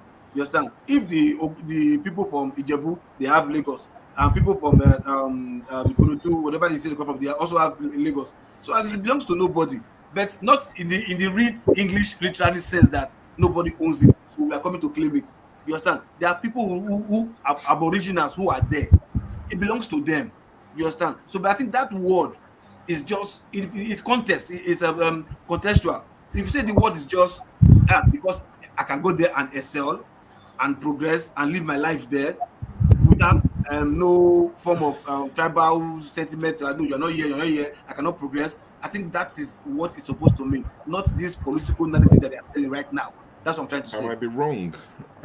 I might be wrong, but I'm almost tempted to draw a parallel between the. I mean, it just came to me now. Lagos is no man's land, that is said, because looking at it now, you see a lot of people who are not even indigenous Lagosians get offended when they hear someone else say Lagos is no man's land. I'm tempted to draw a parallel between the N word. You see, there's a way Black American rappers use the N word freely when they rap, and it's accepted. And every Black man uses it. Well, not every, but a lot of Black men feel I'm entitled to use it, the N word. But you are not allowed to use it. I think it's almost similar, because I don't think a Lagosian, an indigenous Lagosian, will be offended if someone from Oyo or something, a Yoruba, that they class, okay, you're Yoruba. When they say, they might not be as offended as when somebody who is classified as foreign say it. So that's the way it feels, because you see a lot of people even get offended about this Lagos thing, and not even Lagosians. So it's almost similar if you understand, especially for those of you who live in the US, you understand the N word, the Blacks are sort of free to use it, but anybody else, you can't use it. It's our business. Don't get involved. That type of I think that's the way I see it. I might be wrong. People might crucify me and say you're talking out of your backside, but it's almost that way. Better word. That's phrase Lagos is no man's land. It has been, like I said, if you're not older than me, but I was very young, at least I was born in 74. So I know that if I was young hearing that word, so that word is when Nigeria was even better.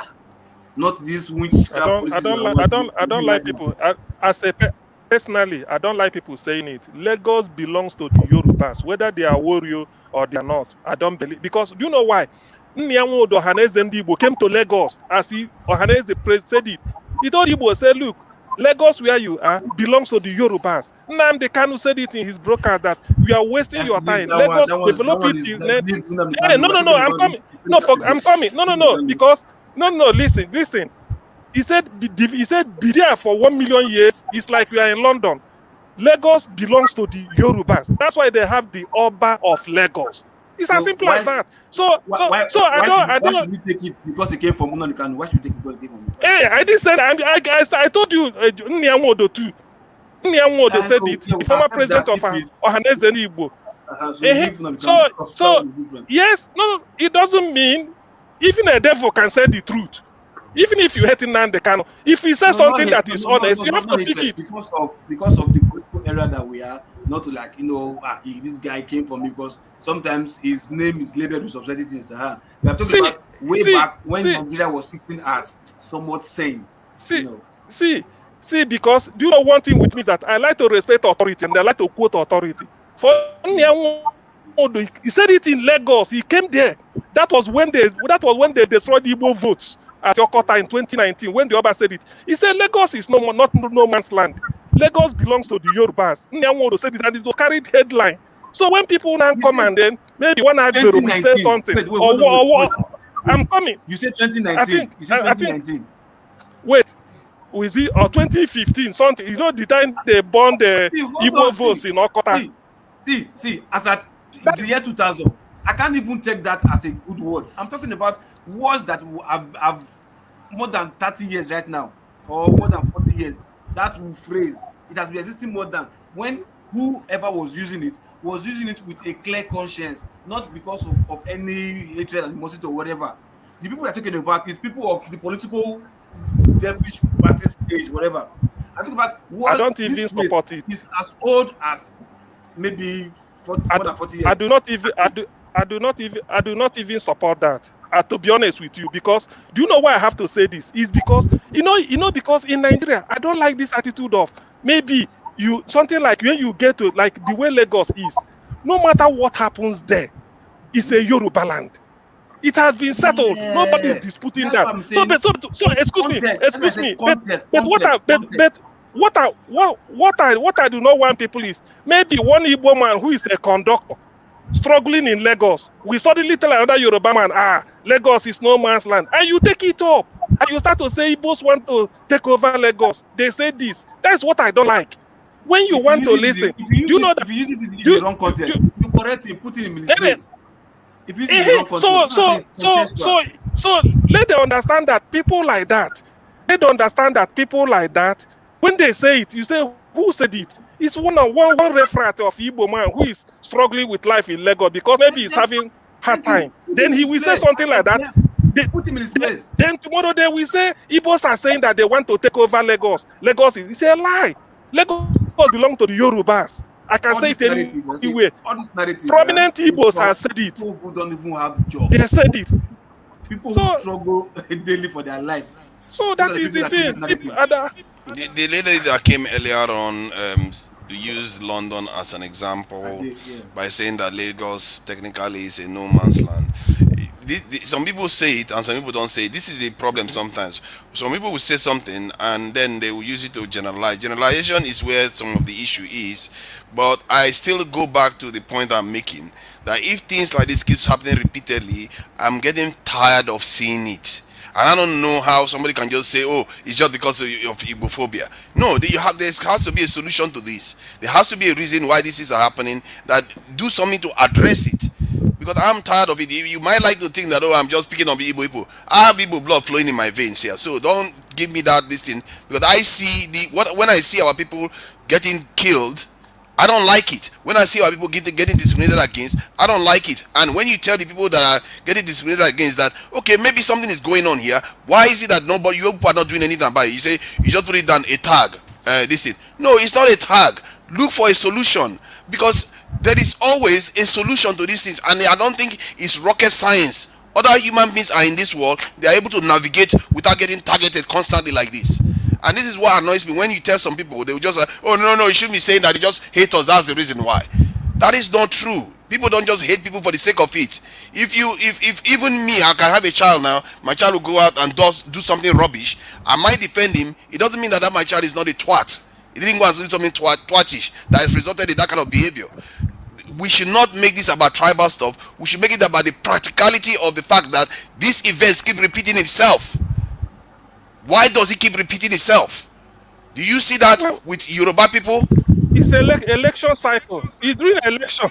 He said that's what we've been saying here. Every election cycle. It's not only election cycle. It's not only election cycle. Please, can I say something before I go?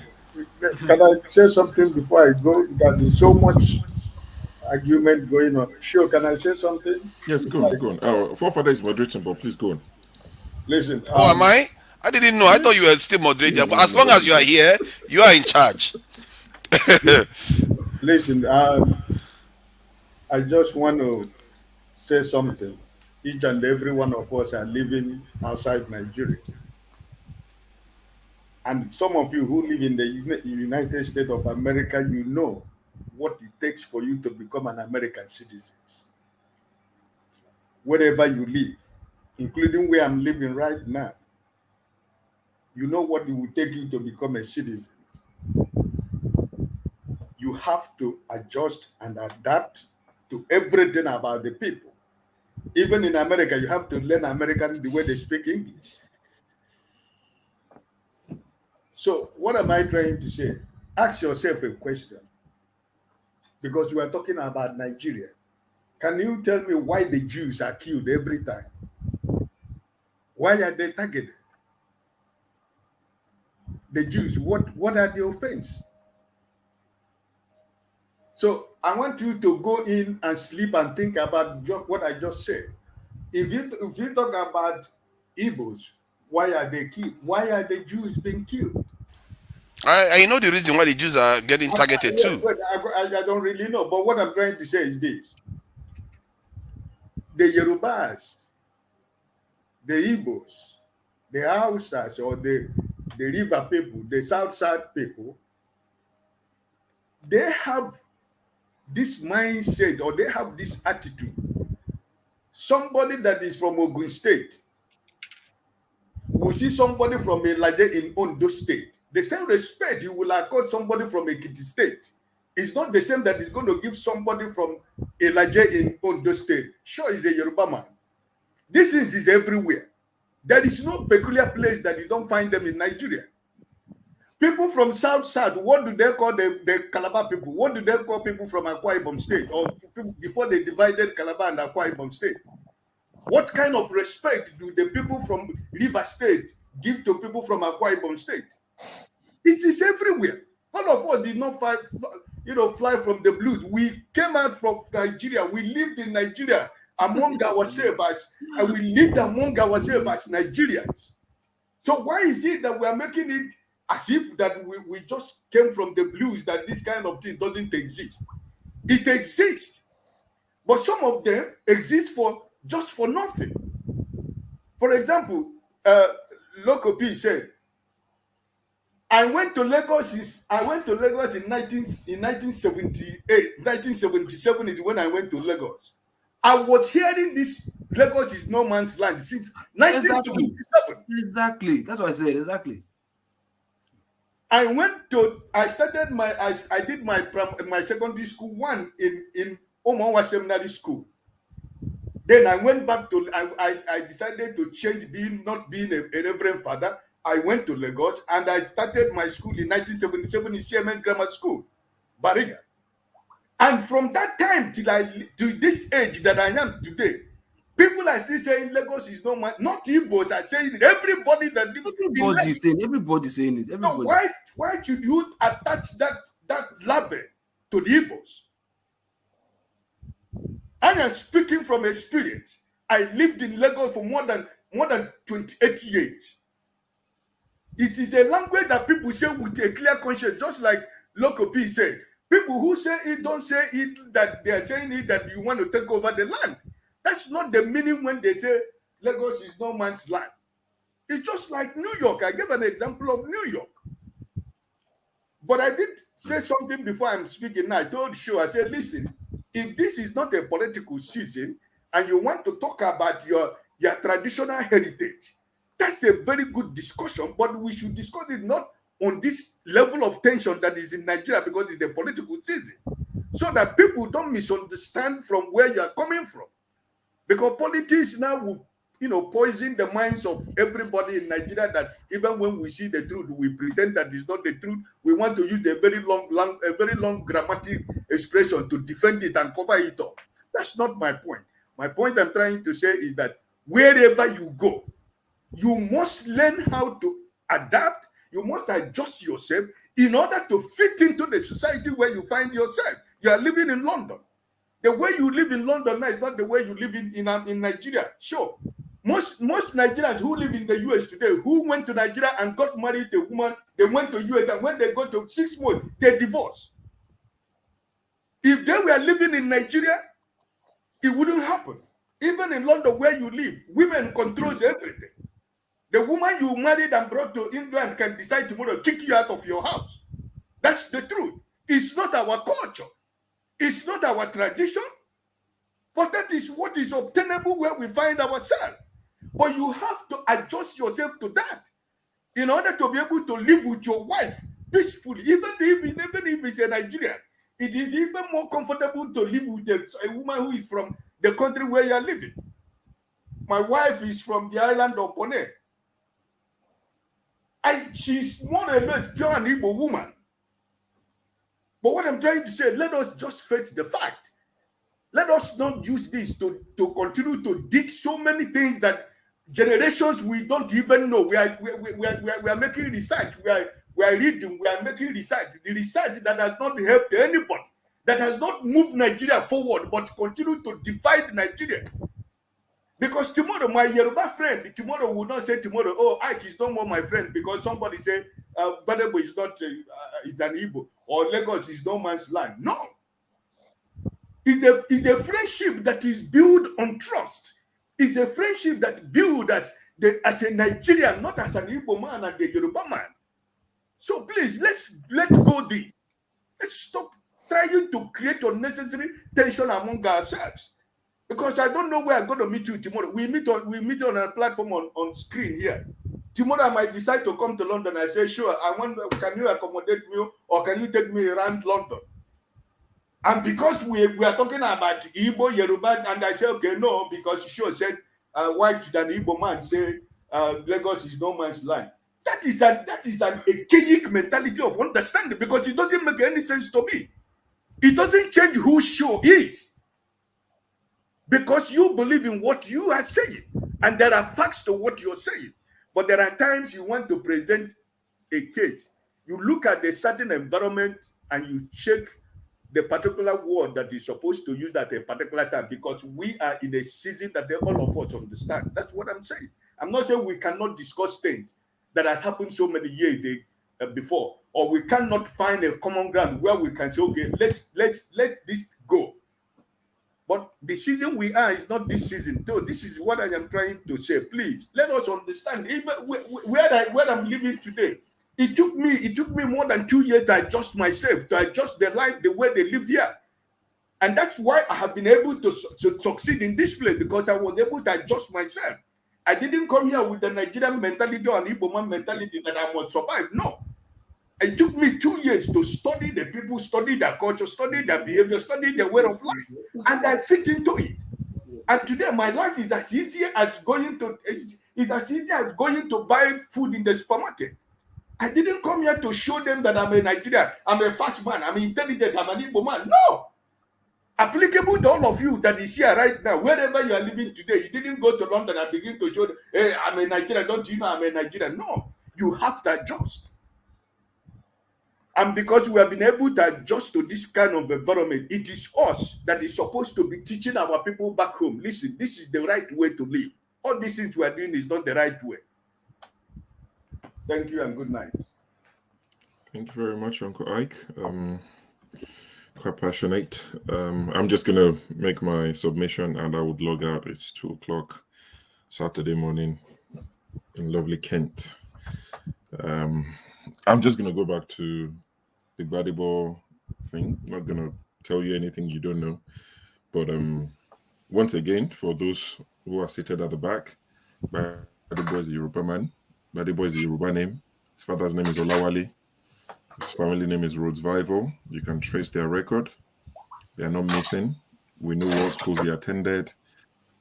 Everything is there. You know, people have peddled all these fake emails to say they contacted MIT. MIT say he didn't study there. Even some of the construction of the English. They peddled all sort of fake emails. Witchcraft everywhere.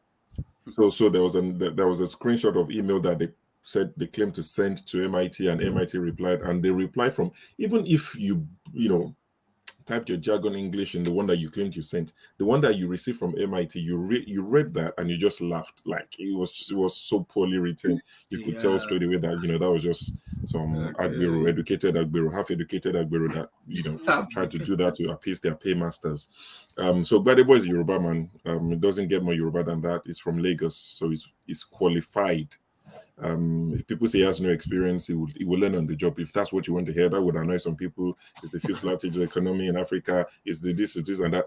It's not your business. Let people vote for who they want to vote for. Whoever gets the most votes wins on Saturday the 18th.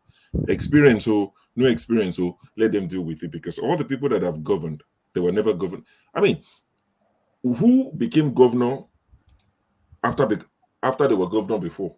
Nobody. The first time you were governor is the first time you're governor. So don't come and tell me he has no experience. If the people of Lagos, those who live in Lagos, pay tax, work in Lagos, if they decide to choose him, so be it. If they decide to retain Sanwo-Olu, so be it. You can't force people and coerce people, and nobody should be intimidated. And and it's part of the things I was saying the last time I was on the show, and I said, some of the politics we play in Nigeria, it's quite appalling to see. And someone told me I have to go to heaven to see the sort of politics I'm looking for. I'm not saying that there's no clean politics anywhere. Politics is dirty, but we don't want deadly politics. There's a difference between dirty politics and deadly politics, where people are told without balaclavas, without covering their faces, that you cannot, if you're not voting this party, leave. We're not joking with you.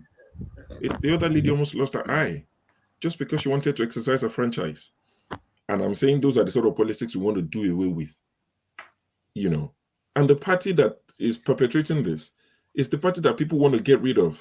Like someone rightly said, that maybe there's a lot of Yoruba people who are not happy about the colonization of Lagos, and they want to try something else. If that's their wish, it's democracy. Let them try it. And if it fails, then you can tell them to say, we told you so. But you can't force people. Nobody should force anybody. Gbedebo is not contesting to be Oba of Lagos. So all this, he has Igbo blood, does not count. The Obi of Warri, his mother is a Yoruba woman. But it's the Obi of Warri today. And I see Yoruba people every time, that guy is got drip, like he's a good-looking guy and all of that. Sorry, I call him guy. Sorry to the people of Warri Kingdom, I apologize. The Obi of Warri, sorry, I shouldn't have said the guy. I was checking his Wikipedia the other day. He was born 1984, younger than I am. So I saw him. And every time you see his video, anything, dropping from a private jet, and you see ladies, like, oh my God, he's so handsome, is this and that. And there are Yoruba people under such comments saying, oh, he's part Yoruba. They're claiming him because success has many fathers. Failures are an orphan. His mother is Yoruba, is the Obi of Warri. Gbedebo is not contesting to be your Oba. So he doesn't need to speak Yoruba to you or something to say all these qualifications. It's all politics. Olu of Warri, sorry. Olu of Warri. Yeah, sorry. I beg your pardon. Olu of Warri. So Gbedebo is qualified. If people don't vote him, then he will lose fair and square. But don't say he's not qualified. It's all politics. So I don't pay attention to all this half-baked nonsense talk that they talk. So please, for those who are going to be voting, because all of us here we're not going to be voting, but for those who are going to be voting on the 18th, please don't forget LUP 77, LUP 70 something. Papa, Mama, Piquet. Sure. Do you believe that it is the Yoruba vote that we make Gbedebo, that we decide? What is the population of Igbo people in Lagos? Yorubas are tired of Tinubu. That is the thing. That's what I want people to understand. Let people vote for who they want. Exactly. Let them vote. Exactly. See, if Gbedebo loses, I wouldn't lose sleep over it. If he wins, I'll say, okay, there's something new. Let's try it. It's true. Why are people so hell-bent on it must be APC in Lagos, otherwise Evans will fall? No. Evans will not fall. This IGR that is being touted, that is generated, I give APC credit for generating it, but it's the spending of it that people are worried about, are questioning. And the fear is, if Gbedebo wins, would he start to open the can of worms? Would he start digging into this? They're scared of that. They're scared of that. You will. Since 1999, that is the greatest worry. And I ask the average guy who's never benefited much from Lagos, why are you worried? What is your greatest fear? Why are you so worried?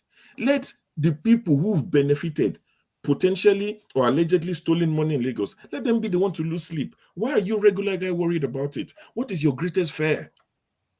That Gbedebo will win. And all of a sudden, what changes for you? So Gbedebo wins on the 29th of May. So he's sworn in. What changes for you as a regular guy? Nothing. Your life probably gets easier. So let people vote. If he wins, good for him. If he loses, he should go and learn and try it again. So this is where I would leave it into your hands, forefathers. I wish you guys all the best. 2 o'clock, catch some sleep, and I will see you again tomorrow. No, it's true. I need to catch sleep too. We're all in the UK together. I need to catch sleep too. Let me do this. Okay, so what I was saying, and so that you can end the show and go to the back, go to the behind. You can end the show. Behind the scenes. Okay. Yeah. I'm sorry, before everybody leave, I'm not yet. I'm married to an Igbo woman, right? CM.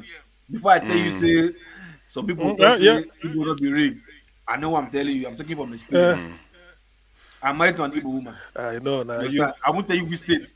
Then before I open my tell you, say, some people are saying Igbo, some people are not real. I know what I'm telling you about. Local P. I think CM answered this question. You see, there's politics. Local, you're a good in-law. Don't worry.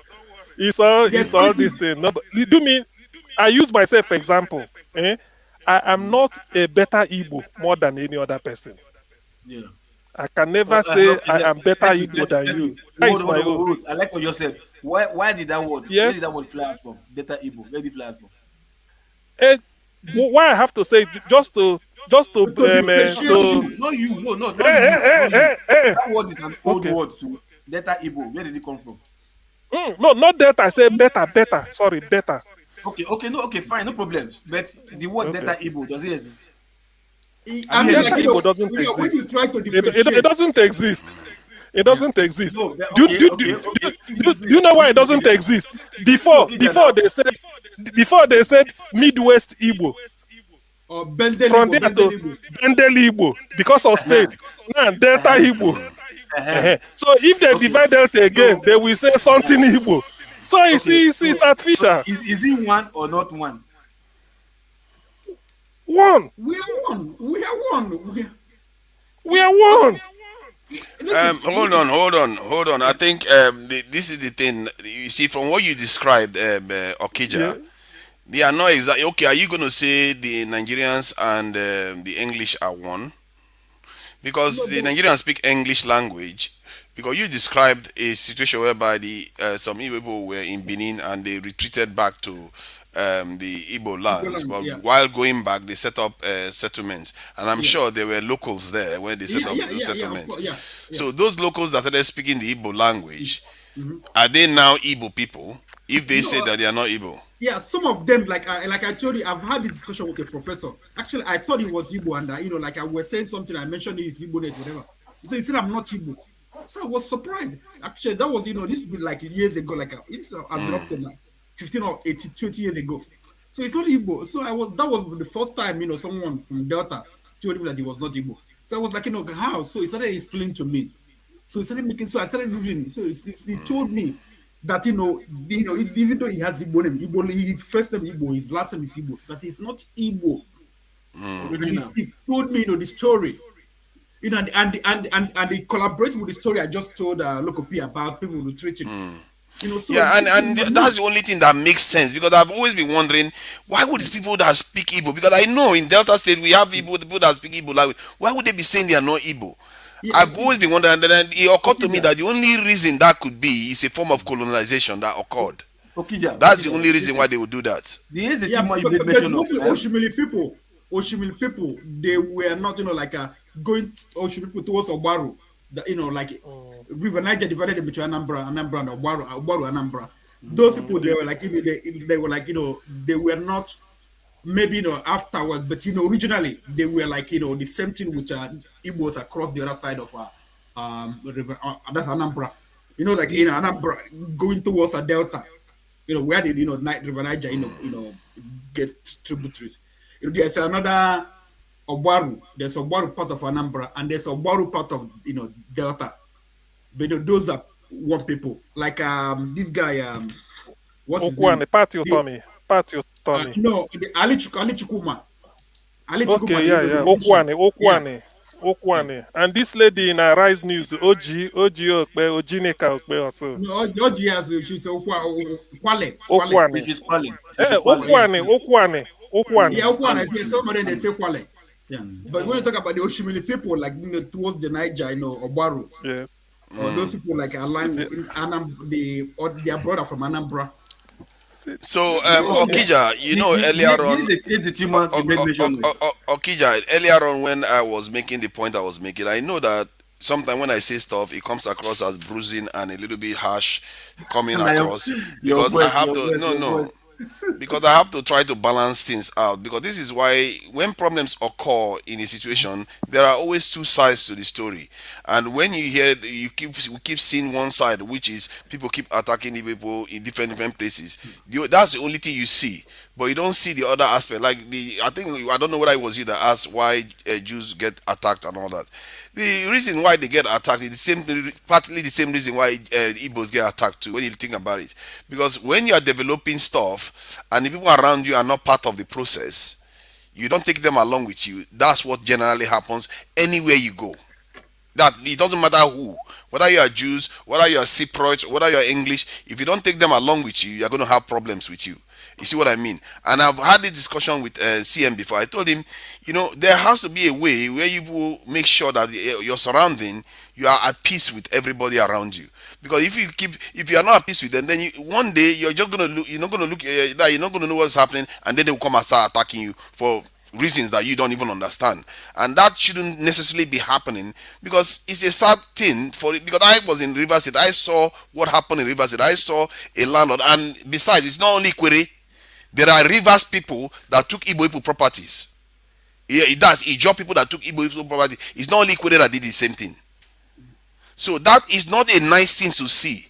Even when I was young, I knew that doesn't sound right. That you take somebody's property, but they are arguing that, oh, that when Igbo were there, they were taking their stuff and they were dominating everything and all the rest of it.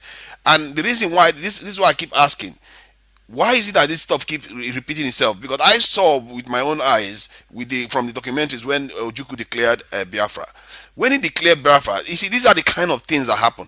Biafra included River State, Bayelsa, this thing, included all those states, but none of those states have any say in what was happening. No, there was a council. People from all those areas. You know, some of them, not all of them. Some of them. They call it a Eastern Consultative Assembly. I remember. But forefathers, look at this. Okay. Everybody has his own issue in Nigeria. Yorubas, okay, we say they party a lot of Wambe. We don't begrudge them for having a Wambe. You know, that's their life. You respect them. You know, they're also educated though.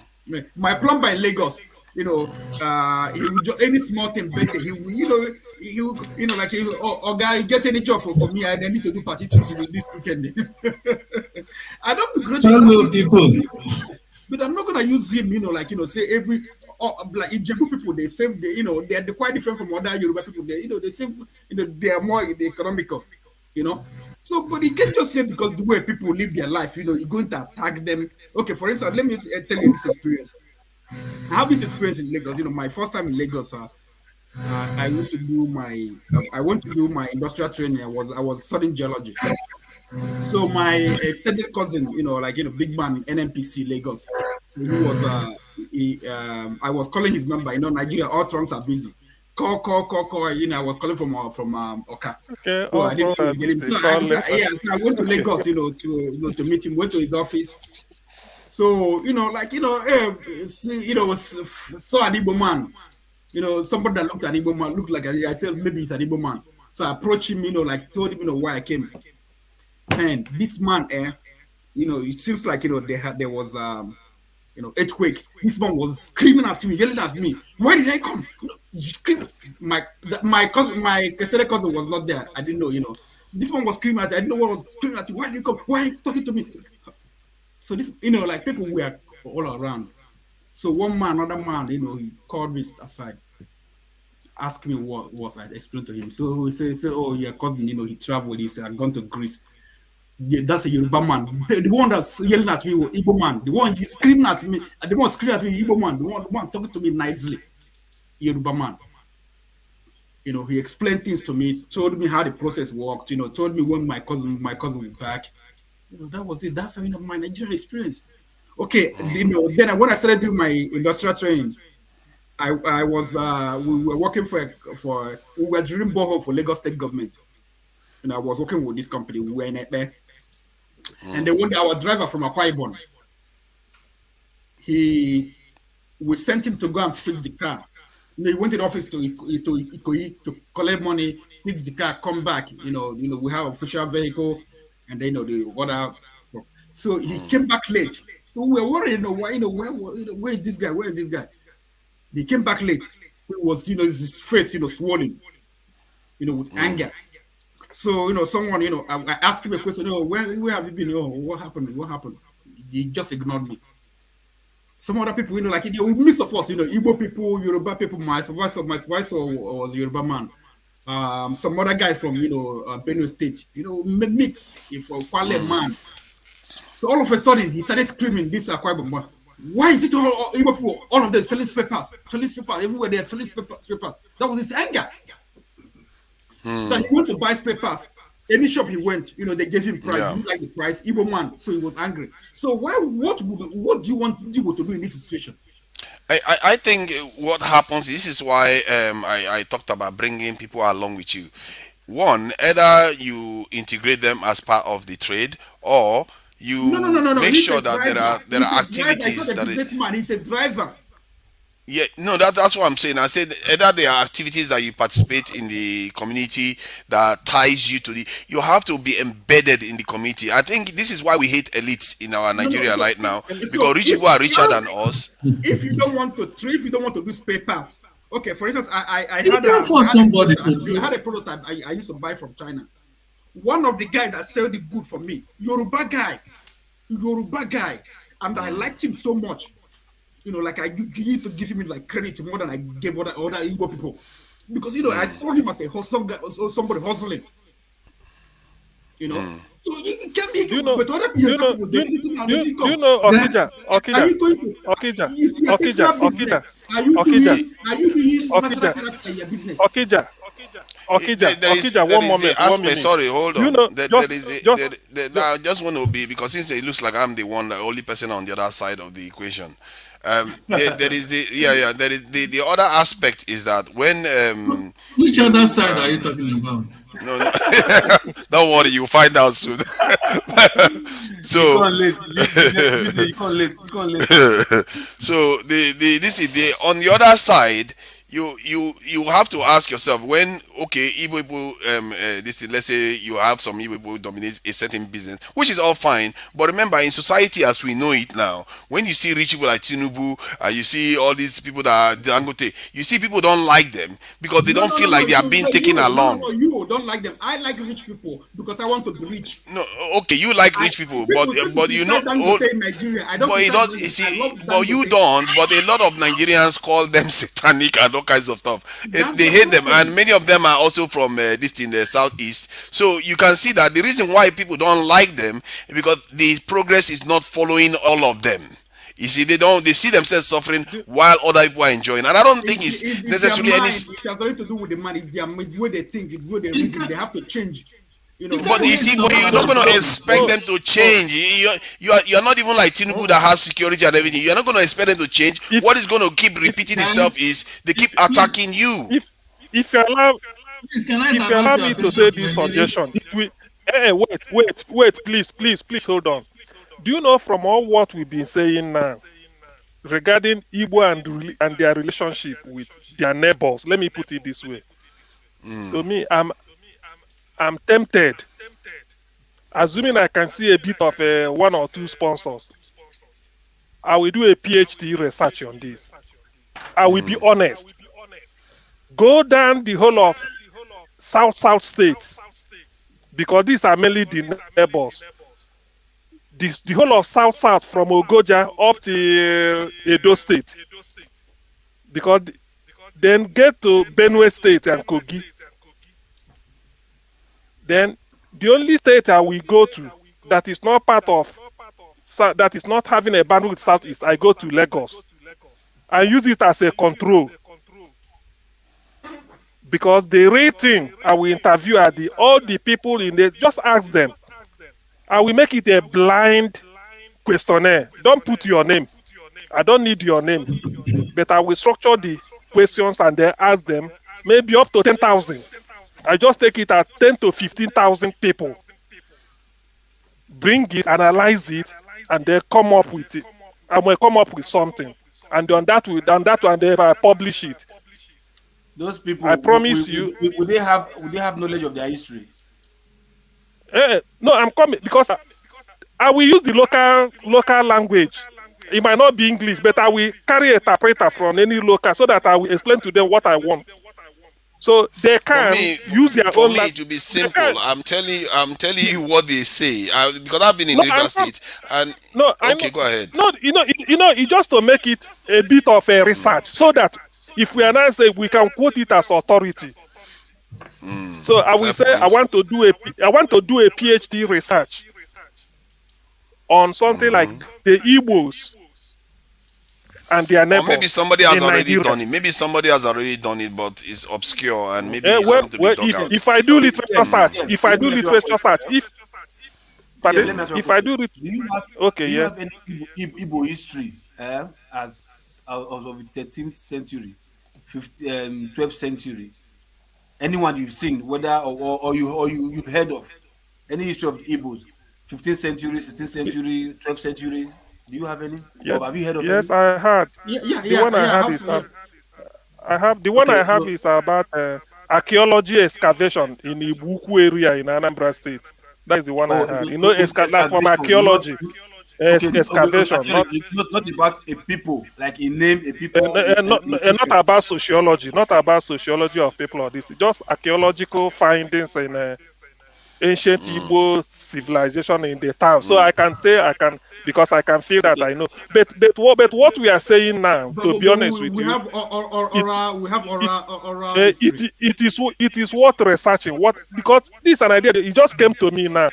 And if I'm to do it, I will refer to this discussion we are having here as well as sort of the inspiration to do it. Because sometimes, are you going to sponsor me?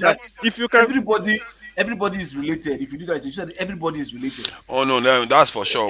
We all tend to be related. But let me give you one instant. Let me give you one instant. Most Nigerians we're from Kenya.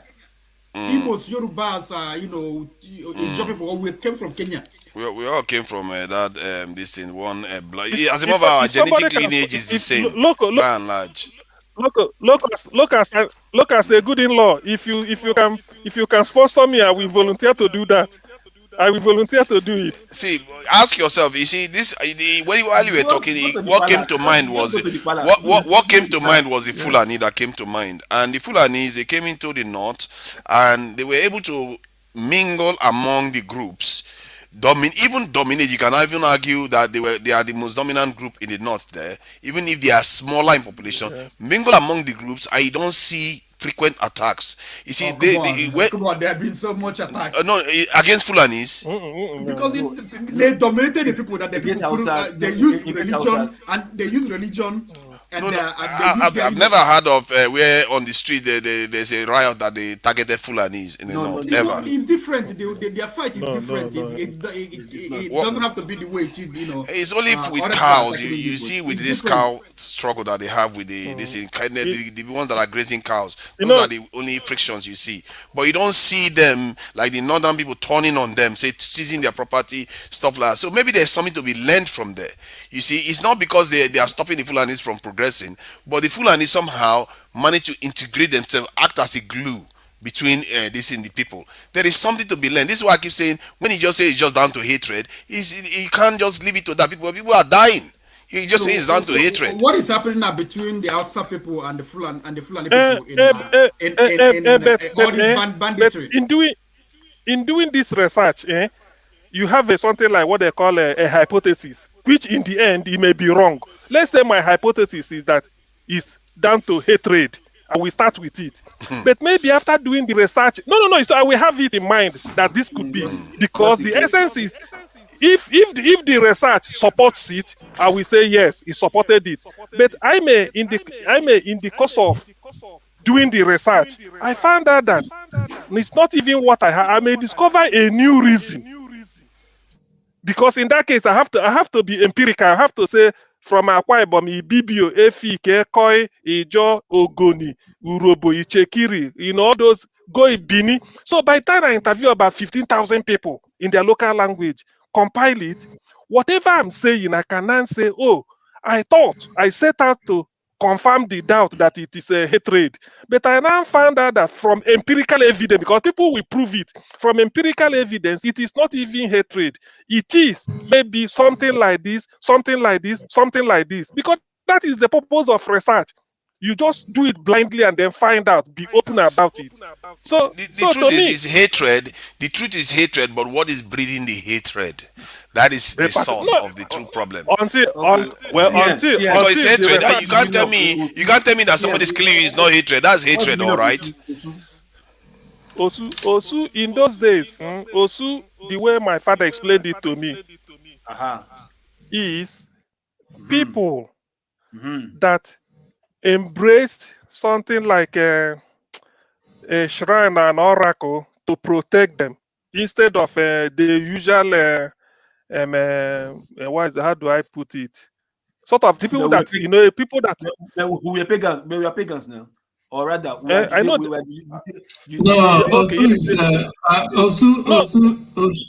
No, let me explain. You may explain it better, but let me put my own. So these are the people that, because they are the people because they embrace one type of they are giving to one type of shrine or something.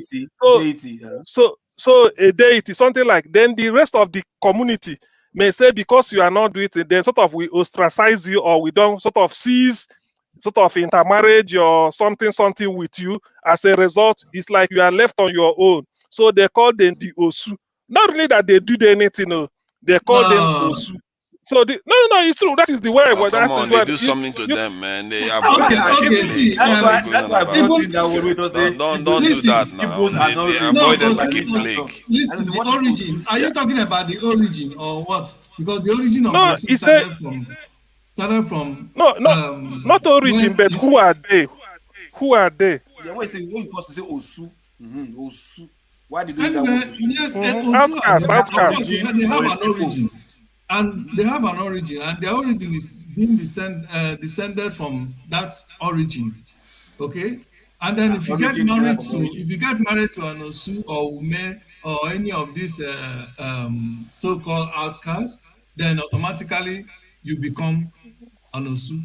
Good. Osu is an outcast, right? It's an outcast. An outcast is you see, in fact, you can understand it better if you have read Things Fall Apart. You know how the Osu. That's why I want. That's why I brought Osu. In those days, abomination to have twins. All right. So when they are born, they are sacrificed to the gods. So those were how the Osu this thing started. So all those people that were sacrificed to the gods in those days, because of the primitive belief of the African or maybe the Nigerian or the Igbo, that you don't have, if you are born, if you have twins, that's an abomination instead of being a blessing. Okay, so the children of those people now they begin to have children and multiply. So that is how Osu begin to spread. So no. Hold on. Can they later form a tribe of their own? As maybe a tribe of their own, as Igbo tribe of their own. No. They have like in my place, like in Ukore, where I come from. No, it's a tribe. It's a tribe. There's a place in a community. There's a name.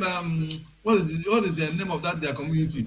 That is where they settled in my. But it's in a way it's a caste system now. In a way, it's a caste system where they caste some people separately from anybody from them, and they're usually very beautiful. They have very beautiful. Oh my God! You see, you become an Osu also. You see, that's kind of. So, but see, how did he originally start? Let's just simplify. How did he originally?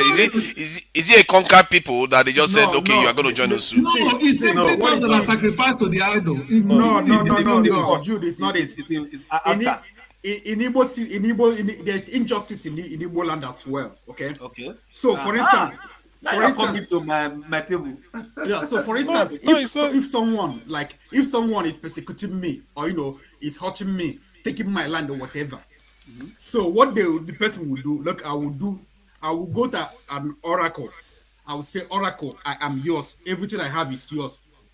So nobody will attack me already. So now I belong to that oracle. So they call me Osu, cast away. Nobody touches me anymore. So you mean those people put themselves in that situation? It's not the same thing. Sacrifice to the idol. Hold on. Seriously, hold on. No. This is a very important information that Okija is providing here. Are you telling me Osu's willingly? Hold on now. I want to hear it categorically so that every 200 people that are watching from YouTube should hear it. Are you telling me the Osu people willingly, when they are said, "I want to be Osu"? Yeah, so when they give themselves to that deity, hold on. Yes, it is not. It is not. The other caste system in Igbo land also. Aro is also another caste. Aro, like I just told you story about Aro. Aro people, they are all over Igbo land. They were medicine people, so they used to go to and be medicine people. So when they go to, for instance, Aro people in Okija, when they come to Okija now, they will be on their own. So they will marry, some of them, a lot of them will come to different villages. They will maintain their relationship, be a community in a community. Okay, so they marry each other. If they want to marry, either they marry each other, they go to Aro and bring. Yeah, but the question is, did they willingly, happily say, "I want to be Osu"? Every family that became Osu, that's how they became Osu. It's not the Osu you call those dedicated to the Osu. For instance, there are some people, maybe maybe someone owned them, okay, and someone presented them to the god. Say, okay, now they're gonna be serving this god. So that person somebody presented them. Yeah, somebody presented them. Okay, so now there this are is many forced now. Okay, they are where is the majority of the population coming from? That's what we want to know. By and large, I don't know because I didn't study okay, that let's one. allow CM to shed light on this. Calling them Osu, they call them, just like Okija was giving an example. When they go like say, like somebody is having a land and you feel you can overpower them and take their, these are ancient, in the ancient days. Then the person will say, Oracle, please, I came to you, protect me, guide me, because of I'm running away from, enemies are attacking, all this. Then you, the person trying to grab him, because he has gone to Oracle, you stay back, and they are called Osu because they are now protected by the Oracle they run to. The guy didn't call himself Osu, but it's for you to sort of bring that demarcation, say this is Osu, and then the person will sort of procreate, multiply among themselves as they are growing. People know them, say these are the people. So you hear it through the bloodline. They call the person Isosu. It might be your great everything. Okay, I just want to clarify. Every single Osu went there under pressure. Why are they for under pressure? Yes. I mean, it's usually under pressure. Yes. Okay. They went there under pressure, but they were not literally forced to become, like they were not taken there like you have to become Osu. They chose to go in that direction. They are seeking protection. They are seeking protection. So they went to seek protection. Okay. Yeah. If that is the case, I think if that's what you are saying, then I think I'll take that on board. Because they went to, I will need to confirm it though. I will need to confirm it, but if that's what you say, I will accept it. Listen, let me read this into let me read this. Because they.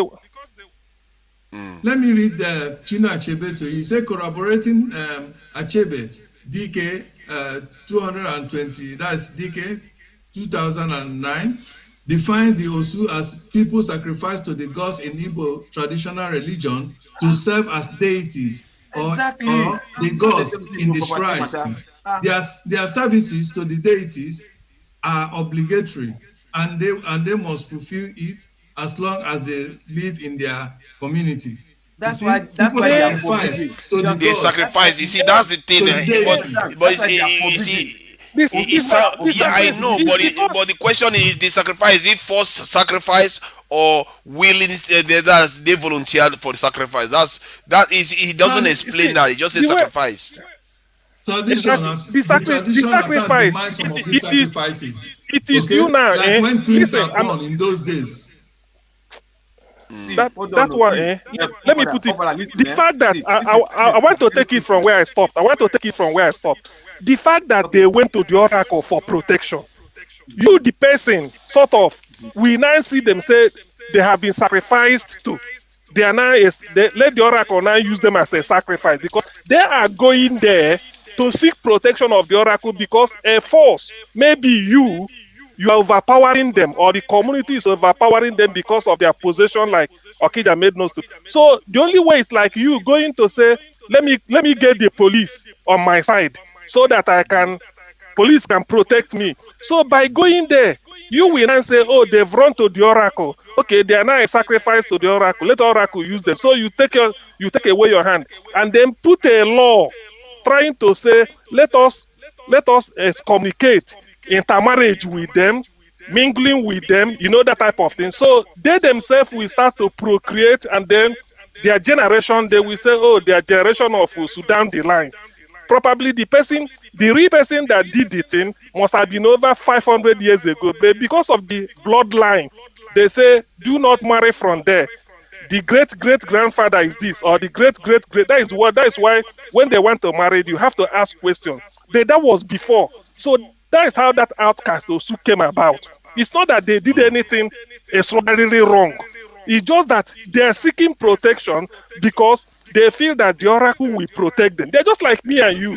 They because they Yeah, did it, then the community. but what you are saying here, if I'm reading it correctly, they said, look at what they said about the Osu. It says offenders of the gods who were found guilty of great abomination were cast away so as to avoid the anger of the earth deity and to prevent the spread of abomination among the citizens of the state.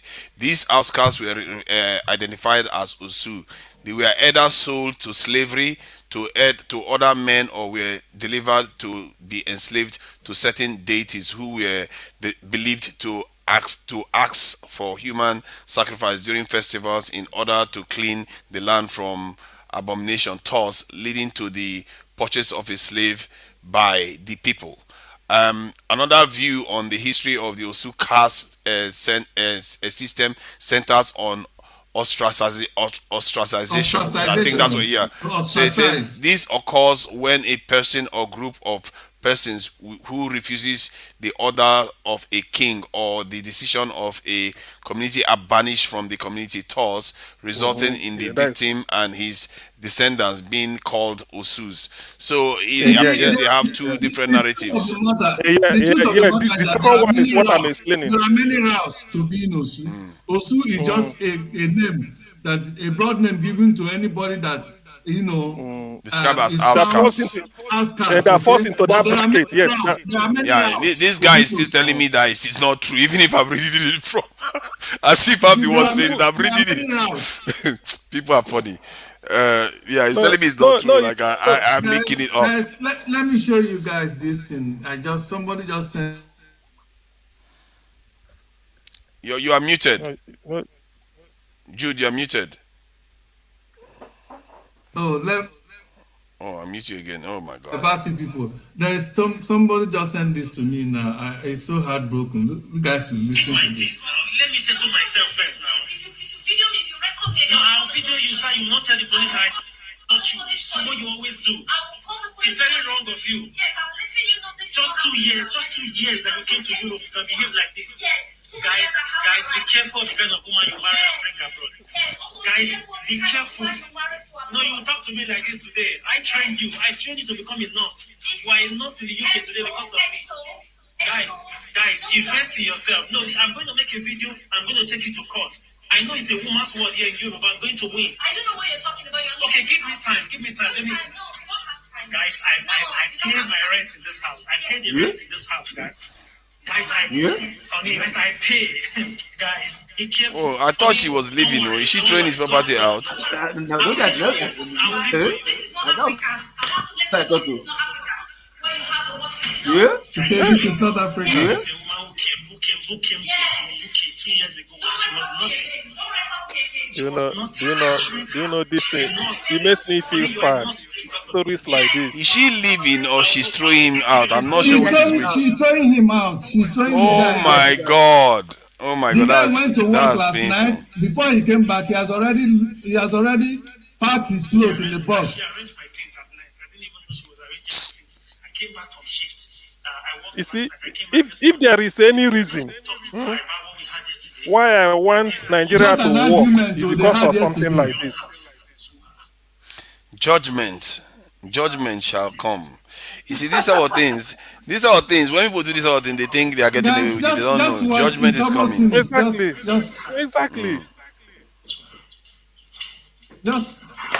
can't believe I've been kicked out of my own house by a woman I brought to Europe. The woman I brought to Europe, trained her, and she became a nurse, and she kept me outside my own house.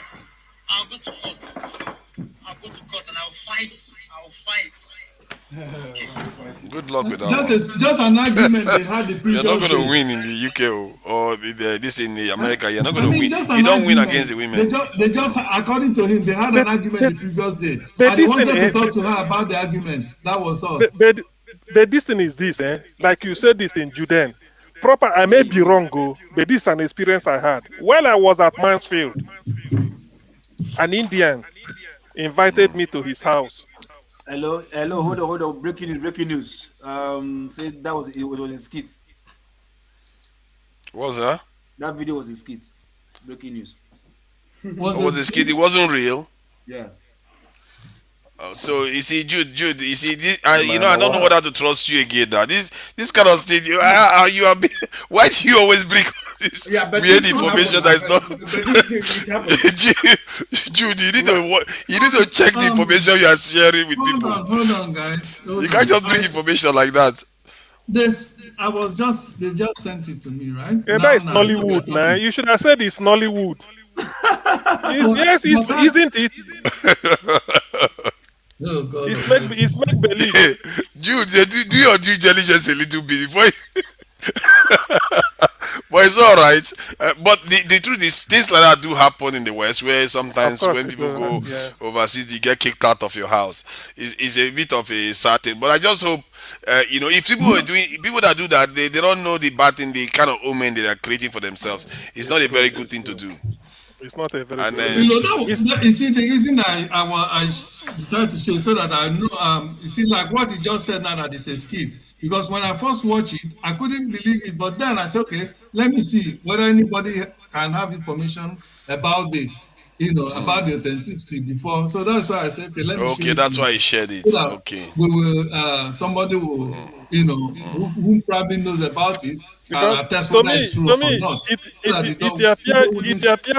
it appears too much of a make believe. To be honest with I you, I I know. wanted Well, to raise that's why it. I said, you know what? Before somebody that I didn't even share it. I said, let me find out first from us. But Thank God I didn't. it's not that make believe. I've seen men in the UK here where they lost everything. Just the wife kicked them out, and then the wife moving with a boyfriend, and the man has to still pay for every. See, it's terrible. Sometimes it does You happen. see, but It's not however, made up. it's a skit. Mm, Exactly. No, Despite it's a skit, mm. but it's still happening no, anyway. there was one that happened that I heard of. It's still happening. It's America. He's a truck driver, Sorry right? to You know this divert truck you. driver because there's so much money in truck driving in America. Trucking. So Mm. the guy, and because of the money now, sometimes you go long distance to make more money. You don't sleep home or whatever. So this peaceful day, the guy came home one day and saw that he saw his wife with another guy in the house, and the guy In was Texas, normal is Nigerian it guy. Now, hey, guy, is what's it, up? is it in What's Oh, up? Texas? look, you Yeah, know yeah, that story. it's in Texas. Yeah, yeah. You What's know up? that What's up? What's Yeah. up? that handsome tough guy. It's all, Yeah, and what the guy called and the woman called the police. Like the guy said, "Yeah, I called this big word, this bit with this N word guy in my house, this and that." And the police said, "Sorry, as far as this guy is your wife's guest, I can't arrest the guy. I can't ask him to leave your house. As far as Can your you wife imagine? considered that he was the one, Wow. he was You who came invited back him to and you come here and found do a whatever." man inside your house, you I know, was like, riding your wife, I and you just can't do for me, I just anything. told myself, me that day and Hi. they will say my and this visa thing is in they America. said So it's go dey always try. in Texas. It's always in Texas. Why? Well, it's in US. I don't know. Anyway, US, No, Texas I is think the Texas. gen. they have a lot of Texas is the Nigerians in gen. Texas now, so Hey, No, that they is have but a it. lot of That's what I Nigerians. want to say. It's in when Nigeria, you in say Texas. Zion, So right? Texas is the gen. if you are going to US, don't go to Texas. Go to a white dominated area and have your peace. Don't go to Uh, Texas. It's true. if you are a typical Nigerian man, you go to the West with your wife, and you've not been in the West for too long, and it's really dangerous actually, because the way you behave in Nigeria, if you translate it to the Western society, the women are gonna turn on you very quickly, and It's true. sometimes even the men too are also, they have to check themselves, because the moment you move a woman from Nigeria, you bring that to the West, the equation has changed. Be careful from then. The way you behave, you can't behave like the ladies in Nigeria. Even if she gives you an impression at first, she's listening, she's watching TV, she's seeing everything that is going on. Before you know it, if you keep behaving like that, you are going to end up on the street. So you have to set a standard whereby the standard should be that if she tries to send you out, she is the loser. That's the standard. Exactly. Yeah. She is going to be the loser. If you put yourself in that situation, you are going to be okay. I have a friend of I think they that I call it know here. prenup. I mean, you sign prenup or what do you call it? I don't know what they call it in American terms. Prenup, Prenup. Yes. prenuptial agreement, yeah. Yeah, something like that. See what they call it. Prenuptial. Yeah, if you go and try that nonsense with Nigerian woman, they'll be like, no, no, no, I'm not involved anymore.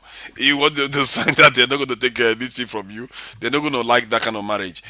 So I have a friend here that had similar problem where the woman took almost everything from him, and they are arguing over the property. He's trying to like settle with her, but she doesn't want to. She just want to make his life hell.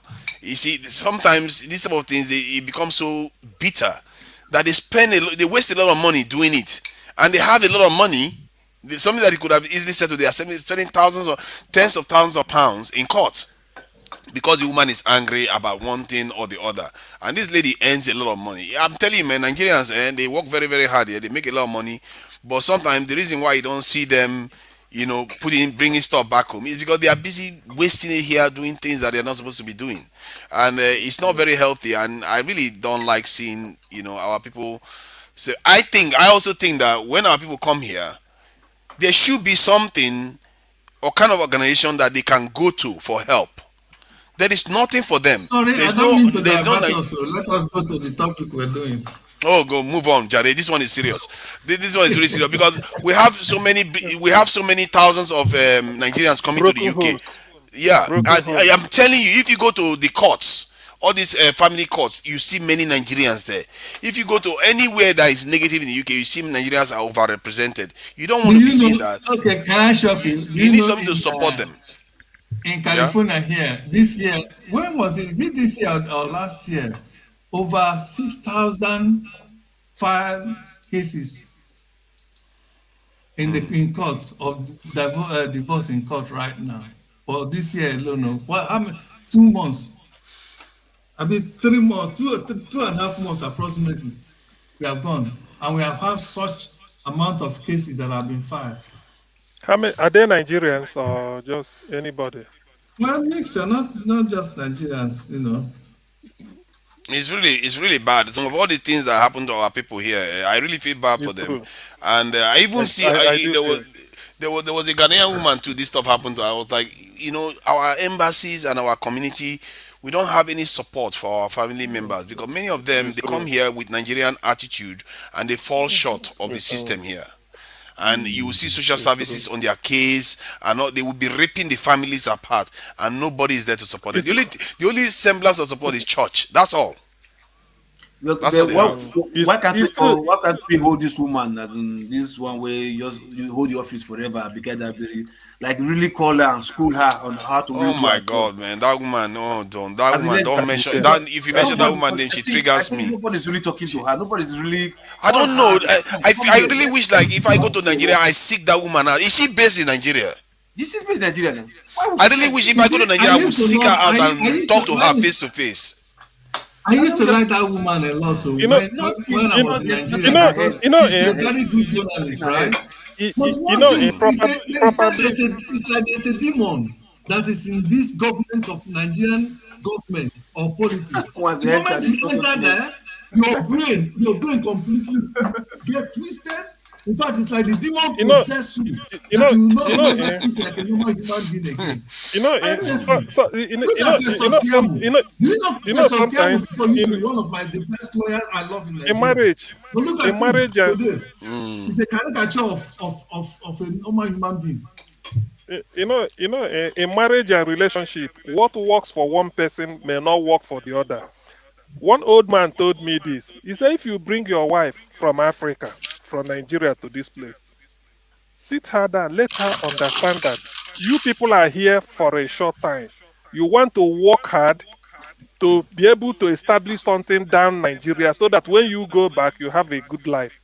You set it as an ambition so that whatever you are doing, if she buys into it, the tendency that you people are going to split may not be there because he said, I'm here for a short time, just for the good life. Let's make what we can make here, establish and help people down there so that if we are going back anytime at old age, that you can be here in a care home.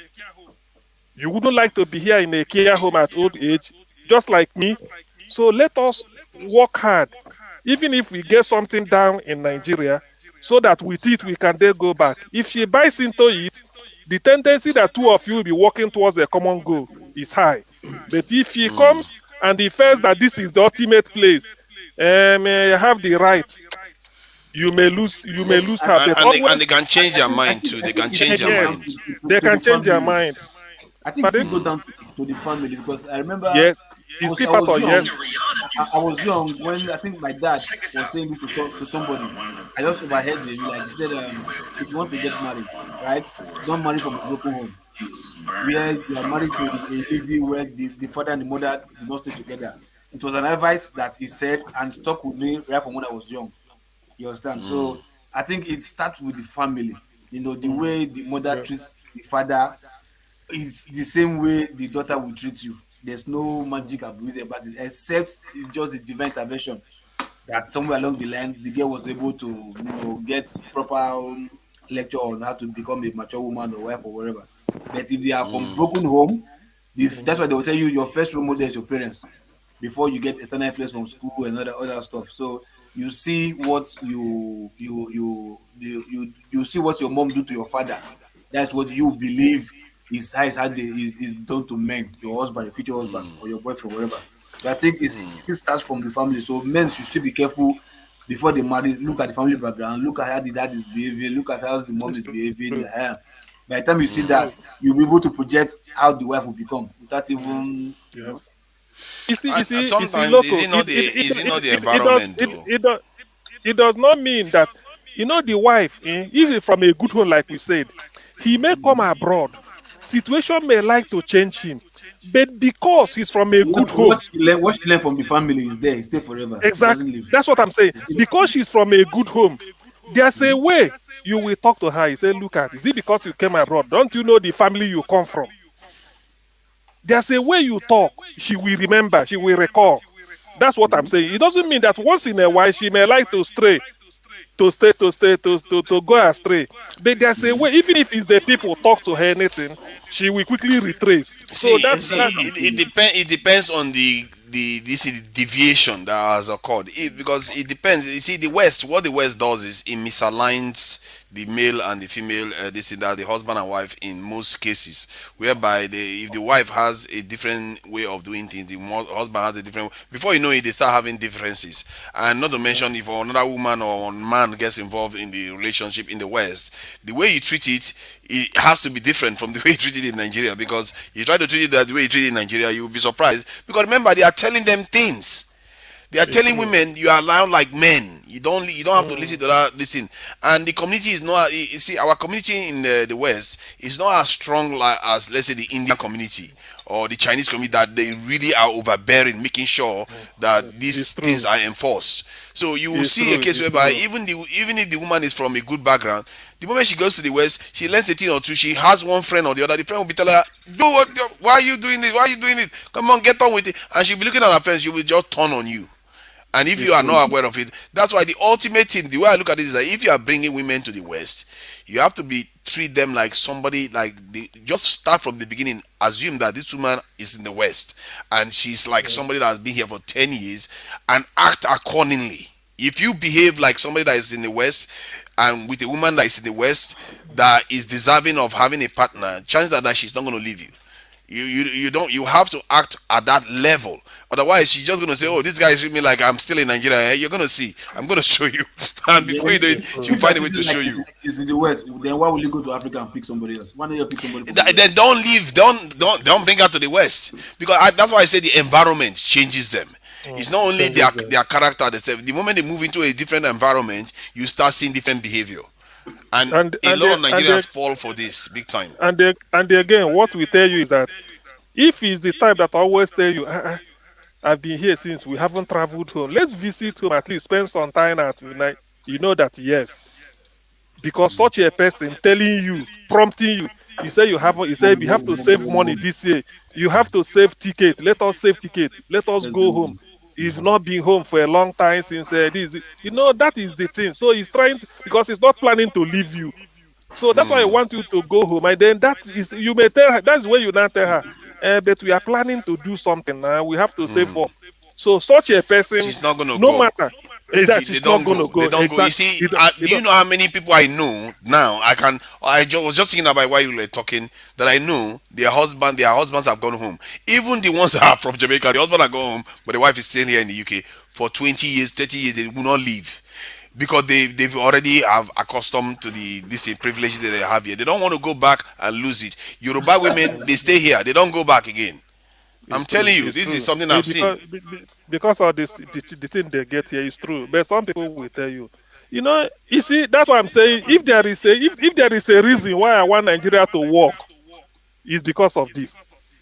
Because if our country is really working, let's just say the way, let's say in the 70s when Nigeria was at the golden age, 74, 75, 76, 77, people Golden don't age. just come to the UK. And that is the golden, that is a rare time Nigeria was Did we shaking have Africa. golden age? Did we No, really no, have golden age? but see, No, honestly, no, at no, that time, golden in the sense that no, forefathers, golden in the sense that the respect as a Nigerian worldwide is there. okay. The economy is okay. Okay. Yeah, okay, Yeah. yeah. Because then China and India used to come to Nigeria as for Burkina Faso. Do you know See, they used to when Nigeria respect us, but we never moved.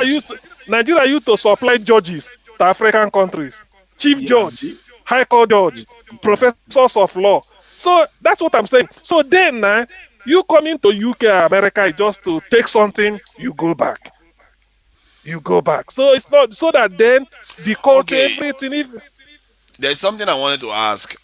I get what you mean about this culture. I just wanted to move away from that a bit. Regarding, because there was this question that occurred to me that I was having a conversation with somebody. It occurred to me that, to show you how deep we are into this mindset where we can't fix our own stuff. I was speaking to somebody and he was like, we're comparing North Korea to their country. It's like, why would I want to be like North Korea? Because North Korea has this, North Korea doesn't have this, and I can't be able to travel. Then I asked him, so because you cannot travel the world, you are willing to subscribe to people that will enslave you and be your population be enslaved? And this is a very intelligent person that I thought he was like, yeah, why should I have to be like a North Korean that is not allowed to travel? And this is a question, and you'll be surprised, and I believe that even on this panel, you will hear people that will still sound different because it's not so clear cut. Some people still believe that you can eat your cake and have it with the West because they think that you can still be nice with them, and you will never be like, you can't subscribe to being like North Korea or like China in the early days and stuff like that. What do you think about this? I'm asking everybody. If they offer you freedom, but the West will try to ostracize you the way they ostracize North Korea, would you accept it? And you are able to defend yourself anyway. Not to Would you me. accept it? I will start from the point of nationalism is more important to me. My country should be more important to me.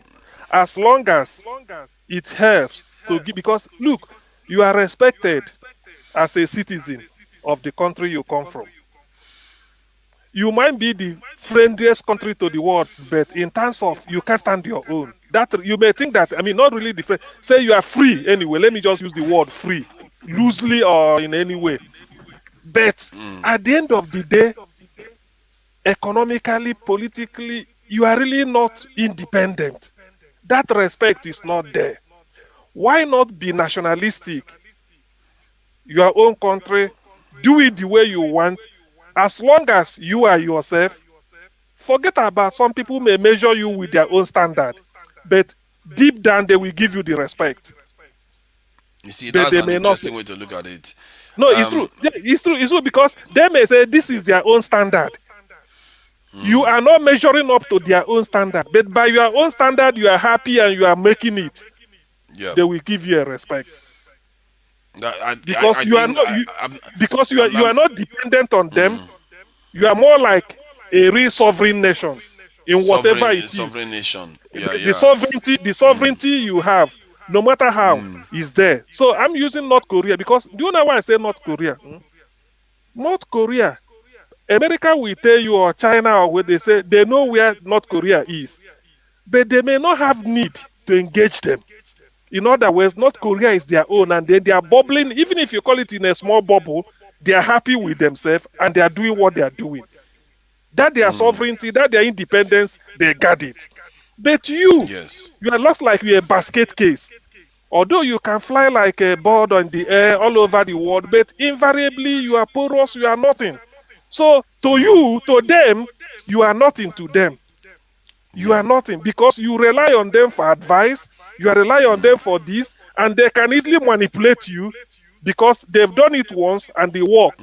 So they keep you aside. Do you know why? There's something I read in Time magazine in those days. America said why they feel they are powerful is, he said their spy jet entered Russia airspace and came out undetected, entered again, came out undetected. They say that yes, they are really a powerful country. That's how they feel they've arrived. So in other words, there's nothing that gives a country the prestige it wants if it can be on its own. The degree might be different, vary from country, but to them, you have to be original. You be original. Just practice what you need. Be yourself. Okay, CM, I think you are making it hard for people to disagree with you now. So look, what do you think? The thing is, we say because this idea of freedom, idea of somebody trapping you in your country, you can't travel. Why are you traveling? Because of what you see on television. You want to go and see what they show you on TV, and you felt trapped. If you have everything you have in there, excess, you are living like a king. Why would you want to travel? Just why? Except maybe you want to travel. But what if you are not living like a king though? Like they could sanction you and life could be a little bit difficult. Good, fine. So if you're not living like a king, that means you're not free in your own country. Then that would the only reason you want to live if you're not free in your own country. But if you are living like I tell some people, this blah. If as if Jimmy Jonathan know himself that time, he come as he enters youngest educated president we have. It changed things. Nigeria will not have 247 light. Will not have this. But you said you conflated two things that I find interesting. You said if you are not living like a king, you are not free in your own country. What does that mean? People can be poor. People can be poor in their house and still be free. Not poor. That king is relative. That king unquote, because you define your king. Exactly. I'm assuming poverty. I guess poverty has nothing to do with freedom. Okay, king. No. I mean that when you say king, do you mean freedom? Yeah, freedom, liberty to okay. Yeah. Not like king, like rich, wet, like living like free. And you can walk proudly, your head on top of your shoulder, raise your head high. No, just to come in again. If you're a country and you are guarding your sovereignty, you will be respected. They may not say, but you will be respected. Guarding your sovereignty in a particular way, you are guarding your sovereignty, and you are forcing your ideology on people's head that do not align with you. Maybe by killing them, arresting them, you are taking away their freedom. It might not necessarily be that extreme. It might not necessarily mean. Okay, fine. It might not necessarily be. Okay, so let's say let's use the North Korean one as an example. Would you prefer Nigeria is sovereign as North Korea, but not this thing? At the moment, almost on every metric, North Korea is better than Nigeria. To be fair, I don't even know why I should be comparing them. No, but do you know that in international politics, America or the West want to impose their ideology on the rest of the world? Yeah, of course. Yeah. Oh, that's the name of the game now. So is Jude still there? Jude doesn't discuss geopolitics. Jude, I know you brought that video to our attention. You guys are marginalizing me. You guys are marginalizing me. We are not. We know now. You guys are marginalizing me. I was just waiting to bring you back in now. So, what did you get the question? CM, making it hard for him to have his own opinion, so that because I don't want you to, because you are giving so many good reasons why they should agree with you. So I want him to, because Jude may not agree with you, So did you hear the question, Jude? What was the question? The question was about if, say, they ask you to live in a country like North Korea that is sovereign, able to defend itself, free by itself, but it's not doing so well, and they are also under sanctions, so you cannot be able to travel freely around the world. Move around, Would you walk choose to around. be part of North Korea, or choose to be like Nigeria, where you are poorer but you can still travel all around the world? I'd rather be in Nigeria and travel and have that freedom I permanently. told you.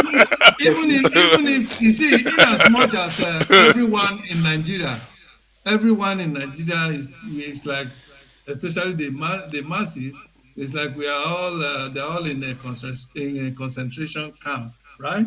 But then the difference between Nigerian concentration camp and that of North Korea is that Nigeria, there's a way of escape. You can escape if you want, but in North Korea there's no so much way of escape. No, so it's like you just have to be there and worship one man. In fact, they have a god, and their god is King Yong Yong, their emperor or whatever. The God that you are worshiping, what did somebody not make him up to? What is the problem? The point is that you are secure and you are free. Is that not the better this thing? Which one is it's like Biafra. You have your own Biafra that can defend itself. You don't prefer that over traveling overseas? Let me take you up on if I have Biafra today, I'm going home tomorrow. Jude, let me take you up on this. Like what you said, you prefer, you said as a Nigerian, you prefer your freedom, you can move and this. Do you know that an average, let me put it this way, when you to the West, they see you with your green passport.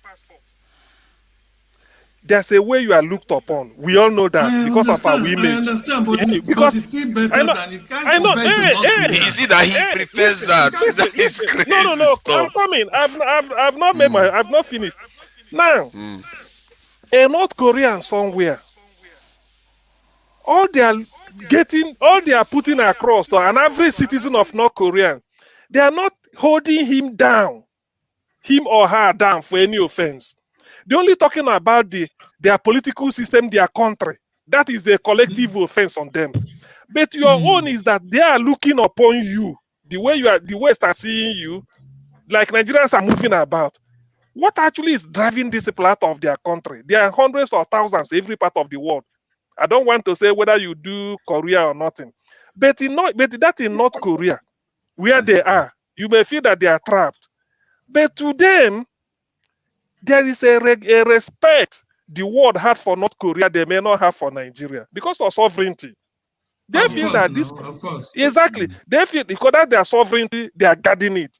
But in your own case, you are free to do everything. But averagely, you are not better than. Remember, they are not calling North Korea the poverty capital of the world. Do you know that? That is true anyway. That is true. They are not they are not the poverty.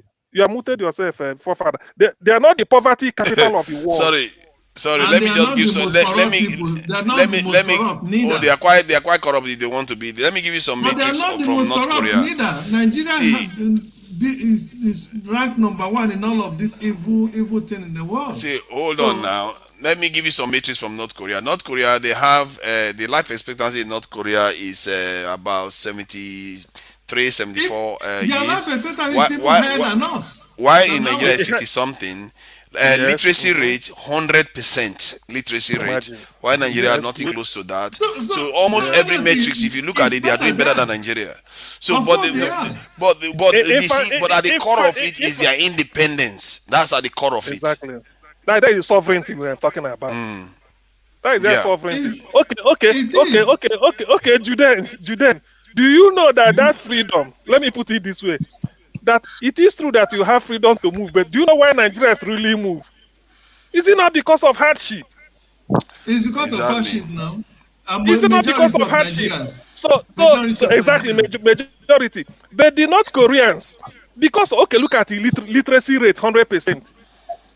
There's no way you will have literacy rate 100% and you have abject poverty. It can never correlate. No. Do you understand this? The literacy rate cannot be this high, then you will be that poor. You can't. And there's they are technologically advanced. They are more technologically advanced than. So that's why I said. But you know that there was a time it was really hard for them. America, by the time America was done with North Korea, 85% of all their structures, like Nigeria now, all the buildings, 85% of them completely destroyed in North Korea. They built everything back up, and you know one of their slogans, Jude.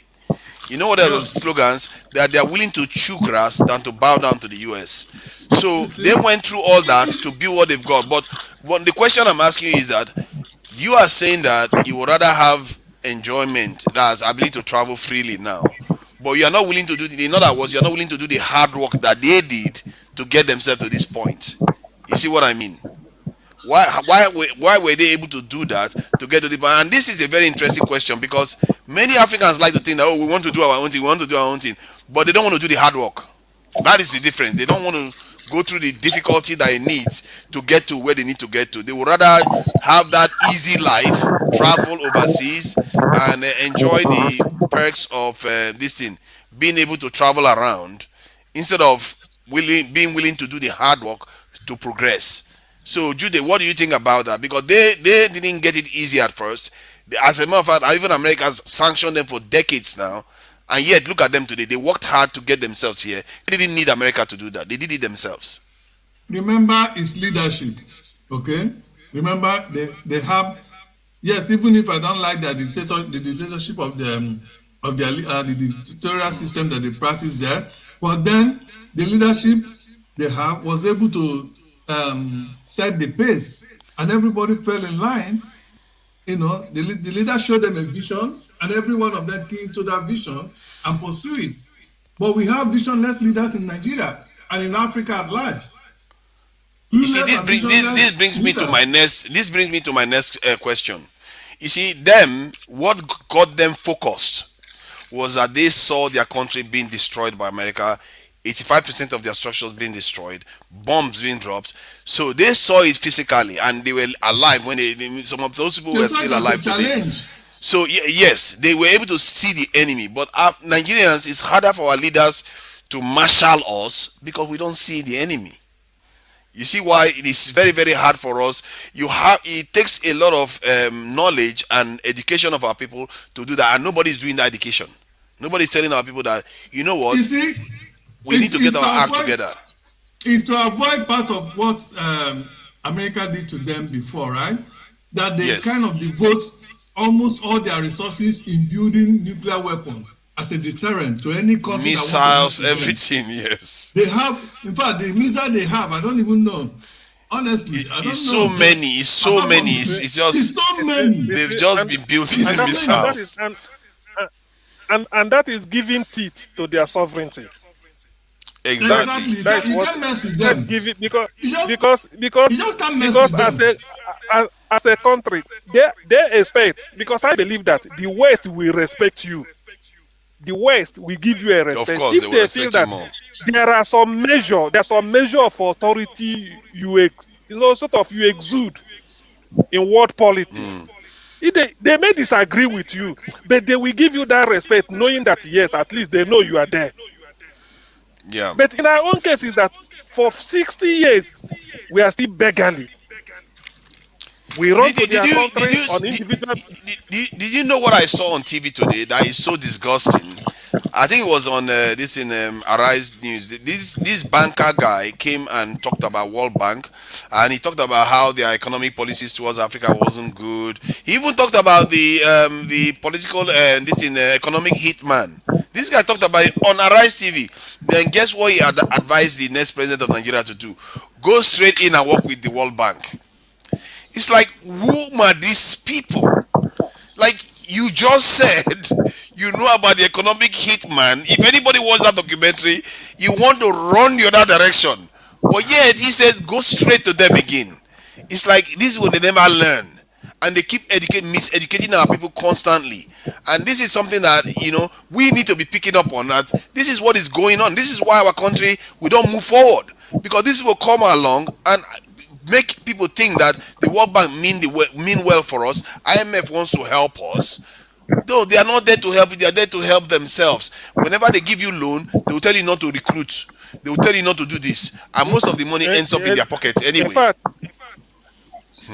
In fact, let me tell you what I've learned in international politics. That we say it. George Bush, the junior George Bush, when they were signing this Kyoto and the big polluters and all those things, You know what he said openly? I saw it on TV.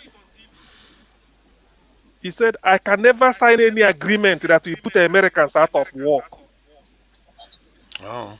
Simple. That's He our said it. people now. No, but everybody knows. See, in America, he said, what does not benefit America? America is against it. Anything they want to do in this life, their interest. thank you. First. If there's no interest in America, So you see, so it was that day I concluded. I said, so this idea of you pollute the air, climate change, all those it just to They don't care. it's politics to suit them. Let us welcome my brother into the village square. Yeah, Dr.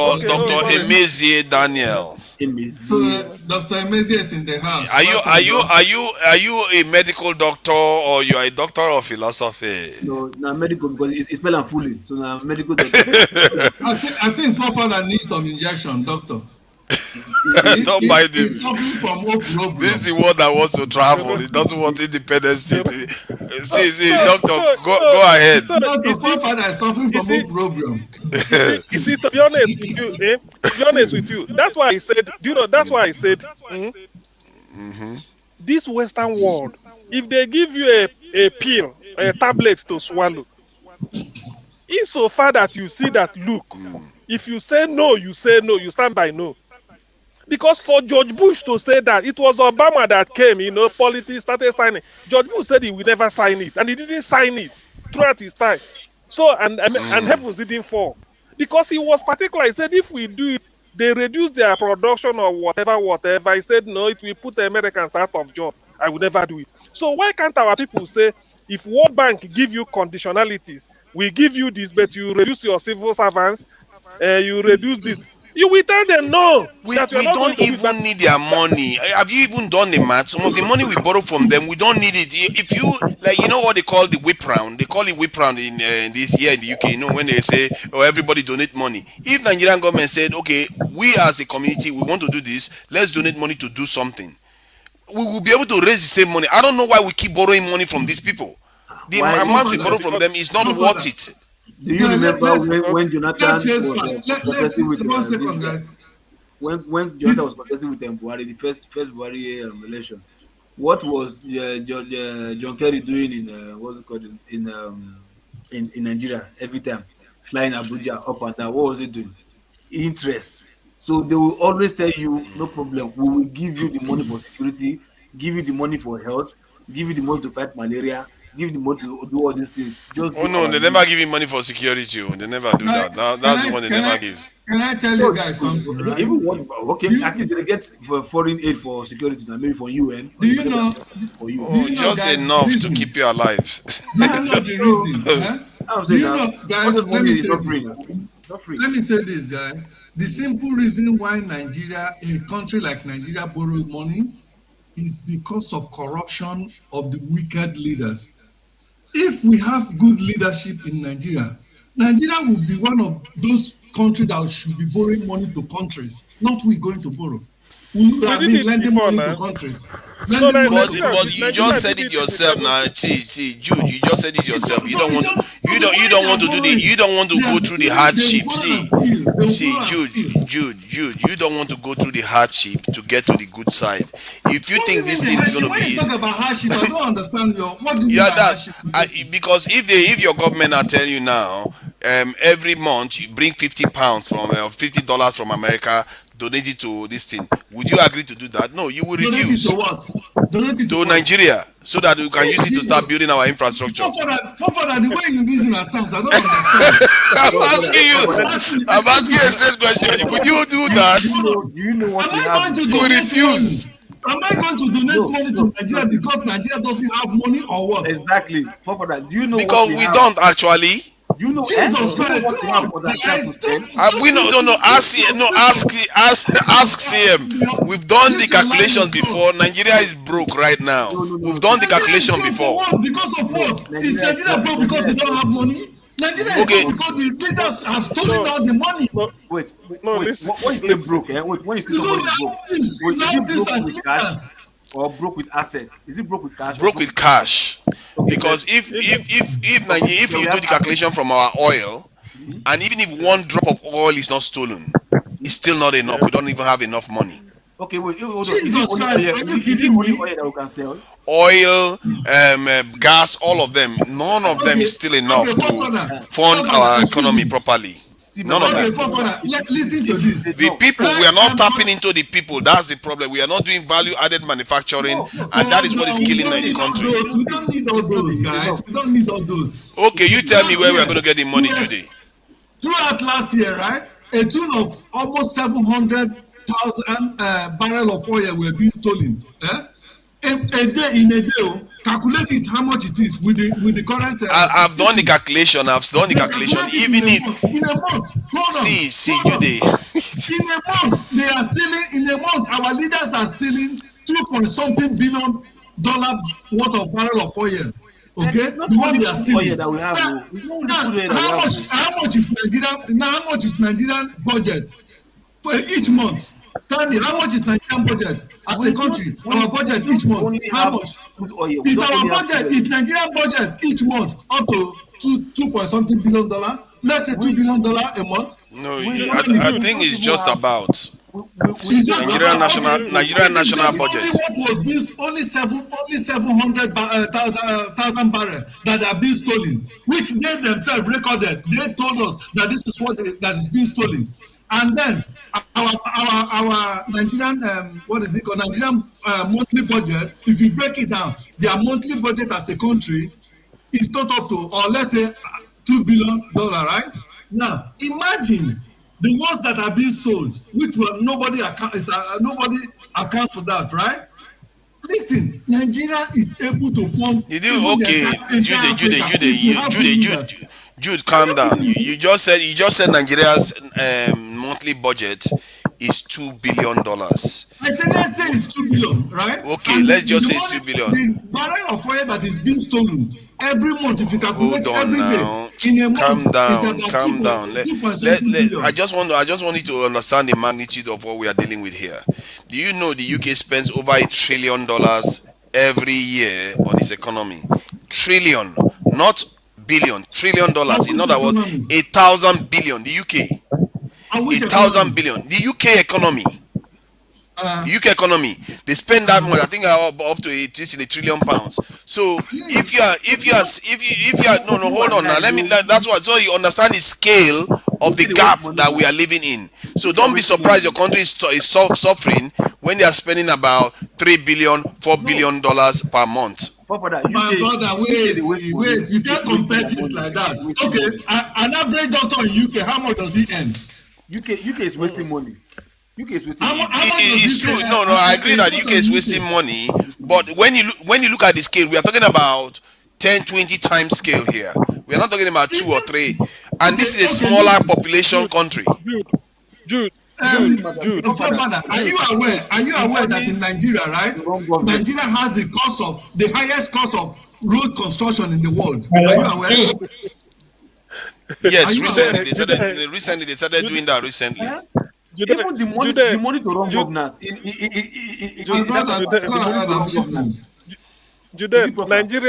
Nigerian economy. Let me tell you why we say Nigeria is. Hey, I'm coming. Let me tell you why. No, that is your viewpoint. Let me tell you why we say, because I've analyzed this here before. Nigeria is poor, and I tell you this. This is the reason. And I don't know why that lady was telling me that it's not even.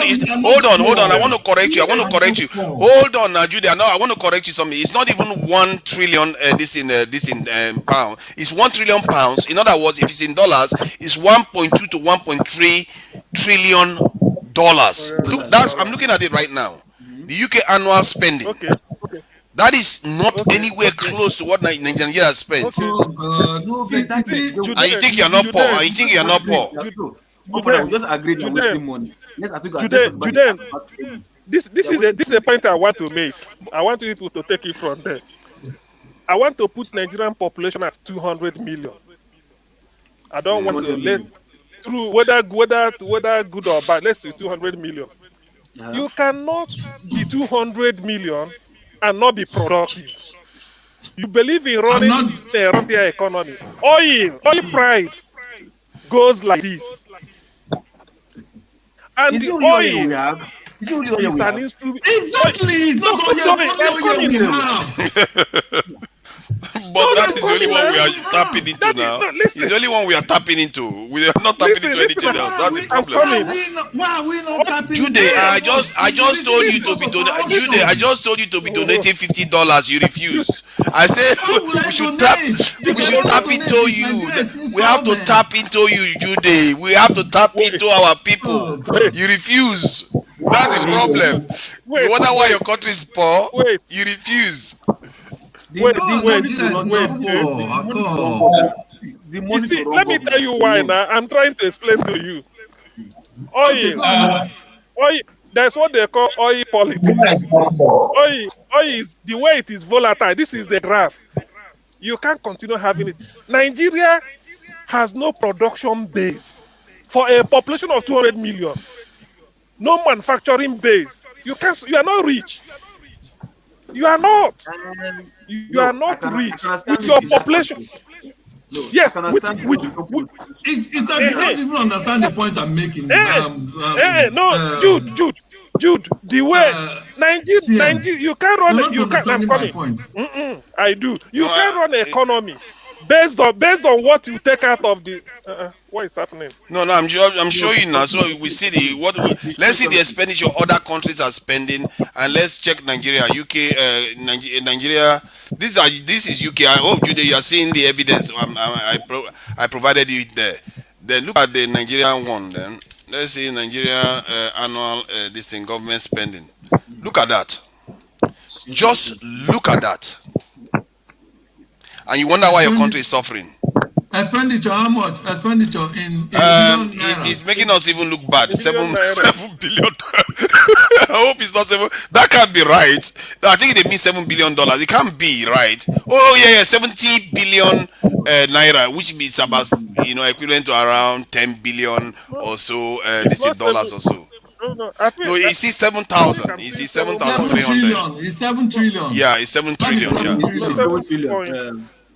Yeah, it 7.3 says trillion. 9 point something trillion at the top. Yeah, 23. Yeah. It says 9.7 23.7 trillion. billion dollars. In 2019, the other one 7 trillion is 2018. Yeah, and the spending has gone up now, though. It Anyway, has gone up please let me significantly in Nigeria. But even then, it's tiny let me compared to this thing. If you convert, let me hold on now, Jude. This in let's convert this to pounds. Let's convert this to pounds. In pounds, let's convert it so you see the comparison. Look at that. It's 17 billion pounds. 17 billion pounds versus 1.0 something trillion pounds that the UK spends for 66 billion people. Nigeria is over 200 billion. No, I'm just trying to let you know. And when I ask you to donate $50, you're complaining. Do you know how much? Can I say something, please? Listen to me. There is no need. You see what you're even showing right now, right? There is just not much need to it. But the fact is that Nigeria has money, but our problem is corruption. Even the oil, let's assume there is corruption here too. Hold on. Not like in your face. No, you can't compare the corruption in UK to corruption in Nigeria. Are you kidding me? Come on now. Okay. Let's be sincere, man. You see, Jude. Okay, 2000. You cannot be running. No, go on. Did anybody get You cannot be running. Continue. Okay, go ahead, CM. Knighthood for Johnson's dad. Is it not corruption? Knighthood for his dad. His dad has to get knighthood, and people are complaining about it. You see, corruption is not everywhere. Good luck with that word. It's everywhere. But you don't know what the dad did now. You don't know what the dad did. The dad didn't do anything. I'm from the UK. He didn't do anything. You won't know. You won't know. You cannot be. You cannot be the way running you around your thoughts at times is baffles me. Don't worry. I still need your $50. $50. $50 every month. Economy. Okay. What I'm trying to say is this. 200 million people. You extract oil from the ground, maybe gas, maybe gold, that still cannot make you a rich nation until you have a manufacturing base. We know. No, okay, no. Who is So, manufacturing? so because You mean Nigeria hasn't got that, production? because because Nigeria hasn't got that, that is where you have to see the level of poverty in the country. See, Because TM, the oil TM, you are TM. extracting, given that no one is stolen, oil is not stolen, gas is not stolen, you are even getting gold. That still cannot make you, because look at your population. No, TM, listen. You James, say CM, how much? manufacturing How base, okay? right? How much do we get from What? gas? Wait, hold on. You say manufacturing base, Yeah, right? I We disagree. don't I manufacture disagree. anything, Yeah. right? We don't manufacture anything, right? But we naturally Hello? manufacture something. We naturally manufacture something. You understand? Which is crude I oil, disagree with you. gold, cobalt, lithium, right? Do you know how much they take from because the stupid government, they are thieves. They don't let us know that there's money in cobalt Exactly. and in lithium. If you All calculate the those precious original stones, money they are they not make accounted for. It goes from into the lithium pocket of our leaders. and cobalt, you know how much is from there? They are giving you oil. Take you think oil is the richest, whatever. No, you understand? It's also Hi. as rich as cobalt, lithium that they take from behind you that you don't know. You Do you understand? know? Okay, Do you okay. guys Hold know on, that? hold on. Do you Okay, know? hold on. Let's just slow down first. So we are saying that okay, apart from oil and gas, there are other resources that is being stolen Rich, that very should rich, make us rich. very rich, very. Okay, so The gold in but but Zamfara. Does anybody know but how much comes from there? but do you agree that we have more of oil in terms of natural resources than any other resources that we have in No Nigeria? way at all. That is totally wrong. So you think That that is there is another resource we have in Nigeria that is more financially of profitable course, than 100 times. what? See, Bitumen, Like what? Bitumen? wait now. bitumen we See, have is more. We, if not for we oil boom, realized almost 3 times what we are nobody, realizing from I oil. don't I If you don't say see oil boom. I don't see countries queuing up to buy bitumen. Oh. What do they? Is it only for road and if you no, and tires Jesus here and Christ, there? do you know how much it costs to tie a road? no, bitumen is not really Yeah, cheap. You see those but I'm saying cobalt saying and that no lithium. countries are buying it like they buy oil. That's what I mean. And who says so? See, Because No, there's no who's bitumen price per barrel or any of that stuff that you see. go and find It's and make only a research. this is political, right? The oil thing is political. You understand? If because of no, it's not everybody that can use cobalt and lithium to make what they want to make. You understand? I understand because you see maybe the mass demand of crude oil makes oil to be the richest and this and that. You understand? But we can also make millions of money. To tomorrow, Dubai is still having money. Is it from oil? You understand? They are still making money from other sources. You understand? So apart from only oil, yeah, making from because other sources. they are utilizing their people, and the thing is Exactly. that our people refuse to engage with the No, but system. no, but hold on now. Okay, I was imagine the money a senator is earning. Is are they supposed to earn that What money? you see, you can keep worrying about that. Or hold on. You can keep worrying about that. Or you Yeah. look at Yemen. Yemen is at war. Look at their life expectancy, almost 65 years. Yeah. Look at that of Iraq, Yeah. 69 years, Yeah. and look at that of Nigeria. You can worry about that, 52. about your leaders or Yeah. the people. Engage. You have to find a way to engage so that we stop this nonsense. Look at the life expectancy in Nigeria. What we're What's the doing cause of death? to our country. What's the cause of death? Because of that, all kinds of stuff: poverty, No, bad no, health no. care, All bad road, name no, it. no. Others that you mentioned might be war. Hello? You What? understand? Na- Others you War? mentioned, other Nigeria countries is there might be war. Nigeria is 53 No. in the War? first place. Yes. Nigerian death toll from conflict is far lower Hello? than the amount of people that die in the US every year. So it's not that big at when it comes to war.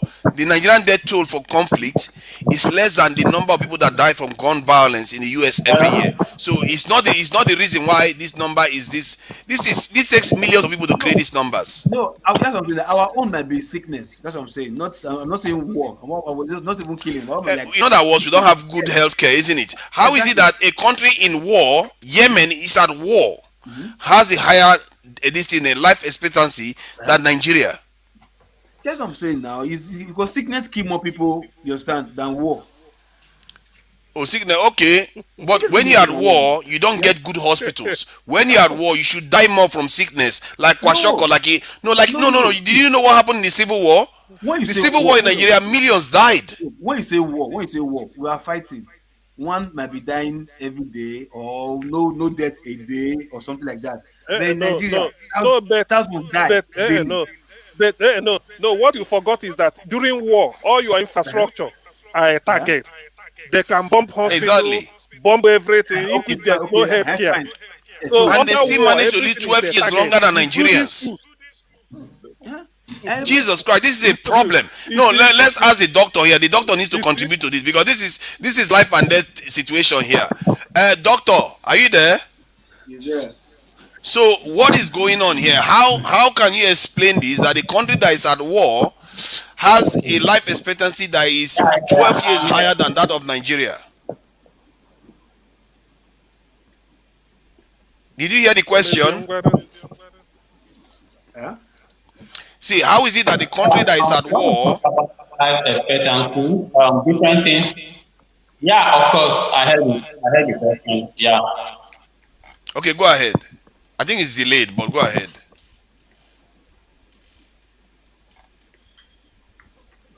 It's delayed. It's delayed. Yeah, yeah. I said when we talk of life expectancy, so different things are involved. First of all, you have to look at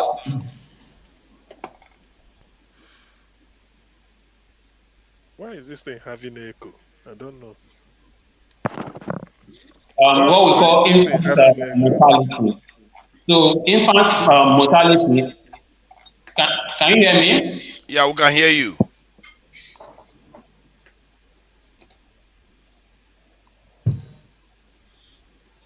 The delay. Yeah, infant mortality plays like is a measure where you is part of what you measure in knowing a country's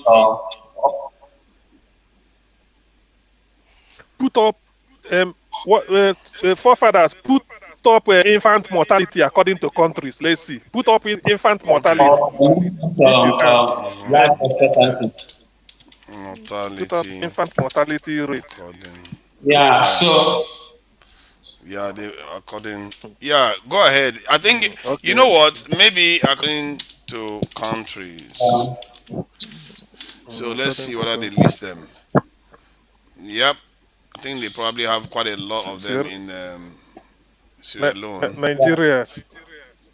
Yep, Nigeria tops. You look at that. Nigeria is really big on that map there. Let me see. yeah, in Look at Nigeria's this thing. Let's see I the think when you index. highlight it, Let's look see at the number. Okay, look at where Nigeria is. So almost 90 or thereabout. Either 80 or Deaths per either 1,000 is 72. If you look at it at this end, 72. when you remove the amount, 72 Yeah. per 1,000. And if you go to Yemen, it's far less. Even if they're at war, they are still far less. But many African countries have very, very high one. Look at that, 74. Exactly. That's So why I said it's sickness, not war. It's sickness. it's an African problem. It's a health, sickness. But when you say sickness, who cures sickness? Uh-huh. We don't have good health care. That's the problem. And we don't take care of our people. And Can you hear me? yes, you know what you need to do. Go out and come back in. It looks like there's a delay that has built up over time. So when you go and come back, it's gonna cancel it out. Go and come back. As in, leave the room and come back to the room again. Yeah, leave the room and come back in. So it will sort out this thing. Yeah, it will sort it out. Yeah, it will sort the delay. So if you look at this thing, Africa is like covered in very, very bad light there. And the only country that is outside Africa is got that color is Pakistan, Afghanistan, and Afghanistan was at war. Yeah. And look at South Africa and Algeria. Algeria is good. Look at Algeria. Yeah, they are a lot better. Yeah, Algeria, all North African countries are better. All North African countries are better. Egypt, all of them. Not Morocco, all of them. Tunisia, all of them. And this same behavior, what you are seeing here, might as well be the military map too. The moment you go to the north, they are more secure. The moment you come here, rubbish, rubbish, rubbish, rubbish, rubbish, rubbish, rubbish, all the West way down. Africa and Central Africa. Yeah, or rubbish all the way down. Even in South Africa too, it's all a little bit rubbish, but you know, they are Europeans. Maybe they So escaped because of white. we really screwed a lot of things off ourselves. And I don't know. Let me see where I can zoom in a bit. Maybe that will help. This map, it tends to resist zooming in. I think Eritrea. This is one country that is a little bit hard to track down. You see, they are quite low. You see how low that country is. That's the one of the most secure country in sub-Saharan Africa. They call it the North Korea of this in Africa because they are very very strict. So look at how low it is. So it tells you that how is it that a country like this? Okay, let me check other countries actually. Which means this infant mortality is really a business of West Africa and Central Africa. Yes, and if you look at it, East Africans are also going at it too. Look at it. This is East Africa now, Mozambique. Except Somalia. Somalia is terrible. Somalia is terrible like Nigeria. 72, just as bad as Nigeria. And they have been fighting relentlessly for them to catch up with Nigeria. They have been fighting for decades to get to that number. Nigeria, we didn't need to fight to get there. You see why Nigerian own is so surprising or very shameful is that what we improve infant mortality or lower it. What I mean improve, I mean to drop it, to crash it. We are not investing. We are not investing in human capital, in healthcare delivery, in education and poverty. That is why these things are there. And it's been long. It's deliberate. It's been long for that. If not that Yemen is at war, that may even bring down their. I don't think, because given the type of country they are, they could have gone above 70. But because you can say, okay, yes, they are fighting a war. But Nigeria is that at least for the past 40 years, we are not fighting any war. We refuse Look at Syria. Syria was at war too. Syria was at war. Look at them, 18. They were at war. There's no excuse. See, our problem is that we are not tapping into ourselves. Okay. These people were at war too. Can we also look at the political undertone in this one? Like, where did they get the data from? Is the data really correct? Or the data is just to put out there? People that collect this data, they know what they are doing by and large. To get help from UNICEF, are you sure it's not the data is not put into put out there for UNICEF to come in and fund and support with fund or whatever stuff? Because Nigeria is too strong for anything. I think statisticians that put this data together, they put all kinds of this in caveats and variations. They account for certain dark areas and all the rest. And it does make sense though. If you look at the map, it makes sense. They all come from the ministry that's political. See, if it was political, they would have isolated a country like Eritrea for one of the worst ones. If you go to North Korea, they will want to give North Korea the worst score, isn't it? But yet North Korea is doing very well. Let me see whether I can find North Korea on the map. I don't even know where it is. And if you look at it technically, you see these regions that they just North Korea should be here. They are rich in That's North Korea. I've got North Korea now. You see that very, very low, 11. Very, very low. For Africa, that region, if you check that region, right, that region is rich with natural resources. That region they invented, all those places, all rich with natural resources. Yeah, you see that people will be laughing at North Korea. Nigerians will be laughing at North Korea. Oh, Nigerian! I've heard so many Nigerians say, "Oh, North Korea is a backwater" and all the rest of it. But look at them. Look at their number. Less than that of Nigeria. Like stupid less than that of Nigeria. It's almost as if they are doing very well. No, the thing is that whenever a statistics favors Nigeria, they believe it. If it does not favor them, they will dispute it. I know we have. Jesus Christ! Just look at Oman. Oman is 6 out of 1,000, and Nigeria. This one is 45, and Yemen is at war. And look at Africa. Look at North African countries. Just next door to them, that is black. Bad things starts happening. That's why I said, are you sure? Like the moment it's a black country, bad things starts happening. Are you sure it's not political? I said it just. Are you sure it's not political? It cannot be. What data. You see, just even without looking at this data, you will know that Nigeria is not performing in all indices.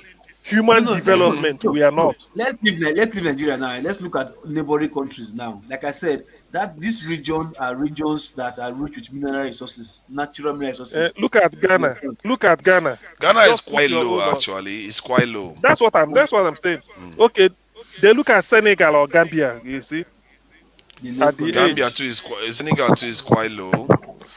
Compared to this in Nigeria is really like we are sitting on top of the black people and just like ruining everything for them. Like our numbers, we are using to ruin everything for the entire group, and the trouble we cause for our people is unbelievable. Let me see China. The thing is that, China 5. You see, you Australia might 3. be you might be 200 million and be sharing 200 billion. But you may be 50 only or 50 million and be sharing 120 billion. So that is the thing.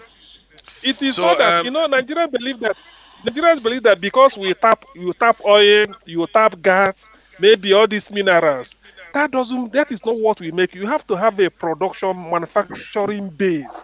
Because that money you are tapping, you are taking it out to buy the services what you should have provided for your country. So invariably it's capital flight.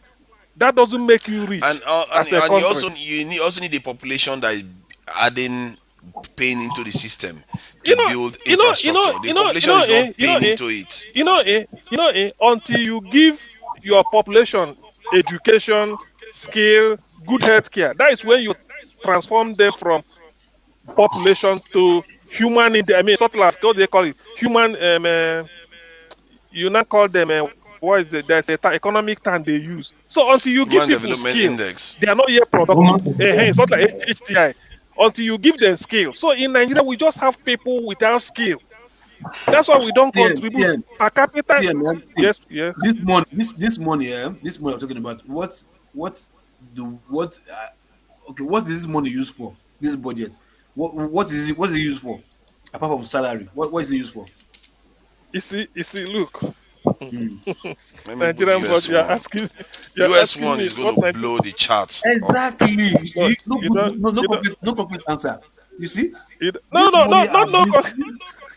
This money has squandered. This money has squandered. That makes you poor now. Eh? That makes you poor. No, I know the people are poor, but the country is not poor. That's what I'm saying. Nigeria is not poor. Nigerians are poor, but Nigeria is not poor. Because that Nigerians are poor, but Nigeria is not poor. See, why do you say Nigeria is not poor? Just because we have resources under the ground?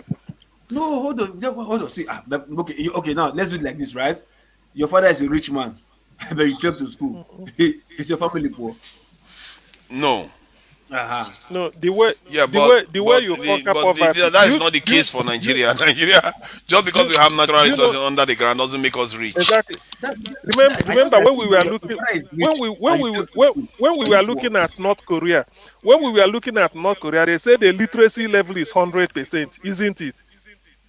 Literacy level. 100%. Yeah. So which means, let me put it now. North Korea. Which means they are more likely to be productive, skilled, and everything. So the poverty rate has to drop. 100%. That's ridiculous. And this is supposed to be a sanction, a country under sanction that is doing this with other sanction. I don't think that's correct. Right? That's reality-wise, it's not true. The country you are telling them their data is wrong. No, put Nigeria. Forefathers, put Nigeria. Let's see. No. All their margarine will pop up here now. Why you want to spoil our eye now? Why want to spoil our eye? It's not so bad actually. I think it reached 77%, which is not too bad. It's bad, but not too bad. Yeah. Who is that? Is that Okija? Can you share my screen? All right, I'm bringing that up now. Let's do that. All right, that's it. Again, which of these validated result? Forensic of what? This is validated. from the Obi camp. I think the ones that they are counting. Wow, now it's getting close. No, APC published that too. ABC published this one. Yeah. No. Send the link. Send the link to the publisher, please. Let me confirm this. First is Kayamo. That is crazy. Do you know what that's fake? You know, the fake accounts are showing up every day. I see him. I know. I know who I harass. Na Kayama account with that. Na account. I know account. Seriously, that is the number. Did they still win with that number? And Labour second. The one validated already. Okay, so far there's still more coming through. Yeah, they're still validating. Okay, more is coming through then. Okay, this is not the final number. Wait, hold on first. Who is doing the validation first? Who is doing it? Is it foreign forensic? Everybody now. My neck. Okay. See, this INEC, they've totally messed up Nigerian election. So up to today, so this figure now. You see, honestly, I know why. Now I know why Atiku was going for the cancellation, because he has seen that, look, most of Tinubu's votes was from Labour. So if they should go for anything legit, he is not even coming. He will not be in the picture. So for that reason, let's just cut it. No. It's coming. When they tabulate all the results, it's not gonna be the same. Labour is gonna go up by about 400 in Lagos. No, I know that. Yeah. That's why I said Atiku, PDP, knowing what will happen, that most of Tinubu's vote was from Obi. So if they do the thing normally, he will still not win. So for that reason, let's cancel everything. Let's scatter everything. Let's do it again. Anyhow. Yeah. His numbers will go up. Will go down in Kogi. Go down in Ekiti. So Okija. So up till now, you can't see this thing on the INEC website. Didn't I send you a website the other day to validate results for Labour? I sent you a website to go help Labour. I was helping. I was validating. I was, validating. They said the Labour people took theirs down, and recently they took theirs down. I think that's what they were saying online. No. But the number is not similar to this number. It's quite similar. Yeah, I've been doing this. For this is a result of uploaded. These are uploaded results. See, do you know what happened? There's going to be Abadabiti. Another who can say who can say this one? Nothing. So I can spoil somebody else. Yeah. Exactly. When I saw this, I knew that we are done for. This is easy to read. The moment people start writing this stuff down, you're in trouble. They are the ones writing it by hand. We can't read it at all. See, do you know what? You know what happened? You know what happened? The Beavers. This photo was not from Beavers, right? The original photo was from Beavers. But what they did, they took the same photo and blurred it and uploaded it back. Yeah, so you can't see it. So you can't see it. Yes, and they took the picture, blurred it, then put it back. Look at this one. Look at what this guy did. Oh my God, this is massacre. Name polling units. What? Why? Can you hear me? Hi. So we resort to writing by hand. When we have facial recognition system and fingerprint, we resort to writing by hand. Oh God. You write by hand, then take a picture and upload it again. Everything we make it hard for ourselves. Ouch. Just print it out with receipt and send it online. If they can get River State only, if I get one state, at least that would drop Tinubu State and add to Obi State plus FCT. I think that's game over for these bastards. No, it's not. It's not going to be game over because Tinubu still wins a lot of 25%. Tinubu needs to lose at least 4% of his votes on the spread, so that he doesn't get enough 25% in all those states. That's what you need to happen. Okay, even if he lost, can you hear me? Oh yeah, doctor, we can hear you. I mean, he's gonna make 25%. Can you hear us? Okay, the line is better now. The line is better now. So let's go back to infant mortality, please. So Okija, we'll get back to it. And we are trying to fix Nigeria here, while we are on this panel, so that we will make sure that this number starts coming down. Let's see where we can. Where is this page again? So sorry about the internet issues. So carry on from where you were, please. No. What I was saying, you people were talking about life expectancy in Nigeria, right? Yeah. Yeah. So why is it that it's low compared to other countries in the world? Yeah. Yeah, so what I was saying is when you talk of life expectancy, is the number of years that one is expected to live here on earth from the date of birth to when you die. So that is Yes. basically what life expectancy is all about. So in measuring life expectancies, there are factors that comes to play. First of all, you have to check a country or a nation's infant mortality. So where you have high infant mortality and where you have when you have like a high level of people dying from maybe diseases, epidemics, and other things. So when you compare these two factors, so that is how you can decide life expectancies of a country or a nation. And So in Nigeria, even mother, yeah, in childbirth, childbirth too. Yeah, I think childbirth. yeah, no, childbirth, that's what I'm telling. Childbirth is the same thing as infant mortality. When you say childbirth, Infant it's after, mortality. infant mortality is the childbirth, right? What about So the the mother? number, What about the mother? Dying, the mother dying too. Giving yeah, birth. that maternal, that one is maternal mortality, Maternal mortality, right? maternal mortality. That I think that is also. Yeah, yeah, that is also a factor. But basically, in terms of life expectancy, a woman dying already, she's, you can't put that into a factor because she's already past that age of infant. So when Okay. you want to calculate life expectancy is for a child. I just told you that life expectancy is calculated from when a person is born to when that person lives here on earth. So that is why they take in consideration infant mortality more than maternal mortality.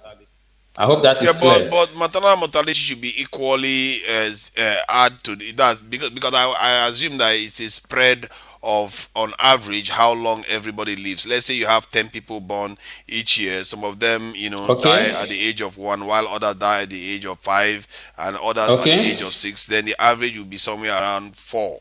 You see what I mean? For yeah. So that's the Yeah. kind of spread I think. So the mother will be part of the equation, wouldn't they? Because Yeah, I think so. Yeah, I totally agree with you. Maternal mortality is still a factor when you talk about life expectancy. But when you want to measure like individually, so maternal mortality, you're just looking at a set of people, like maybe a woman. But when you want to measure life expectancy, you're looking both at both the female gender and the male gender. I hope you understand what I'm saying. So it's Yeah. not just the woman that you're looking at in this in aspect of life expectancy. So that is why I feel WHO they are using the infant because infant is both a male and a female that is expected to live for a particular number of years within a country or within a nation. Yeah. I think that the one that yeah, actually you are right. The infant mortality one is the one CM asked us to check. But the Okay. discussion started from the life expectancy. That Okay. generally, the general population, why is it that Nigerians don't live as long as Yemen that is at war? And Yemen has been at war for 8 years. No. You're getting it wrong. Life expectancy is calculated not based on countries that are fighting war or maybe like in case of maybe when you have tsunami or whatever. So life expectancy is calculated based on what that country has been offering in terms of health, in terms of standard of living, in terms of provision of like good educations, like what is it called, development index too. So those things are all in consideration when you want to calculate life expectancy. Not because Yemen they are in war now, you will not say that their life expectancy will just reduce drastically. Not really. And again, if a country is in war, you don't put it in that aspect of calculating their life expectancy because that they are already in a state of, will I call it maybe not just disaster, but there is a war going on. So that shouldn't be a yardstick for you to calculate their life expectancy at that point. No, Do you I think understand? the reason why I say that because one would think when there's conflict and the healthcare system is Okay. in distress and all Yeah. the food supply is in a shortage because of the conflict, that you Okay. would think that people that are experiencing conflict and instability will have less this is healthcare, less food supply. In other words, they should have lower life expectancy. Hold on, my point is that Nigeria is at peace. Nigeria is technically at peace, and but we are poor and we are mismanaged. Hence, our own life expectancy is coming across as being lower. Go ahead. I want you to understand this. Yemen is fighting war now. Maybe this war you're talking about started maybe like 5 or 6 years ago. I don't really know the data. 8 years ago. 8 years. Okay, 8 years ago. Yeah, but this life expectancy have been calculated maybe within a period of 20 years back before the war. So that is what they are using. They are not using the current, maybe Yemen is fighting war now. So that will not come into play because it will not fit into the criteria of what should be used to measure life expectancy of that particular country. But the point is that they started measuring the same time as they are measuring Nigeria too. Even if you go back 50, 60 years, Nigeria still, they too went back. Yeah, their number is still better than ours. Yeah, no, I agree with your point, but Nigeria went to war too, and they too went to war, and the UK went to war too. No. Nigerian war you're talking about, I hope is it not the civil war you're talking about? Yes, the civil one, yes. Yeah, so that happened, I think, in 1950 something to 1959 to 60. Yes. So that is not what the WHO used in measuring our own life expectancy. So moving forward. Hold on. I need to drill this down because this is, you see, me, I'm one of those people that are very, very skeptical. Even if you're a professional, I always like you to convince me with your profession. Okay, so I need to get clarity of results here. So I'm looking at Vietnam now. They too had a war. Just almost a similar time as Nigeria. Look at their life expectancy, how high it is. So, and I think their war was even more brutal. But yet, look at their life expectancy. So, why is that not feeding through to be like Nigeria today? Yeah, you just made a very important point. You said they had a war, and it was almost the same with what happened in Nigeria. But the thing is that over the time, they've improved in their healthcare. They've improved in their in their human capital index. So they've improved in not just healthcare. They've improved in their will I call it infrastructure. They've improved in their economy. So they've when you compare the level of poverty in Vietnam compared to the number of people that are poor in Nigeria, you find out that we have a very high level of poverty. Like in Nigeria, we have almost 70% of people that live below $1 per day. So these are factors that put in place in calculating a country or a nation's life expectancy. Whereas when you go to Vietnam. But what I'm trying to highlight is that because I felt like you were trying to say that, because ours were calculated from earlier dates, hence maybe that of Yemen was looking better than ours. No, that is not what I'm saying. I told you that I asked you a question. When did Yemen started their war? And you told me it's just 8 years ago or thereabout. 8 years ago, yes. So this life expectancy you're talking about must have been calculated maybe 15 or 10 years ago. So I don't really, I don't work with WHO, so I don't know how, if they calculate their life expectancy based on, is it yearly? Is it after 5 years? Is it after 10 years? So, I hope you understand what I mean.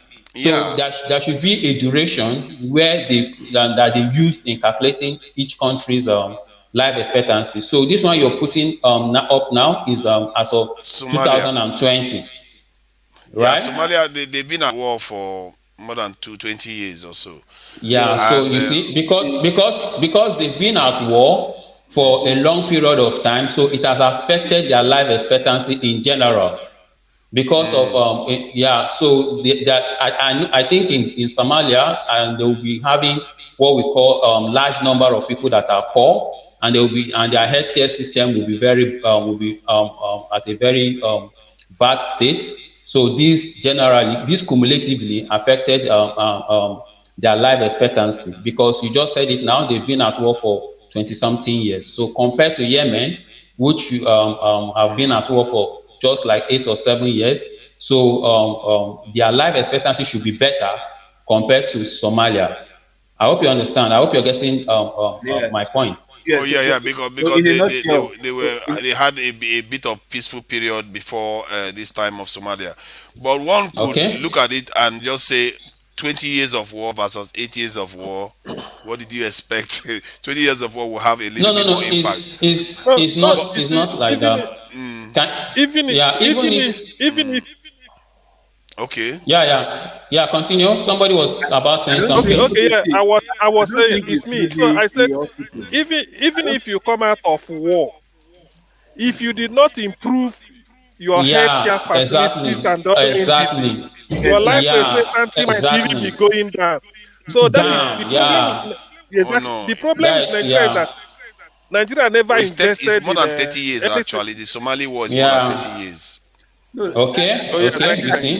I think in a So nutshell, it's not the death per se. It's not the really die that is It the, die. No, no, it's not like that. I not the just death told that is you there the are issue. factors. There are factors Yeah, I think that yeah, plays yeah, in. yeah. I think they Yeah, there use are factors that plays in calculating a country's life yeah, yeah, expectancy. Not maybe when there is a war or something. No, really death or it's not something. like Yeah, that.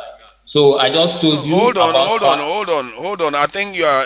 I like to dispute the idea that maybe the war doesn't affect your life expectancy.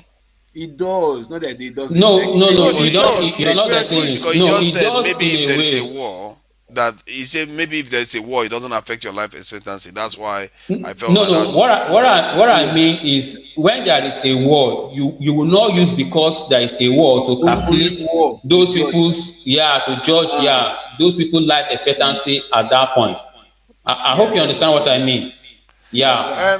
I think So see the reason why I said I put it like that. Yes, I don't think war is the reason why that you don't use war to say okay, war is at the tag. You just notice that okay. because of the war, more people are dying. You see what more people are dying earlier No, because of the no, war. no, That's how it no. In fits life, through, No, no, isn't no, it? no. It's Or no, not am I like wrong? that. no, It's no, not. No, no, no, no, no. no, You're getting no, it no. wrong. In life, It's no, not. in life expectancy, you are I much just told more you what like concerned. You are much more about concerned about peacetime. about from Peacetime. birth. From Yeah, peacetime, you must be during peacetime, yeah, because the yeah, moment you because integrate war, the moment you integrate war, a bomb can become, it's not. something like it will sort of change your calculation. Either you wait Yeah, of after course. when the end of the war, Hold on, then you start to hold on. calculate the life. Let's look at the definition of life expectancy. It says life expectancy is a statistical measure of average time an organism is expected to live based Mm-hmm. on its year of birth. You see what Yeah, I of mean? course. So Yeah, based that's on what its I'm year of telling you. birth. Yeah. So Mm-hmm. when they calculate that, and based on that this thing calculation, then they say, okay, these people are going to live so and so this in years. If you are telling Mm-hmm. me that in Somalia they said 50 years ago Somalis will be living this in 50 years, I doubt that's what they are going to be calculating. And No, I you're also not think of getting this, it. right? Um. I think they do it from like I think it was the doctor was also saying like it can't just be from inception for a particular date. I think No. at Yeah. least from 13 years you scrap that data, Yeah. take new data again. Yeah. Of From maybe course. like Of every course. 20 years or every 10 years or 50 Yeah. years. Every 5 years. I don't know the Exactly, that's the reason why. That's why I even take that this year. That's in terms of the UK, because the UK they review it all the time and they will tell you that it's going up. The life expectancy is going up. So that's why I'm thinking that during the reason why it is changing is because they are taking more and more recent data. You see what I mean? They are not going with old data anymore. So that's why when a war is happening, you would think during that war, when more and more people are dying, that data will feed through into the life expectancy. Am I wrong? Sorry. Pardon, please. I didn't That's, get what you said. I mean, during just like during time of famine or during time of war, the Mm-hmm. data that is coming through about life expectancy during that period will feed through into the actual outcome for life expectancy calculations. Yeah. When we talk, I've explained this to you before, so I don't know how you want me to explain this to you again. I Mm-mm. just told you that war, like when you talk of when you talk of life expectancy, is from when a person is born, according to what you just read from internet, from when a person is born to when that person is expected to live here on earth. Yeah. So when there is a war, it has already breached that factor, which is from when Exactly. Yeah. somebody is born to when that person is expected to live. Because let's take for instance, okay, somebody is born today. Normally, normally that person is expected to live for a number of years, but you throw a bomb and kill that person at that particular time. Yeah. So you've not given that person that number of years is expected to live here on earth. So it shouldn't be a factor for you to calculate that person's life expectancy. But when a person is born, yeah, when a person is born, the person pass through normal what we call delivery, like the person is delivered normally, he lives a good life, and there are things that are provided in terms of good health, in terms of what would I call it, infrastructure, in terms of people not being impoverished and other factors that place in place. So you check. So within this period that person is born and when is expected to live, are there factors hindering that person from getting this life which the person is expected to live here on earth? So if there are factors hindering those things, so that will not decrease the person's life expectancy here on earth. So if those, let's say for instance, maybe you have good health, your your infant mortality rate is good, your economy is good, your healthcare is good, your educational background is good, your human development index is at a higher at the higher side. So these factors will increase a country or a person's life expectancy here on earth. But you shouldn't be using war to calculate somebody's a person's life life expectancy here on earth, because it doesn't fit the criteria which is used in measuring somebody's life here expectancy here on earth. That's what I'm. That's the point I'm trying to make you understand. You see, another way to look at it. Another For way me, to look at it's it is supposed that. to be simple, but go ahead, go ahead. You wanted to say something. Okay, and another way to look at it is that you are expected to live without being affected by war. Yeah, something like that. So, Okay, that should be a factor yes, too. so that is so when you are giving birth today, it is assumed that you will live Of course, based on this. absence of war. Then you live until you live that 59 years. So they will until it starts increasing. So if there is a war to cut short your life, It shouldn't be a criteria now. Then. it shouldn't be a criteria. You can't use it to measure life Yeah, expectancy. Because of course, ordinarily, if of there is course. no war, you are War, expected to yeah, live for to 70 live. years. That's why it's called 70 years. expectancy. Yeah, from You're that word expected. expectancy, yeah, that is You're what you're expected to live. expected. So when To there is live. a word, that expectancy has been removed from the equation. Exactly. It has been Yeah, removed. so yeah, it has been. War is one of the things. War is one of the things that we That affects under this thing, that life it drastic. expectancy. Here, That's war now. You have increases to the death remove war. rate. Yeah. No, because I'm looking Yeah. at it right now. Increase it. It says life expectancy tables are calculated based on death probabilities, Okay. according to FAR's death rate method. This is what I was trying to highlight. That the death Yeah. rate is not only when you are born. The rate of death affects that equation that they are calculating. Because death Are is you increasing. understanding what I'm saying? And the death of rate and the death The rate death rate you're increases talking about. during wartime, and war increases the death rate. The chances that somebody will die is increased during wartime. That's So you see, But to me. That's how I that is understood it not at life first. expectancy. Yeah, wait, hold on. But Wait. No, that is no, not Is that life a formula? no. expectancy. They are saying I that know, it I is know, I tied know. to it. They are not saying it is it's a factor. It's like saying if you want to reduce somebody's life expectancy, you kill them. So that murder has reduced the person's life expectancy or Okay, the calculation in that hold this on, area. that yardstick I want, is it I used want, for all countries? Is that same uh-huh, yardstick? Yes, it's Does for it all apply to countries. all It's for all countries? countries. Yeah. Because they know because uh, there are countries that are they are more war prone than others, so they can't use the same yardstick for all uh, of them. Yeah, I think no, that's you what they have do. to. The death rate, that death rate, I think is really matters because if people are not dying in your country, then the life Yes. expectancy generally will go up, and the average age the elderly Exactly. people Go are ahead. dying also accounts for that too. And it makes sense. Life expectancy, how long are you expected to live? That is what they are trying to calculate. If people start dying in the country rapidly, the life expectancy is meant to come down. They don't have to go back 50 years to say, when people are dying 50 years now, at the age of 50, they say because you calculated it this in 70 years ago, and it was showing this 80 years, we still keep it at 80 years. You can't keep it at 80 years because in reality, people are dying now. That is what I'm trying to highlight to the doctor, that because these people are at war and the people are dying more rapidly, it's feeding through into the number. But compared to Nigeria, that we fought our war a long time ago, ours is still very low. Why is it so low? Because we did not invest. This is the reason, forefathers. It is expected that after the war, you rebuild, because war brings destruction. So after the war, you rebuild. By rebuilding your schools, you look at your healthcare delivery system, education, then skill acquisition. Yeah, but how did North Korea rebuild? Why are we not rebuilding like they did? I told you to donate $50. He refused. All this type of attitude is not helping. When we are supposed to be donating money to our country to build the country up, we keep refusing to help our people, and you wonder why our people are dying. So you see, Nigeria, the thing that we improve our lifespan, we don't invest in it. So we are morals. You see, we are not at war technically, but we are at war. That's why we are dying of disease. Because if you improve all these indices, you lower poverty and disease, then the life expectancy will be increasing. But we don't.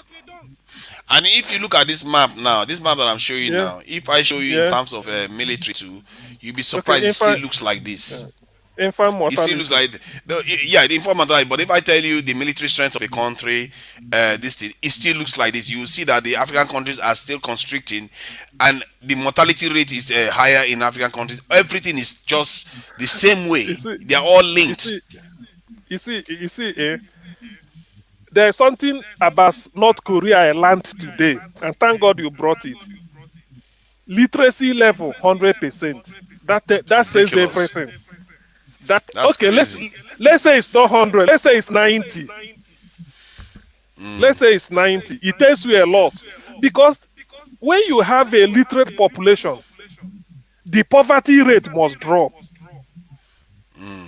The poverty rate must drop. Then the disease, the incidence of disease will also drop. Then, because they have more skill, employable, high income earning, everything, all these things will increase the standard of living, and then life expectancy will move up. It's a bit of economics and public health. But Nigeria. No, it's true now. All African countries. Yeah, forefathers, can you hear me? Yeah, we can hear you loud and clear. Yeah, I have a patient now. Maybe like in the next 10 minutes, I will join back the. All right. Yeah, it will be great to have you back. Yeah, thank you for coming. No problem. Nice one. This is infant mortality rate. You see, let's put it this way. Okay, just leave this. I want to make an analysis. In terms of mineral deposit, maybe oil, crude oil, Nigeria cannot compare with Sierra Leone. We have more deposit. But why is it that our infant mortality rate, we are competing with Sierra Leone? Why? That's the problem. So it means that really we are poor. People don't want to believe it. We are poor because you see, I'm looking at all the statistics. Look at Sierra Leone 80, Nigeria 72. But in terms of what is in the ground, Nigeria has abundance. Sierra Leone may not have as much. Yet, look at the way we are competing with them in terms of poverty rate or infant mortality. So what you are trying to say is that despite all those minerals we have, we can be anywhere, but we are poor. relative to our population, because we are not manufacturing anything. We don't have a production base. All we do is run tier That's a economy. lot of debts. That's a lot of debts. Exactly. People that should be Okay. alive that are dying. Exactly. So you see, technically we are still poor. Based on these statistics I'm looking, we are poor. It's You can't clear come now. and It's very you clear. because if you tell somebody Central African Republic, poor country, they don't have this. Sierra Leone, they don't have deposit. Somali, maybe they don't have. Oh, Nigeria has mineral deposit. But why are we in this bracket? So which means Yeah. technically we are poor. Yeah. That is That's the true. meaning. We are poor. Jude disagrees with that, and there are Nigerians that will line up and say we are rich. Even Pacos, I think Luko said Nigeria was rich. It's like what I told you, assuming somebody is to do it for a PhD. They said what we discussed earlier, Igbos and their neighbors. We may have so many conjecture, but let us go to the field, talk to about 50,000 people, local from everywhere, and get a data. You must get something new. There must be something, so that when you now make it becomes empirical and scientific. So this one, you can't tell me, oh, you've taken it away. You can't tell me that Sierra Leone is a poor country. It's okay. And then you ask the person, Nigeria is a poor country. He said, no, Nigeria is rich. He said, but look at the infant mortality. Not much of a difference. Just look at that. That is Scandinavian country one, another Scandinavian country show up here, another one again. It's like how many of them? Norway. There are just many of them on that list. And then you go down European, Japan, Singapore. Just about two. Norway 1.79, just call it 1.82. Then Sweden 2.15, just call it 2. Finland 1.88, call it 2.0 at approximately. Then what is the other one? Denmark. Is Denmark there? Denmark is not here, which is interesting. Okay, Denmark is not okay. Just let it for. So what we are trying to say is that somebody will ask somebody now, Sierra Leone. Oh, Sierra Leone is a poor country. I agree. What of Nigeria? Nigeria is not a poor country, but the infant mortality rate of the two countries is almost the same.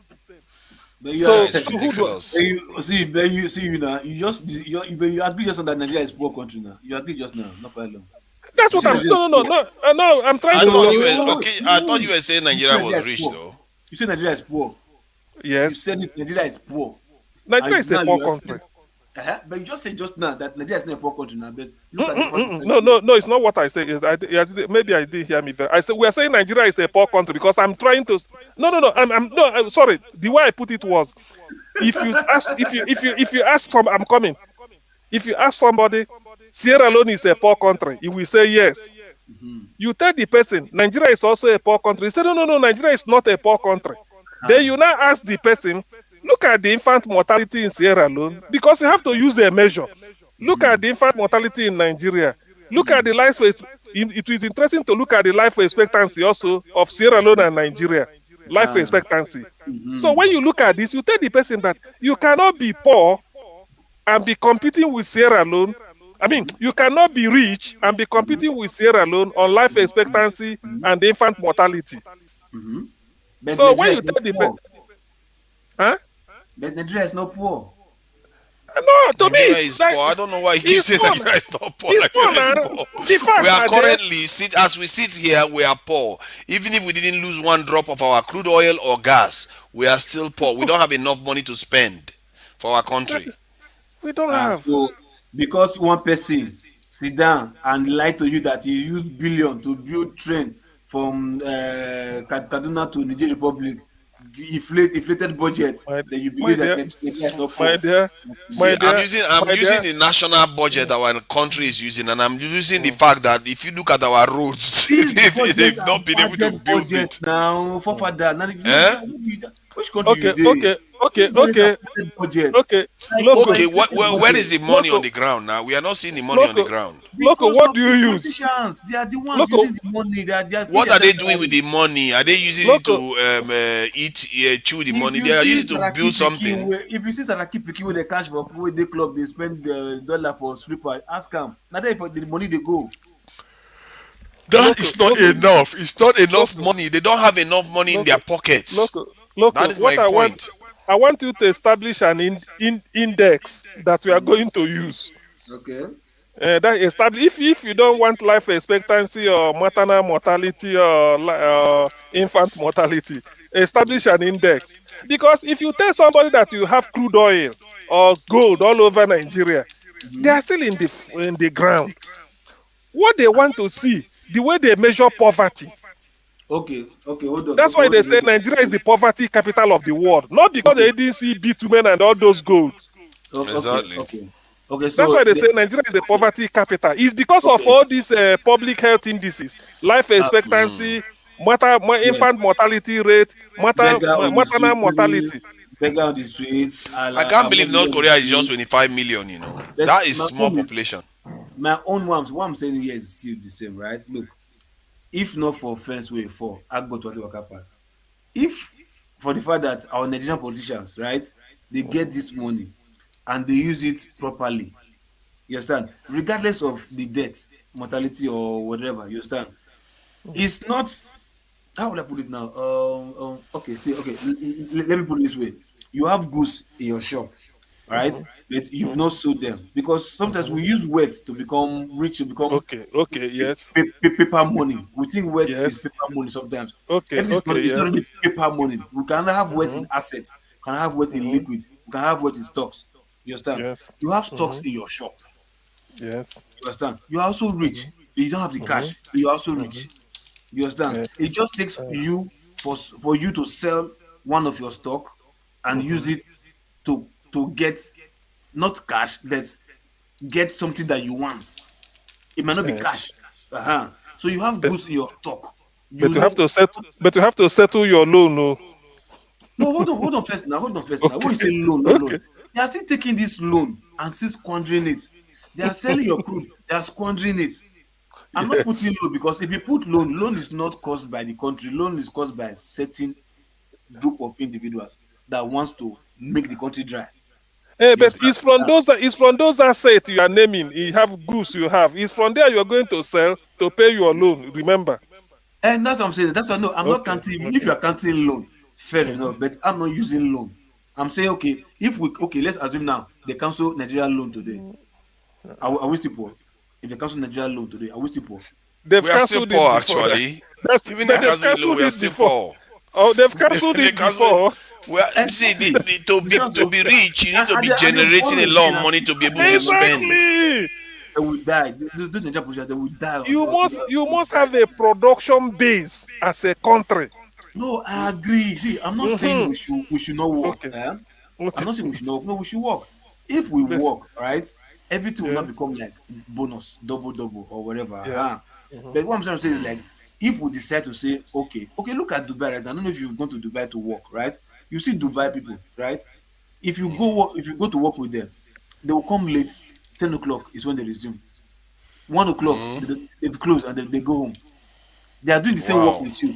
But you will come there 7 o'clock in the morning. They burn you where you live before closing time. You are sacked. You understand? Wow. And those guys, they pay their full salary. No question, no nothing. They come, they all smoke cigar, they go and do cruise and whatever, and they come back. Then you will just be there doing the work. They are the same level with you. The same, you're not, you are the same co-workers or whatever. You understand? The same office, the same duty, the same responsibility. But they resume as they like. Sometimes 11 o'clock. They close 1, 2 if they like. They will tell you they want to smoke. They smoke and they come back as break. Before you say, they close. You don't see them again. End of the month, they get their full salary. Because there's money. You can work as bonus, but there's money. Even Gaddafi, Gaddafi was even doing that. Now. Once you are an adult or whatever, maybe up to 18, whatever, they'll tell you get a house, you get a wife, you get a job. Because there's enough. So that does not stop them from even working. They still work. So what I'm saying is like working will not be like bonus or work for yourself, while your resources will not be like bonus or use it to do more infrastructure or futuristic development or whatever. That's what I'm saying. So we are not working not because nobody's working. People are still working because if people are not working, they will not be saying tax that they used to do some little things. And You anyway, understand? before I leave you, I want to see if I can sleep a bit. Do you know why? One thing I want you to understand is that the world know of all the minerals and all the things we have in Nigeria. Yeah. Even our potential as a human being, in terms of people Yeah, that yeah, are in the human West. capacity. eh, Yeah, they know. Yeah. But why they call us poverty capital of the world is because of all this infant mortality, Okay. life expectancy, everything is dropping sharply. And But then they know to improve it. There is all nothing those, on but ground. see, all these They statistics know of coming this. from all these statistics coming from WHO, UNICEF, IMF, all those international, Yeah. whatever, whatever. Do you Yes. think they really, really love Nigeria or they love Africa? It's not a question of love. It's the reality. No, It's hold not on a first whether now. Okay, now let's do it like this, right? Let's do it like this, right? it's Hold on. CM. Let's do it like this. okay. Let's use COVID-19 for instance. Uh-huh. That just happened, right? You saw the number of deaths, the charts that the no, not NTC, what's the Nigeria COVID-19, whatever. I've forgotten the acronym they use Okay. to call it. I've forgotten. You understand? Okay. Where the Ministry of Health was given. You know, many of those statistics were not correct. The death rate, they only tell you the death rate. They did not tell you the recovery rate. You understand? You know, many of those statistics, they were not correct. They were just increasing the death rate, increasing. How many burial did you see in your state? Did you hear in your state compared to the chart that they said died? Just let's use COVID-19 for instance.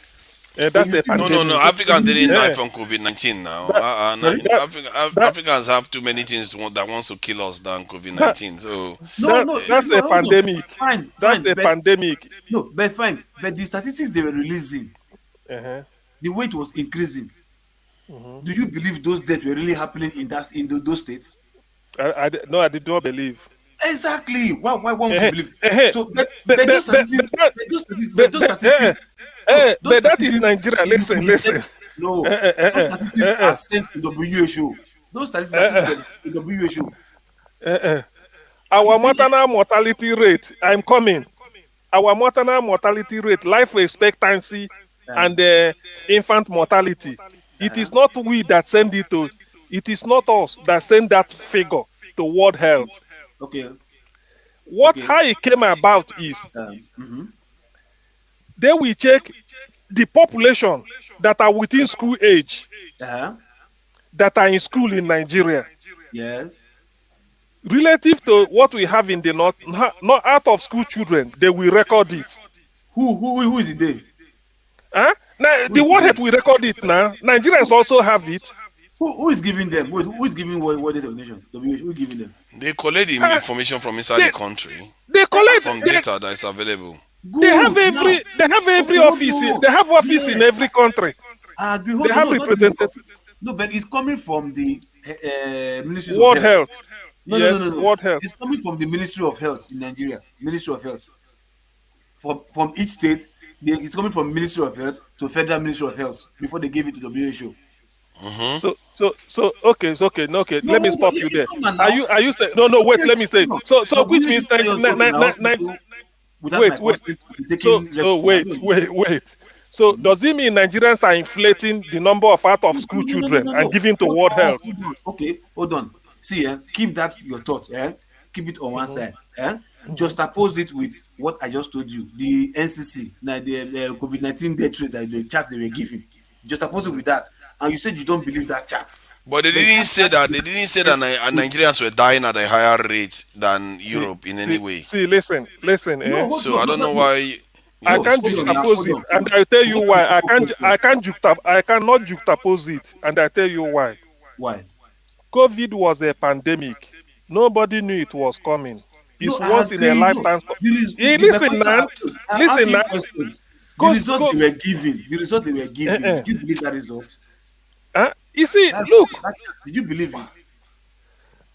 I told you I do not believe it, but you cannot use it to juxtapose this. So this is a COVID was just out of the blues. So Nobody, okay. see, listen. 20 years ago, they've been preparing all this. What is it called? Maternal mortality rate, life expectancy, infant mortality. It's been going since 30, 40, 50 years. Okay. Pandemic wasn't there. Maybe who knows the pandemic we are going to have in the next 10 years. Okay. So this is just like out of the blue. You treat it as a distinct and then take it away. So It's not what they used to judge. A ministry that can lie with that data. Let me tell you one thing again. Where you have the highest death rate from COVID is United States. Good. Followed by Brazil.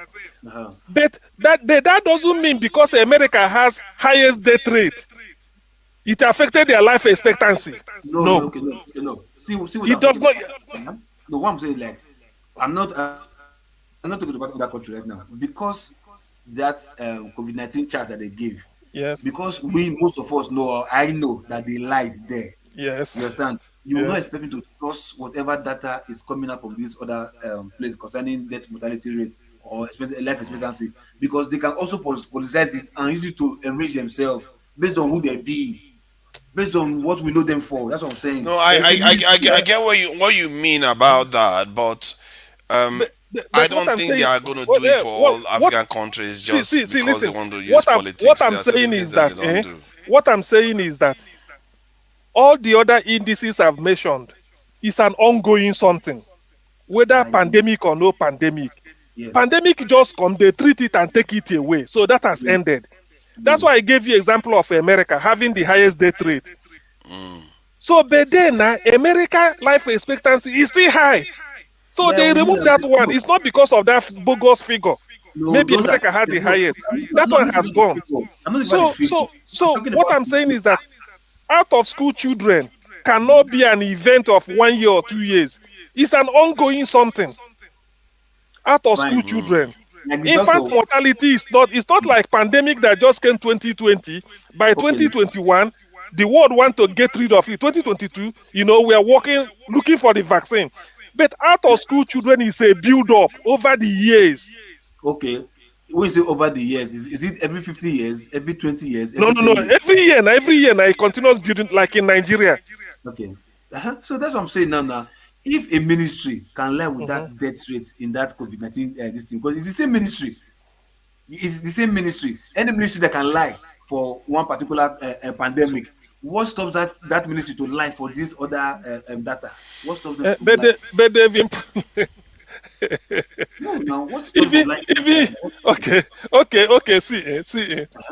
Let us even not look at data. Let us. No. I'm coming because this data is produced by somebody. I want you just to use your best of judgment. No. I'm coming. Because if we continue arguing data, let's just say tell yourself the truth. Okay. Do you feel Nigerian enrollment in education is what it should be given our population? Do you think so? Because this one, just be your own judge. Okay, look, see. If you say school children, enrollment, yes. If you say enrollment, if you say being in school, look, from the southern part of Nigeria, right? We are trying. You understand? Because let's not give into the fact that we see young children that hawk pure water or this and that. Most of them still go to school. You understand? Yes, I agree. Before selling the pure water. Yes, you understand? I agree. And the one that you know that yes, this is out of school children, from their dressing, from their look, they look malnourished, they look unkempt, they've not even had bath for like 7 days. Those are the children you really see. You understand? But in the eyes of the foreigners or Western civilized country, that kid is selling pure water. They don't look at them that they still go to school. They look at them as child labor. Like child whatever. We know that yes, most of them still go to school. After school they sell pure water. But in the eyes of whoever is the eyes of the world, they see those children that no, they don't go to school because every child is supposed to be at home, not working. Okay. Let this is the way I judge it. Those ones, like in the south, like you said, maybe they still say pure water, go to school, all those things. I agree. Let's say they bring our life expectancy, they bring our infant mortality. Let's say they leave it at plus 10, which is, but let's say it's good at plus 10. If it, okay, let me just say plus 10. Then those ones like Almajiri, you see them in the north. You know they are more in number. You have to understand I that. know, of course. And then those ones are bringing like say minus 100. You add it to plus 10. It gives you minus 90. Minus So 90. automatically, the gain you must have thought you gain from the south, the number coming from the north will dwarf it and then push you, put you to a negative this thing that you never expected. So that is what we are saying. You may gain. It's like now you come out, you say, oh, I'm having 100 million naira. You are happy. But you are owing somebody 550 million. How much are you having in total? You are having 450 and you are still owing. Do you see it? You are still owing 450. So that is the way I look at it. That whatever gain the southern part of the country we make in terms of making our life, infant mortality better. The fact that the greater part of the north joining into the statistics, we push it down. So we come, but that's what we look at it. It's a tale of sort of two unequal halves. Over there, that is because all these things we are talking about, I once mentioned it here one time. If this Nigeria is, let's say, something like from Benue State to the Atlantic, all these figures we are seeing, it wouldn't be there. For one thing, our attitude to embrace, our attitude to embrace Western education, acquire skill. Come, what is happening? To acquire, Wait, is it the guy that is speaking? Wait, is it the guy that is speaking? I don't know. I thought it's bringing a statistics. So you see, that's why I was saying something like from Benue down to the Atlantic, whether east, south, if we are to be Nigeria, we can't be competing with the level we are. For the reason by that, one, from Oron down to Lagos, the ambition of every parent, take your child to school. Yeah. Even if you don't have, you do. So despite the fact we might not be to the level of America or Japan or North Korea now, but we will go above Somalia. We can't be competing with Somalia. We may be competing with Egypt or maybe all those countries. So that's what I'm trying to say, that one, our life is, that's why I said whatever gain we think we are making in terms of anything.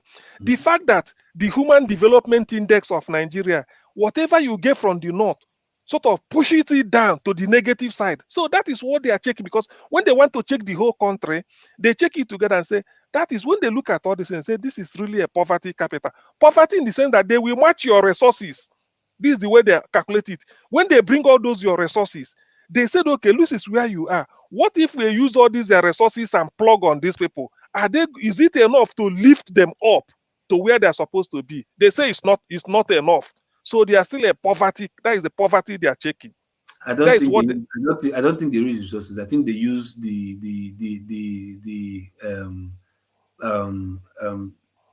living allowance, or like what they say. They say Nigerian lives on. Okay, is it minimum wage or living wage? Is it? No, living wage, which is less than $1 a day or whatever, something like that. I don't think they use resources. They use the physical. Okay, I think that's what they use, because if they use resources, will beat many countries. So I don't think they use resources. You understand? Do you know why? Let me tell you this. Do you know why Nigeria needs even if we have resources, it's not going to matter.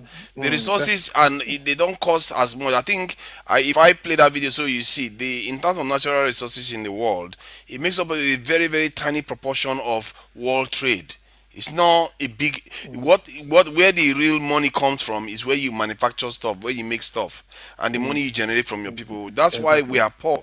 We rely too much on natural resources. In economics at your level, they taught us that the major source of government revenue is taxation. It's tax, of course. It's tax. It's tax, not crude oil or any resources. So a productive country means that you have a skilled workforce. Those workforce are paying tax, and it is that tax that will boost the real revenue of the country. But in the case of Dubai, it's not now. But people are working in Dubai. People go to Dubai to work. But it's mostly like tourism and the oil they still sell that still gives them the money. But the money they go to do and mind you, Dubai, I understand, had investment in major corporations of the world, like all these BMW, Volkswagen, Google. They say Dubai invested money there. I've read this somewhere. Okay. Invested their money. Something like just like the way you put your money in the stock market, it will be Yeah, yielding. So for future. So they all have all this. What Nigeria should do, that's why when Obi is saying production, I agree with him. No, I agree with production. It gives you Production comes because there are a lot of things. Production comes with skill. That is when your people will need skill.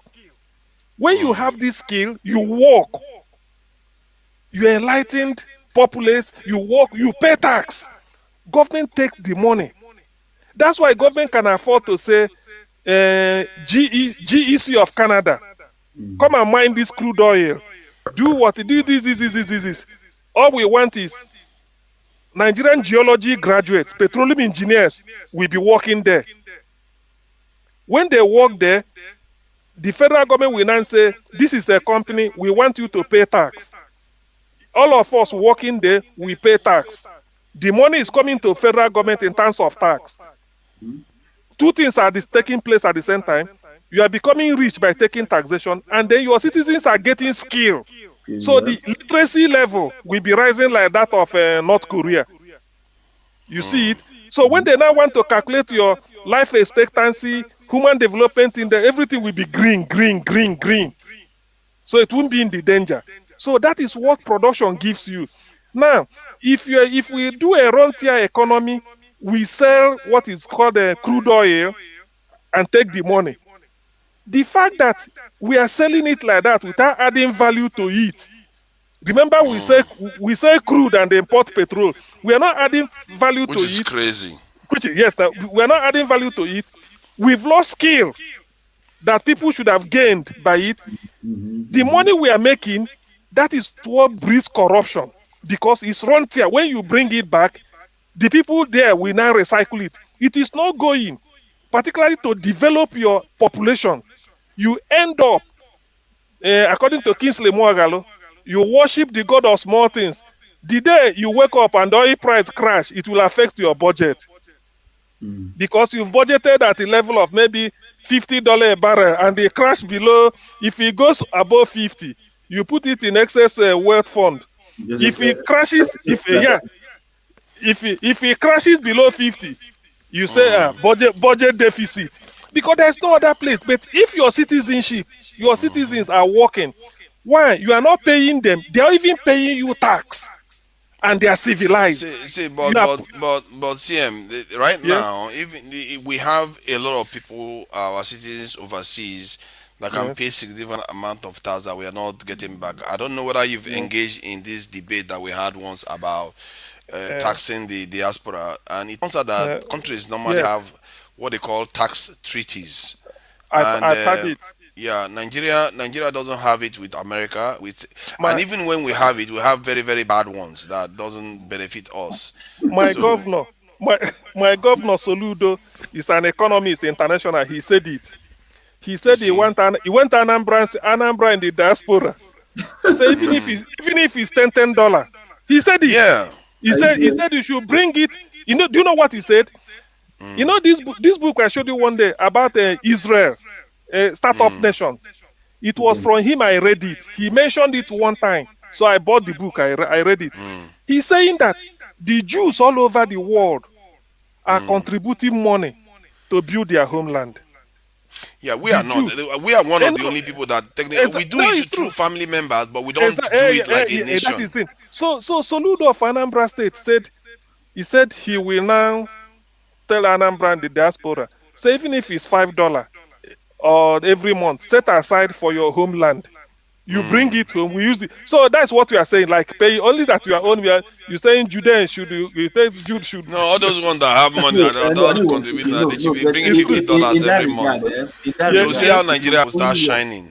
No, in that regard, it can what Obi now, right? Why did everybody in the diaspora, most people, at least larger numbers, why are they supporting Obi? Because they are like, oh, there's something to look forward to. That's why people are putting resources there. You understand? Okay, Sending money to Africa it's easy. Sending money to support the country, to build the country is easy. But But you have to who see something that attracts you, that, oh, exactly is this true. government wants to do something, and I the agree. government is here and is not having enough money. I That's the agree. only time we can I send money agree. happily. I really feel I bad for agree. Nigeria I agree. that a I Really. agree. country But that Nigeria we at this now see that juncture in time. you are using this It's true. money, you are It's true. squandering it. See, You are It's true. local, helping private jet. local. I really feel It's bad true. for Nigeria at this critical time. I believe that the Not last only you. 8 years and the next 8 years is going to be very critical for Nigeria. But Ogbonnadia. yet we have sickly presidents in It's office true. during that period. It's not It's really a exactly. wasted opportunity we have. I wanted to play this video so that we have an idea of the failure of Nigeria, how it's costing us globally, and it's costing a lot of black people problems. This is globally. Let me show you this so that we'll see how we can link it up. So let me just play this so you have an idea. Okay, this lady. Okay. Yeah, She's crying. volume. Can you hear it? No, volume. Volume. Hold on, you can't hear it. No. Okay, hold on. Let me take it out again and put it back on. Hold on. Take it I out. think the Stop volume sharing. of the volume of that video is low. Increase that. Oh yeah, okay. Let me add it again. Let me just start so that I'll make sure I did it right. Sometimes I get it wrong. I think the YouTube, the video volume. If you check this, Okay, yeah. Increase that volume. Is the volume? Is the volume? Okay. Yeah. There was just a law passed like 5 days ago that the Jim Crow laws are being reinstated. Are you sure? That shouldn't be happening at all. And I know you may be wondering, this is like not my normal content on here, but I'm sorry. And I just have to make this known because what the fuck? What the actual fuck? Why? I really don't understand why people do not like me. Do not like us. Because of my color of skin. I don't understand. I really don't fucking understand. What the fuck did I do? I'm so fucking sorry that I was. I'm not gonna cry on here because. You're crying already. No, but this has to stop. I'm so serious. This has to stop. It has to. I want to start this video off with. So now you could hear what other people say, but it doesn't matter too much. The idea I wanted to convey was what is going on around the world and how our nation itself is affecting what is going on with our communities around the world. If you look at this thing now, this guy recently, you know, the African Union speaks out. you know about this one now. I know the black guy, that black guy, the owner of the show. For them to address. Yeah, but do you know about this case? The Tunisian president said that the black people are trying to replace them. So let me just move that, and there's no point. CM, do you know about it? No, I do not. Okay, let me just try to play it fast so we don't stay too long on this. No, you can summarize it. You don't need to play it. Just tell me. Okay. The idea is that these leaders, the Tunisian president accused black people of coming to his country, and they are looking to replace them as Arab people. So because of that, they started arresting black people and getting them out of the country and stuff like that. Chasing them out of their house. Chasing them out of their houses. They are even outside, some of them. And you saw the American lady, and this is just a tiny sliver of what you see. The suffering of black people all around the world. If I show you Haiti, you just like Haiti is even worse. Even Peter Obi has been to Haiti 10 years ago, or I think 13 years ago. So he was there. So, and the failure, the reason why all these people are suffering everywhere is because of the failure of Africa. And at the top of Africa is Nigeria. Yeah. No, that's this not. We agree. So all these things, I'm linking them back to the failure in Nigeria. And if you look at the problem in Nigeria, on paper, it's not that hard to fix. It's just to get the people on the table, on the same page. To start putting resources together and building a country. And this is why all these people that want to fight, I say, no, this is no time for fighting. Because our people are suffering all over the world. And if you carry on like this, look at what is going on. If I show you news about what is going on elsewhere around the world, let me just show you BBC so you see. The whole world is realigning itself, and we are just sitting there like sitting ducks. Let me see what I can. We are just sitting there like sitting ducks, allowing everybody to do their own thing. Well, let me see. Was it on that politics I was just looking at? Where is that this thing? Because do you know that this is Saudi Arabia and Iran now? They are looking to start having peace talks. They are beginning to start having diplomatic relations now. They've opened diplomatic relations. Saudi Arabia and Israel must also have that too. No, that has been in the pipeline since. Why do you speeding it up now? Why do you think they kick Gaddafi? I beg you. It's a game plan, my brother. It's a game. Why do you kick Gaddafi? How do you mean a game plan? I don't understand. But then, it is true to always say the West. Maybe we want to grow, they knock two heads together. You know, that type of theory. They bring Africa, knock two heads together, we'll be fighting all these things. We've known all those things. But why must we still be falling for it? Remember where